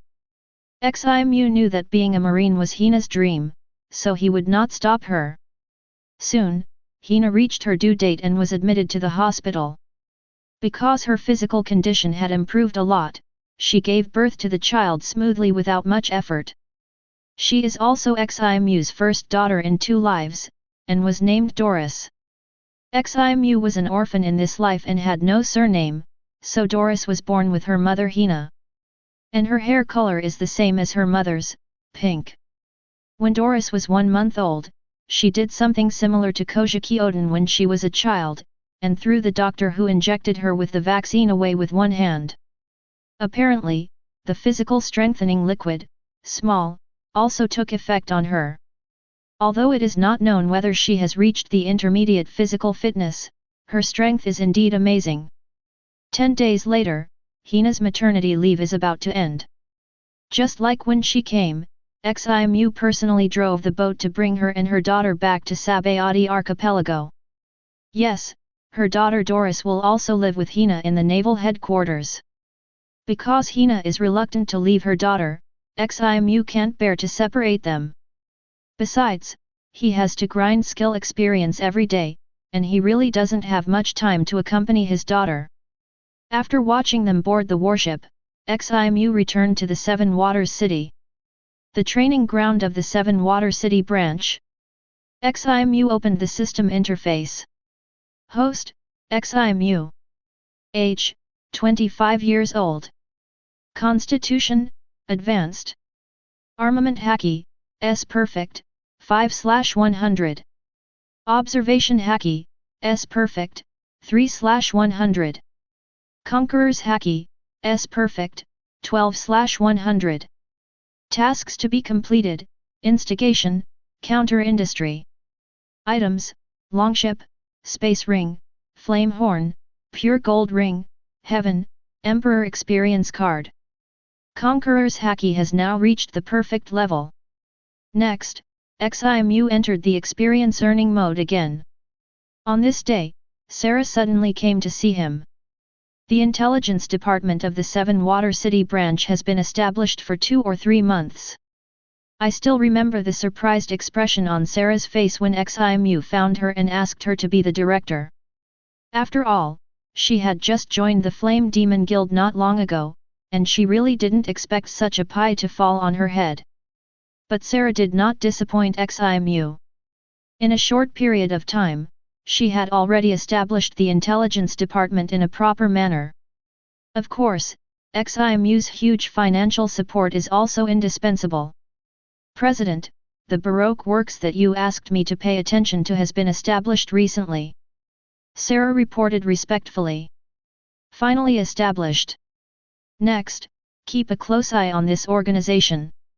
Once you find Nico Robin's whereabouts, let me know immediately. Ximu was refreshed. It is now the year 1515 of the Sea Circle calendar. He remembered that Robin entered the Grand Line in this year. President, don't worry. I have arranged for Mickey to go to Alabasta and join the Baroque works. Sarah said hurriedly, with her demon fruit power, she should be able to become a cadre. It will be much easier to obtain the internal intelligence of this organization at that time. Well done. Ximu nodded in affirmation. I didn't expect Mickey to join the Baroque works in the end, although as a spy. Where is Perona? Did she make trouble? Ximu asked again. No, although she sometimes gets a little angry, she is still serious about her work. Her fruit power is really useful. Sarah smiled, and was very grateful to Ximu for assigning Perona to her, which really helped her a lot. That's good. Ximu said with satisfaction. Although he knew that the girl was not really loyal to him, now that she was already his subordinate, he had to obey his arrangements and make the best use of her. Still want to avenge Moria? Don't think about it in this life. Knock knock. Just then, there was a knock on the door outside the president's office. Ximu first gave Sarah a 580 look, and the latter immediately nodded in understanding. Then Ximu said, "Come in." Khalifa pushed the door open and walked in. Seeing Sarah, he nodded slightly. "Sarah, you can leave first. Ximu said to Sarah. Yes, President. Sarah bowed slightly, nodded to Khalifa, and then left with an exaggerated twist of her waist. Before the President gave her the task of finding Nico Robin, he had already instructed that Miss Khalifa, the secretary, must not know about this. And the people who are involved in this task must be people who can be absolutely trusted, so she sent Masaida to investigate. Because currently in the intelligence department, the only person she absolutely trusts is Masaida. Ximu and Sarah had a secret conversation in the office when I was not there. Was it a coincidence? Or was it intentional? Khalifa's mind turned. Ximu usually practiced in the training ground. Even if he met with the two ministers in the past, he never came to the office on purpose. Today's behavior is obviously different from usual. However, even if Ximu was hiding something from him, it does not mean that his identity was exposed. If his identity was exposed, with Ximu's strength, he could easily kill himself. Thinking of this, Khalifa's heart, which had been lifted, was put down again. Although many thoughts turned in his mind, from beginning to end, Khalifa's facial expressions were flawless. Chapter 58. President, this is the reply letter from Minister CLO. Khalifa handed over a letter. Ximu took the letter, opened it and read it. The speed fruit will naturally work in his hands. And currently in the guild, the only one who is qualified and suitable to eat this fruit is CLO. But it also depends on whether CLO is willing to eat this fruit. Therefore, Ximu sent a letter to CLO in East Blue through the express company to ask CLO's willingness. CLO's wording in the reply was very respectful, and he expressed his interest in the ability of the speed fruit and his willingness to eat this devil fruit. Seeing this, Ximu smiled slightly. Then he opened the drawer of the desk, pretending to take something out of it, but actually took out the speed fruit from the space ring and handed it to Khalifa, saying, "You give this fruit to Eli and let him give it to CLO, it's better to let him go there in person." Letting Eli deliver it personally is because Ximu is worried that the hunters will steal it. After all, this is the devil fruit that can change your destiny. Khalifa took it and nodded, "Okay." After bowing slightly, he turned and left. Looking at the devil fruit in his hand, Khalifa sighed in her heart. Ximu was really good to his subordinates. He was willing to give them even devil fruit. Even she was jealous. She also wanted to become a demon fruit power. In fact, Ximu also thought about giving this fruit to Hina, but finally gave it to CLO. Although the speed fruit was good, it was not the best. He wanted to find a better one for Hina. And he also told Hina that if she got the devil fruit, she must tell him before eating it. After all, the cage fruit that Hina would eat in the future was too ordinary. Ximu didn't know how Hina got the fruit. Did she get it by accident, or was it a reward from Marine? If it was a reward from Marine, could she choose the type herself? That's why Ximu asked Hina to tell her before eating the fruit so that she could help to consult. Give the speed fruit to Eli and repeat Ximu's instructions. Khalifa walked out of the Flame Demon Guild's residence. Just when she was collecting the mail, she saw the CP9 contact code in an inconspicuous corner outside the guild. Along the way, Khalifa was cautious to prevent being followed, and finally followed the code mark to a remote and dilapidated house. In that house, a man was already waiting for her. The man had black curly hair and a white dove on his shoulder. It was Rob Lucci from CP9. "Why are you here? What do you want?" Khalifa frowned slightly. Meeting Lucci during the mission was a big risk for her. "I came here because of the mission, too. In addition to me, there are Keiku and Bluno." Lucci said indifferently, "In addition, you have to assist us." "What is the mission?" "Find the design of ancient weapon Pluton." "What?" Khalifa was shocked. "Ancient weapon? Isn't that a legendary thing? Could it really exist? What do you need me to do?" Khalifa calmed down and asked immediately. The flame demon Ximu, with his strength, should have gone to the New World long ago, but he is still staying in a small place like the Seven Water City. This makes me have to doubt it. Lu Chi said coldly. He probably also knows that there are Pluton's design drawings here, so he stayed here. Besides that, he really couldn't think of anything else here that was worth Ximu's stay. Hearing this, Khalifa's beautiful eyes suddenly widened slightly, because he remembered what Ximu had just talked about with Sarah. Could it be that Ximu was asking Sarah to find Pluton's design drawings? That's why he avoided her. Seeing Khalifa's expression, Lu Chi said, "What did you think of?" No.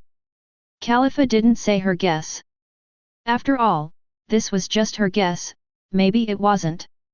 At this moment, even she herself didn't realize that she had changed. If it were the past, she would definitely tell Lu Chi this guess. After all, there is a great possibility that it is correct. 0146011131 Fila 143421571. But now Khalifa subconsciously didn't say it. Lucci did not ask any more questions, but said, "I need you to continue to lurk around the flame demon Ximu. In addition to completing Marshal Sengoku's mission, you also need to find out whether that guy has set his sights on Pluton's design drawings. If he knows where the design drawings are, you have to find a way to get them out of him. It is even possible that the design drawings have already been in his hands. Then you have to find a way to steal them." "I understand." Khalifa nodded, frowning slightly. "This mission is much more difficult than the previous surveillance mission. Contact me as soon as possible if you find anything," Lucci said, and then disappeared instantly. Khalifa also used Razor to move to another place, so fast that it was invisible to the naked eye. Then he bought some things in the store, and then slowly walked towards the headquarters of the Flame Demon Guild. Ding! Issue the task Rebellion 3, Completion Reward, Skill Advancement Card, A. Rebellion 3, Khalifa was instructed by Rob Lucci to lurk beside the host, and wanted to obtain the design of the ancient weapon Pluton through the host. Rebellion Khalifa, change his will, and make him loyal to the host. Khalifa triggered the task again. Ximu was surprised. Khalifa alone actually let the system issue 2 tasks, and 2 of the same type. In other words, as long as Khalifa is dealt with, the 2 tasks of Rebellion and Rebellion should be completed. Pluton design. Ximu pondered secretly. He knew where the design was, and even where the Pluton battleship was. But what Ximu was thinking about now was whether he could use this design as bait to lure what about Khalifa. He thought, he could give it a try. Then, Ximu called Khalifa and asked him to make a cup of coffee for him. After taking a sip of coffee, Ximu suddenly said with emotion, "Pluton battleship. It's really a powerful thing." Khalifa's heart suddenly beat violently when he heard this. Good money, Zhao. He quickly calmed himself down, worried that Ximu would see through him, and pretended to ask casually, "What Pluton battleship?" "President. It is an ancient weapon. Legend has it that one shot can destroy an island." Ximu said, his tone full of amazement. "With your strength, you can definitely destroy the island. In that case, what's the use of that weapon?" Khalifa said again, with admiration on his face. "Haha, although I am quite powerful, I can't destroy the island with one strike. There is still a big gap."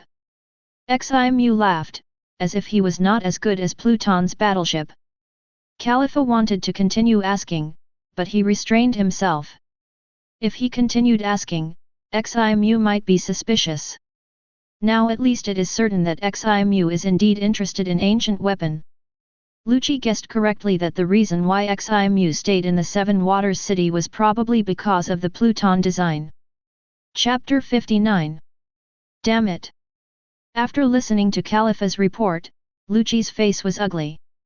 Ximu also set his sights on the Pluton design, which made his mission much more difficult. Lucci was arrogant, but not stupid. He knew that he was far from being Ximu's opponent. Next, they had to be more cautious. But after thinking about it, Lucci's face suddenly looked better. This might be an opportunity. The reason why he was sent to the Seven Waters City to find the Pluton design was because the world government knew that the Pluton battleship was built by the ancient shipbuilders of the Seven Waters City, so it was suspected that the design was probably left here. But Lucci and the other two came suddenly, just like a headless fly. Now at least there is a breakthrough in Ximu. Thinking of this, Lucci said, Keiku and I will work as ship workers in Carrera Company later, and Bluno will open a tavern in the city. Contact there if you have anything. You have to find a way to continue to get information about the design from Ximu. Remember, do whatever it takes. Lucci's voice became even colder at this time. Khalifa gritted her teeth and nodded silently. She understood what Lucci meant. As a CP9 agent, in order to complete the mission, if necessary, even dignity and personality must be abandoned. Lucci nodded with satisfaction. The fire demon Ximu was handed over to Khalifa, and he and Keiku still followed the original plan and lurked around Bingshan to investigate. After all, Bingshan was the disciple of Tom, the shipbuilding master who designed the sea train, and the mayor of the Seven Waters City. Maybe he knew about the design drawings. In addition, there was Bluno outside collecting intelligence in the tavern, so it was more comprehensive. Ximu found that Khalifa suddenly became more enthusiastic about him. Although he had always pretended to respect him, his behavior was very measured, and even his clothes and dressing did not exceed the slightest. It was the appearance of a normal worker facing his boss. This is the bait. Ximu's mouth curled up. It means that using Pluton as bait is feasible. But he did not rashly talk about Pluton again. Khalifa did not dare to ask him directly, and he was the same.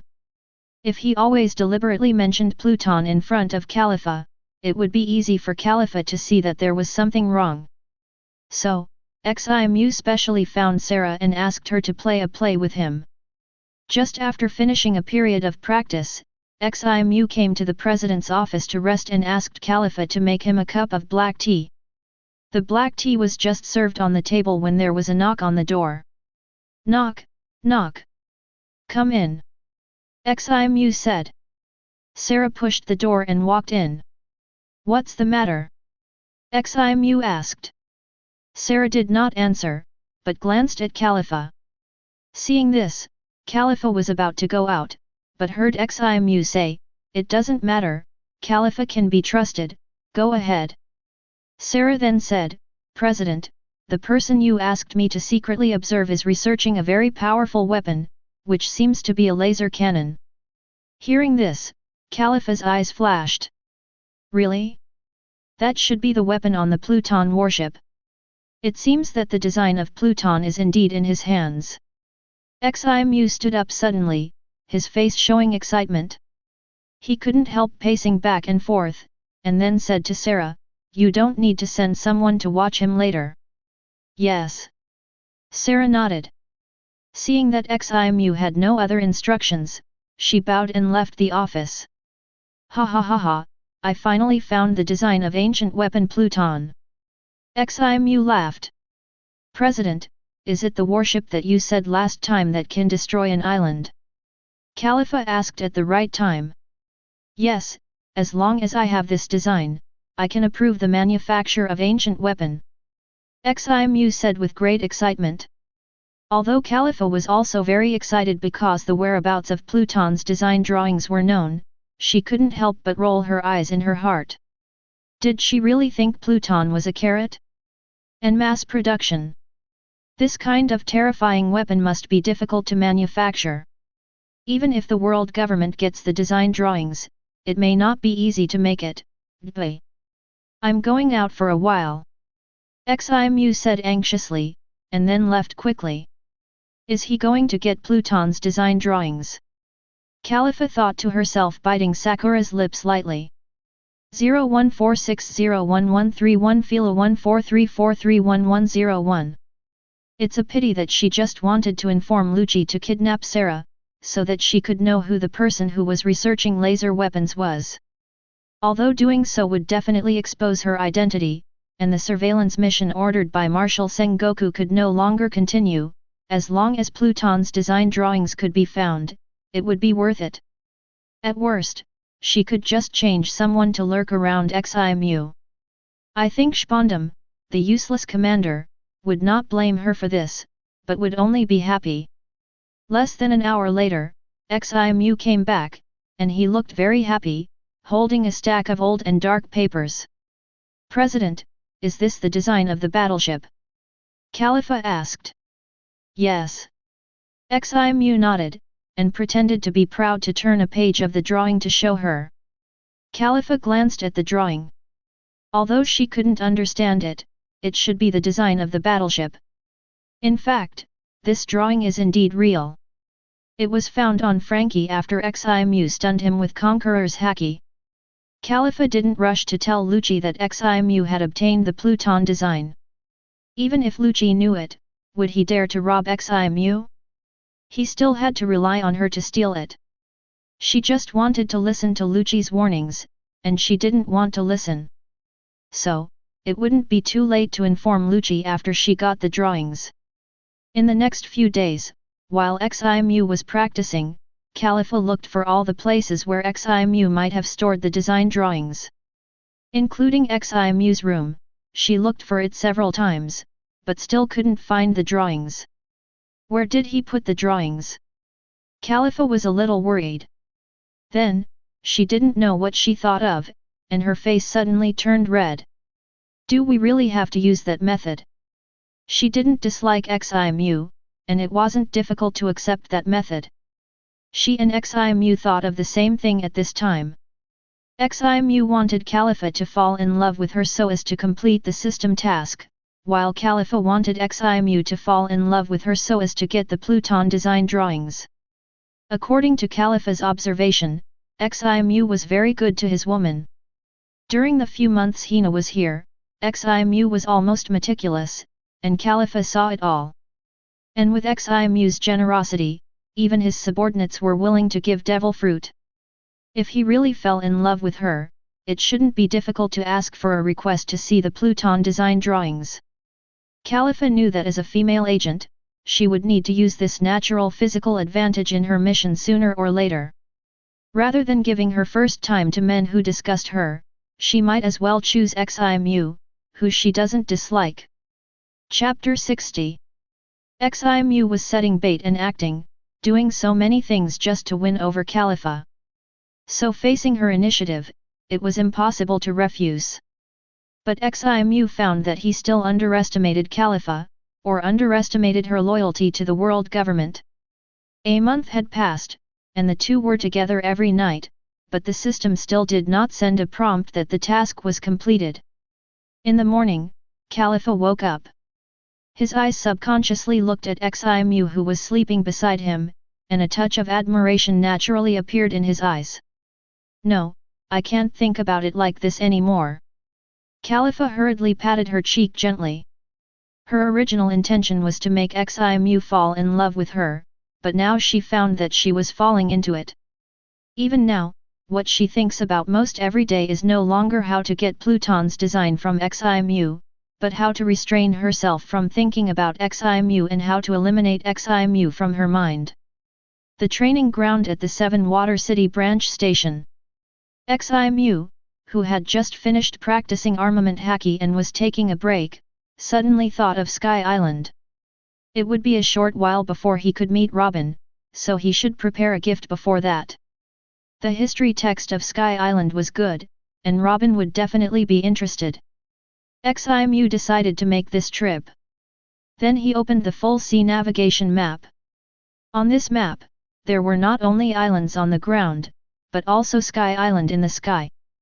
In fact, there were quite a few Sky Island, but most of them were uninhabited islands without even a name. Ximu found Angel Island on the map. Since it was in the sky, he would not take a boat this time, but fly directly there. After saying something to Khalifa, he turned into a fire phoenix and soared into the sky. Seeing Ximu leave, Khalifa secretly breathed a sigh of relief, and she also took the opportunity to calm down while Ximu was away. She was a CP9 agent, how could she be obsessed with men? Whoosh! Ximu flew at a very fast speed in the sky, following the guidance of the full sea navigation map, and flew towards Angel Island. Angel Island is located above the Bibai Sea at an altitude of 10,000 meters. Although this Bibai Sea is formed by sea clouds, it is like ordinary sea water and will also restrain people with special abilities. Therefore, Ximu naturally cannot cross from the bottom of the Bibai Sea. He can only find an edge of the Bibai Sea and fly to Angel Island from above the sea clouds.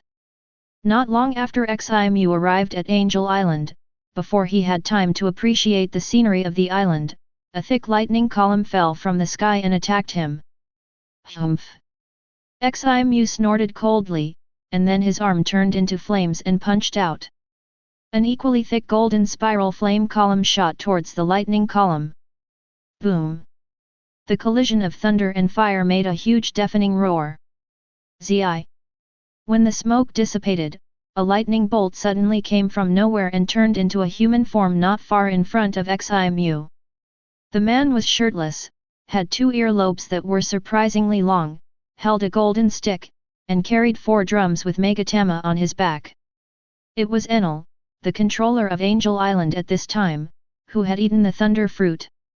Can release fire? Haha, interesting.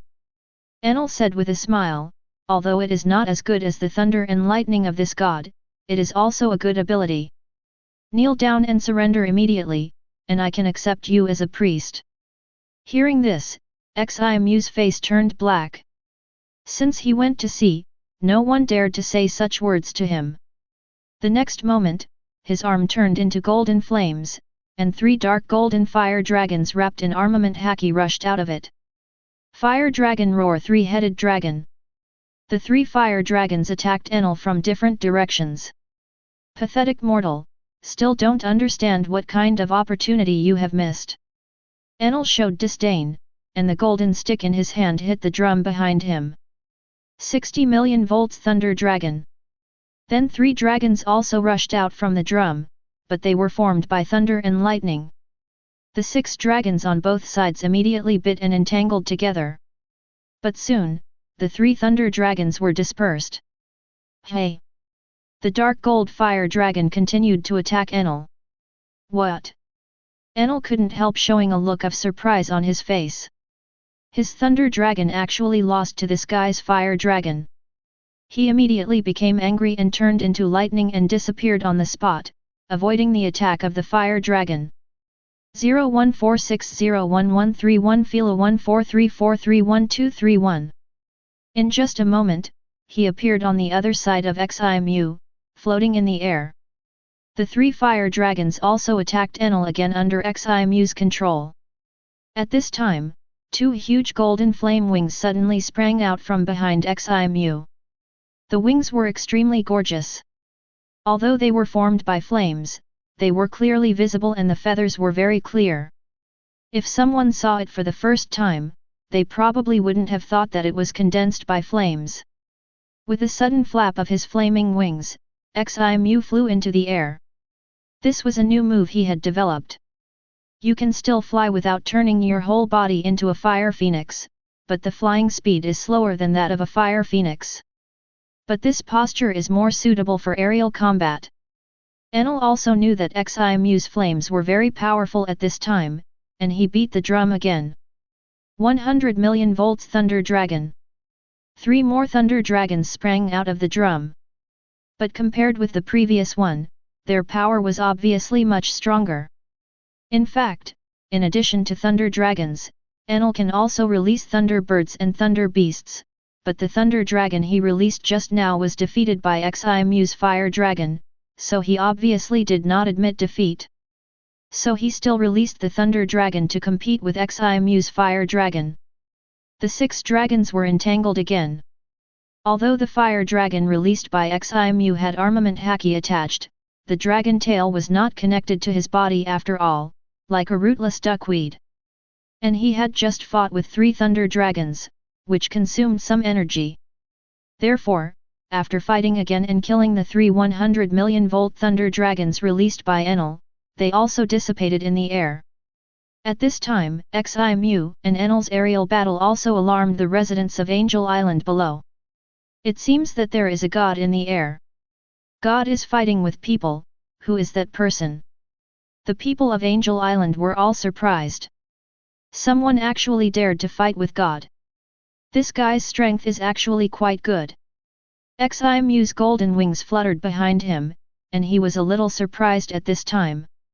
Because in his mind, Enel couldn't even beat the unblocked Luffy who couldn't use Haki. Now it seems that it can only be said that Enel's attack method is too dependent on the Thunder Fruit ability.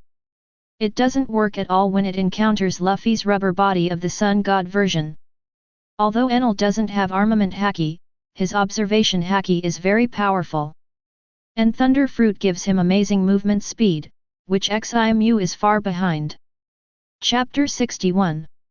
Ximu's strength made Enel take it a little more seriously. This Qinghai man was obviously different from those he had seen before, and was much stronger. Unfortunately, no matter how strong he was still immortal. Just when Enel was feeling proud, he saw Ximu suddenly open his hands. Purgatory Impermanence Flying Knife. Immediately, hundreds of dark gold flying knives formed by the compression of golden flames appeared beside him. Swish, swish, swish. With his hands pushing, all the flying knives shot towards Enel like lightning. With the mutual cooperation of flame control and flying stone skills, these golden flame flying knives attached with Armament Haki not only have a very high hit rate, but also have an extremely tricky flying trajectory. Ding, ding, ding. All the flying knives collided with each other in mid-air, changing their positions several times in a row, which was dazzling. Even Haki, who has the Observation Haki 863, cannot predict the chaotic movement trajectory in advance.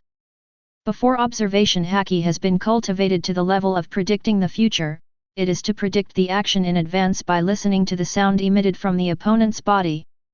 It is equivalent to the opponent telling you where he is going to hit you before attacking. But for Ximu's attack, which changes the trajectory many times after the flying knife is released, the sound will not work at this time. Because through the sound emitted from Ximu's body, we can only know the initial attack direction of his flying knife, but after that, the trajectory of the flying force has changed. This move is also newly developed by Ximu, and it will produce a good effect when fighting with people who understand Observation Haki. Ignorant mortal, the attack of fire has no effect on this god at all. Finding that the mind net did not predict the attack direction of Ximu, Enel simply stayed where he was, with a mocking look on his face. He is the incarnation of thunder, a god. How could such an attack hurt his divine body? He will have to take a good look at the surprised expression of this mortal later, which will surely be very funny. Puff. However, when a flying knife pierced his chest steadily and the severe pain came, Enel was dumbfounded. He had never seen Armament Haki before, and he never thought that someone could hurt him. Just when he wanted to turn into lightning to avoid the flying knife behind him, he stopped moving for a while because of the severe pain. Afterwards, his body was pierced into a hornet's nest by hundreds of flying knives. He just stared with his eyes wide open and died. He didn't even have time to say a last word. Bang! Enel's body fell heavily from the air and hit the ground. The people below screamed in fear. Looking at Enel's body, Ximu couldn't help but be stunned. He thought that Enel would avoid his attack by transforming into an element, but he didn't expect that this move would kill him directly. At this moment, Ximu suddenly realized that the reason why this guy would lose to Luffy in the future was not only because his ability was restrained, but also because he was too reckless. Hey! Enel's body was set on fire by the high temperature of the flying knife. After a while, it turned into ashes. The people of the sky around him all looked at this scene in disbelief. The god is dead. Is that the god of fire? The people exclaimed, looking at Ximu in the sky with awe. Only God can kill Shinigami. From now on, I am the god of Sky Island. Go and inform the previous god Ganfol to come see me. Ximu flew in the air and said loudly. Angel Island is nice, it can be said to be a paradise. In the future, whether it is for leisure and entertainment, or as a secret guild station, it is a good choice. Swoosh!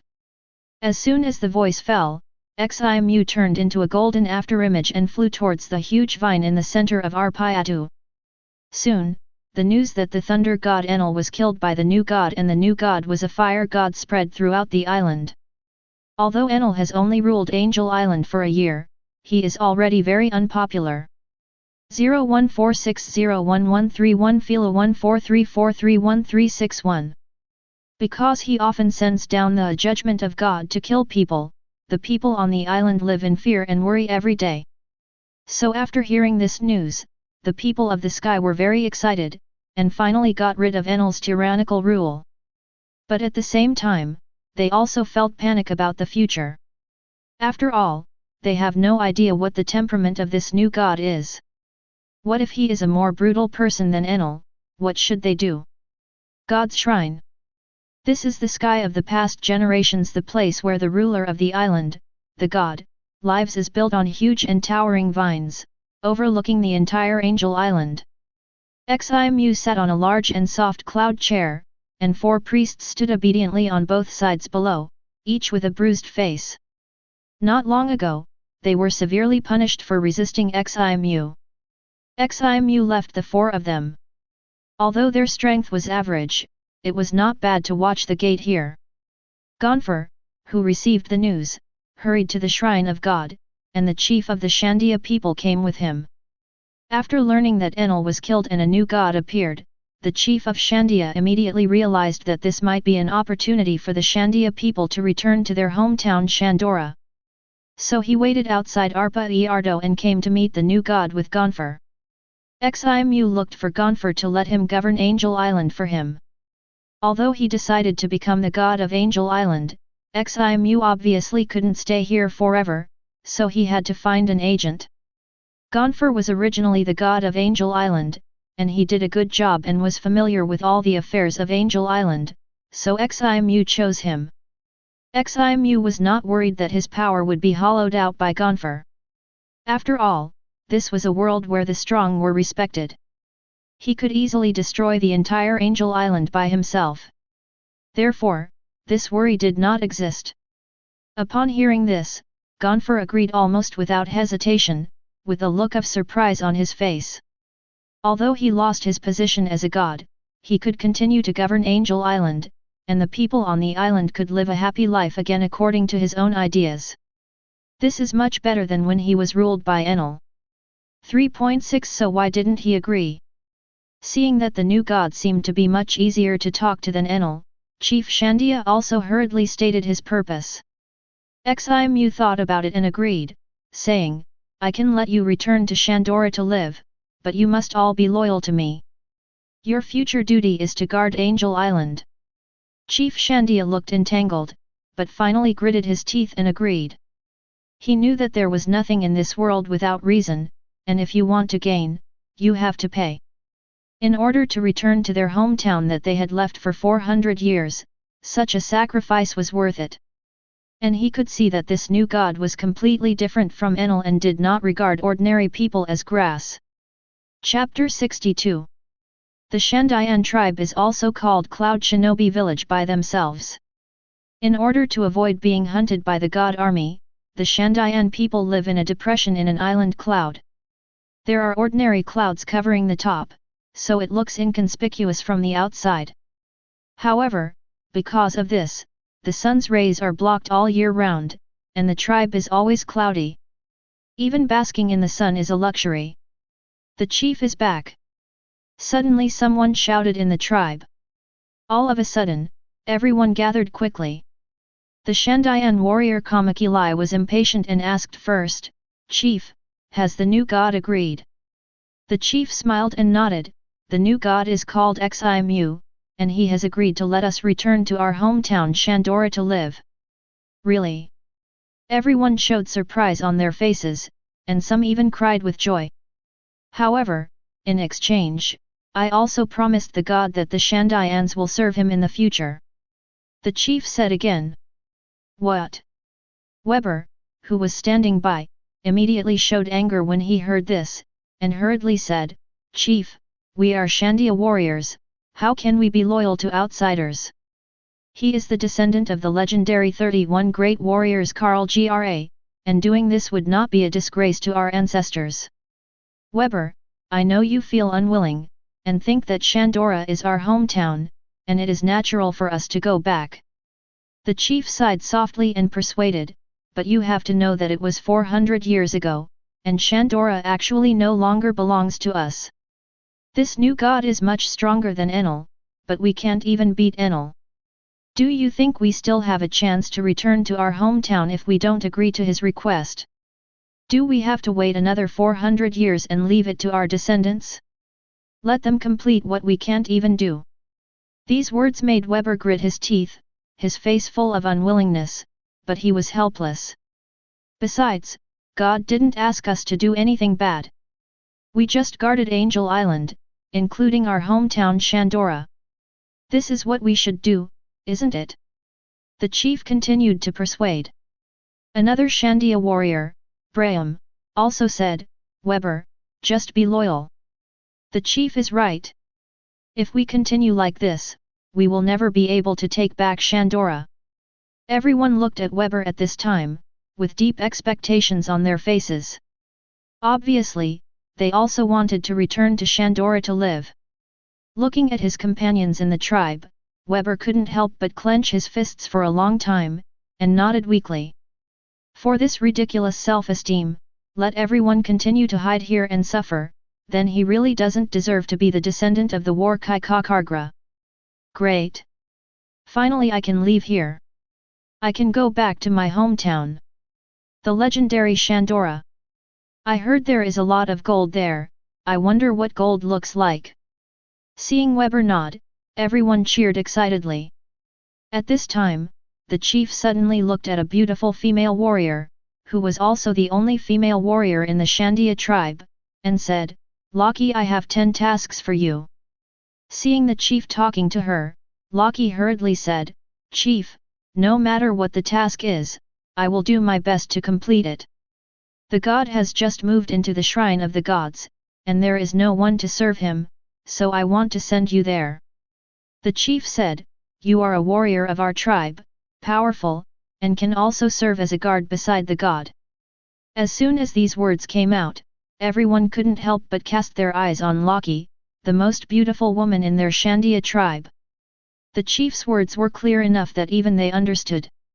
The new god can kill Enel, so how could he need Laki's protection? Therefore, serving the new god is Laki's real mission. Laki's face showed panic, and she subconsciously looked at Weber, but she found that his expression did not change abnormally. Laki's bright eyes dimmed instantly. She grew up with Weber and has always liked Weber. Although Weber has never expressed anything to her, Laki thought that Weber should also like her, at least a little bit. But now it seems that it is just her wishful thinking. I know, Chief, I will go. Laki said, with a sense of self-abandonment. Well, okay. The chief nodded with satisfaction. Although the new god Ximu does not seem to be a bad person, he still feels it is necessary to send Laki to the new god. With Laki's appearance, he should be favored by the new god. This is good for their entire Shandia tribe. Enel's Ark has just started to be built, so the golden city of Shandora is basically still intact, and the gold has not been melted. Ximu stopped the construction of the Ark. Although the ship could fly, it was powered by lightning, which Ximu could not use at all. Even if it was built, it would be useless. Anyway, it would not be too late to build it when needed in the future with the blueprint.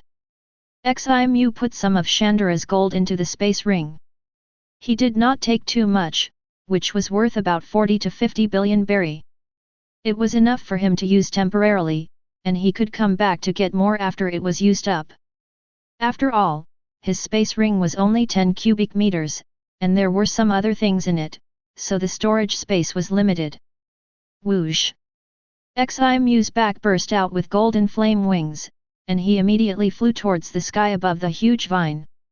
He flew all the way to the top of the huge vine, and then saw the golden bell. Ximu landed in front of the golden bell, glanced at the handwriting left by Roger, and then took out a camera from the space ring. He bought this camera to take selfies and keep a memory when he accompanied Hina to play in the Seven Water City. Ximu raised his camera and took photos of the historical text embedded in the clock base. In order to make the handwriting on the photo clear, Ximu divided the entire article into 8 parts. Unfortunately, the historical text is too large, otherwise it would be more to Ximu's liking to give the original to Robin. He could only bring Robin here in person when he had the chance in the future. After getting the historical text, Ximu was not in a hurry to leave. He finally came to Sky Island and he also wanted to visit here. I don't know when I can come here next time. 5 days later, the Shrine of God. Ximu was practicing observation haki, sensing the sounds emitted from the bodies of people around him. After practicing every day, he would stroll around Angel Island and appreciate the unique scenery here. At this time, there were 2 more maids beside him. One was Loki sent by Chief Shandia, the other was sent by Gonfer. According to him, she was the most beautiful girl among the sky people, named Konis. Not far away, Weber and several Shandia warriors were also guarding the Shrine of God. Ximu found that the 2 women's looks and ages did not match. Loki is currently 17 years old, but her appearance is very mature and gorgeous, and she looks like she is in her 20s, on the contrary, Konis, who is already 20 years old, looks young and looks like she is only 15 or 16 years old. Chapter 63. In the evening, Ximu stopped practicing. Konis and Loki had prepared a sumptuous dinner for him, many of which were made with Sky Island's unique ingredients, and the taste was very novel. While serving Ximu, Konis asked in a mosquito-like voice, "God, who will serve you tonight?" As soon as she finished speaking, her pretty face had already flushed, and her eyes seemed to be dripping with water. Loki had been with God for 4 days, and she had been for 3 days. They took turns serving God, 1 day each, and now it was exactly 2 days each. Ximu swallowed the fish in his mouth and said casually, "Let's go together." "Hey!" Konis Sakura opened her lips slightly, then understood what Ximu meant, and her cheeks flushed instantly. Loki, who was standing by, couldn't help blushing when she heard this. "I didn't expect that coming to Sky Island would trigger a system task," Ximu thought while eating. When Loki was first sent here by Chief Shandia, he was ready to refuse. After all, he was not planning to stay here for a long time, so why would he need a maid? But the system suddenly issued him a third-party task. Third party, Loki and Weber are childhood sweethearts, and they love each other. Please ask the host to be the third party and win Loki's heart. The reward for this task is the flying device, sailboat component. Flying device, sailboat component installed on any sailboat, it can give the ship the flying function. It was because of this task that Ximu stayed in Sky Island, otherwise he would stay here for 2 or 3 days at most and then return to the Seven Waters City. After all, there is a caliph waiting for him to conquer there. After dinner, the 2 women followed Ximu and left. Seeing this scene, for some reason, Weber suddenly felt a little irritated. He had never experienced this before, and he didn't understand why. Maybe it was because he didn't want to surrender to this fire god Ximu. Weber thought so in his heart. Ximu continued to stay on Angel Island, accompanied by delicious food and beautiful scenery, and half a month passed in a flash. But in Calipha, the Seven Waters City, it felt like a year. Ximu just left, she was very happy in her heart, thinking that she could take this opportunity to get rid of Ximu. It was indeed smooth at the beginning. A few days before Ximu left, Calipha found that he appeared less and less in her mind.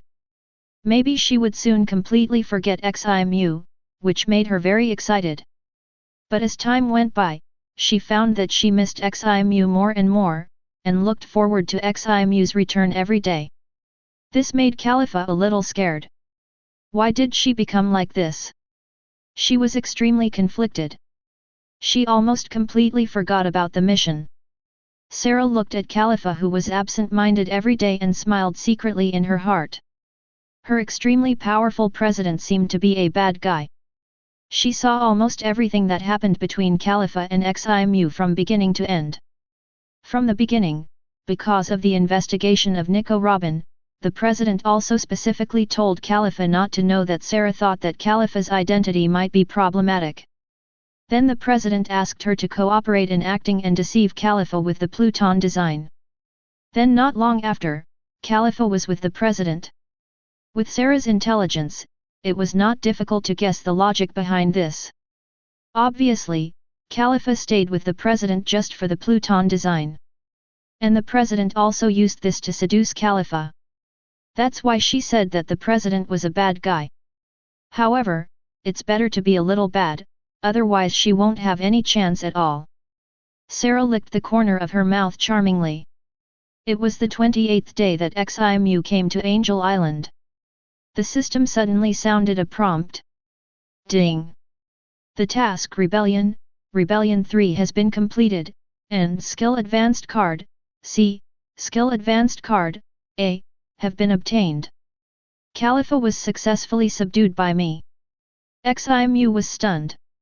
After leaving Khalifa, he obviously did nothing, so why did it prompt that the task was completed? In the end, Ximu could only draw one conclusion: distance creates beauty. Ximu smiled softly, and the feeling of completing two tasks at once was really good. Open the system interface and use the two advanced cards on the Flying Stone and Swimming skills respectively. Flying Stones was upgraded to a C-level skill, and Swimming was upgraded to an A-level skill. Then Ximu began to work on Flying Stones, C. He was not going to work on Swimming, A, on Sky Island. After all, there was no one he trusted here.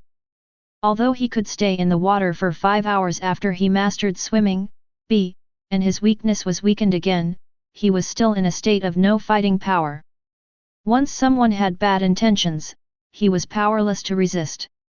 So since he became a capable person, he would let Kuina stay by his side every time he worked on the Swimming skill. After staying on Angel Island for another 10 days, Ximu was ready to leave. Although the mission of the third party had not been completed, Ximu felt that temporarily parting with Laki and letting her calm down might be more effective after the experience of Khalifa. When Konis learned that Ximu was going to leave, she felt very reluctant.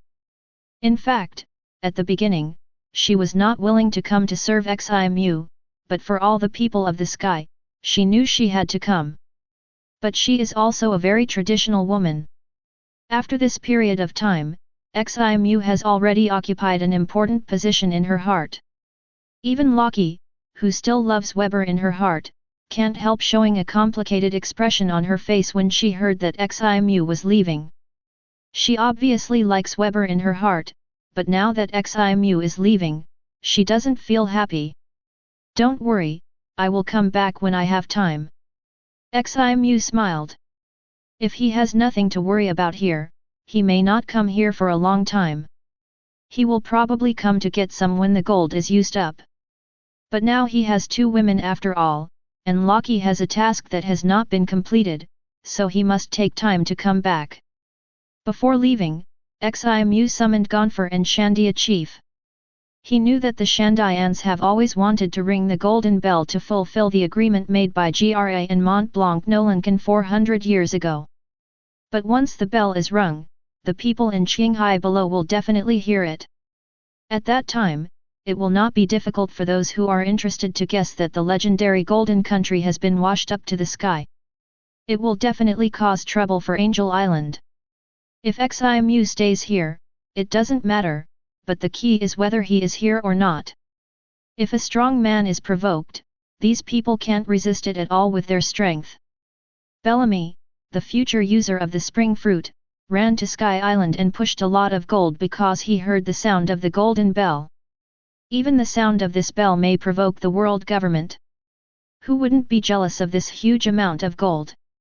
Chapter 64. Gonfer and Chief Shandia did not know before that the golden bell was at the top of the vine. Gonfer did not care about this. Although he also wanted to hear what the rumored bell sounded like, it was okay if he could not hear it. He just felt a little sorry. Chief Shandia was very excited. The Shandia people have now returned to Shandora to live, but they found that the most important golden bell was missing. They have been looking for it everywhere during this period. Now they finally know the whereabouts of the golden bell. But the next second, Chief Dia became depressed again. Although they found it, God did not allow them to ring it. He understood that God's words made sense. If the powerful enemy came because of the ringing of the golden bell, how would they deal with it? However, ringing the golden bell was the only wish of the Shandia people besides regaining their hometown. Seeing the troubled look on Chief Shandia's face, Ximu said, "I'm not telling you not to ring it forever. Wait a few years, and I'll tell you when you can ring the golden bell. By then, his strength will be even stronger. Even the world government should think carefully before taking action. Is it worth it to turn against him for these golds?" Chief Shandia smiled immediately. "It's just a few years. They can wait. After all, they have been waiting for 400 years. The night Ximu left Angel Island and returned to the Seven Waters, she clearly felt the difference of Calipha 937 and was more relaxed in front of him. Afterwards, Ximu had a frank talk with her.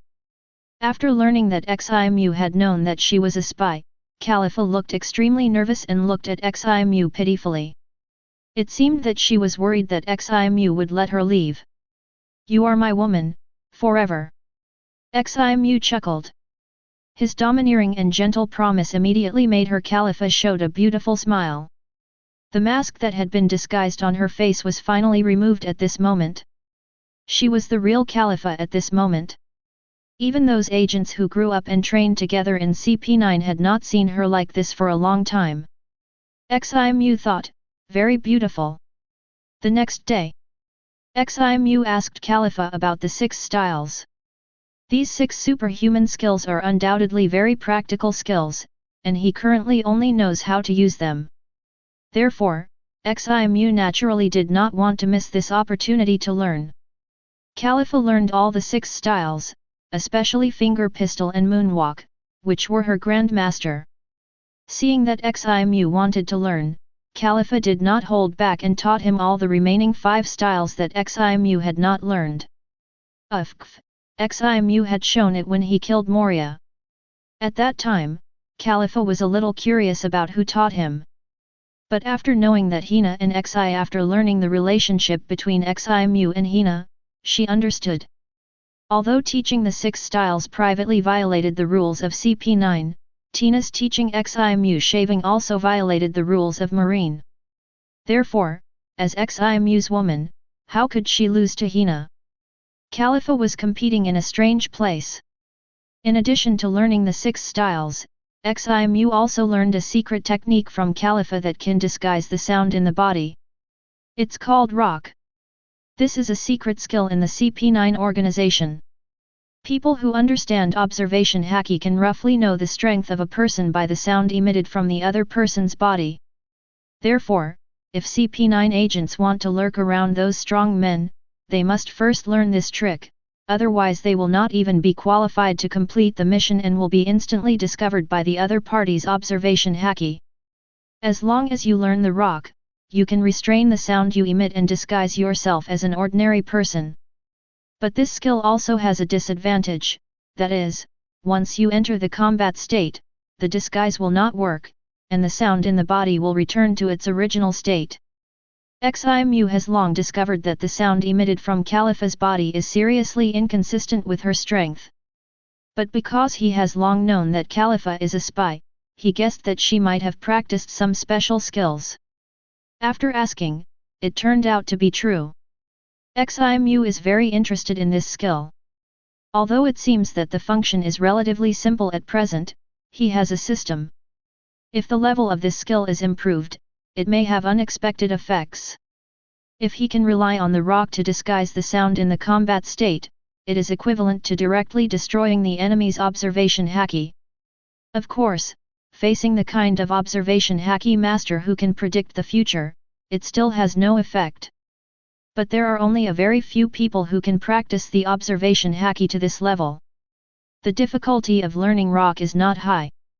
Ximu successfully got started in just half a day. On the system panel, this skill is displayed as D level. He has learned the other 5 styles in rock successively, a total of 6 skills, which greatly enriched Ximu's skill list and increased his foundation. But he did not work on these skills immediately.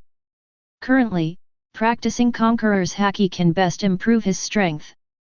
However, Ximu still set aside some time to work on swimming skills.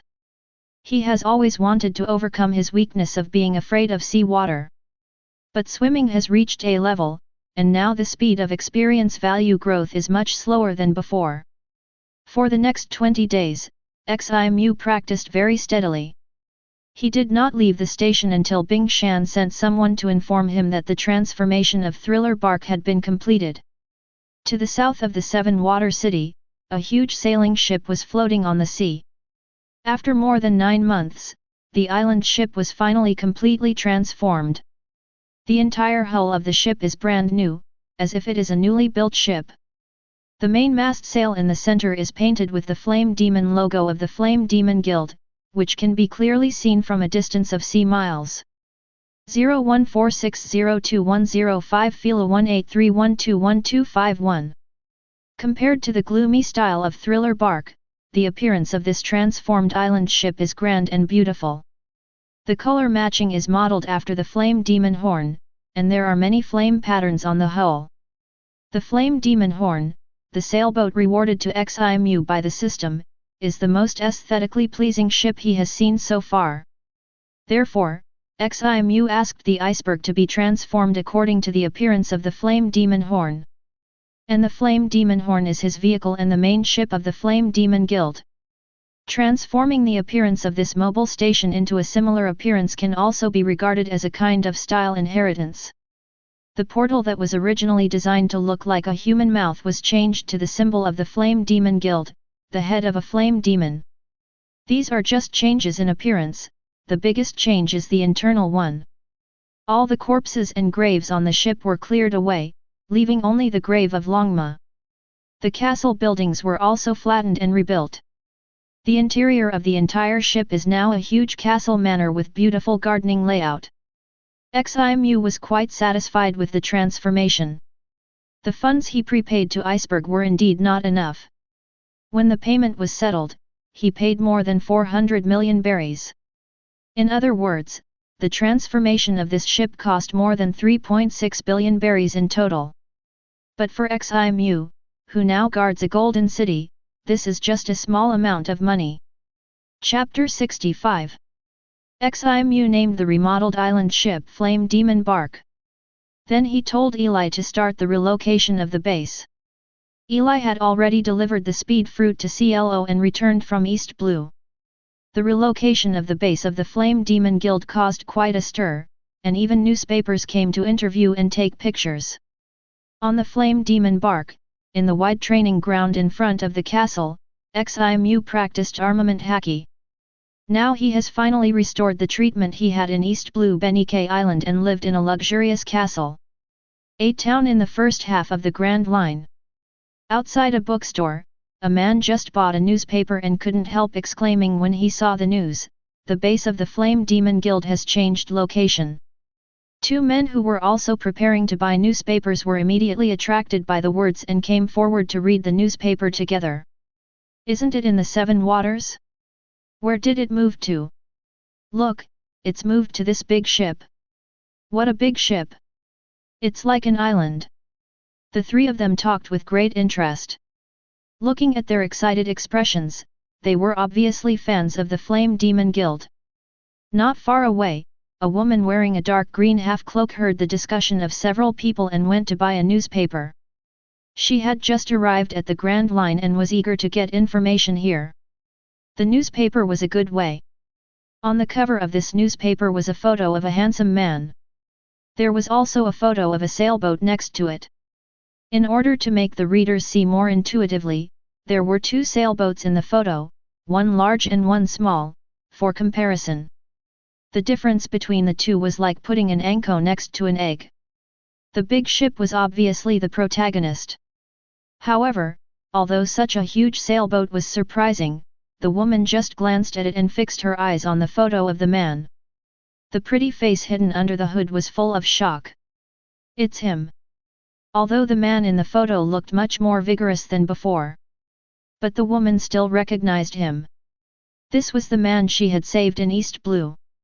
And the identity of this woman was Ximu's savior, Nicole Luiao.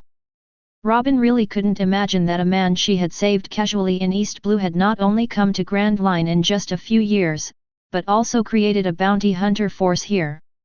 And he seemed to be very famous, after all, he was in the newspaper. A few days after she saved Ximu, she left East Blue and went to South Blue to continue looking for traces of the historical text, so she didn't know what happened to Ximu in East Blue later. Robin had just arrived in Grand Line and needed a place to stay. Thinking of having such a connection with Ximu, she considered whether she could get shelter from Ximu. But after a moment, Luo Yi gave up the idea. Fleeing under the pursuit of the world government for these years, she was accustomed to betrayal and ingratitude, and she would no longer trust anyone. Although she had saved Ximu, she didn't know him. She had only just seen the name Ximu in the newspaper. What's more, Ximu was the boss of a bounty hunter, and she was a wanted criminal, so they were incompatible. If she went to him, she might just be caught. The risk was too great. Then, Robin adjusted his hood, covered his face, and blended into the crowd. Ximu didn't know that because of his bounty hunter identity, he missed a chance to meet Robin. Every day was spent in cultivation. After the relocation of the base, the fire demon bark has left the Seven Waters City and is currently heading towards the Sabayati archipelago. Ximu plans to place the base near the Sabayati archipelago. In that case, even if Hina only has one day off, she can bring her daughter to reunite with him. In addition, the Sabayati archipelago is also a good hunting place, with pirates and bounty criminals everywhere, which is very suitable for the guild's hunters.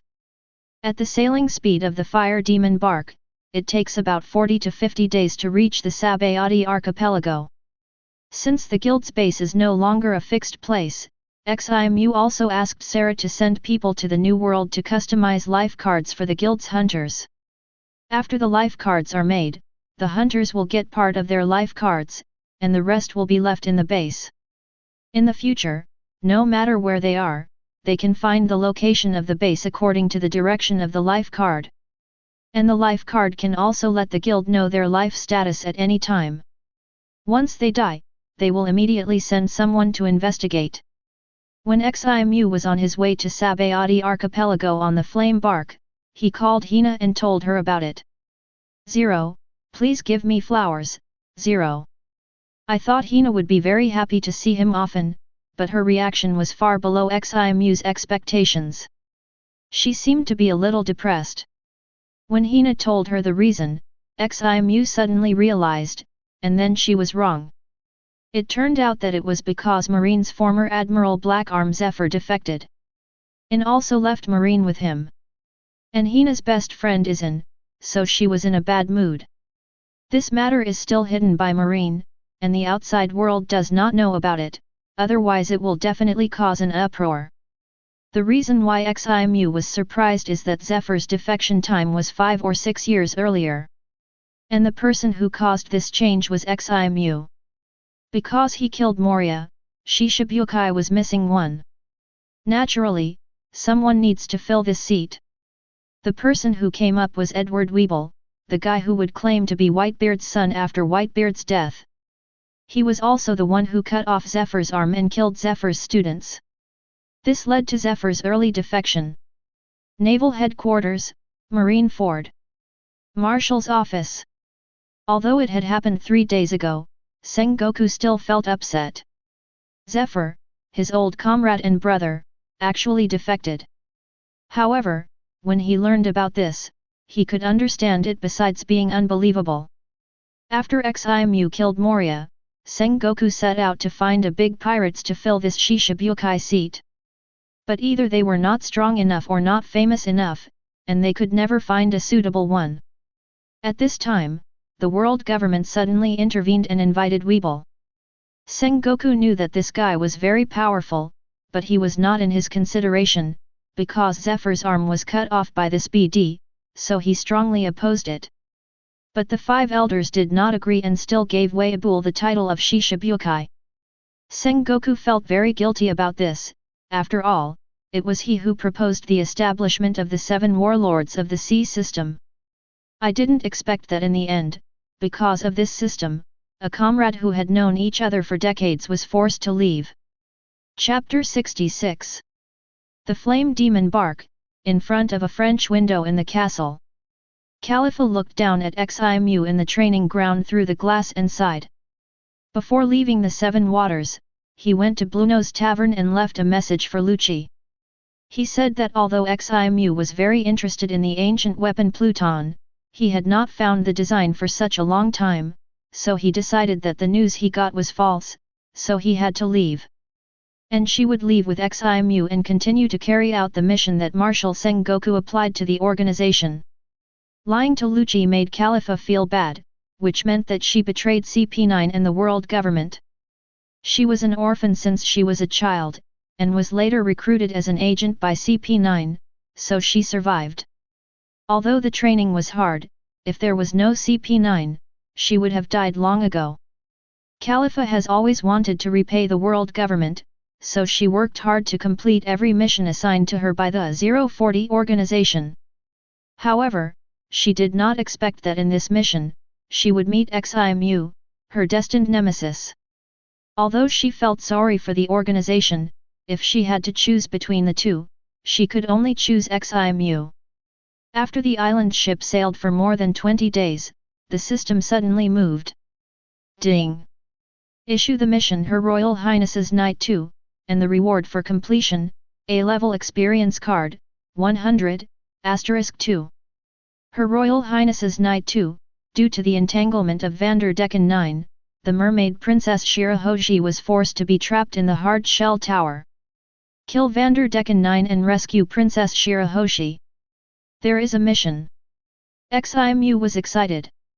The reward for the mission is 2 A-level experience cards, which can increase the experience value of A-level skills, which can be used for swimming skills. In order to complete the mission as soon as possible, Ximu decided to drive the flame magic horn and go ahead. The speed of the Flame Demon 3-masted sailing ship was too slow. It would take at least 20 days to reach Sabayati archipelago. Ximu, who was anxious to complete the task, could not wait any longer. Then, Ximu opened the full sea navigation map and located Sabayati archipelago. Before going to the Fishman Island, he had to go there to coat the boat. Then he took Kuina and Nami with him, and the 3 of them headed towards Sabayati archipelago. After all, they were going to the bottom of the sea this time. For people with special abilities, it was a very dangerous place. With Kuina by his side, Ximu could feel more at ease. As for taking Nami with him, it was purely to let this girl gain some experience. Knowing that she could see the legendary mermaid this time, Nami was also extremely excited. The speed of the Flame Demon Horn was much faster. It took only 5 or 6 days to reach Sabayati archipelago.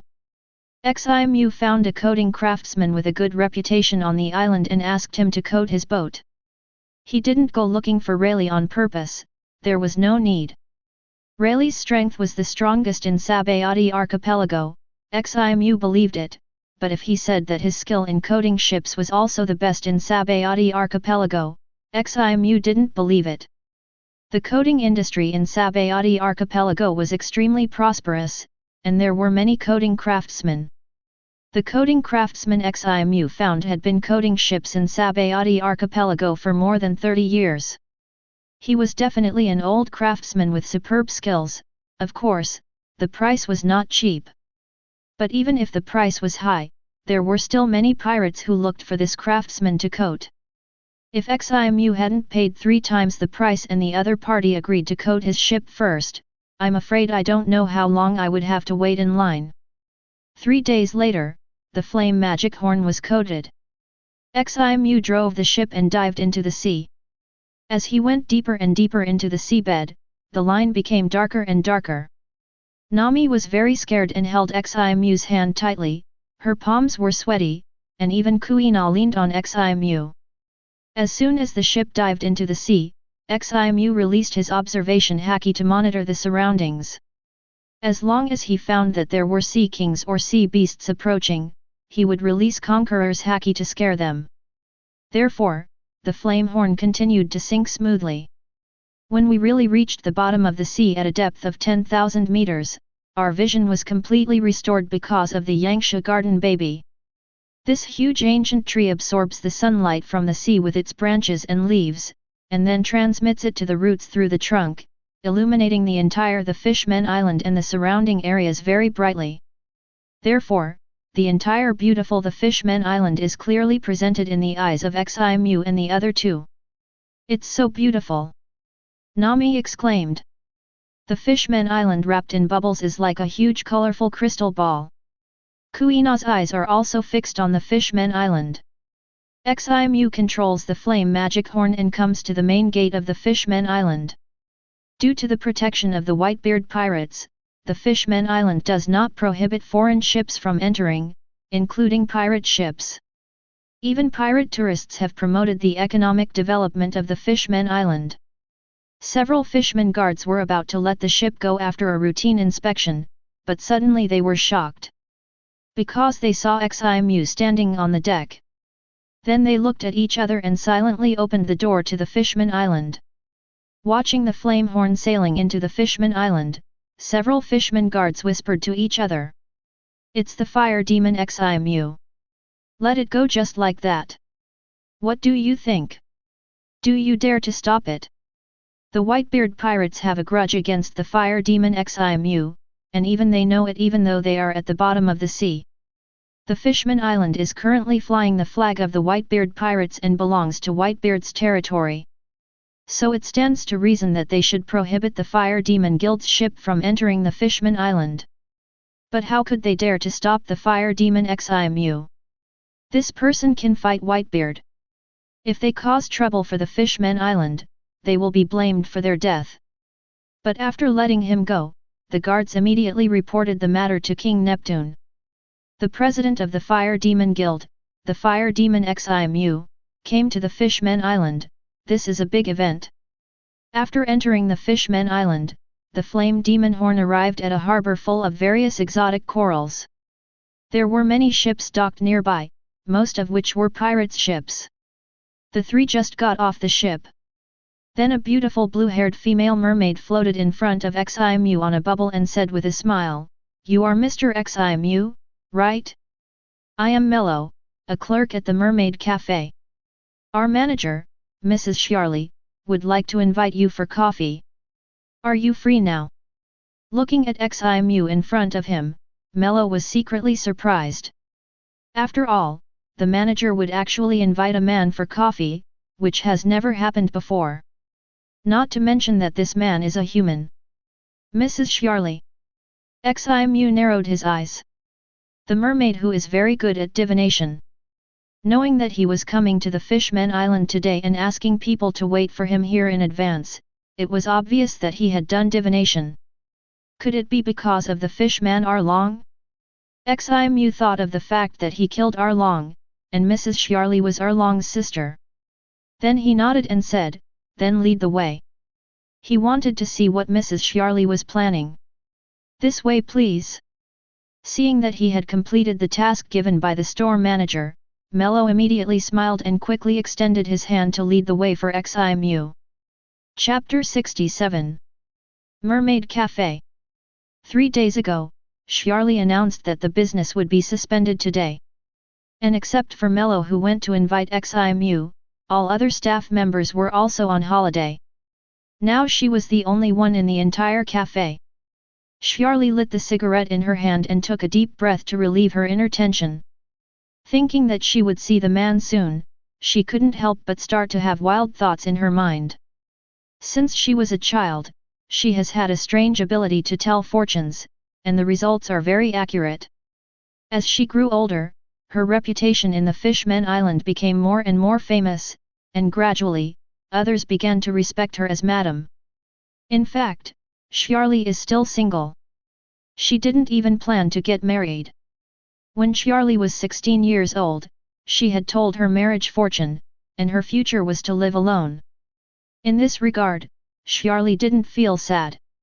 What's wrong with being alone? Free from worries. She has been like this since she was a child. Although she has a half-brother, they rarely meet and have almost no communication. They are just strangers. Therefore, Xiarli has long been accustomed to loneliness and enjoys loneliness. But 2 years ago, when she was 20 years old in 2005, Xiarli suddenly had a whim and divined her marriage again. But she found that the result was completely changed. In the future, she not only got married, but also gave birth to a pair of twin daughters. And the father of the children was actually a human. At that time, Xiarli was simply unbelievable. This was the first time she encountered a situation where the divination results changed. She once thought that there was something wrong with her divination. Although the outside world praised her divination for 100% accuracy, only Xiarli herself knew the limitations of her divination. If she divined her own affairs, it would indeed be very accurate. She could know where and when it happened. She even knew when she would die. But if she divined other people's affairs, it would be different. Although she could also divine the results, she could not divine the exact time. Xiarli has always regarded this divination defect as her own lack of ability. So it is not impossible to make a mistake in divination. So Yuanli has divined her marriage many times. However, the result is the same every time. She did get married in the future. It seems that the ending of living alone until old age was a wrong divination. At first, Xiarli was very resistant to this future. She didn't want to get married at all. But with divination after divination, seeing the happy smile on her face in the future in the crystal ball again and again, and the two lovely daughters, she rediscovered that she was actually affected. At some point, she suddenly wanted to meet the man who changed her future. So she divined the time when she would meet the father of her child for the first time, and knew that he would come to the Fishman Island today, so she arranged for Mello to meet him. I don't know if he will like me after seeing me later, or if he will mind that I am a mermaid. Ding ling ling. Just as Xiarli was lost in thought, the door of the cafe was pushed open from the outside, and the bell hanging behind the door swayed and made a sound. First, Mello floated in, and then a man followed into the cafe. The moment she saw this man, Xiarli clenched her pipe tightly with her jade hands. It was him. The man she had seen countless times in the crystal ball. Even in the future, this man's appearance would never change, exactly the same as it is now. Immediately, Xiarli's tense body relaxed instantly, and she smiled. For some reason, she really saw him, and her nervousness suddenly disappeared. Ximu looked at Mrs. Xiarli with some doubts, and this expression did not seem to be hatred towards her. So he asked directly, Mrs. Xiarli, are you here for Arlong? Yes, I killed him. However, Xiarli said, Arlong's affairs have nothing to do with me. Not for Arlong? Then I don't seem to know you, why did you invite me here? Ximu frowned. Xiarli didn't reply, but glanced at Nami and Kuina, and then said to Mello, you take these two ladies to the island for fun, and I will pay for all the expenses. Yes. Mello nodded quickly, and then looked at Kuina and Kuina with envy. But the two women turned their eyes to Ximu, obviously asking for his opinion. Go. Ximu said. He could see that Mrs. Xiarli seemed to have something to say to him alone. When the three women left, Xiarli personally brewed a cup of coffee, gently placed it on the table, and said to Ximu, Please sit down, I know you have questions, sit down and talk slowly. Okay. Ximu sat on the chair without being polite, but did not touch the cup of coffee. Before he figured out why Xiarli was looking for him, how could he touch something served by someone he didn't know whether he was an enemy or a friend? Seeing that Ximu didn't drink the coffee he made, Xiarli didn't mind. Looking at Ximu's familiar yet unfamiliar face, he suddenly smiled and said, "Do you know my ability? I've heard that your divination is very accurate." Ximu nodded, not quite understanding why Xiarli asked that. "In the future, I married a human man and gave birth to twin daughters," Xiarli said with a slightly red cheek, staring at Ximu with beautiful eyes. Hearing this, Ximu was stunned at first, then his eyes widened, pointing at himself and said, "The man you are talking about, isn't it me?" "Of course it's you, otherwise why would I see you?" Xiarli said, and then told Ximu everything about the divination of his marriage, including the different results she got from divination. After Ximu heard this, he was shocked and his thoughts were turning rapidly. When Xiarli was 16 years old, he was still working for others and his memories of his past life had not been awakened. He was just an ordinary person. The divination at the age of 20 was after he awakened his memories and system of his past life. Could it be that this caused Xiarli to get two different results? Seeing that Ximu didn't say a word after he finished speaking, Xiarli thought he didn't believe it, so he hurriedly said, "What I said is true. Of course, this is something that will happen in the future. If you don't believe it now, I can understand." But Ximu said, "No, I believe it." He knew that Xiarli's divination ability was not a trick, it was indeed very accurate. And he could endure shyness and say such a future, obviously it was not to trick him. He should really be with Xiarli in the future and have two daughters. If you add Doris who is already born, that means I have 3 daughters. Could it be that I am more likely to have daughters? Chapter 68. Ximu was willing to believe what he said, which made Xiarli very happy. Then, the two chatted. Ximu found that Xiarli seemed to be very familiar with him, as if they had known each other for a long time. He guessed that it was because he had seen him many times in divination. Slowly, Ximu also let down his guard against Xiarli and took a sip of the cold coffee. Seeing this, Xiarli smiled and asked, "What are you doing here at the Fishman Island this time?" "It's for Princess Shirahoshi. For some reason, I want to rescue her from the hard shell tower," Ximu said. "Then I will introduce King Neptune to you. It will be easier to gain your trust to avoid misunderstandings. Except for the Whitebeard pirates, humans have no trust in this country." Xiarli took a puff of his pipe elegantly and smiled. "Then I'll trouble you." Ximu nodded, then suddenly frowned and said, "You told me what will happen in the future. Will it affect the birth of the child?"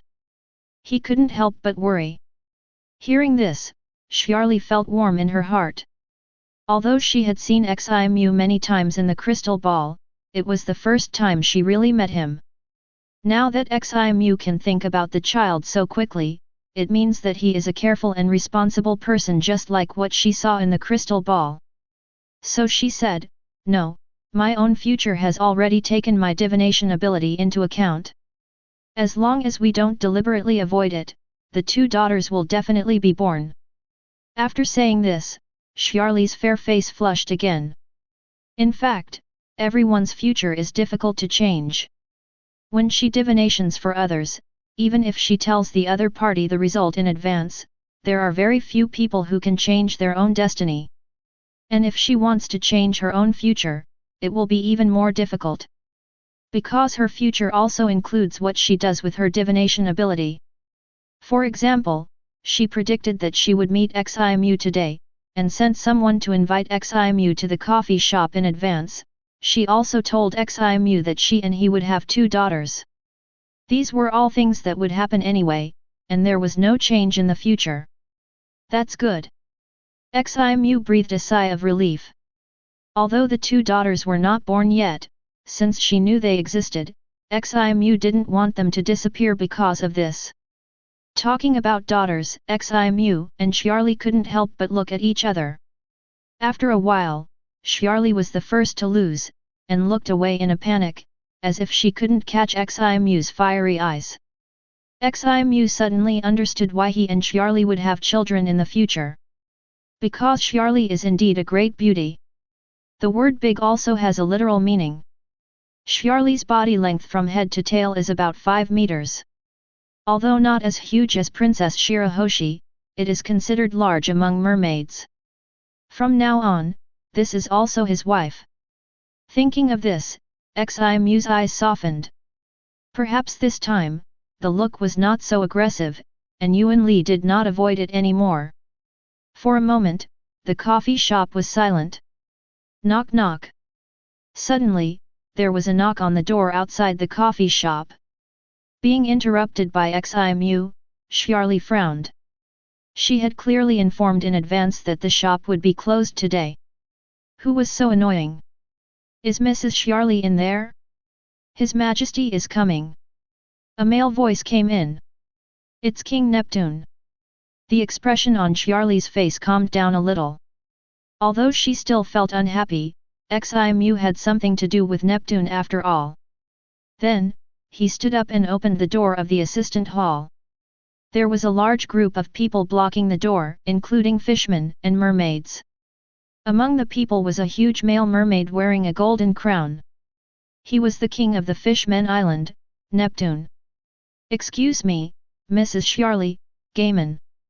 Neptune said, his tone was very polite. Not only because Xiarli had a high status among the people of the Fishman Island, but also because he knew that Ximu was in the cafe, a person that the Fishman Island could not afford to offend. Xiarli bowed and saluted, and then said, Your Majesty, can you come into my cafe for a chat? Mr. Ximu has something important to talk to you about. Neptune looked into the cafe and saw Ximu sitting at the table drinking coffee, so he said, Okay. He also wanted to know why a big man like Ximu came to the Fishman Island. Father, we will accompany you. Your Majesty, we will also go in to protect you. The 3 princes and guards said hurriedly. Xiarli said at this time, My cafe can't accommodate so many people. Your Highness, the 3 princes can go in together, forget about the others. Mr. Ximu has no ill intentions, I can guarantee the safety of His Majesty the King. Everyone still trusts Xiarli, so there is no need to ask to go into the cafe together to protect the King's safety. Neptune brought his 3 sons and floated in on the bubble. It was fortunate that Xiarli's cafe was high enough for Neptune's body of more than 10 meters to enter, but it was a little bit sleepy. Welcome to the Fishman Island, Your Excellency Ximu, Gaiman. Neptune said with a smile. Thank you, the Fishman Island is a great place, I like it here too. Ximu also smiled. After the 2 sides exchanged greetings, Xiarli said to Neptune, Your Majesty, Mr. Ximu heard about the harassment of Princess Shirahoshi and is willing to help solve it. Really? Lord Ximu. Neptune was overjoyed. His favorite little daughter Shirahoshi had to be locked up every day and couldn't even go out. He was also heartbroken, but he couldn't find that guy Vander Decken. Lord Ximu, although the BD Deccan's strength is not strong, but no one knows where he is hiding. Do you really have a way to find him? The eldest Prince Sharkstar also asked hurriedly, his face full of expectation. If Ximu can really find Vander Decken, he will be the great benefactor of the Fishman Island. It should be no problem. I'll try with observation Haki. Ximu said, and then closed his eyes and released his own observation Haki. Seeing this, Neptune and the 3 princes even slowed down their breathing rhythm, fearing that it would affect Ximu's search.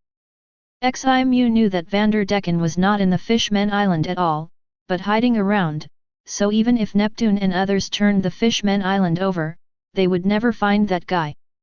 Therefore, Ximu's observation Haki directly skipped the Fishman Island and spread to the surrounding area.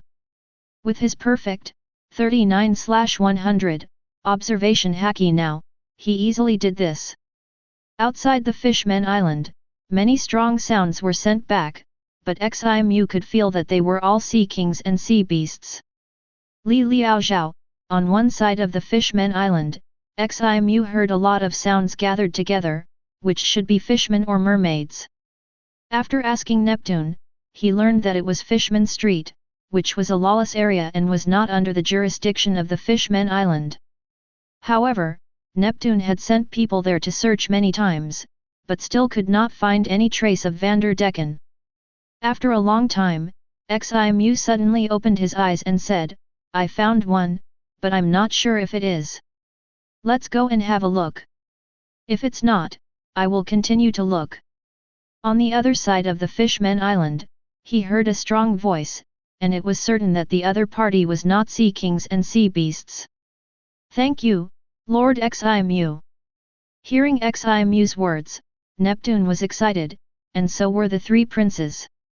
Under Ximu's guidance, everyone took the ship of Dragon Palace City to leave the Fishman Island and arrived at a place full of huge trees. Then they saw a broken sailboat hidden in it. That was Vanderdecken's Flying Dutchman. Chapter 69. Damn it, it turns out that Daken coated the boat and hid it outside the Fishman Island. No wonder we can't find him. Shark Star said angrily. This BDS ability is to throw weapons from outside the island to threaten his sister. This was something they had not expected before, so they were misled and thought that Daken was hiding in the Fishman Island. Immediately, Shark Star's face showed joy again, raised the trident in his hand, and prepared to take action. If Vanderdecken is found, Shirahoshi will no longer have to hide in the hard shell tower. However, before he could make a move, he saw Ximu suddenly draw the saber at his waist and slash at the Flying Dutchman with one knife. Whoosh! A huge blood-red slash shot out. The sea water along the way was all separated. Puff! The already broken Flying Dutchman was instantly split into two parts and completely turned into a pile of rubbish. The sound perceived by Ximu disappeared. The three princes immediately led people into the broken ship and found Vanderdecken's body, which was broken into two pieces just like his car. This guy didn't even see Ximu's face, and died in a confused manner. He didn't know who killed him before he died. "Sir Ximu, I am so grateful," Neptune said with gratitude, and the three princes 357 also bowed and saluted. While they were grateful, they were also very shocked. The strength of this fire demon Ximu was really strong. It's well deserved. They couldn't find Decken for so long, but Ximu found him easily. Xiarli, who was standing by, also felt a sense of pride. This man destined for her is simply perfect. Xiarli couldn't help but feel fortunate that her marriage had changed, otherwise she might not even have the chance to meet Ximu. Everyone took a boat back to the Fishman Island. Neptune invited Ximu to the Dragon Palace for a banquet, but was rejected by Ximu, who said that he had to go to the Fishman Island to walk around and have a look. Although Neptune felt a little regretful, he didn't dare to force it. In fact, Ximu just didn't want to waste time on these guys. Instead of eating with Neptune and the others, he might as well leave the time for Xiarli. After all, Vanderdecken had been killed by him. When Neptune and the others returned to Ryugu City and released Shirahoshi, the task issued by the system would be completed. Therefore, Ximu would not stay in the Fishman Island for long. Sure enough, not long after, the system issued a prompt sound for the completion of the task. For the next 3 days, Ximu was with Xiarli. And Kuina and Nami, the two girls, also played around the Fishman Island every day accompanied by the staff of the Fishman Cafe. During this period, Neptune sent people to send Ximu a lot of treasures to express his gratitude to him. Although Ximu didn't care about these things at all with his wealth, he didn't want to refuse their kindness, so he still accepted them. The Fishman Island is a luxury house in the high-end residential area of the Fishman Island, Eupholi Villa. Ximu sat on the bed, seeming to be thinking about something. Xiarli's pair of jade arms suddenly wrapped around his neck from behind, and whispered, "My little man, what are you thinking about?" At first, the title of little man made Ximu very unhappy. Although his body shape is indeed much worse than Xiarli's. But this title always made him feel weird. So Xiarli was asked to experience carefully whether he was a little man or not. Although Xiarli was defeated and begged for mercy, he still did not change this name afterwards. Ximu was too lazy to argue with her. "Was the place where I killed Vanderdecken that day the sea forest?" Ximu asked. "Yes." Xiarli nodded, and put his cheek against Ximu, with a fascinated face. Ximu suddenly remembered that there was also a historical text here on the Fishman Island, in the sea forest. Since he was already here, he would get that historical text by the way and give it to Robin later. Afterwards, accompanied by Xiarli, Ximu came to the sea forest again and found the historical text surrounded by bubbles. Obviously, the Fishman Island also protected this historical text. Like the historical text taken on the Sky Island, Ximu used a camera to shoot it in 8 parts. The system task is completed, the historical text is obtained, and it is time to leave the Fishman Island. I am very reluctant to let Ximu leave. But I also know that this is part of her life experience. Anyway, knowing that she will live happily with Ximu in the future is enough. Now it is just a temporary separation. 6 days after Ximu left the Fishman Island, the Sun Pirates came back. Jinbei went out this time because 2 mermaids were captured by humans. After learning about it, he went to rescue them, which happened to be the time when Ximu came to the Fishman Island. When he saw Shirahoshi coming out of the hard shell tower, he was very surprised. After Neptune explained the reason to him, Jinbei was surprised. "It's amazing that you can find Dakin with observation haki. You know, the number of creatures around the Fishman Island is amazing. And Ximu can actually tell which one is Dakin. What's more, he has never seen Dakin. At least Jinbei can never do this." Although he could also use observation haki to cover the surroundings of the Fishman Island, he couldn't find Dakin from it. Such a sophisticated and profound application of observation haki can no longer be achieved by pure practice, it requires a strong talent for observation haki. For example, the deceased Princess Otohime, her observation haki can naturally sense other people's emotions, which can't be achieved by practice alone. Jinbei didn't know that Ximu's observation haki, which was obtained by the system, was extremely comprehensive. If he continued to practice, he could not only sense emotions, but also predict the future. When Neptune was talking to Jinbei, Shirahoshi came over and said crisply, "Father, Boss Jinbei, are you talking about Lord Ximu?" Shirahoshi was very grateful to Lord Ximu who helped her escape from the hard shell tower. Although Lord Vanderdecken was killed because of this, she was kind-hearted and couldn't bear it. But it was not Lord Ximu's fault. If you want to blame someone, blame her. Shirahoshi really wants to meet that Ximu master. What does he look like? Sabayati Archipelago, edge of tree area number 71. On the flame devil horn. Ximu has a devil fruit next to him, and is looking through the devil fruit illustrations in his hand. He just found this devil fruit in Neptune's treasure. It was a little beyond his expectations. Although few people are willing to eat this fruit that will make people lose their swimming ability for mermaids and fishmen living in the seabed, the preciousness of the devil fruit will not depreciate. If you can't use it yourself, you can also exchange it with other forces. It is a very valuable bargaining chip. Chapter 70. That's it. Ximu looked at a page in the illustration book. Zoan bug fruit mantis form. Not bad. Ximu nodded, at least it was not an unacceptable ability. He decided to give this fruit to Eli, who was the head of the bounty department of the branch after all, and his current strength was too average. 2 days later, the flame demon bark finally arrived at Sabayati archipelago and met up with Ximu and the other two. But it didn't stay for too long, and the huge island ship left again. It finally stopped at an uninhabited island between naval headquarters and Sabayati archipelago. It took about 2 hours to get to Sabayati archipelago and naval headquarters. Such a location is not only for Hina to come to find Ximu, but also for hunters to have prey to hunt in Sabayati archipelago. If the fire demon bark is stationed near the Sabayati archipelago for a long time, the pirates will definitely not dare to stay in the Sabayati archipelago.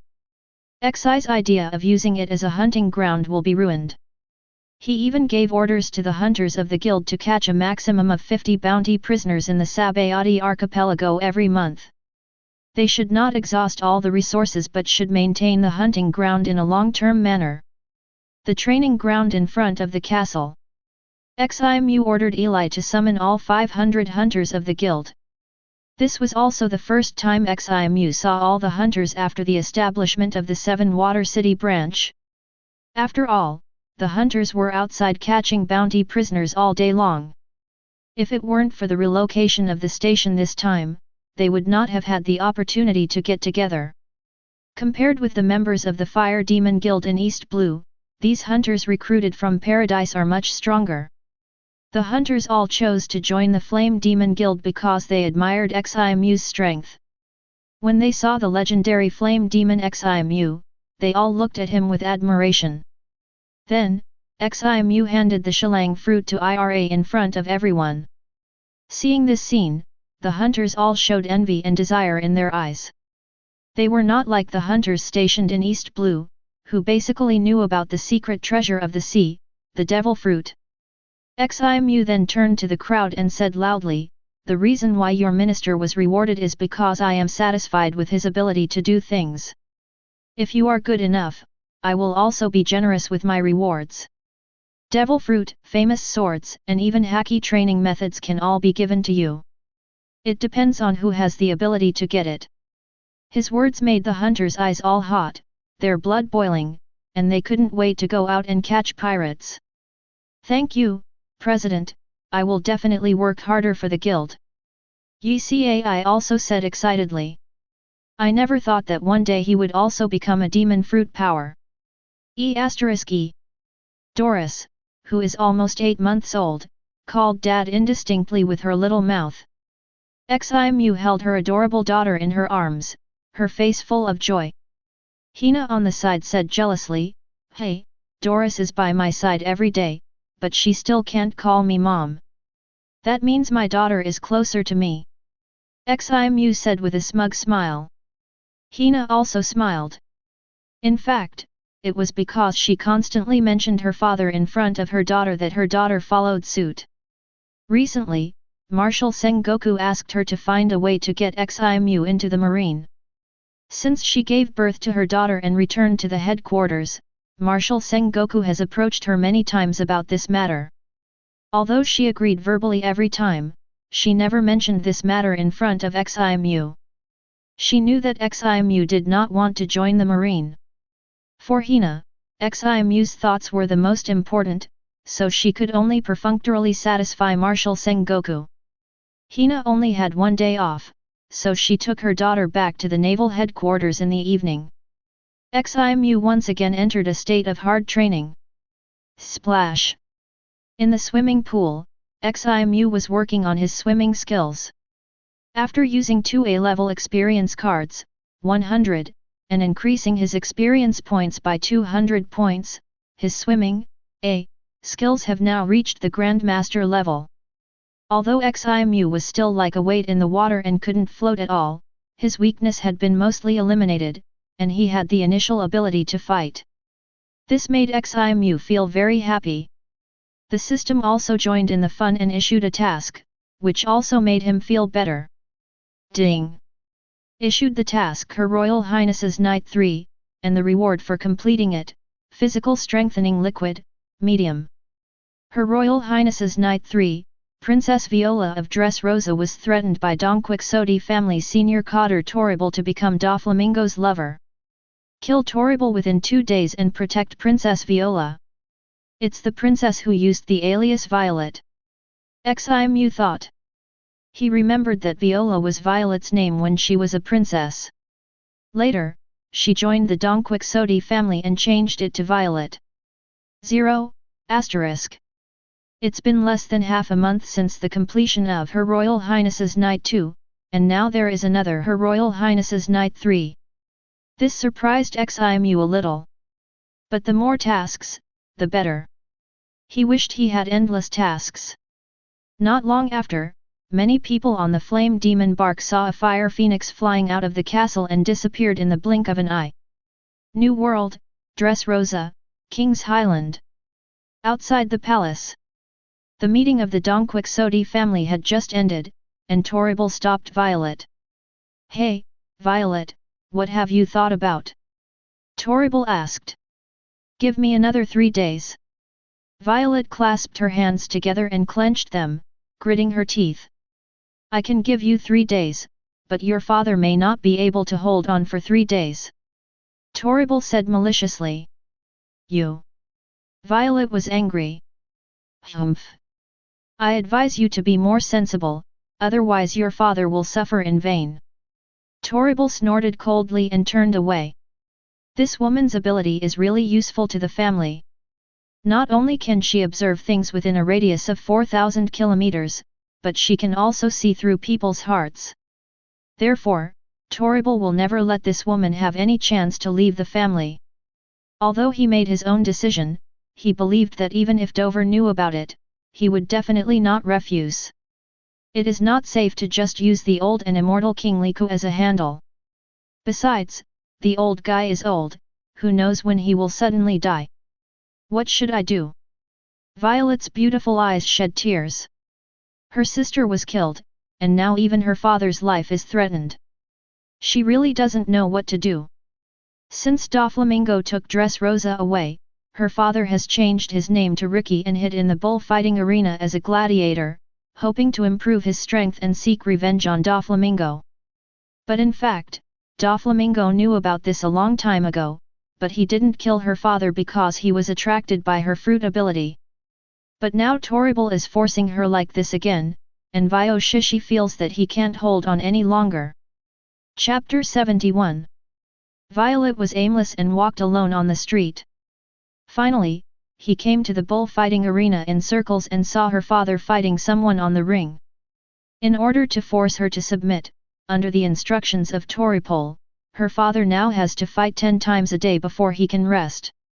Seeing his father so old and being forced to fight hard, Violet's heart trembled. What can she do if she doesn't agree to Toribel's request? Is it like this that my father was killed?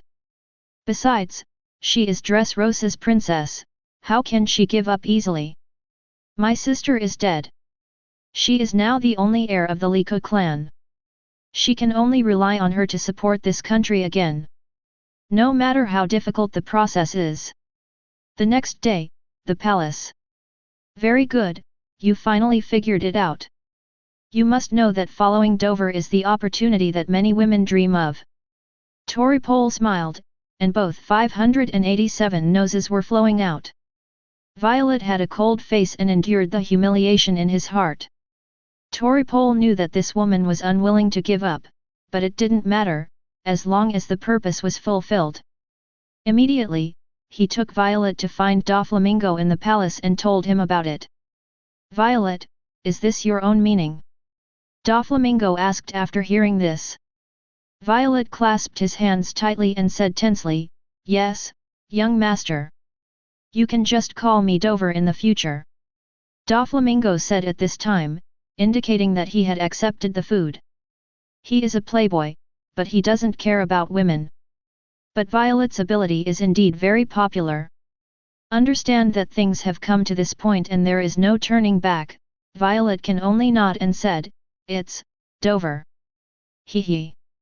Suddenly, a contemptuous laughter came into the ears of the three of them. At some point, a man appeared not far away, and none of the three of them noticed it. Blade Demon Ximu. Doflamingo looked shocked, quickly put away his legs and stood up from the chair. Dangling 7 warlords of the sea, you are so despicable and threatening a woman. You guy is really shameless. Ximu curled his lips. What are you talking nonsense? Doflamingo's forehead bulged with veins. This BD comes uninvited and dares to slander him now. Oh?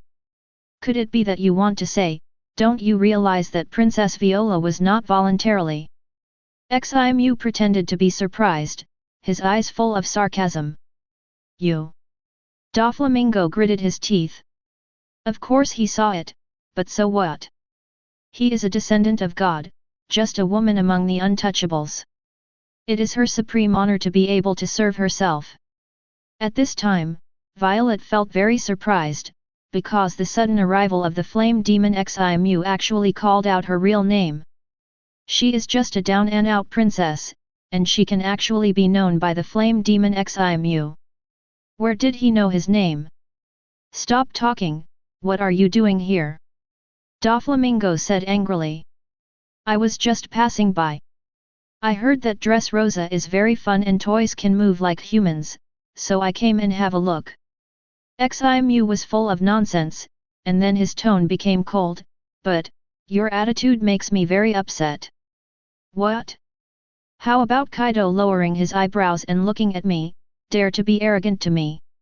Do you think I'm easy to talk to? As soon as he finished speaking, he disappeared. Immediately afterwards, a crisp click. Doflamingo and Violet quickly looked at it, and Ximu held Toripol's neck in one hand and carried it in mid-air. At this time, Toripol had already been crushed to his throat, rolled his eyes and died. Toripol. Damn! Doflamingo was furious. Although he was afraid of Ximu's strength, he was an extremely arrogant person. Now that even his elders have been killed, how can he bear it? And seeing how Ximu was killing people when he came, it was obvious that the person who came was not kind. 5 color strings. Doflamingo took action, his right hand made 5 fingers into claws and swung suddenly.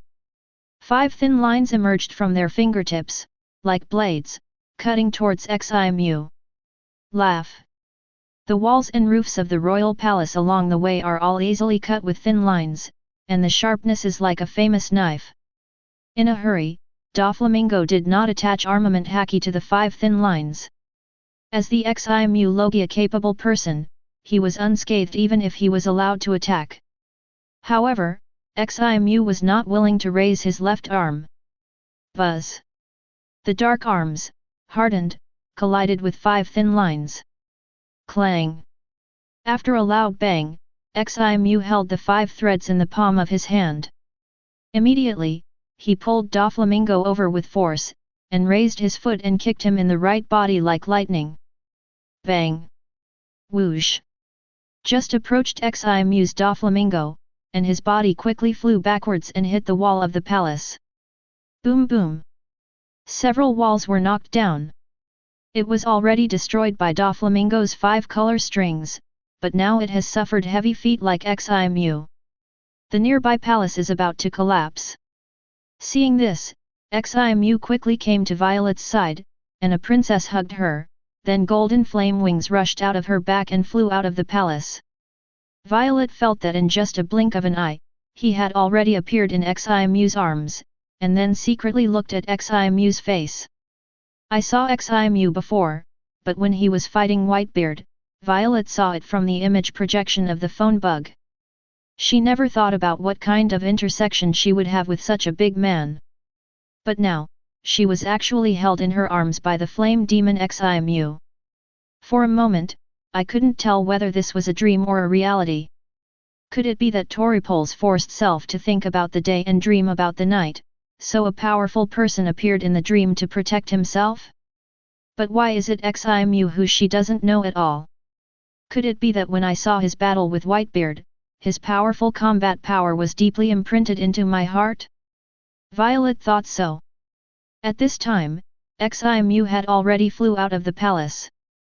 Just as he was about to put down Violet, he saw the Dressrosa's princess's eyes blurred, so he couldn't help but smile and said, "Princess Viola. What's wrong with you?" Ximu's voice woke Violet up. She reached out and pinched her arm gently, feeling the pain of 3.0. This is not a dream. Violet looked at Ximu in surprise and asked, "Why do you want to save me? Do we know each other?" "I don't know you, I see you for the first time today." Ximu chuckled and shook his head.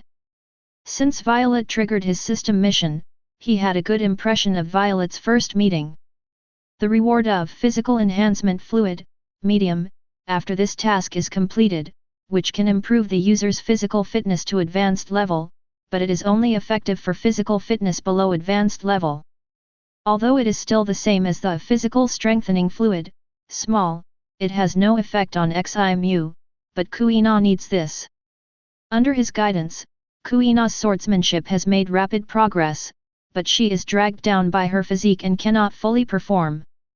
01460210 Fila 19356131. With this bottle of physique enhancement liquid, medium, I believe her strength will make a qualitative leap. Chapter 72. Why? Why did you save me? Viola asked again. I saw it, so I helped out. Do you need more reason for that? Ximu replied casually. Upon hearing this, Viola's expression froze. Indeed, when did it become necessary to have a reason in her understanding to save someone? Perhaps it was because in these 3 years, no one had ever helped her, making her heart grow cold and indifferent.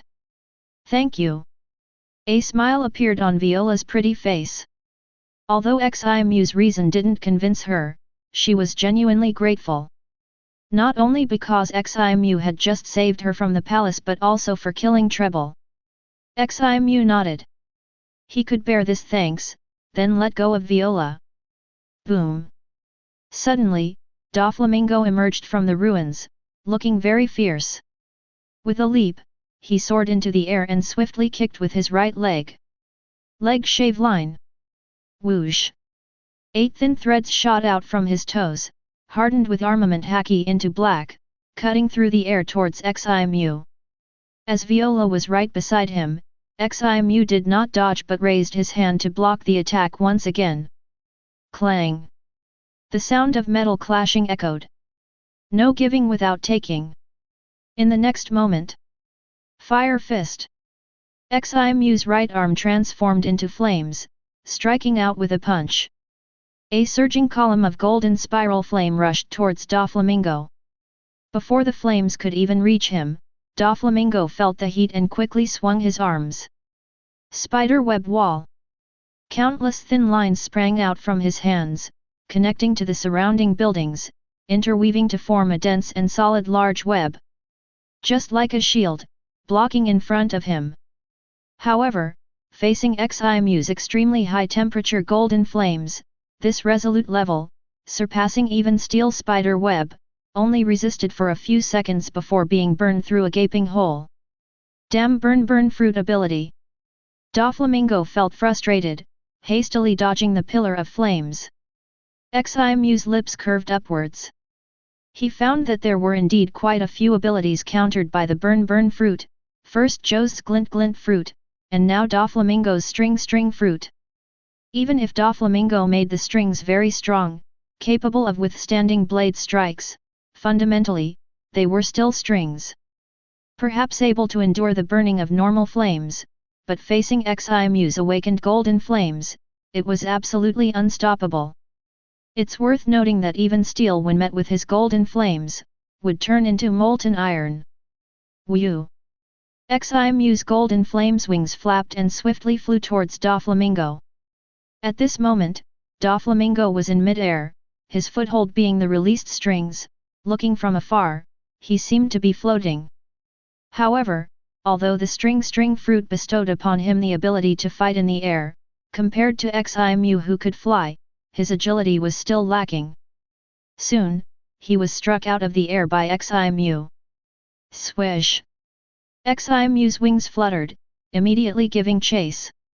His actions were to distance their battlefield from Viola to avoid hurting her. After flying a distance, Doflamingo released threads, connecting to nearby buildings, stabilizing his landing on the ground, his eyes glaring at the swooping Ximu, almost fuming. Soon after, the ground beneath his feet rapidly turned white, then spread outwards. In the blink of an eye, Doflamingo's surroundings turned into a world of strings. Whether it was earth, buildings, or walls, all turned into white thin lines. So his ability has awakened by now. Ximu thought to himself. But considering, it's reasonable, after all, Doflamingo is now in his 30s, and the time since he consumed the string fruit has probably exceeded 20 years. Even for an ordinary person, 20 years is enough to develop a devil fruit to a decent level, not to mention Doflamingo, the possessor of Conqueror's Haki. Horror long white lines. The fine lines on the ground surged like waves, enclosing Ximu in the middle and gradually shrinking. It seemed as if they intended to entangle Ximu within. Great flame command, fire dragon twirl. A golden fire ring appeared around Ximu, rapidly spinning into a towering tornado of flames, colliding with those white lines. Upon contact, the white lines quickly turned into a sky full of black ashes. Ximu easily broke through the white line waves. Roaring fire dragons, three-headed dragon. 3 dark golden flame dragons shot out from his arms, fiercely rushing towards Doflamingo. 1,000 arrows piercing heart, feather strike line. Doflamingo raised both hands, causing numerous white lines to surge from the ground again, intertwining and thickening, forming over 1,000 sharp line arrows. Moreover, the arrowheads were all hardened with Busos Hoku Haki, greatly increasing their sharpness. The 3 fire dragons clashed with the 1,000-line arrows. Boom! Boom! Boom! The fire dragons were scorching and fierce, while the line arrows were sharp and hard, creating continuous deafening sounds in the air. But in the end, the fire dragons prevailed. While one of the fire dragons ran out of energy and disappeared into the air, the remaining 2 still had the strength to fight. At this moment, all the line arrows had been burned to ashes. Doflamingo's face turned grim. He raised his hand, causing another 1,000 line arrows to shoot into the sky, engaging in battle with the fire dragons. As the 2 fought, all the executives of the Dongquixote family were drawn by the commotion. When they saw that the person fighting their young master was none other than the demon, Ximu, they were immediately shocked. How could their young master be fighting this monster? 667. After Doflamingo finally managed to eliminate the 3 golden fire dragons, he saw Ximu raise his hand and release 3 more. Just as he was about to once again extinguish these 3 fire dragons, he suddenly found himself unable to move. This is Conqueror's Haki. Doflamingo gritted his teeth, struggling in vain, and hastily released his own Conqueror's Haki. But it only supported for a moment, his Conqueror's was crushed. His body stiffened again. It seems to have worked well. Seeing this, Ximu flying in the air nodded. His Conqueror's aura had reached a satisfactory level, 30/100, and he was now able to restrain Doflamingo. Once when he was exuding Conqueror's Haki, Ximu recalled the scene where the future Red Hare used Conqueror's Haki to restrain the Admiral Green Bull, so he took the opportunity to try it out now. Although he still couldn't reach the level of restraining an Admiral, he had no problem restraining the warlord Doflamingo. Doflamingo couldn't move his body and could only release armament Haki to resist, his eyes wide with anger, watching 3 dragons tearing and biting at his body. One on his head, one on his torso, and one on his leg. Even though he used armament Haki to defend, passively enduring such attacks still caused immense pain throughout his body. But this pain stimulated Doflamingo's willpower, enabling him to regain control of his body. Chapter 73. However, at this moment, Doflamingo is already entangled by 3 flaming dragons. Even if his body can move, he cannot break free for a while. Array of flame dragons. Hundreds of flaming dragons surged out from Ximu's arm, which turned into flames. Then all of them wrapped around Doflamingo. Soon, the dragon extinguishing sphere formed. The core temperature inside rose sharply. Ah! In just a moment, Doflamingo screamed miserably as he was burned. Doff! Young master! Diamante and others saw this scene and rushed over, attacking the dragon's sphere. Ximu raised his hand and released a dozen more flaming dragons towards the approaching people. Instantly, Diamante and the others were overwhelmed and unable to focus on other matters. As Ximu's armament haki grew stronger, the released flaming dragons became more powerful.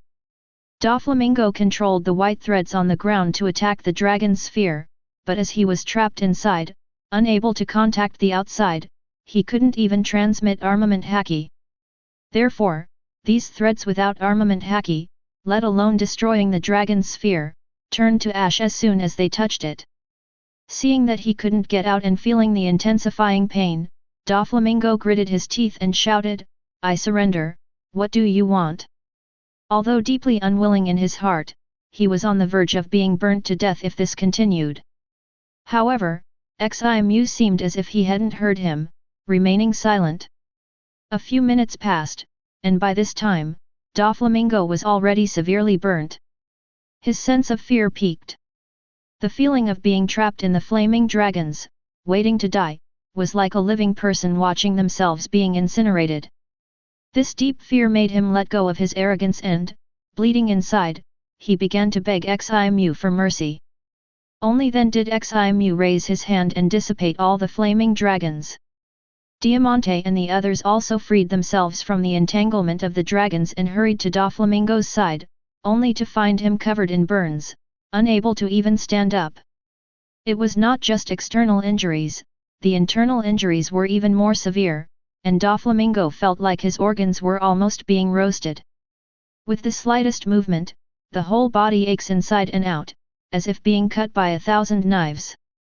"If you want me to spare your life, it's not impossible, exchange it for 10 devil fruits." Ximu said lightly, knowing that Doflamingo's methods were quite wild. Many devil fruits had passed through his hands. The Donquixote family had over a dozen ability users, which was the best proof. "Impossible!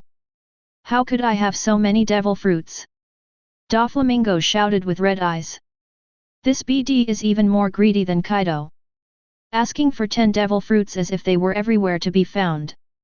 Swish! Ximu drew his sword, Heaven, and with a flash of blade light, Doflamingo's arm detached from his body. "Ugh!" Doflamingo screamed in agony, his forehead covered in cold sweat, trembling in pain all over. "Young master! Doflamingo!" Diamante and others exclaimed, then all stared at Ximu with eyes full of hatred. "I'm not negotiating with you," Ximu said coldly, "this time I just cut off your arm.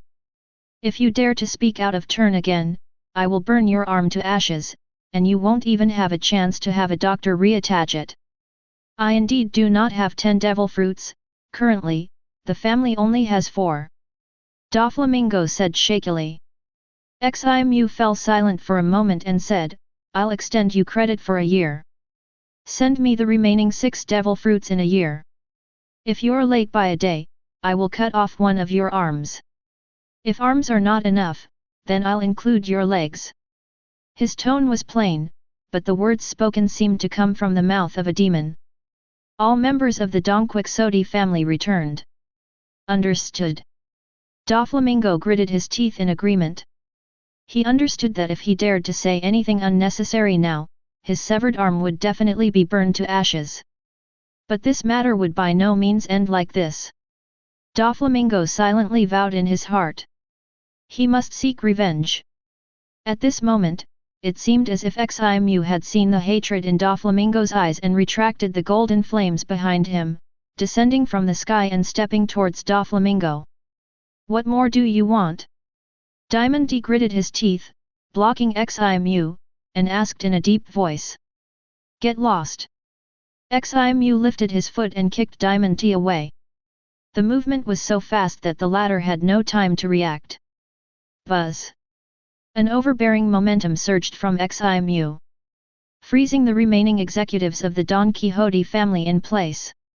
They could only watch as he walked step by step towards Doflamingo.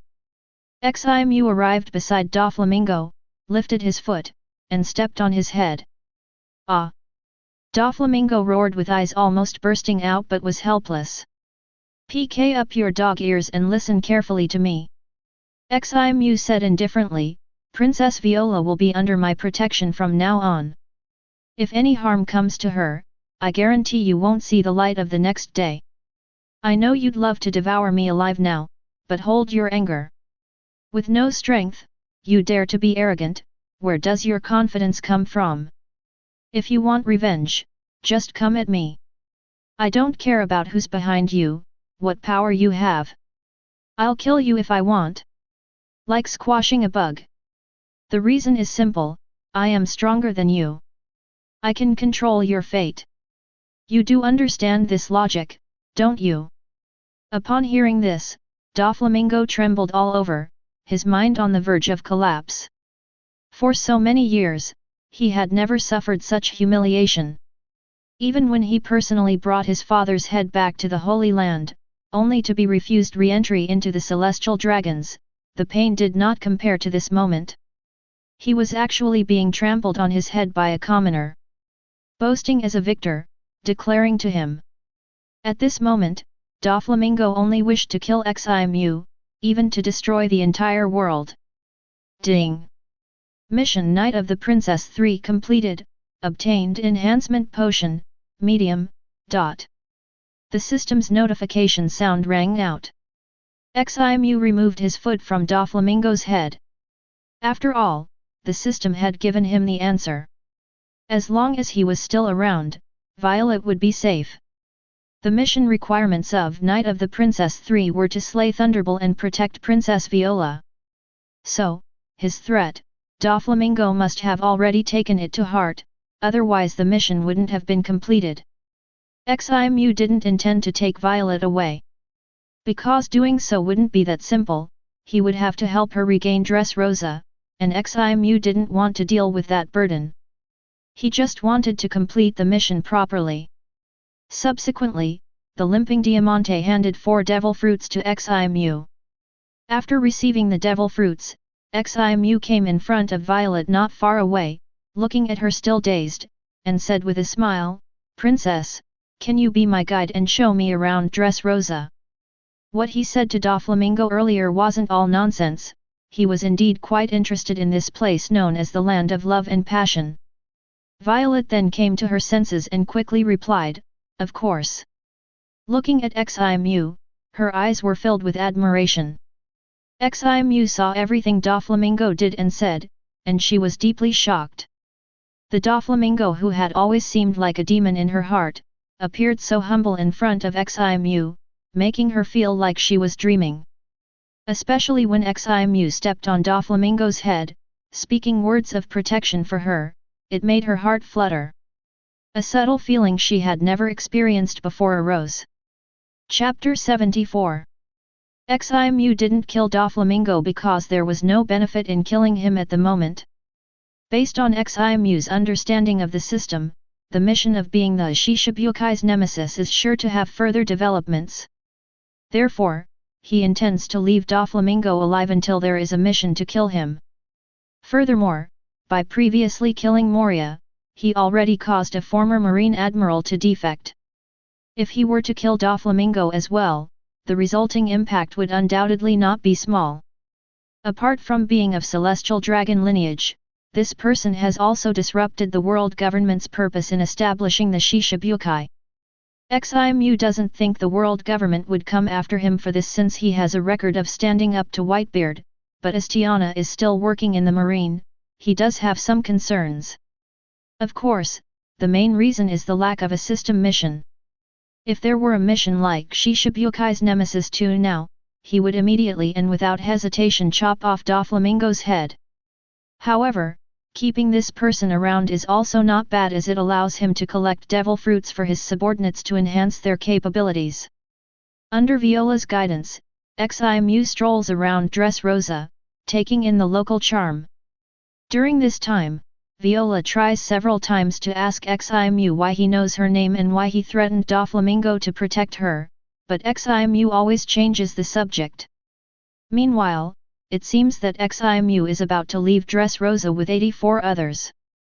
Viola suddenly grabs Ximu's hand and places it in front of her, her face turning pale as she pleads, "Can you help me take back Dressrosa? I am willing to do anything. Please." Her voice is trembling as she speaks.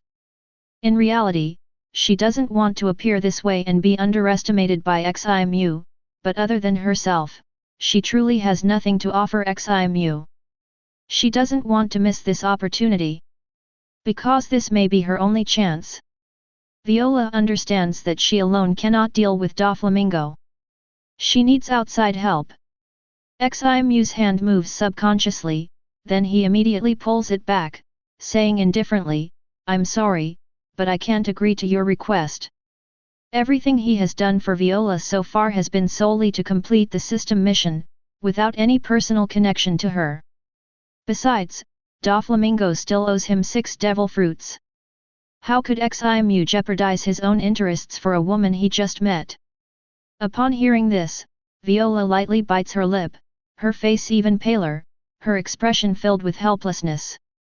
Ximu sighed lightly, mainly because this woman had obtained a vial of physical enhancement potion, so he spoke up, "Let's talk about it later. If there's a chance, I can help you kill Doflamingo. Let's wait for the follow-up mission of the Shishibukai killer to be announced." Although at that time, he might not necessarily choose to use Doflamingo's head for the mission, at least it gave Violet a hope. "Really? Thank you." Violet covered her mouth, delightedly said with surprise, unable to hold back her tears of joy. A good deed to the end. Ximu decided to give Violet a little more help. He closed his eyes, using his observation haki to find Sugar, the user of the Hobby fruit ability, and then used Conqueror's Haki to knock her unconscious. When Sugar fainted, all the toys in Dressrosa returned to their human form, including all the people whose memories related to them were erased. Violet's face showed a slight surprise.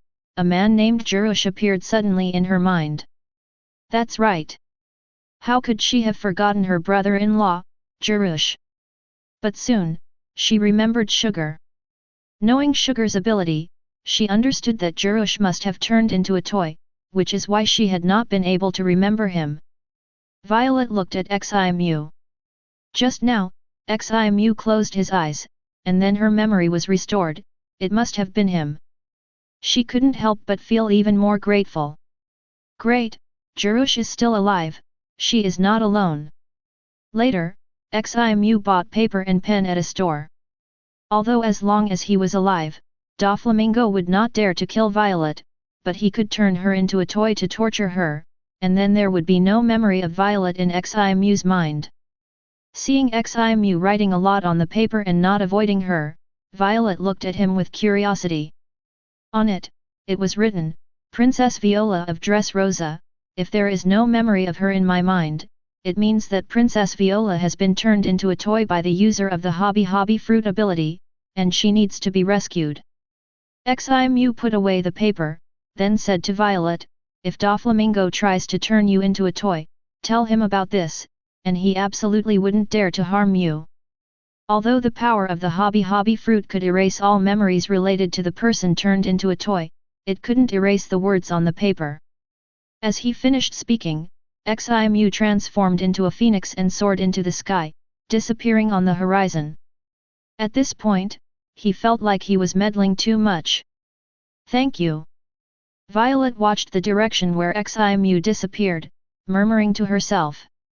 Suddenly remembering how she had been holding Ximu's hand earlier.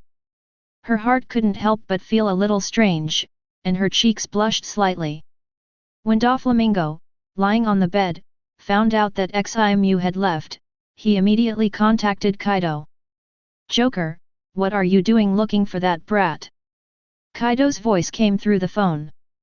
Hearing those clear words, Doflamingo breathed a sigh of relief. It seemed that his luck was relatively good, this guy wasn't drunk. He then said, "Mr. Kaido, the 2 Zoan devil fruits that I was prepared to trade with you have been stolen." "Stolen? How can you be so useless? The Den Mushi mimicked Kaido's expression, frowning. Doflamingo clenched his fist in anger, then immediately calmed himself down, worried that the Den Mushi might be imitating Kaido and be discovered on the other end.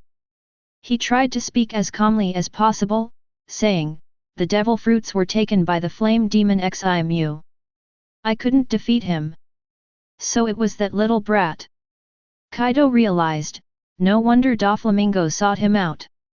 Although he didn't express that he would protect Doflamingo, the latter had indeed done a lot for him. The weapons and sea stone produced in Wano country were all sold through Doflamingo.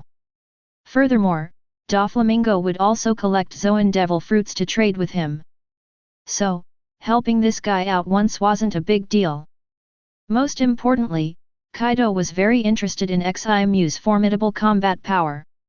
Ever since witnessing Ximu's battle with Whitebeard, he had wanted to fight Ximu. After all, constantly fighting with Whitebeard was quite boring. Click. The Den Mushi hung up, leaving Doflamingo laughing heartily. Although laughing aggravated his injuries and made his chest ache, Doflamingo couldn't help but burst out laughing. Knowing Kaido well, he was sure that Kaido would go after Ximu. Although the chances of actually killing Ximu were slim, considering even Whitebeard couldn't do it, at least it would make things difficult for Ximu. Doflamingo wasn't afraid of Ximu coming after him later, because he had indeed promised to trade those 2 devil fruits to Kaido. And Ximu did actually steal something from Kaido. Chapter 75. Ding! Mission Heart of the Strong 4 released, reward upon completion, Vitality Enhancement Elixir, large. Ximu returned to the base and shortly after, the system's notification sound rang out. This mission's reward is the Vitality Enhancement Elixir, large. Ximu was overjoyed, quickly checking the item details. Vitality Enhancement Elixir, large. After consumption, it can elevate vitality to the top level, effective only for vitality below the top level. As long as he consumed this bottle of Vitality Enhancement Elixir, large, and reached the pinnacle of strength, even without using the Emperor Experience card, Ximu could confront the 4 Emperor's level strong opponents. At that moment, he would truly be a full-fledged 4 Emperor's level powerhouse. Even among the 4 Emperor's level experts, his strength would be outstanding. Ximu then reviewed the mission details. Heart of the Strong 4, because host stole the devil fruit that Doflamingo was going to trade with Kaido, Kaido has been very interested in host's combat power, so he will come to battle with host 2 days later. Do not run or evade, engage in battle with Kaido, defeat Kaido. Humph, Doflamingo! Ximu sneered. He had just taught Doflamingo a lesson, and now Kaido was coming to find him. It was clear that Doflamingo must have tattled and instigated Kaido. However, Ximu soon dismissed it. That guy's days were numbered anyway, just a temporary nuisance. Moreover, from the mission details, even without Doflamingo's instigation, Kaido had the intention to challenge him. Now that he could trigger a mission with a reward he really wanted, the Vitality Enhancement Elixir, large, it was like Doflamingo inadvertently made him stronger in the end. Of course, provided he could complete the mission. Later, Ximu handed over the Vitality Enhancement Elixir, medium, to Kuina. For Ximu, Kuina naturally had complete trust and drank it without hesitation. Once the elixir entered her throat, it transformed into a gentle energy that spread throughout her body, rapidly strengthening her vitality at the same time. When the enhancement was complete, Kuina could hardly believe the immense power she felt. It was as if she had a new body. Before drinking the Vitality Enhancement Elixir, medium, according to Ximu's system vitality level classification, Kuina's vitality was only at the beginner level. Now her vitality had leaped to the advanced level. The difference between the two was like night and day. At this moment, it was actually her swordsmanship skills that couldn't keep up with her enhanced vitality. Thank you, Ximu. Kuina's eyes glistened with moisture. The physical issues that had long troubled her had finally been resolved. She had never felt as confident as she did now. Perhaps she truly had a chance to become the world's greatest swordsman. And all of this was thanks to the man before her. Starting from when this man saved her in Shimotsuki village, then taught her swordsmanship, and now even resolved her biggest physical issue. Kuina truly didn't know how to repay him. "Alright, you're not a little girl anymore, so why are you crying?" Ximu teased. Inwardly marveling at how quickly time had passed, it had been 5 years since Kuina followed him out to sea. At 16 years old, Kuina had grown into a poised young woman. Kuina hurriedly wiped her eyes, feigning toughness. I am not crying. I'm not." Turning around, she made her way to leave, her fair face blushing slightly. Because of Ximu's words, she was reminded that she truly wasn't a little girl anymore. She had always harbored a special feeling for Ximu. In the past, she didn't understand what it was. But as she grew older, she finally realized that this feeling was affection. After Kuina left, Ximu had Khalifa notify Ina, instructing her to gather the 4 top hunters in the guild. He rewarded them with the 4 devil fruits obtained from Doflamingo. Among these 4 fruits, 2 were ordinary Zoan types, and 2 were Paramecia types, with abilities of relatively common strength.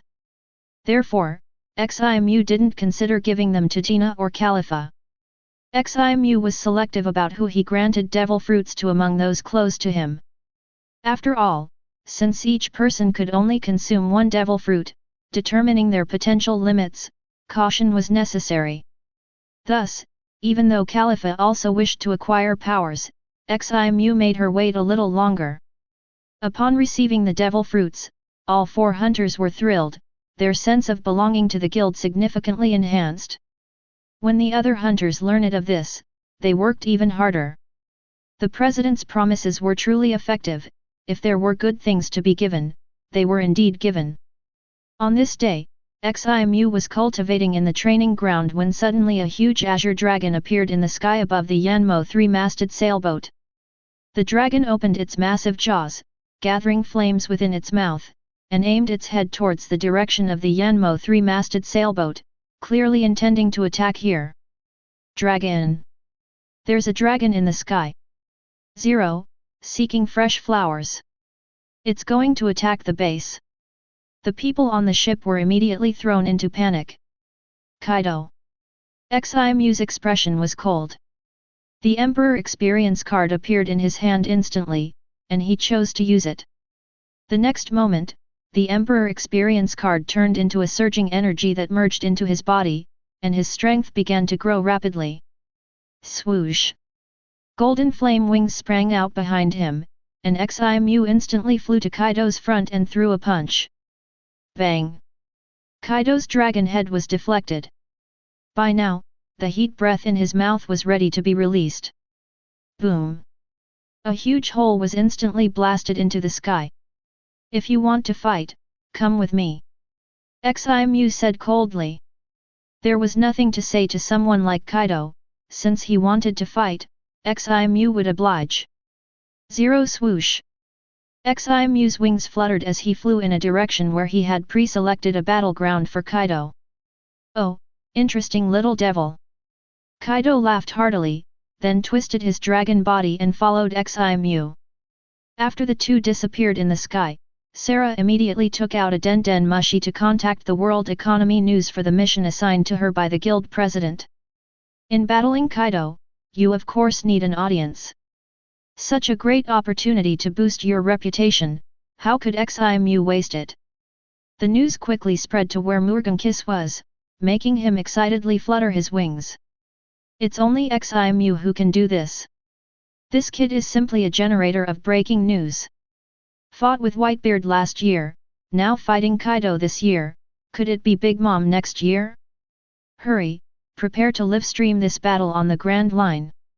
Issue an extra edition, let everyone know. Murgenkis loudly ordered. His subordinates quickly sprang into action.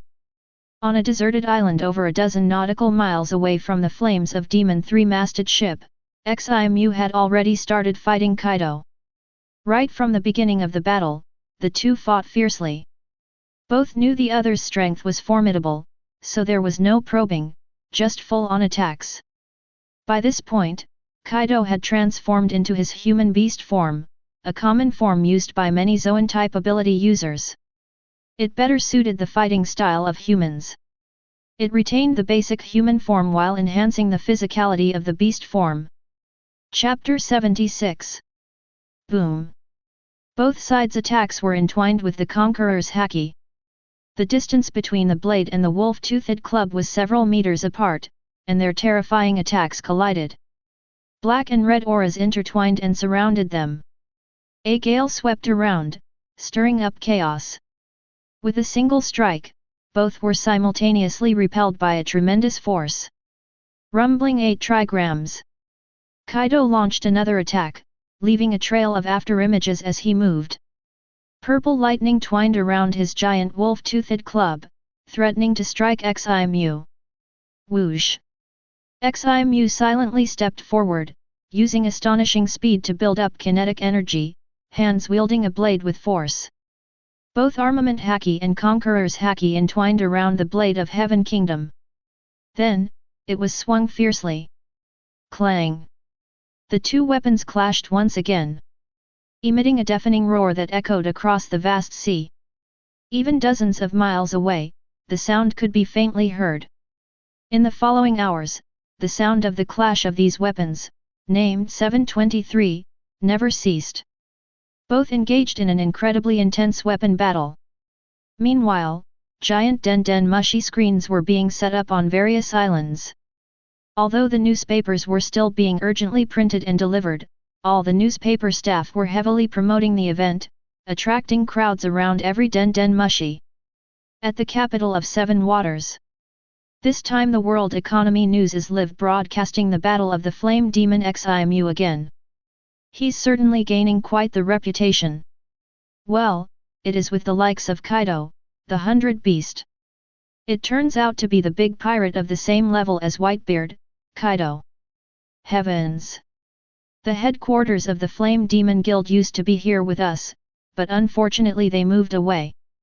The audience all began to discuss fervently. Those who had witnessed Ximu's battle with Whitebeard were even more excited, their expressions filled with emotion, their gazes fixed on the image projection device.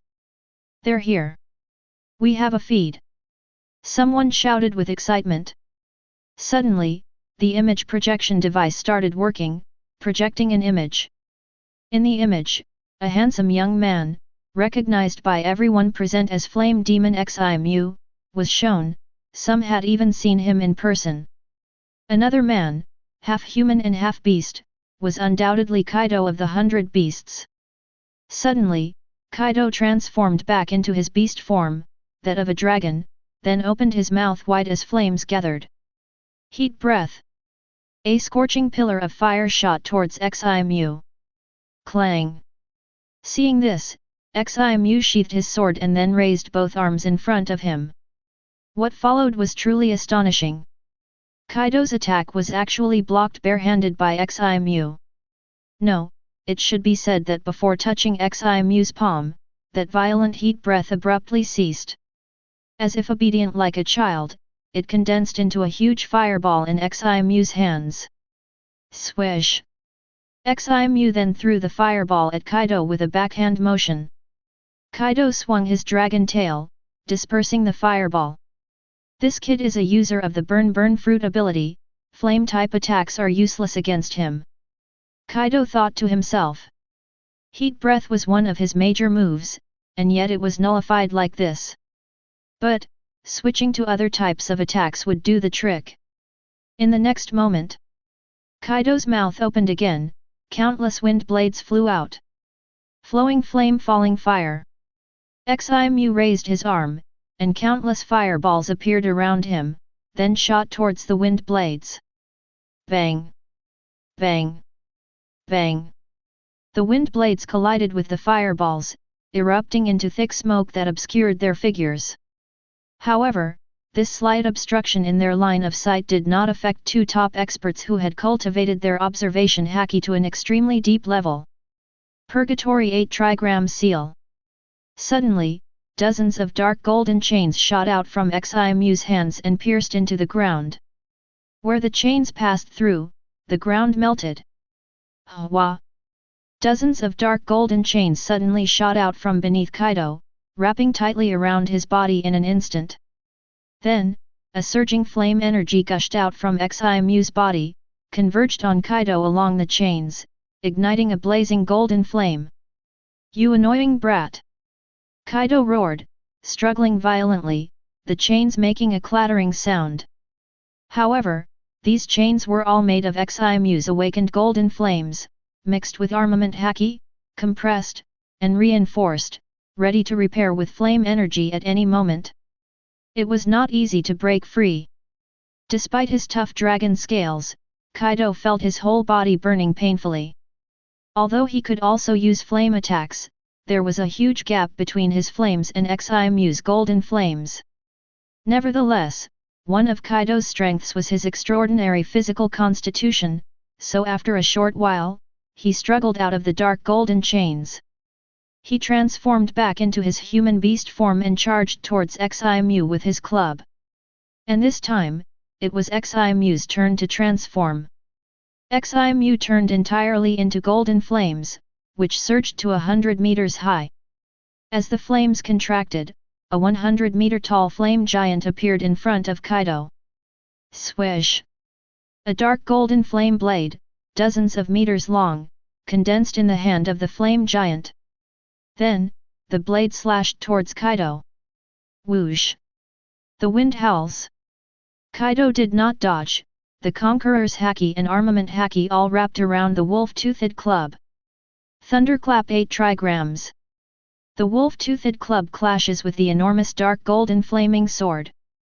Clang! A deafening sound rang out.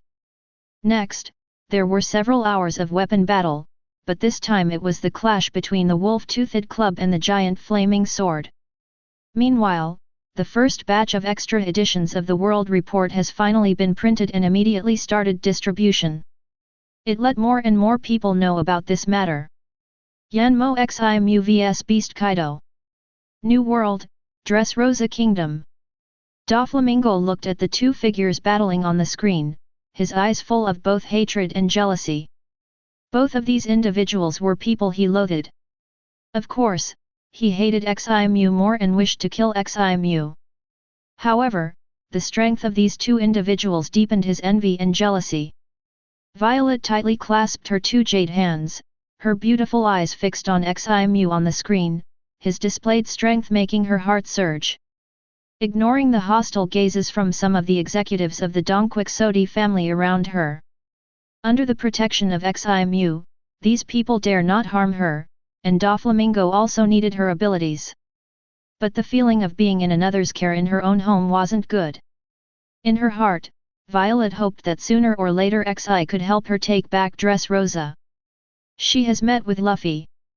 Although Luffy's strength is not bad, it is far from enough to compete with the Donquixote family. Just the two of them, there is still no possibility of retaking Dressrosa.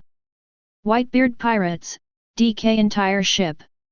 Upon receiving the message, they also obtained the live broadcast of the World Economic News and watched it on the ship. Watching Ximu battling Kaido, the captains all glared angrily, wishing they could see him killed by Kaido immediately. Contrary to them, Whitebeard appeared much calmer. Although he also wanted to kill Ximu, he never considered using someone else's help. He would avenge his sons by his own hands. Moreover, that guy Kaido couldn't even kill Ximu. In the open seas, located in the Wano Kuni territory, Cake Island. The Charlotte family was also observing the battle. Charlotte gazed at Ximu on the screen with eyes full of resentment. Though she didn't particularly like Ximu, after all, she had never seen or interacted with him before. At least he didn't give her a bad feeling. Yet this BD had dared refuse her marriage proposal. Now her mother had arranged a suitable suitor for her, with long legs that looked repulsive to her. And that feeling of disgust extended to Ximu, who rejected her proposal for marriage. If it weren't for this guy rejecting her marriage proposal, how could she have married such a bizarre-looking man? Chapter 77. Clang. The dark gold flame demon sword entangled with Conqueror's Haki hit Kaido's mace and burst out loud. Since the Emperor experience card has only 5 days left, Ximu does not have the idea of a protracted battle with Kaido. The faster you fight Kaido, the better. Otherwise, once the time for the Emperor to experience the card has come, although he is confident that he can escape from Kaido, the task of Heart of the Strong Four will fail and he will not get the physical strengthening fluid, large. This is something Ximu cannot accept. After all, this is his real opportunity to move towards a 4 Emperors level powerhouse. So Ximu didn't have any idea of saving energy, and he tried his best to fight Kaido. Countless people watching the battle were shocked by the combat effectiveness shown by Ximu and Kaido. The sky gradually darkened, but the battle continued. With the experience of live broadcasting last time, in order to broadcast the battle, the Shijing Bao arranged a total of 5 image telephone bugs around the uninhabited island and replaced them in turn. The live video phone bugs on each island are also available for backup. Therefore, the night battles and the video phone are still broadcasting live. Since Ximu's fire demon giant itself is a huge luminous body, the entire uninhabited island is illuminated very brightly, so it does not affect the audience's viewing experience. As a result, countless people in Grand Line 09 did not sleep that night. Because I can't bear to sleep, I'm afraid of missing a wonderful place. In the second half of the night, even though I was already sleepy, I still supported my eyes to watch the battle. Tornado bad wind. Kaido, in the shape of the Azure Dragon, curled up the dragon's body and rotated violently. Immediately, countless wind blades burst out like raindrops. Fire Fist.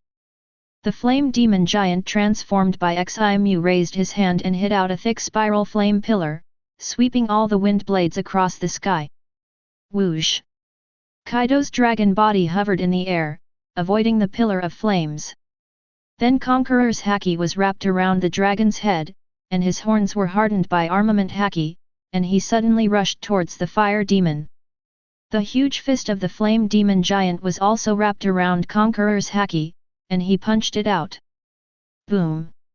Under the attack collision, the air waves roll. Kick! There were countless cracks on the ground on the island. When the movement calmed down, the two sides fought again. Boom boom boom boom! There was a loud roar. New World and Island. Red Hair Pirates watched the battle while holding a bonfire banquet.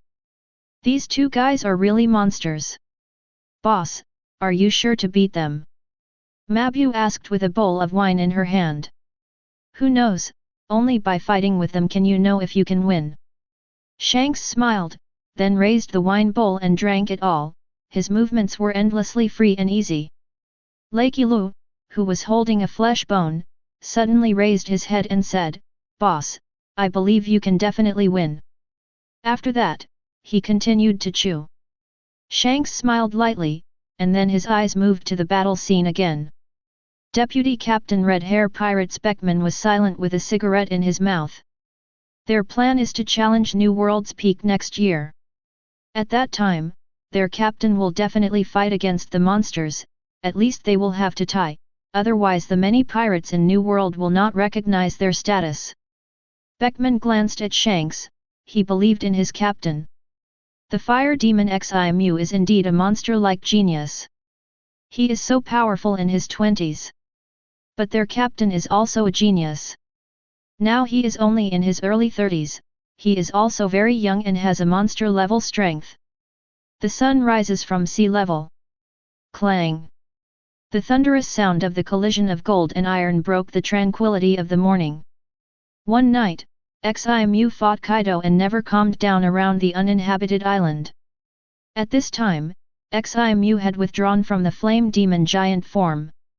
Although that posture is powerful in combat, it consumes a lot of physical strength. Xiphon also needs to become a normal state to restore his body to Zixi. Otherwise, before he could beat Kaido, he would lose his energy. Unfortunately, after becoming a flame demon giant, although his combat effectiveness was slightly better than Kaido, he did not form an overwhelming advantage. Otherwise, even if he is exhausted by his physical strength, he will defeat Kaido first.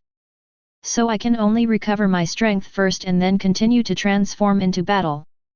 To reach the level of 4 emperors, not only is it powerful, but its physical recovery is also extremely amazing, so it is possible to engage in such a long fierce battle. This is the strength of the top physique. Ximu remembers the future. Aokiji and Akainu, 2 marine admirals, fought for 10 days and 10 nights. It can be seen how resilient their bodies are. Pervert. If there is no Emperor experience card, with Ximu's own strength, although he is confident of fighting with Kaido, he will definitely not be able to hold on until long. In addition to the fact that fighting at this level requires more physical energy, his advanced physique and recovery ability are not strong enough to support him in a long time.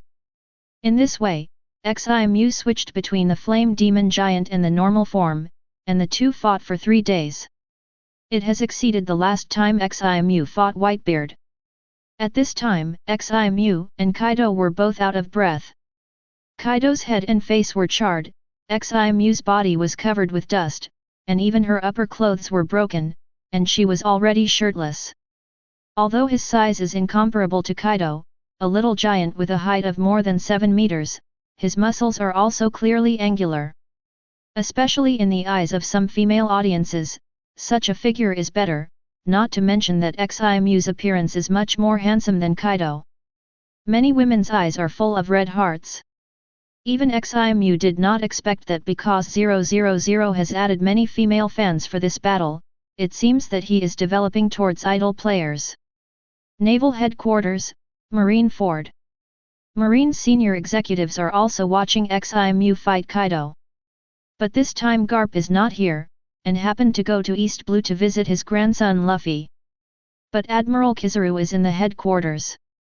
However, even if Garp is here, Sengoku will not take any action against Kaido this time. After all, that guy is different from Whitebeard. Not only is there no crew member around him, he also has the ability to fly and leave as long as he wants. Even if Garp and Kizaru go together, it is difficult to catch Kaido, who is determined to leave. Looking at the battle between the two in the picture, Kizaru said in a white tone, "It's really terrible, young people now." Although he acted carelessly, this was his habit. In fact, he was indeed very surprised now. The last time Ximu and Whitebeard were broadcast live, he didn't see it, but just heard of this young man's strong strength. 0146021009 fellow 1934212881. Now he has confirmed it with his own eyes. The strength of this young man is indeed at the monster level. What's even more terrifying is that Kizaru is only in his 20s and is in a period of rapid growth in strength. How terrifying this will be in the future. Kizaru is a little unimaginable. Chapter 78. A Town in the Paradise. Robin was shocked when he watched the battle live broadcast in front of him. It turned out that this was the strength of the top powerhouses of Grand Line. Too scary. She is very suspicious now that Ximu is really the one she rescued in East Blue. Maybe it's just looking like it. The sea is so vast that it is not impossible to have two people who look similar. After all, in just a few years, how could a person's strength undergo such a drastic change? She was sure that the person who fell into the water who rescued the water in the sea was an ordinary person. So, it should just look very similar. Robin said in his heart. At the same time, she also breathed a light tone. Fortunately, she was more cautious and did not go to join her, otherwise she would have really fallen into the trap. Time soon came to the evening of the 4th day of Ximu's battle with Kaido. Vajra dysfunction. Kaido waved the mace in his hand vigorously. Immediately, a purple rod air flew out. Ximu slashed out with force in his hand, and a blood-red flying slash was facing Kaido's attack. Bang! The long-range attacks between the two sides were eliminated. Purgatory and Impermanence Flying Knife. Hundreds of dark gold flying knives suddenly appeared beside Ximu, arranged in a circular circle and swung, as he raised his hand and waved it. Whoosh! Ding ding ding ding! The flying knife headed towards Kaido and collided interactively in flight, changing the movement trajectory, which was dazzling. It's interesting. Kaido soon discovered that Ximu's shooting skills were very clever, but he couldn't do it anyway. Found that observation Haki could not predict the attack trajectory of these swords. A red light appeared in Kaido's eyes, using observation Haki's predicted future.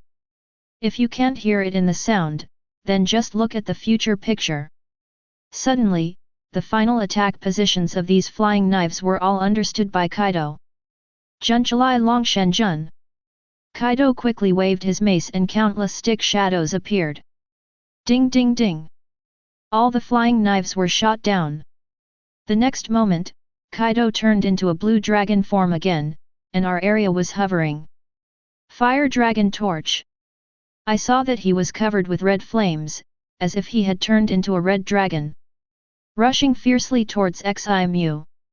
In addition to the powerful impact force, this move also has extremely high temperature of the flame outside the body, which can melt everything you come into contact with.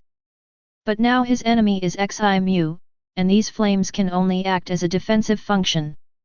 Every time you touch Ximu's golden flame, Kaido feels burning pain.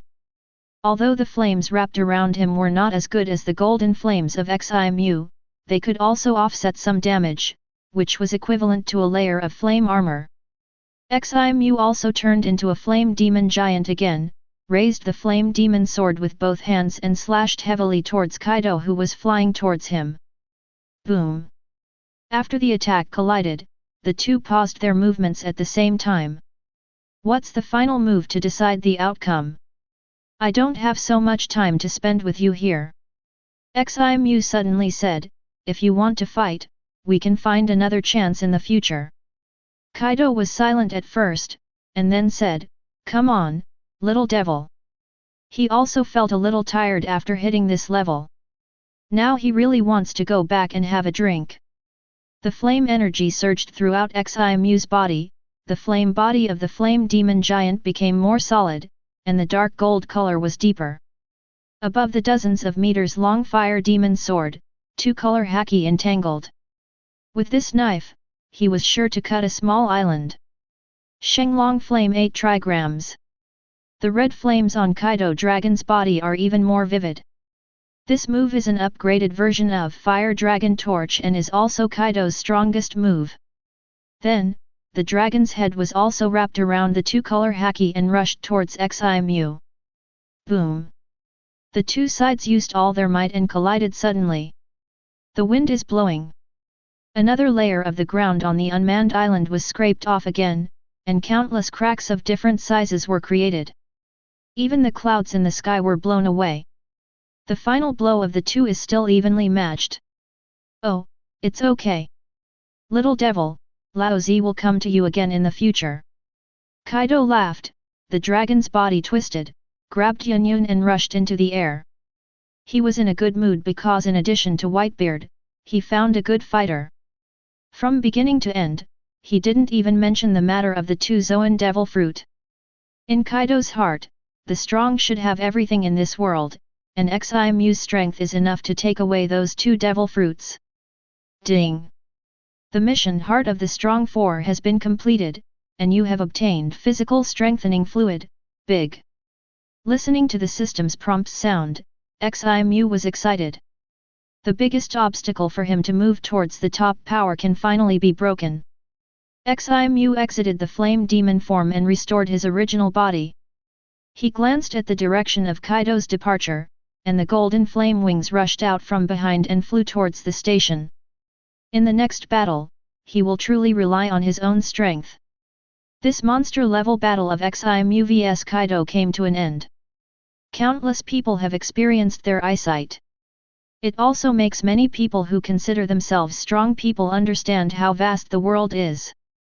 Back at the Fire Demon three-masted sailing ship, Ximu stopped the Emperor experience card, and the powerful force in his body quickly subsided. But this time, there was no loss on his face. With a thought, the physical enhancement fluid, large, appeared in his hands. Ximu was excited. After calming down a little, he opened the bottle cap and drank it in one sip. The physical strengthening fluid that entered Ximu's throat quickly turned into a powerful energy and merged into his limbs and bones. This feeling is very similar to his use of the Emperor experience card. The power that just lost has been quickly replenished. And this time it will be permanent. To talk about the difference from the previous one, that is, there is still a gap between Conqueror's Haki. After all, his Conqueror's Haki has not reached the level of Dzogchen. Ximu opens the system interface. Host, Ximu. Age, Know-how, 25 years old. Physical constitution, top level. Armament Haki, S successful, 47/100. Observation Haki, S successful, 39/100. Conqueror's Haki, S successful, 30/100. Flying Stone, C proficient, 33/100. Swimming, A Grandmaster, 25/100. Task to be completed, no commission. Items, Long Ship, Space Ring, Flame Horn, Pure Gold Ring, Heavenly Kingdom, Emperor Experience Card. Continue Liver Conqueror's Haki. Ximu's eyes were burning. And when he was immersed in cultivation, his fame continued to rise. He tied with Whitebeard and Kaido, two top sea powerhouses, and Ximu completely settled his monster seat. It is listed as an existence that cannot be provoked by many forces. Chapter 79. After practicing at the resident for a month, Ximu took the time to go to Angel Island. He promised Konis and Loki that they would visit them. And in Loki, there is a third-party mission that has not been completed. Both women were very happy to see Ximu. However, Konis is indeed simply happy, and Loki's happiness is much more complicated. During the time when Ximu left, Ximu often appeared in her mind. After all, this was her first man. Loki understands that he has indeed developed feelings for Ximu. But deep down in her heart, she did not completely let go of Weibo. Are you a bad woman who is both indifferent? Loki couldn't help but ask herself in her heart, which made her very painful. Ximu stayed on Angel Island for more than 2 months.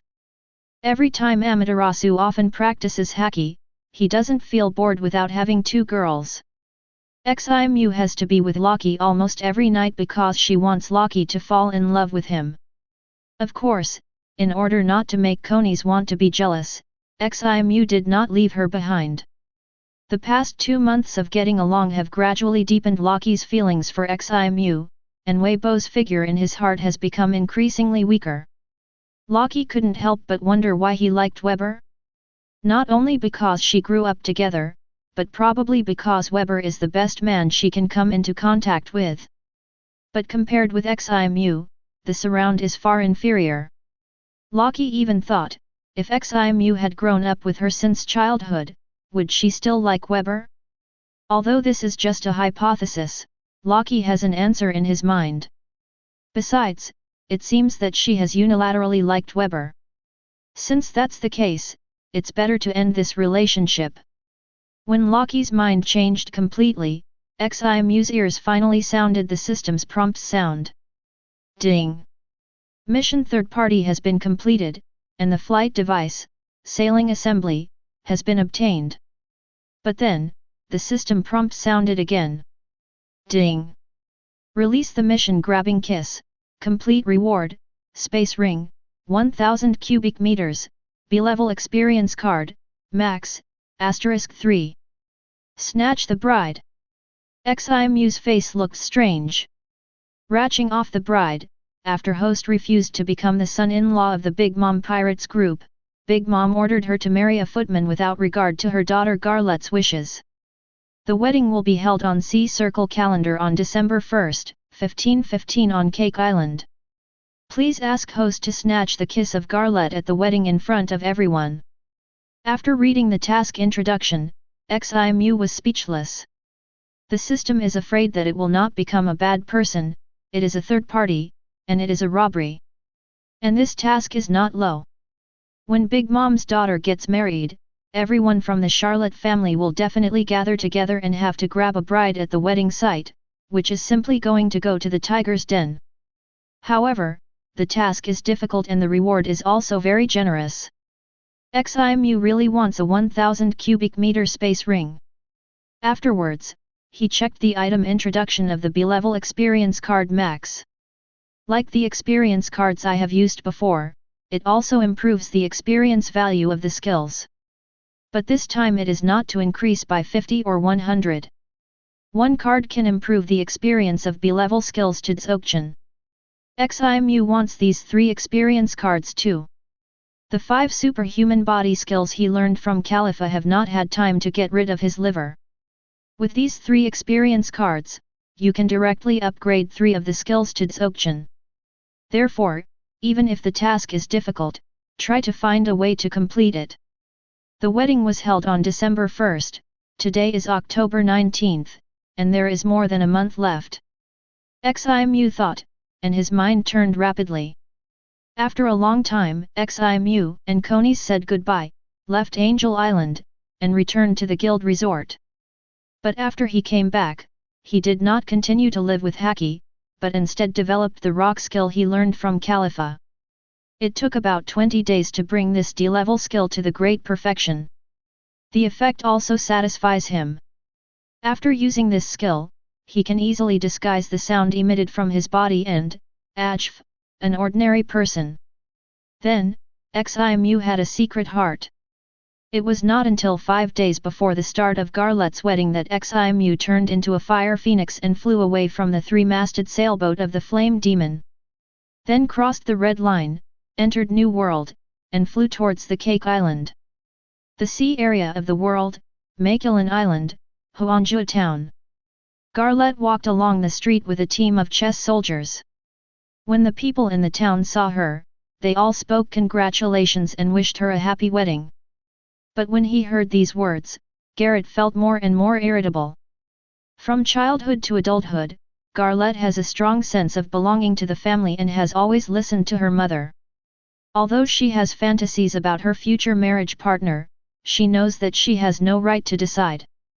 Whoever her mother asked her to marry, she would marry. Many of her sisters have married men with weird-looking faces, and Garret actually didn't hold any hope at the beginning. As a result, the man my mother chose for her for the first time was actually very outstanding. Even Garret is so outstanding that even if it is Garret, it will not be able to escape any shortcomings. Not only is he strong, but he also looks very good. Even because of this incident, she was envied by several sisters. But when my mother sent someone to propose marriage to the man, she was rejected. Because of this, Garlet was often ridiculed by several sisters. Garret hated the man named Ximu, and even often beat the hateful man in his dreams. Arrived at a huge mansion with butter bread, Garlet asked the chess soldiers to guard the door and walked into the house herself, where she lived. As soon as he opened the door, Garlet saw a man sitting on the chair in the hall, and that man's face was the hateful man who often appeared in her dreams. Anger suddenly appeared on Garret's pretty face, subconsciously preparing to beat this man repo as before. She rushed to Ximu, raised her slender legs, and kicked her head. Bang! Ximu grabbed Garret's slender ankle and chuckled, "Miss Garret, although I was wrong with breaking into your house without authorization, but please calm down, I have something to say to you." It turned out to be a real person. The clear touch made Garlet know that this time was not in her dream. But the anger on his face became even more intense. This hateful man dared to appear in front of her. Another series of beautiful legs attacks, all of which were easily blocked by Ximu. When Garlet was so tired that he was a little panting, Ximu said again, "Can you listen to me now? What else is there to say? Haven't you refused to marry me? Why do you still come here? Garlet said angrily. Chapter 80. I know you don't want to marry that Zukang clan man, right? Ximu said. Hearing this, Garrett showed a cold expression and said, You are here to laugh at me. No, I'm here to save you. Ximu shook her head. Save me? Ridiculous. How are you going to save me? This engagement was arranged by my mother, who dares to object? Garrett sneered. I dare. Ximu said with a smile, without hesitation. Garrett was slightly stunned, then said disdainfully, What can you do? Are you going to kill the man who married me? Even if you kill him, there will be someone else. In this country, mother's words are the iron law. We, the children, cannot object, let alone you, an outsider. Although she hated the man from the Ashichang tribe, she never thought of killing him. After all, even if she escapes this time, she will still have to get married in the future, and the marriage partner her mother arranges for her next time might be even worse. Then why not just leave Wangguo? Ximu said in a relaxed tone. Leaving Wangguo? That would be running away from marriage. Even more stupid, because the end would only be more miserable. Garrett sneered, If mom is really angry, she will kill us even if we are her children. What if you didn't leave voluntarily, but were taken away by someone? Ximu asked again. Take away? What do you mean? Garrett frowned. She was a little confused. She didn't understand what Ximu wanted to do and why he said such inexplicable words. That is to say, if I snatch you away, it will have nothing to do with you. If Big Mom gets angry, it will be directed at me. What do you think? Ximu said with a smile. Garrett narrowed her beautiful eyes and said coldly, Man, I understand, you came here on purpose to tease me today. Don't you think this is too much?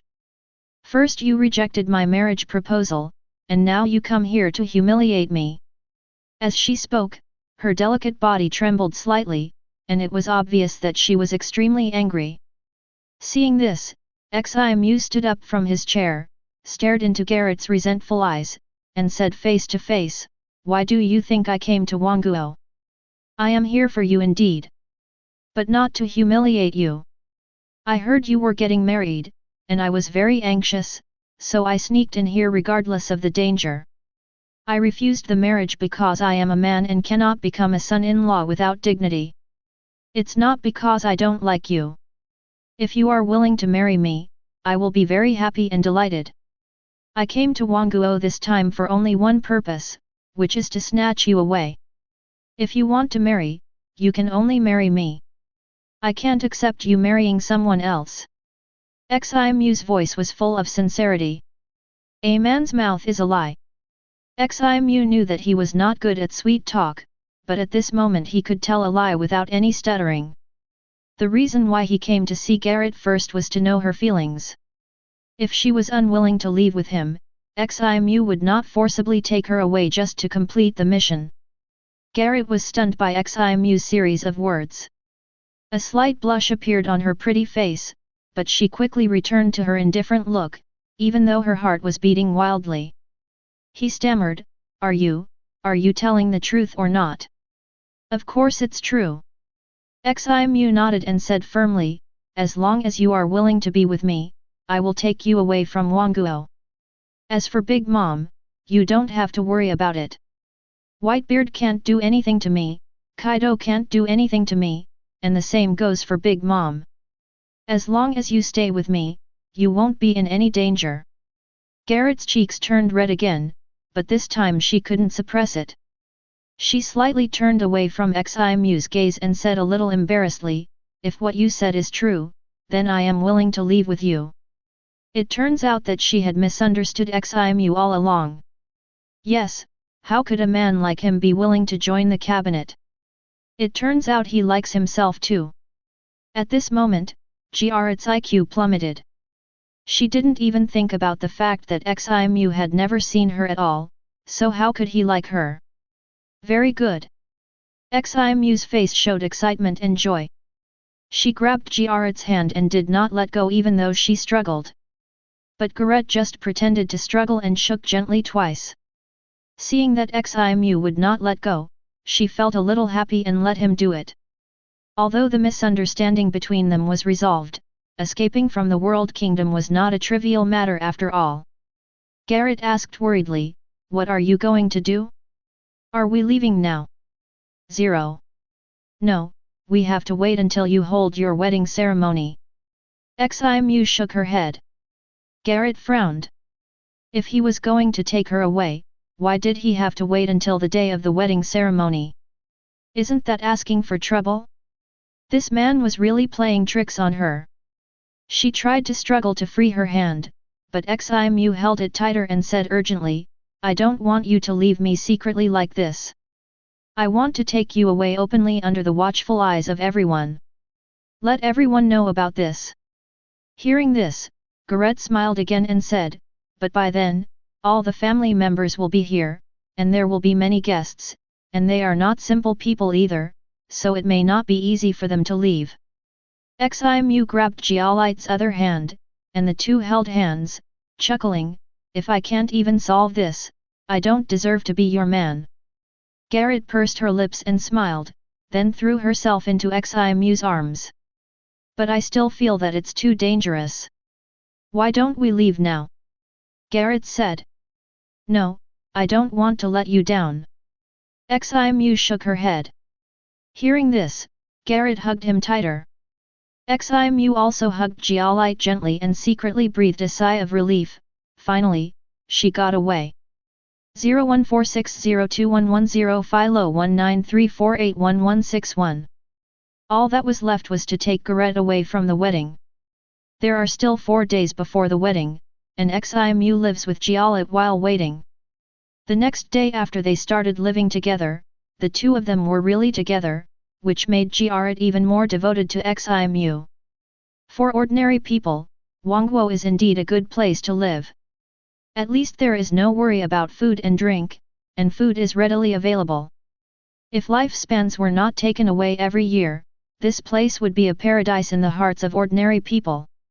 During the day, Ximu would occasionally wear a mask and hang out in Buttertown with Garrett. With the skill of rock, Ximu is not afraid of his identity being discovered as long as he does not fight.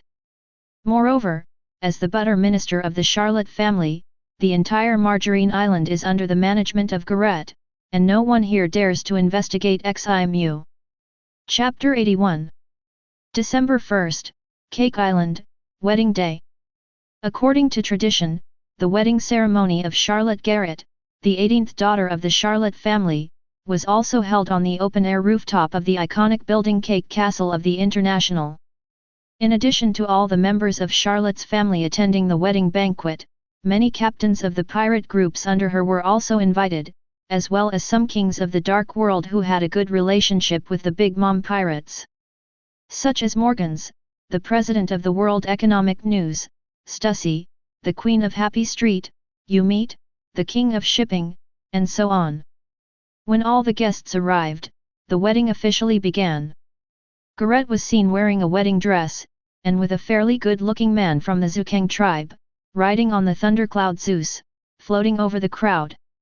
After the two landed, a priest came forward and asked them in front of everyone, regardless of health or illness, rich or poor, "Are you willing to walk together, never to be separated, until death?"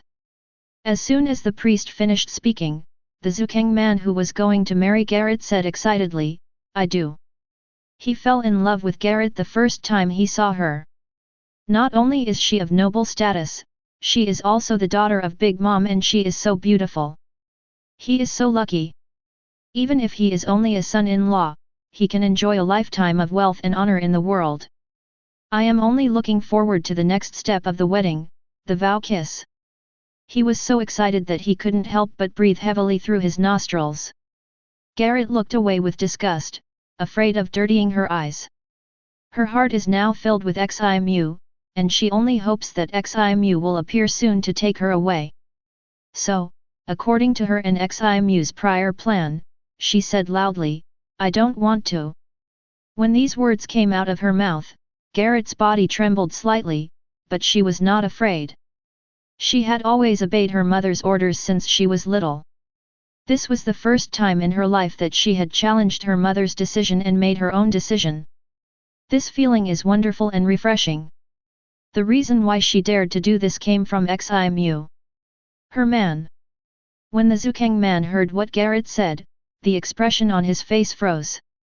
What? Everyone at the scene was also surprised. How so?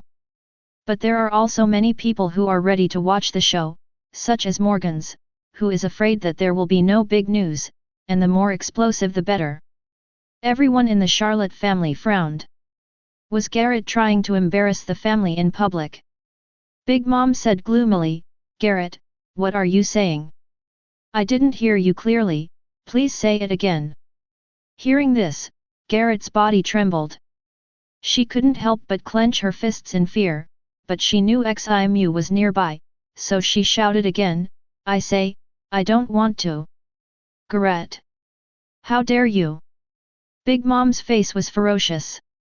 She had never thought that this always obedient and excellent daughter would dare to disobey her. In public, she was extremely angry. In a rage, Conqueror's aura permeated his body and was about to be released uncontrollably. I don't agree with this wedding either. A male voice suddenly came out, echoing in everyone's ears. Whoosh! The golden wings behind Ximu fluttered, and he appeared beside Garrett, looking at Big Mom calmly.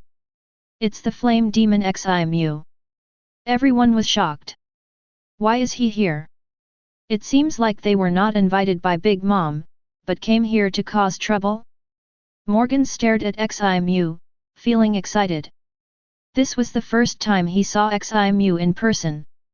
Could it be that this man who was always making big news was going to send him another special news today?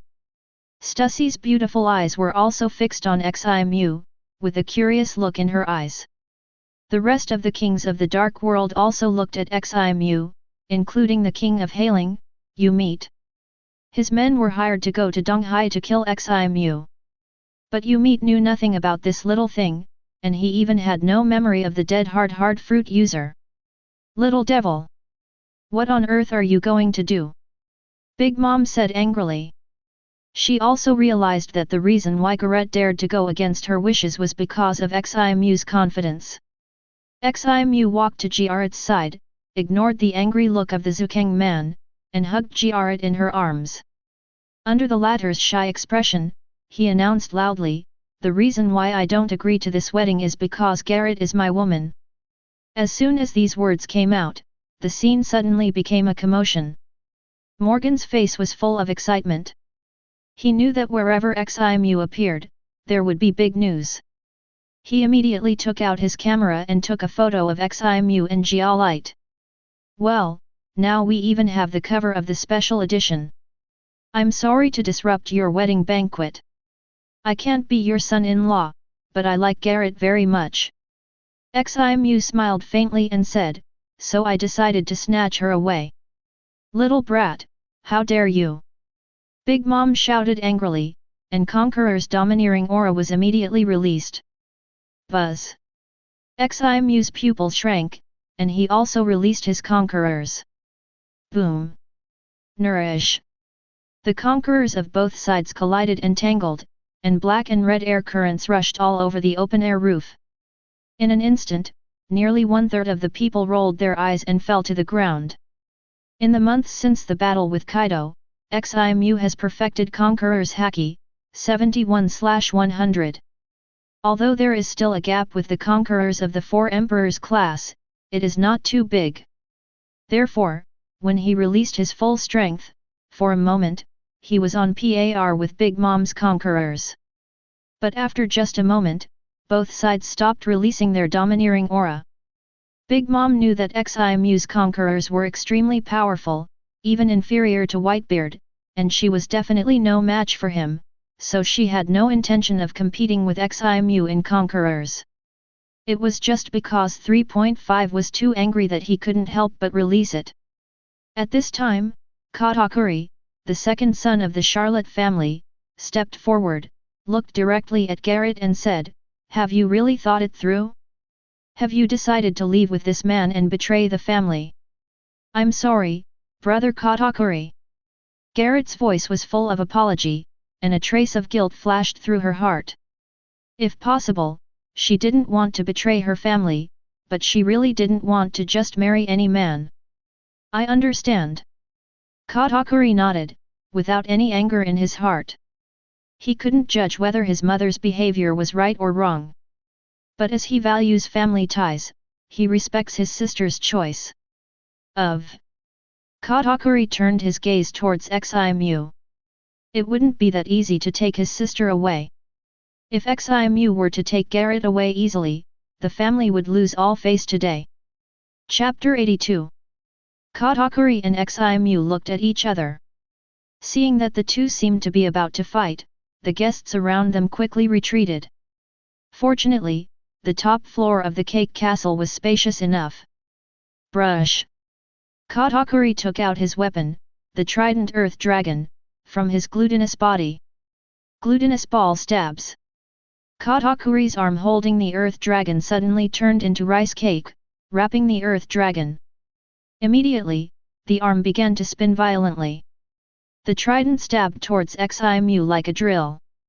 Base. Ximu pulled out the kingdom of heaven, and with a ding, he cut the trident in half, and then slashed towards Katakuri's neck. But Katakuri, whose observation haki has reached the level of predicting the future, already knew that Ximu would make this move and easily avoided the knife. Cut, slice, rice cake. Katakuri's other arm quickly turned into a sticky shape. Armament haki is attached to it. The snow-white rice cake turned black, and the whole arm shone with a metallic luster, as if it was a mace made of metal, smashing towards Ximu fiercely. Purgatory, Claw of the Flame Devil. Ximu's arm also changed, instantly transforming into a dark gold arm compressed by gold flames and armament color, and rushed towards Katakuri's attack. Clang! Their arms collided violently. 10 A deafening sound of metal clashing broke out. Many guests couldn't help but cover their ears. At this moment, Katakuri only felt a terrifying force coming from Ximu. Then his body flew backwards uncontrollably. Click! Katakuri flipped deftly in the air and thrust the trident in his hand into the ground before he could stabilize his body. This guy has such great strength. Katakuri gritted his teeth, and his arm that had just fought with Ximu couldn't help but tremble. Although he knew that Ximu was very strong and was a monster of the same level as his mother, Katakuri was still surprised that such a surge of power could erupt from Ximu's body that was less than half his height. He felt that he was not facing a petite human being, but an ancient mammoth. Seeing that his strength is far inferior to Ximu, Katakuri will naturally not be stupid enough to fight hard. The ground beneath his feet suddenly began to vibrate, and he used the awakening ability of the mochi fruit to turn the surrounding ground into rice cakes. Raining glutinous rice. Katakuri touched the ground with one hand, and suddenly hundreds of columnar rice cakes sprang out from the ground and all attacked Ximu. Roar of the Fire Dragon, Three-Headed Dragon. Ximu's arm turned into flames, and 3 dark golden fire dragons with bared fangs and claws sprang out from it. The dragon of fire hovered around him. In an instant, all the rice cake pillars were burned to ashes. Black and grey floating. Seeing the 3 fire dragons continue to attack him, Katakuri retracted his weapon, the earth dragon, into his body. Then the 2 glutinous arms turned into angular squares, and under the hardening of the armed color domineering, they looked like 2 mechanical arms. Horn rice cake. Katakuri moved his feet and was about to defeat the 3 fire dragons when red light flashed in his eyes, and he used his observation haki to predict the future as usual. Immediately, his expression suddenly changed. Quickly dodged. Because in the future he fought against a fire dragon, but he failed to disperse it. Instead, he was entangled by 3 fire dragons. Ximu smiled. He was now in top physical condition. No matter what moves he used, the power was much greater than before. Although Katakuri's movements were flexible, the 3 fire dragons, under Ximu's control, still surrounded Katakuri. He had no choice but to fight the 3 fire dragons. When the rest of the Charlotte family saw this situation, they obviously knew that Katakuri alone could never be a match for the monster Ximu. So they were ready to take action. Big Mom's third son, Charlotte Daifuku, rubbed her waist, and then a stream of white smoke came out from her stomach, transforming into a giant blue demon holding a naginata. The demon's lower body was still in a state of smoke, floating in the air, and he asked respectfully, "Master, what can I do for you?" "Kill him for me." Dafu pointed at Ximu and ordered the demon. "Yes, man." Upon hearing this, the demon raised his naginata and quickly flew towards Ximu. But Ximu just glanced at it, and the next moment, Tianquo slashed out. A blood-red slash swept through the demon's body. Bang! With this blow, the demon was split into 2 halves, exploded into smoke, and disappeared without a trace. Snort! Ximu snorted coldly. With his current level of strength, not everyone is qualified to fight him. Among Big Mom's children, only Katakuka can fight with him for a while. Daifu looked grim. The demon he summoned was killed instantly. Although the demon has no life, he can summon it again at any time, but what's the use? He will still be killed instantly. Buzz! Ximu's Conqueror's domineering aura was released, and the Big Mom children who were about to attack Ximu all felt the pressure.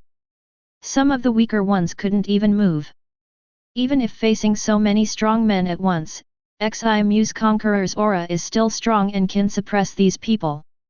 At this time, Katakuri finally defeated 2 fire dragons. Seeing this, Ximu added 3 more to him. Katakuri also fought with the fire dragon again. I couldn't help but feel humiliated. He was the strongest person in the family after his mother, yet he was entangled by several fire dragons created by the other party. Suddenly I felt that my action this time seemed to bring more shame to the family than if I hadn't taken action. The guests who were watching were also amazed at Ximu's strength. Ximu looked at Big Mom. Getting rid of this monster woman was the real highlight. Otherwise, today's matter would not be over, and he would not be able to take Garrett away from Cake Island. However, Ximu had no intention of fighting with Big Mom. Because it doesn't take that much effort.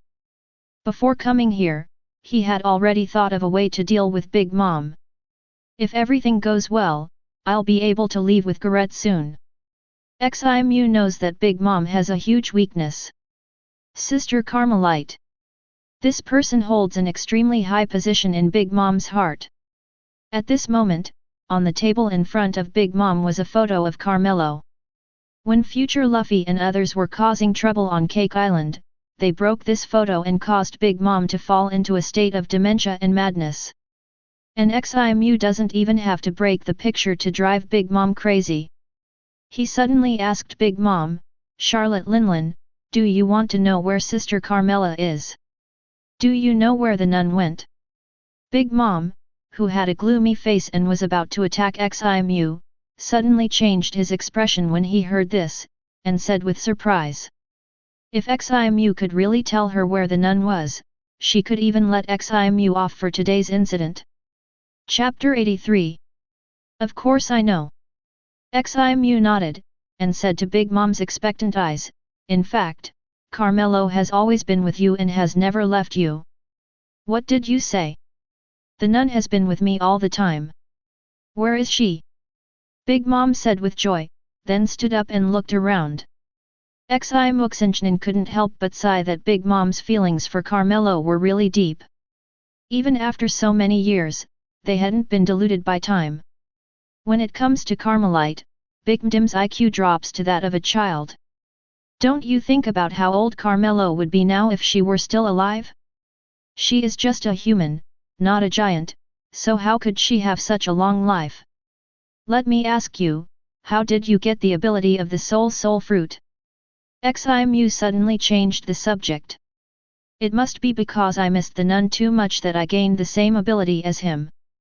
Big Mom said innocently. Only after the previous ability user dies, a devil fruit with the same ability will be born again. Ximu said directly, you have never eaten a devil fruit, but you have the same ability as Carmelo, that's because you ate her. That's why you got the power of the soul fruit. She has been digested and integrated into you. It has become a part of your body. When these words came out, the whole audience was shocked. Many people's faces turned pale. Big Mom's abilities weren't obtained from eating a devil fruit. It's because he ate the original ability user. However, none of the guests present knew who Carmelo was. But from the conversation between Big Mom and Yan Moximu, it is not difficult to hear that this is a very important person to Big Mom. The faces of Big Mom's children all turned extremely ugly. Of course, Giamillo and the others knew that their mother often mentioned this person in front of them, and they also knew that this person was extremely important to their mother. This is how my mother got her abilities. They have always speculated about how their mother acquired her abilities, but they never thought that it was for such a terrifying reason. At this time, Big Mom's face was already dull. Impossible. Absolutely impossible. Then he roared, little devil, you are talking nonsense. Napoleon, turn into a saber. Yes, Mom. The hat on Big Mom's head spoke, then floated up and turned into a huge blade. Big Mom stretched out his hand to grasp the hilt of the knife and raised his strength to attack Ximu. But at this time, Ximu said, think about what you were doing when you last saw Carmelo, and you will understand that I am not talking nonsense. Although he was angry, Big Mom still subconsciously thought about it because it concerned the nun. She remembered the last time she saw the nun, they were eating a delicious dessert called samra. She was so focused on eating that she was a little confused. When she woke up, the nuns and her friends from the lamb's home were all gone. Thinking of this, Big Mom's heart skipped a beat, and his expression gradually became ferocious. You have food cravings, and you should know that yourself. Once this symptom strikes, you lose all your rationality. Ximu continued to attack, otherwise, how do you explain the source of your soul fruit ability? How could it be that because you missed Carmelo, you gained the same ability as her? There is no such absurd thing in the world. At this moment, Big Mom's face turned as black as the bottom of a pot and his heart was broken. Could it be, really me? Although Big Mom sometimes behaves very naive, she is actually not stupid, otherwise she would not be able to manage the world in such an orderly manner. She even has a shrewd side. The future marriage between Sanji and Pudding is a plan she designed to annex Germa, and she plans to kill the Vinsmoke family at the wedding banquet. Ximu has explained it so clearly, if she still doesn't understand, then she is really an idiot. Thinking of many clues, the more I think about it, the more I feel that what Ximu said is true. For example, when Samra woke up after eating, everyone disappeared, and the table and chairs she ate on were all broken. Now that I think about it, it was probably all her doing. Seeing that Big Mom's expression was getting more and more weird, Perospero hurriedly shouted, Mom! Calm down! This guy must be talking nonsense. But Big Mom turned a deaf ear to it and looked dull. Suddenly, a scream that almost pierced one's eardrums burst out from Big Mom's mouth. The powerful Conqueror's domineering aura was also fully released. Suddenly, more than half of the guests fell over. Seeing that his plan was successful, Ximu immediately came to Garrett's side, picked her up, and golden flame wings sprang out from behind. As they fluttered, they turned into a golden afterimage and flew out of Cake Island. Big Mom didn't know how long his consciousness would collapse like this, so he should leave quickly. Big Mom is undoubtedly vulnerable at this moment. If Ximu attacks her at this moment, there is a great chance that she will be killed. However, she may also be in danger of death. Let Big Mom suddenly wake up. But Ximu didn't want to kill Big Mom, at least not now. There was no benefit in killing Big Mom, and he didn't have any deep hatred with Big Mom. Besides, no matter what, that monster woman is now her mother-in-law. It would be bad for Ximu to kill her mother in front of Garrett.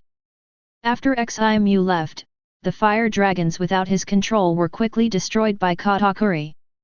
But at this time, the entire top floor of the cake castle was in chaos. Ding!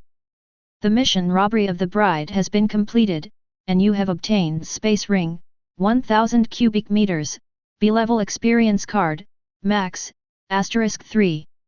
When we left the International Sea, the system prompt sounded. A smile suddenly appeared on Ximu's face. But Garrett in his arms had mixed emotions, reluctance, relief after gaining freedom, and confusion about the future. Don't worry, I will treat you well in the future. Ximu said with a smile. Although her original intention of taking Jialite away was to complete the mission, now that she is already her woman, Ximu will not treat her badly. Hearing this, a smile appeared on Garrett's pretty face, and she snuggled closer to Ximu's chest. The next day after returning to the Flame Demon Bark, with the release of the special edition of the World Economic News, everything Ximu did on Cake Island was exposed. At the wedding banquet, he stole Big Mom's daughter. This shocking news made the entire Grand Route boil over again because of Ximu. Suddenly, the number of Ximu's fans surged again. I wonder how many men regarded Ximu as an idol. How dare you snatch the daughter of that monster Big Mom? But Ximu was fooled by this special edition and started to hate Morgans for the first time. In order to explain this, he talked sweet words to Tina on the phone for 2 hours until his lips were dry. Chapter 84. 3 B-level experience cards, max, were used by Ximu on Finger Gun, Moonwalk, and Mist Kick respectively. Raised these 3 skills to the level of great perfection. As for the remaining 2 physical skills, Iron Block and Paper Painting, they are actually of little practical use to Ximu, whose Observation Haki and Armament Haki have already been perfected. But if there is time in the future, Ximu will also master these 2 skills to perfection. To increase his foundation. Another reward for completing the bride robbing mission was a 1000 cubic meter space ring, which he had already recognized as his master by dripping blood. The space inside was very spacious. Compared with the original 10 cubic meters, it feels like changing from a small hut to a big villa. Having too many rings on one's hands would be a burden, so Ximu untied the 10 cubic meter space ring and gave it to Khalifa. After all, they are all his women, so he can't be too partial to one over the other. Tina not only received a pure gold ring from him, but also a bottle of physical strengthening liquid, small. Even Kuina, his subordinate and apprentice, has a bottle of physical strengthening liquid, middle. And ever since he brought Garrett back, although Khalifa wasn't as angry as Tina, her mood wasn't much better either. This is the disadvantage of having too many women. After receiving the space ring, Khalifa finally changed from anger to joy. When he learned that the ring had the 933 storage function, he tried it out with great surprise. That night, Khalifa, in a very good mood, rewarded Ximu generously. It also made Ximu sigh that this precious space ring was not given in vain. Afterwards, Ximu practiced his domineering spirit at the base, but after only a few days of practice, the system issued him another task. This mission is more routine. Dating expert, initiate a date request to a woman with whom you have a casual relationship, and successfully go on a date with her. The reward for the mission is a skill advancement card, see. The reward was ordinary, but this task reminded Ximu of Perona. She still has a task of instigation too that she has not completed. It would be better to date Perona, which would help improve our relationship. Moreover, Perona's relationship with him just met the requirements of the mission, not only reaching the normal level, but even having hatred. Afterwards, Ximu asked Khalifa to let Perona come over. Knowing that Perona was not truly loyal, Ximu would naturally not give her freedom and usually kept her in the base. If she was needed to gather intelligence, Sarah would accompany her and monitor her, and would never give her a chance to escape. Although Perona wants to avenge Moria and will not run away, Ximu still needs to take precautions. After all, human hearts are the most fickle. As time goes by, Perona's feelings for Moria will fade, and it's hard to say what will happen then. Not long after, Perona came to Ximu and asked respectfully, "President, what do you want to talk to me about?" From the outside, she behaved no differently from any other guild member, and showed no hatred towards Ximu at all. Ximu nodded secretly. It must be said that after this period of experience in the intelligence department, Perona has grown a lot. He is becoming more and more like a qualified intelligence officer, at least his acting skills have improved. "I heard from Sarah that you work very hard, so I'm going to reward you." Ximu smiled and said, "I'll take you to Sabayati Archipelago for a shopping date later, just the two of us." When Perona heard that she could go shopping in Sabayati Archipelago, she was delighted. She hadn't had freedom for more than a year and she was almost bored. But the words "date" and "only the two of us" in Ximu's words made her feel uneasy again. Is this guy finally going to attack her? In Perona's heart, Ximu is an out-and-out playboy. Having that female marine wasn't enough, he also messed with the secretary Khalifa, and recently stole Big Mom's daughter. It seems that even Minister Sarah has a crush on this man. Because once, she saw Sarah through a ghost at night, calling this man Weil. Perona's pretty face blushed slightly. For her who could release ghosts to obtain intelligence, it was very easy for her to know what happened in the base. Although her ghost didn't dare to get too close to Ximu, Hui also learned a lot about the latter from the side. However, despite her vigilance, Perona gritted her teeth and agreed. She had already decided to endure the humiliation and avenge Lord Moria. Now it was just a date with Ximu, which was nothing. But Perona is different from professional agents like Khalifa after all. Although she wants to avenge Moria, she will not really sacrifice herself. Perona decided that if it was just holding hands and kissing, she could endure it. But if Ximu goes too far, she will fight. In order not to cause a commotion, Ximu put on a mask. After the two arrived at the Sabayati Archipelago, they did not start dating right away. Ximu first took Perona to the number 1 tree area and participated in a human auction. When she came out of the auction venue, this girl's pretty face was full of fear. "I never thought there would be such a terrifying place in the Sabayati Archipelago." Looking at the people being auctioned off on the stage, all with pale faces and dull eyes, Perona couldn't help but feel a chill in her heart. Then, she suddenly got a shock. Why did this playboy president bring her here? Isn't it about dating? Could it be that this guy realized that he wanted revenge and was going to sell her out? Thinking of this, Perona hurriedly cried, "President, I will be very obedient and work very hard. Please don't sell me out." Ximu smiled lightly and said, "Who said I was going to sell you? I was just curious about this auction, so I came to take a look." But Perona didn't believe it. If he was just interested, he could come any day. Why did he have to bring her along? After that, the date officially began. The first stop was the amusement park at tree number 30. Perona was only 17 years old after all, so she quickly put aside her worries and started playing happily. And she was obviously trying to please Ximu, and even took the initiative to hold his hand. Give a slap and then a date. Ximu was secretly satisfied that this trick worked well. He didn't expect this girl to be loyal to him immediately, but he still had to show some respect to her, and then he could slowly win her over in the future. The two traveled around the Sabayati Archipelago and went shopping. To outsiders, they seemed to be a real couple. It was not until the evening that they returned to their base. And the task of dating expert was also successfully completed. Ximu used this system rewarded skill upgrade card, C, to upgrade the rock skill. Among the skills he knows, there is only one D-level skill, Rock, and he can only use it on this skill. Chapter 85. In the following month, although there were no tasks issued by the system, Ximu also went on several dates with Perona. Think about the several women he had relationships with, and not one of them was like a normal relationship between lovers, where it was a gradual process.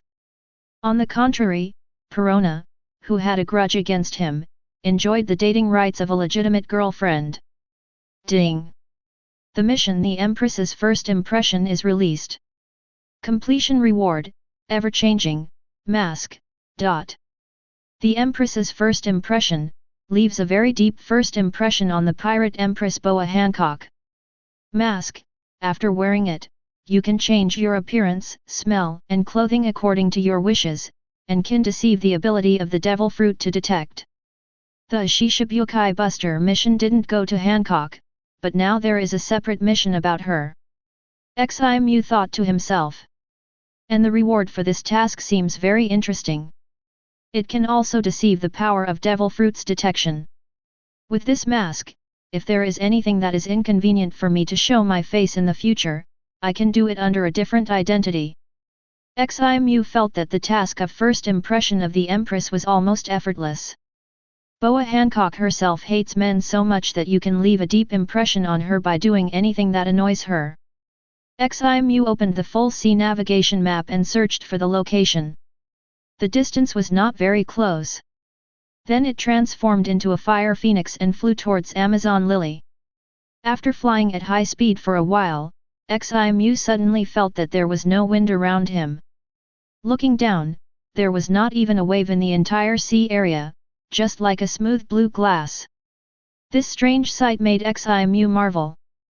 But although it looks beautiful, it is actually dangerous. When he is in the air, he can often see huge black shadows passing by on the seabed. There are supergiant Poseidons everywhere. Amazon Lily, also known as Daughter Island. This is a country of only women, and it is also the ultimate dream place in the hearts of countless men. Whoosh! Ximu fell from the air into Amazon Lily, releasing his observation haki to perceive, and found that all the people here were gathered outside the city, and no one knew what they were doing. There were few voices in the city. But there was a voice feedback, which let Ximu know that the other party was a very powerful person. It should be Boa Hancock. Ximu flew straight away. We came to a towering castle in the center of the island, from where we could overlook the entire island. Ximu followed the guidance of the voice and came to a window of the castle, and immediately punched out. Bang! Ding ding ding! The glass shattered and Ximu walked in. To leave a deep first impression, start with a broken window. However, as soon as he stepped in and saw the scene in front of him, Ximu was dumbfounded. What came into view was a huge bathtub with a woman standing inside. As if startled by the broken window, he hurriedly got up, with water droplets still sliding down. And this woman is none other than the pirate queen Boa Hancock. Ximu was a little embarrassed and quickly waved her hands and said, "I'm sorry, I didn't know you were taking a shower. How about I go out and wait for you?" Hancock's eyes were cold and murderous, as if she wanted to stab Ximu to death with her eyes. She immediately raised her hands and made a heart shape with her fingers in front of her. Sweet and sweet wind. Suddenly, a pink light wave in the shape of a heart burst out from between Hancock's hands and flew towards Ximu. Seeing this, Ximu did not evade at all, still standing where he was, with the armed color domineering aura surging in his body. After a month of training, his armament haki finally reached perfection. Therefore, he is not afraid of Hancock's abilities at all. The pink light wave shone on him, and just as it was about to petrify his body, it was broken by the powerful armament haki. Domineering. Hancock gritted his teeth. She knew that her devil fruit ability was no match for this domineering and extremely powerful man. Buzz. The next moment, one of her snow-white legs instantly turned black. With a step of his foot, he jumped out of the bathing pool and kicked towards Ximu's head with a gust of wind. Clang! Ximu's arm was also hardened by his domineering aura, and his hand blocked the attack. Subconsciously, he lowered his head to look at the other side, then quickly avoided his sight and said with an apologetic look on his face, "Sorry, I really didn't mean it. I'll wait for you outside first. Then I'll explain to you." Then, Ximu quickly withdrew, with golden flame wings bursting out from behind him, and flew away from the castle. At this time, the system prompt sound also sounded. Ding! The mission, the Empress's first impression, has been completed, and you have obtained the 1000 changes, mask. Is the mission completed already? Ximu was stunned. I knew it was simple, but I didn't expect it to be so simple. That means I can leave now. Ximu's wings flapped gently, floating in the air outside the castle. I felt that I should explain this to Hancock, otherwise it would seem like I had deliberately gone into pique. But considering Hancock's disgust for men, she might not listen to his explanation even in normal times, let alone when she was furious. Ask for her flowers. FFFLY. To avoid trouble, I'd better just slip away. Whoosh. Ximu flapped his wings and disappeared from the spot. When Hancock got dressed and ran out of the castle with her 2 sisters, there was no trace of Ximu. Hateful. Hancock's pretty face was filled with anger. This shameless man actually ran away. Just now he swore that he would wait for her outside. As expected, men are such despicable creatures, and nothing they say can be trusted. "Sister, do you remember what that man looks like?" asked the second sister, Sandasonia, with an angry face.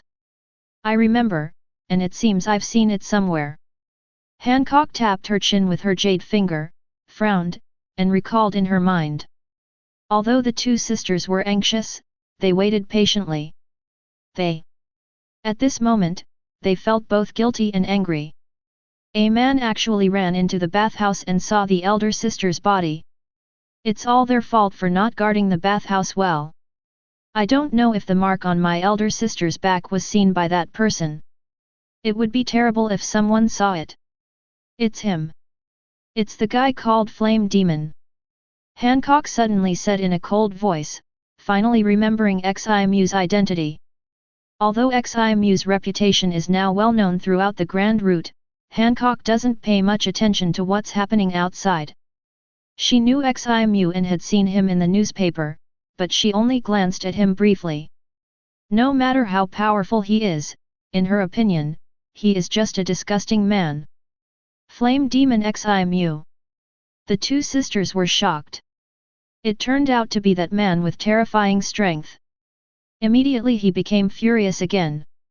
I didn't expect this man to be so despicable that he actually came to peek at their elder sister taking a bath. "Sister, did he see what's behind you?" the third sister Mera-Mera asked hesitantly. She didn't want to ask this question because it would remind her elder sister of Shen's past. But I have to ask. If that man saw it and spread it, not only will it be a matter of embarrassment for them, but the celestial dragons may also hold them accountable. I guess he didn't see it. Hancock gritted his teeth. As soon as she heard the voice, she immediately turned around and faced the man. But she wasn't sure. "I hope he didn't see it," Sandasonia said worriedly. "Damn man, I will never let you go," Hancock shouted, wishing she could cut Zishu into pieces.